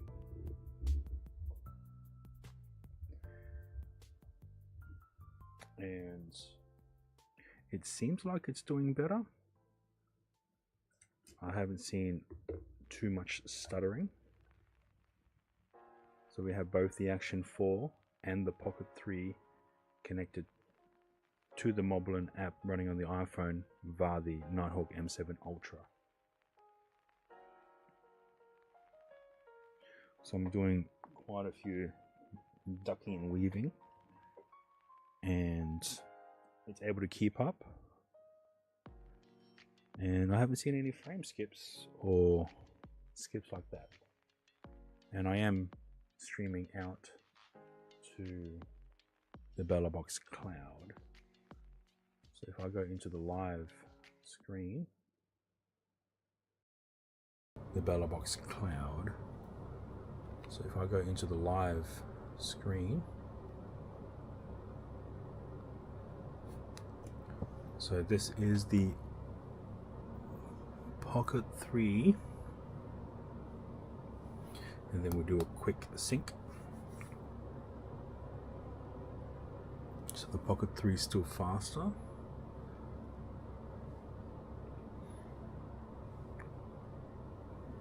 So from the actual iPhone visual itself, I haven't seen the Pocket 3 skip. Not like before.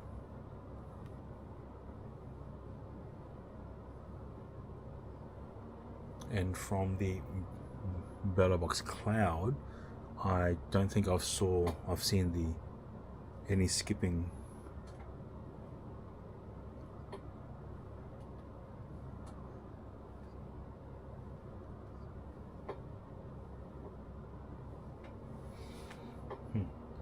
So yeah, I've been ducking and weaving for like a good 30 seconds, and I haven't noticed any skipping on the iPhone's playback or seen the Bellobox stream skipping as well.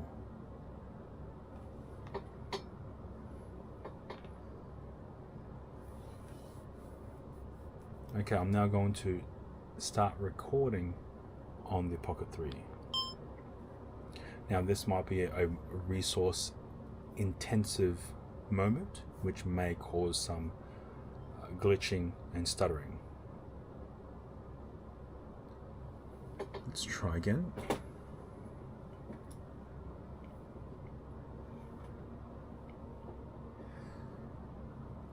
Okay, weaving.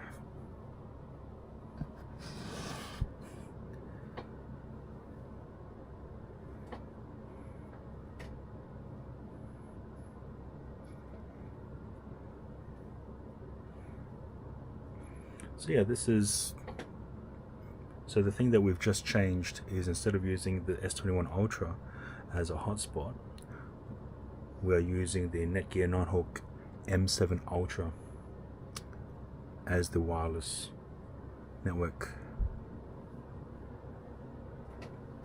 Oh. Alright. I did see something pop up on the Bellabox stream, and there did seem to be a skip.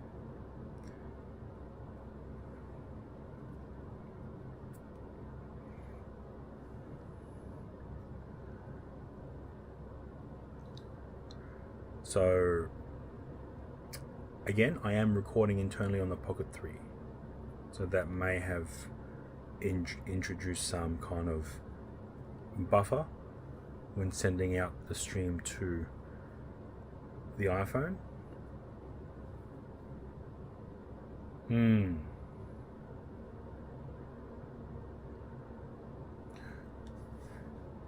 So using a good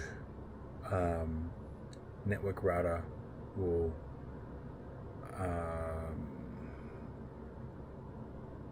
minimize any glitches or skipping. But all that ducking and weaving, and I've only seen maybe 2 skips during the second moment of recording as well. So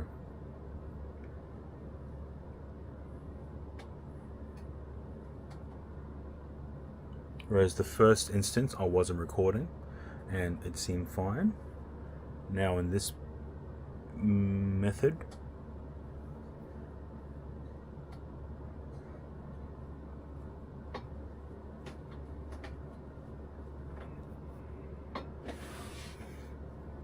and this is with 2 cameras, RTMP streaming via the M7 Ultra into an iPhone 11 Pro Max.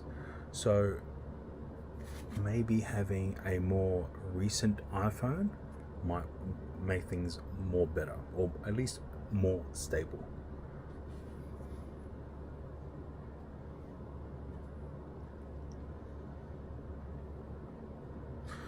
That being said, everything is literally within 20 centimeters of each other, so maybe distance might introduce some discrepancy with the RTMP streaming while also face tracking as well. So it's probably a distance thing as well, because the router is literally right next to both cameras. As you can see, the router is literally right next to the Pocket 3 and right next to the Action 4. So if this was sitting in your backpack with quite a few equipment maybe blocking some reception or causing some interference, it may yeah.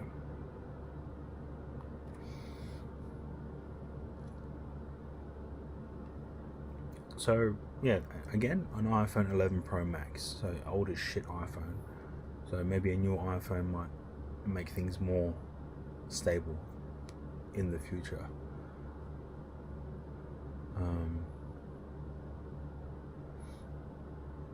Yeah, and this is now the Pocket 3 with tracking, pushing out an RTMP stream to the Moblin app and recording internally on your Pocket 3. So I am only pushing out 3 megabit per second from the Moblin app to the Bellabox cloud. So yeah, 1 or 2 skips. But again, all the equipment is literally close to each other in a very close confinement. Putting it in a backpack may introduce some blocking. So, oh yeah, definitely better than before. Definitely, yeah. So, yeah.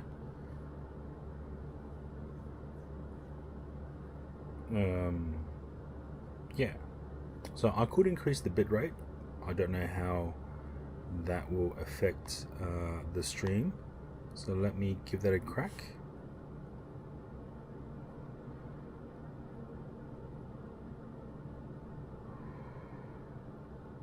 Okay, increasing bitrate from 3 to 5 megabit per second. I've only done it that way because of limiting the amount of data being pushed. Max power.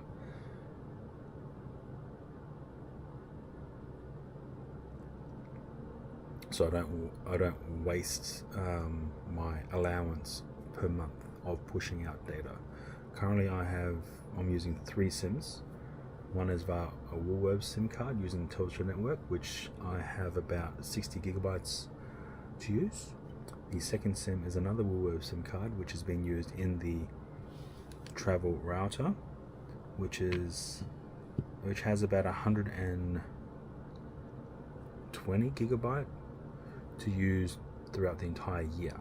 But I'm able to data gift to this SIM card, so I'm able to utilize that data banking as well.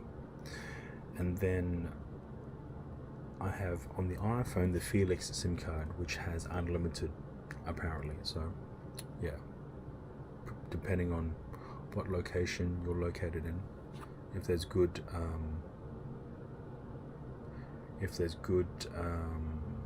reception for that. And then I do have a 4th SIM card which I use for my chat phone as a ultimate backup, and that is on the Optus network. Well, it's using the Coles mobile, but that uses the Optus network. And now the iPhone is reaching yellow flame. Yellow flame.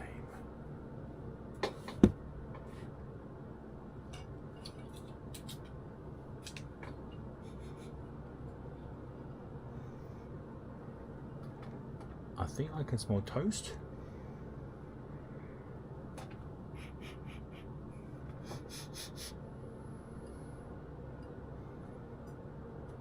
But there's nothing on. I don't think it's the iPhone. I don't think it's the iPhone cooking.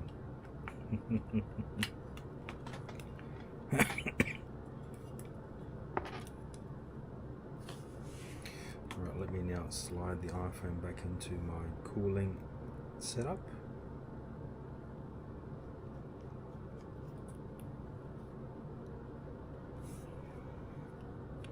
Oh, that is not the correct positioning I hoped.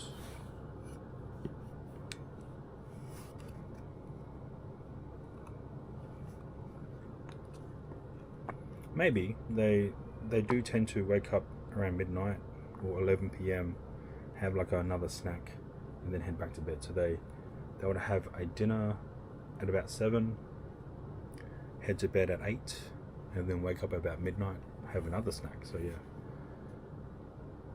Okay, let's now power up.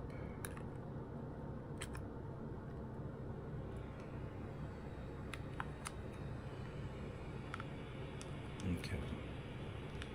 So I will now provide charging power via this 10,000 milliamp hour grip stick, as well as a heat sink and a fan to keep this cool.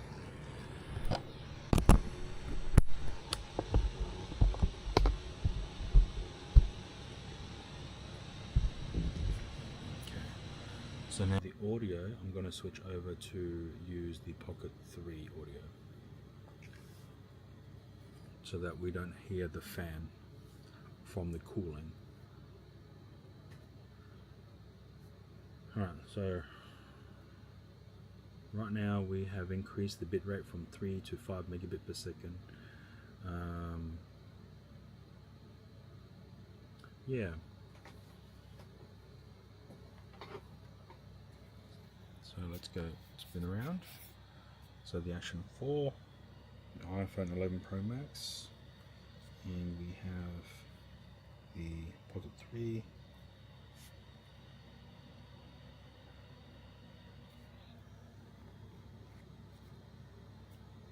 as well as using the Netgear Nighthawk M7 Ultra as the router in this type of configuration. So yeah, whether or not the S21 Ultra that I was using previously to provide a hotspot, if that's providing a Wi-Fi 6 network, is what I'll have to do some research into figure out if that is the case. I'm also now going to switch the setting on the Moblin app to switch over to stealth mode to attempt to try and keep this cooler.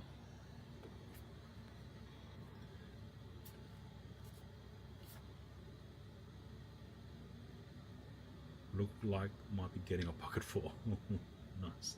Okay, one thing as well, this is in stealth mode and not necessarily lock mode. So let's lock the phone. And that now is, and because these two cameras are RTMP cameras, it shouldn't affect it. So we have locked the phone.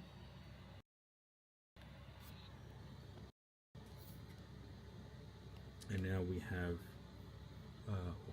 let me just wait and see. Yep. So now we have two active camera sources, still pushing, but now let's go to Action 4. Oh, I've turned off check command. No, yeah, I did turn off check command, so this probably won't work. Yeah, it doesn't work because I've turned off chat commands. So let me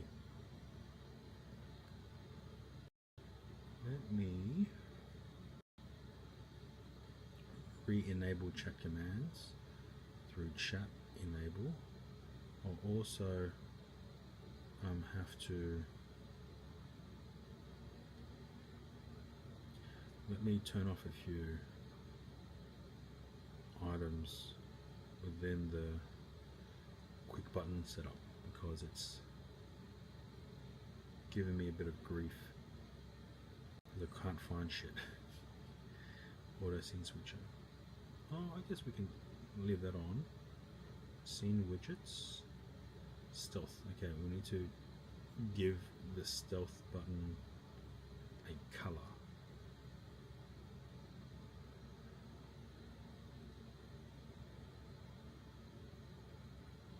So I can actually see it on stream, on the quick buttons instead of missing it. Okay, let's now lock, well, before we do, let's attempt to test the chat commands. Okay.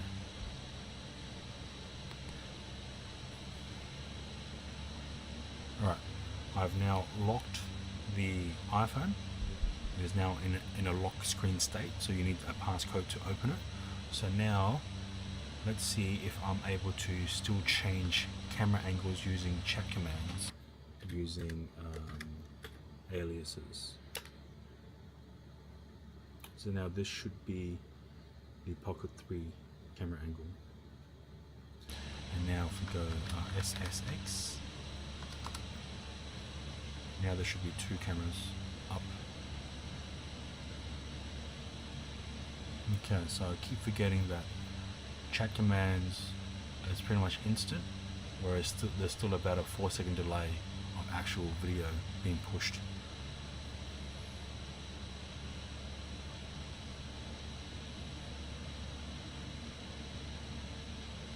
Alright, so let's see here. So this is the iPhone in a locked state. And now let's go to action 4.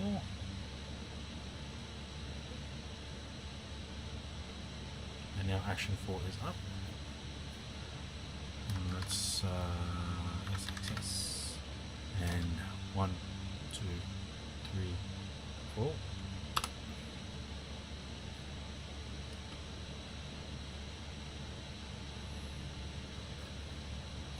Okay, it might be 8 seconds. So it might be about an 8-second delay. True.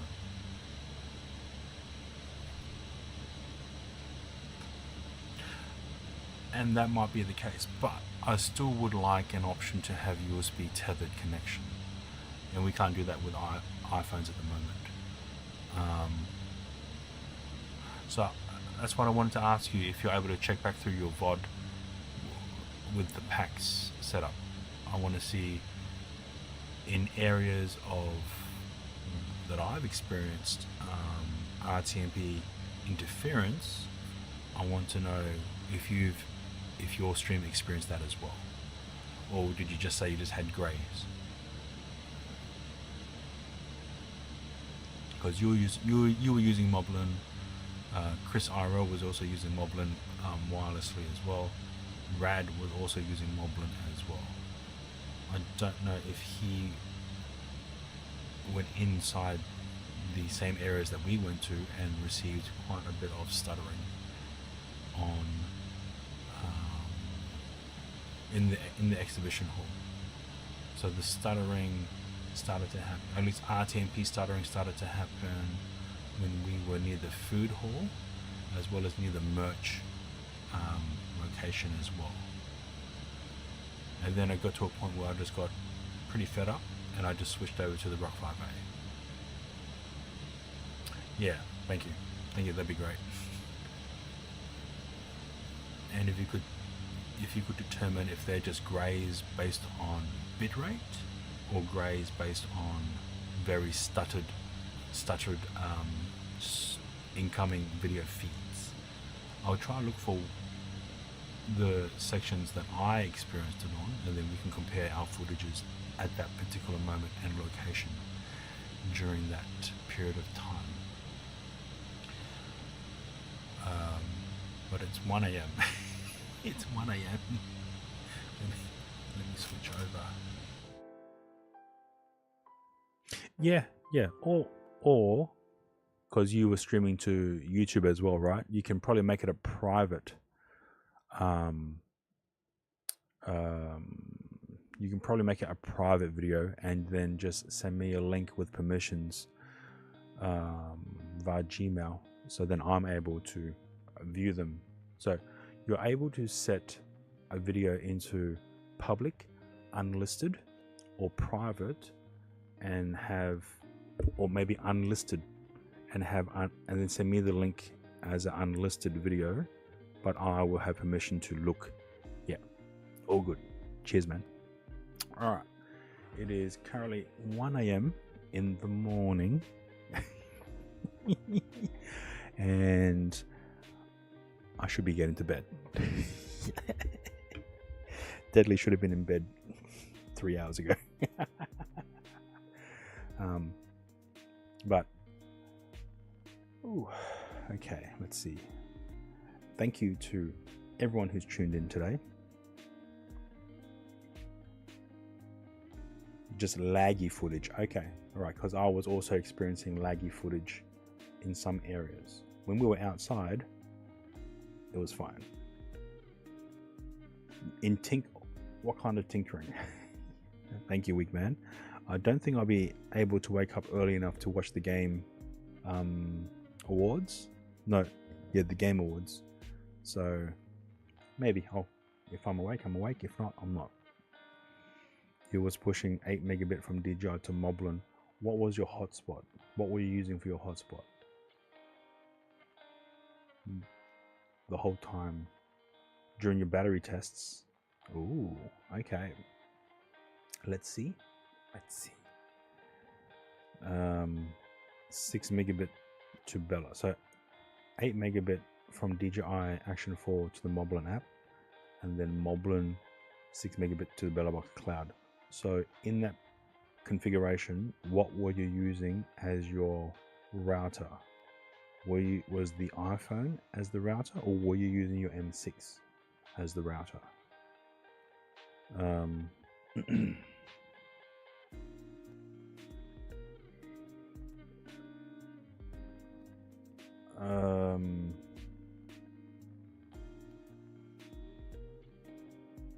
All right, M6. Okay, M6 is your middle menu for everything. Okay, cool.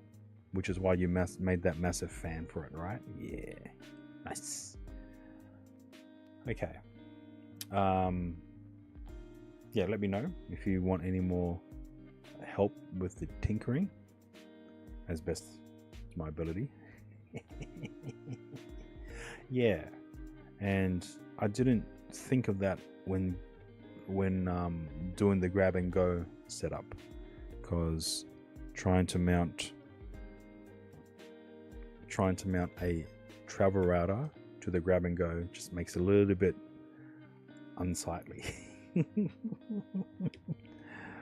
So yeah, so at least for the grab and go, it's literally this one stick and then your personal phone, and that's it. That's all you need. Maybe the microphone, but essentially it's just this. So instead of me having to lug around a Netgear Nighthawk M1 with a power bank because I don't want it to overheat and shut down, as well as my own smartphone, then that's an extra piece I need to carry. Maybe try your new so this router wouldn't be good enough to allow for being used as a router. It's probably only good enough to be used as a hotspot because it's only able to provide 2.4 gigahertz. So this is just pretty much being used as an internet connectivity via USB. So even though this has Wi-Fi, I'll plug it in via USB into my Rock 5A and have that as a internet connection. Yeah.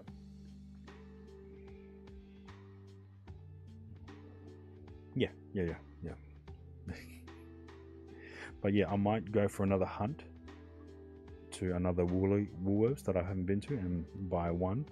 I think I've got 4 or 5 of these now. I've only unlocked 1. So yeah. More router? Yeah, maybe. You got a cool idea for, oh yeah. What idea? But this was cheap. This is on clearance for $20. They are originally priced at $69, so $70. So yeah.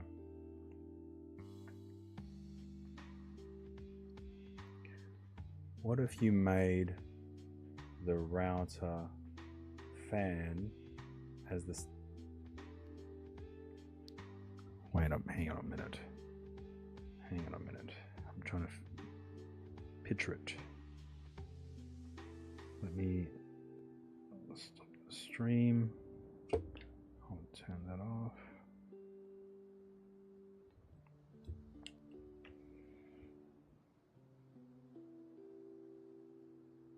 Oh, it's still on. Let me power it off. Okay. So you're saying I should make this as the base?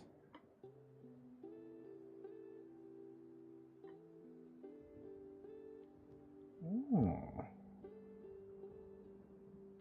So if we don't have this, then if we create some kind of a base platform and have it like that, and then have this as a stand.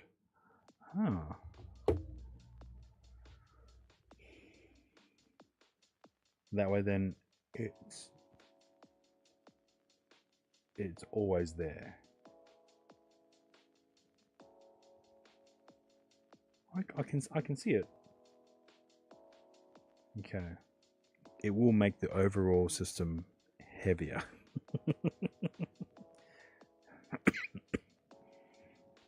Okay, yeah, something to think about.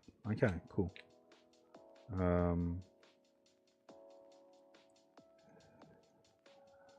But as a single camera stream, then this might be a bit overkill.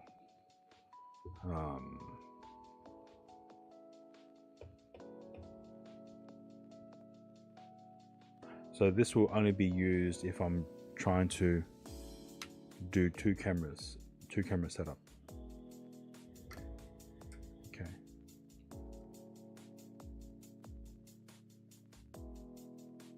Okay, yeah. We'll add it to the list of things to think about. Maybe have it as an all-in-one integrated system.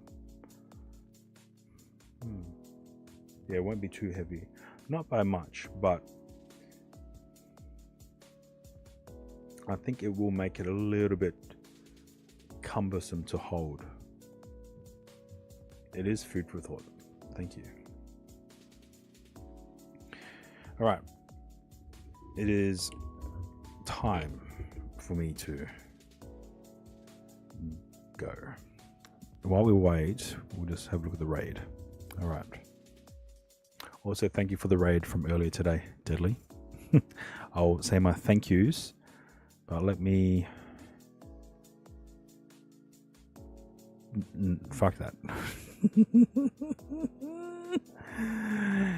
Hail to the no. 7k run? You crazy. Alright, there's no one exciting that I'm seeing on my list of follows for raids. So unless someone else has a suggestion, filter by tag. Let's go type in Moblin. Does anyone running Moblin at the moment? No.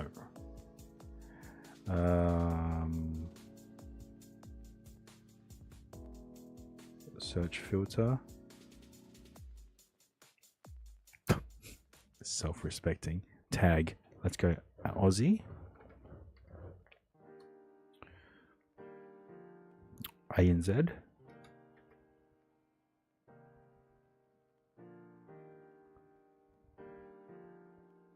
Oh, Marvel Rivals. No. God, no. Right, let's go Aussie. Aussie Gamer. Aussie. Oh, okay. There's quite a few people with Aussie as a tag. No, Stacy. From when I last looked, hang on, let me, unless she's popped up. AGC. No, I don't see. I do not see Stacy on. Although she streams pretty late, or in our time frame, she streams pretty late. She did a quick test the other day with trying to do multi-streaming, utilizing Stream Elements multi-stream. It took a couple goes for her to go on and off. Now she has to figure out how to read YouTube chat as well, because I mentioned that to her. It's like, yeah, you're able to read Twitch chat live through whatever text-based chat program, but you can't read YouTube chat yet. So she's gone and done some more research on that.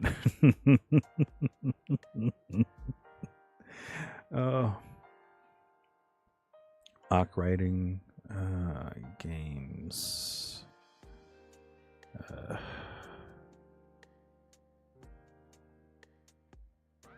She can read it on Moblin. She could, but she wanted to also display on an overlay. So, yeah. So she could probably read YouTube chat on the Moblin screen, and then she can have her wrist chat phone just to display Twitch. So then she's able to have both at reading times and then she might be able to add an overlay for YouTube on stream, which isn't supposed to be allowed.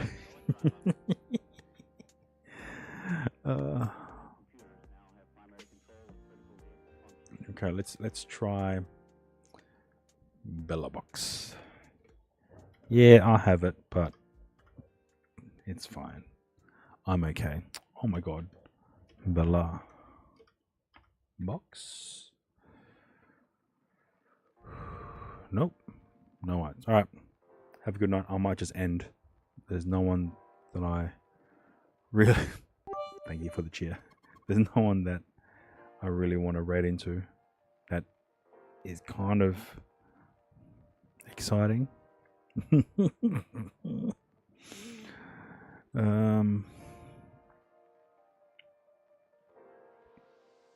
Yeah, there's always next time. That's true. All right, maybe next time I might write out earlier. All right. Thank you to everyone who's tuned in. I want to have a big thank yous to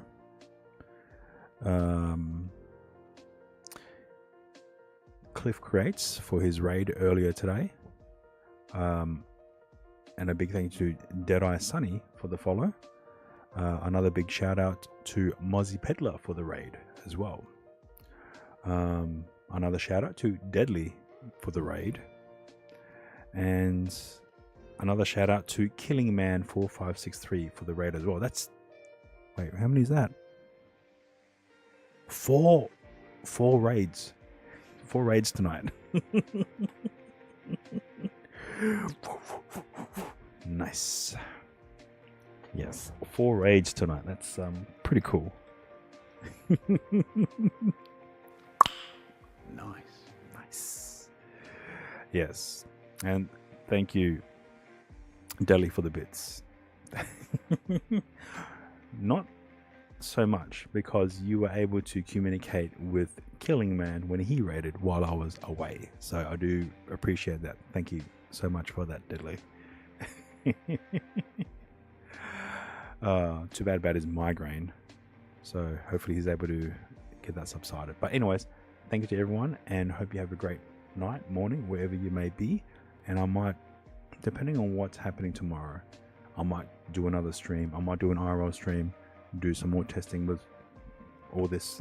All right, bye. You didn't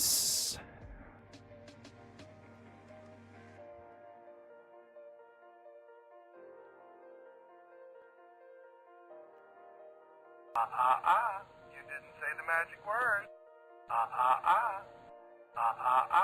You didn't say the magic word.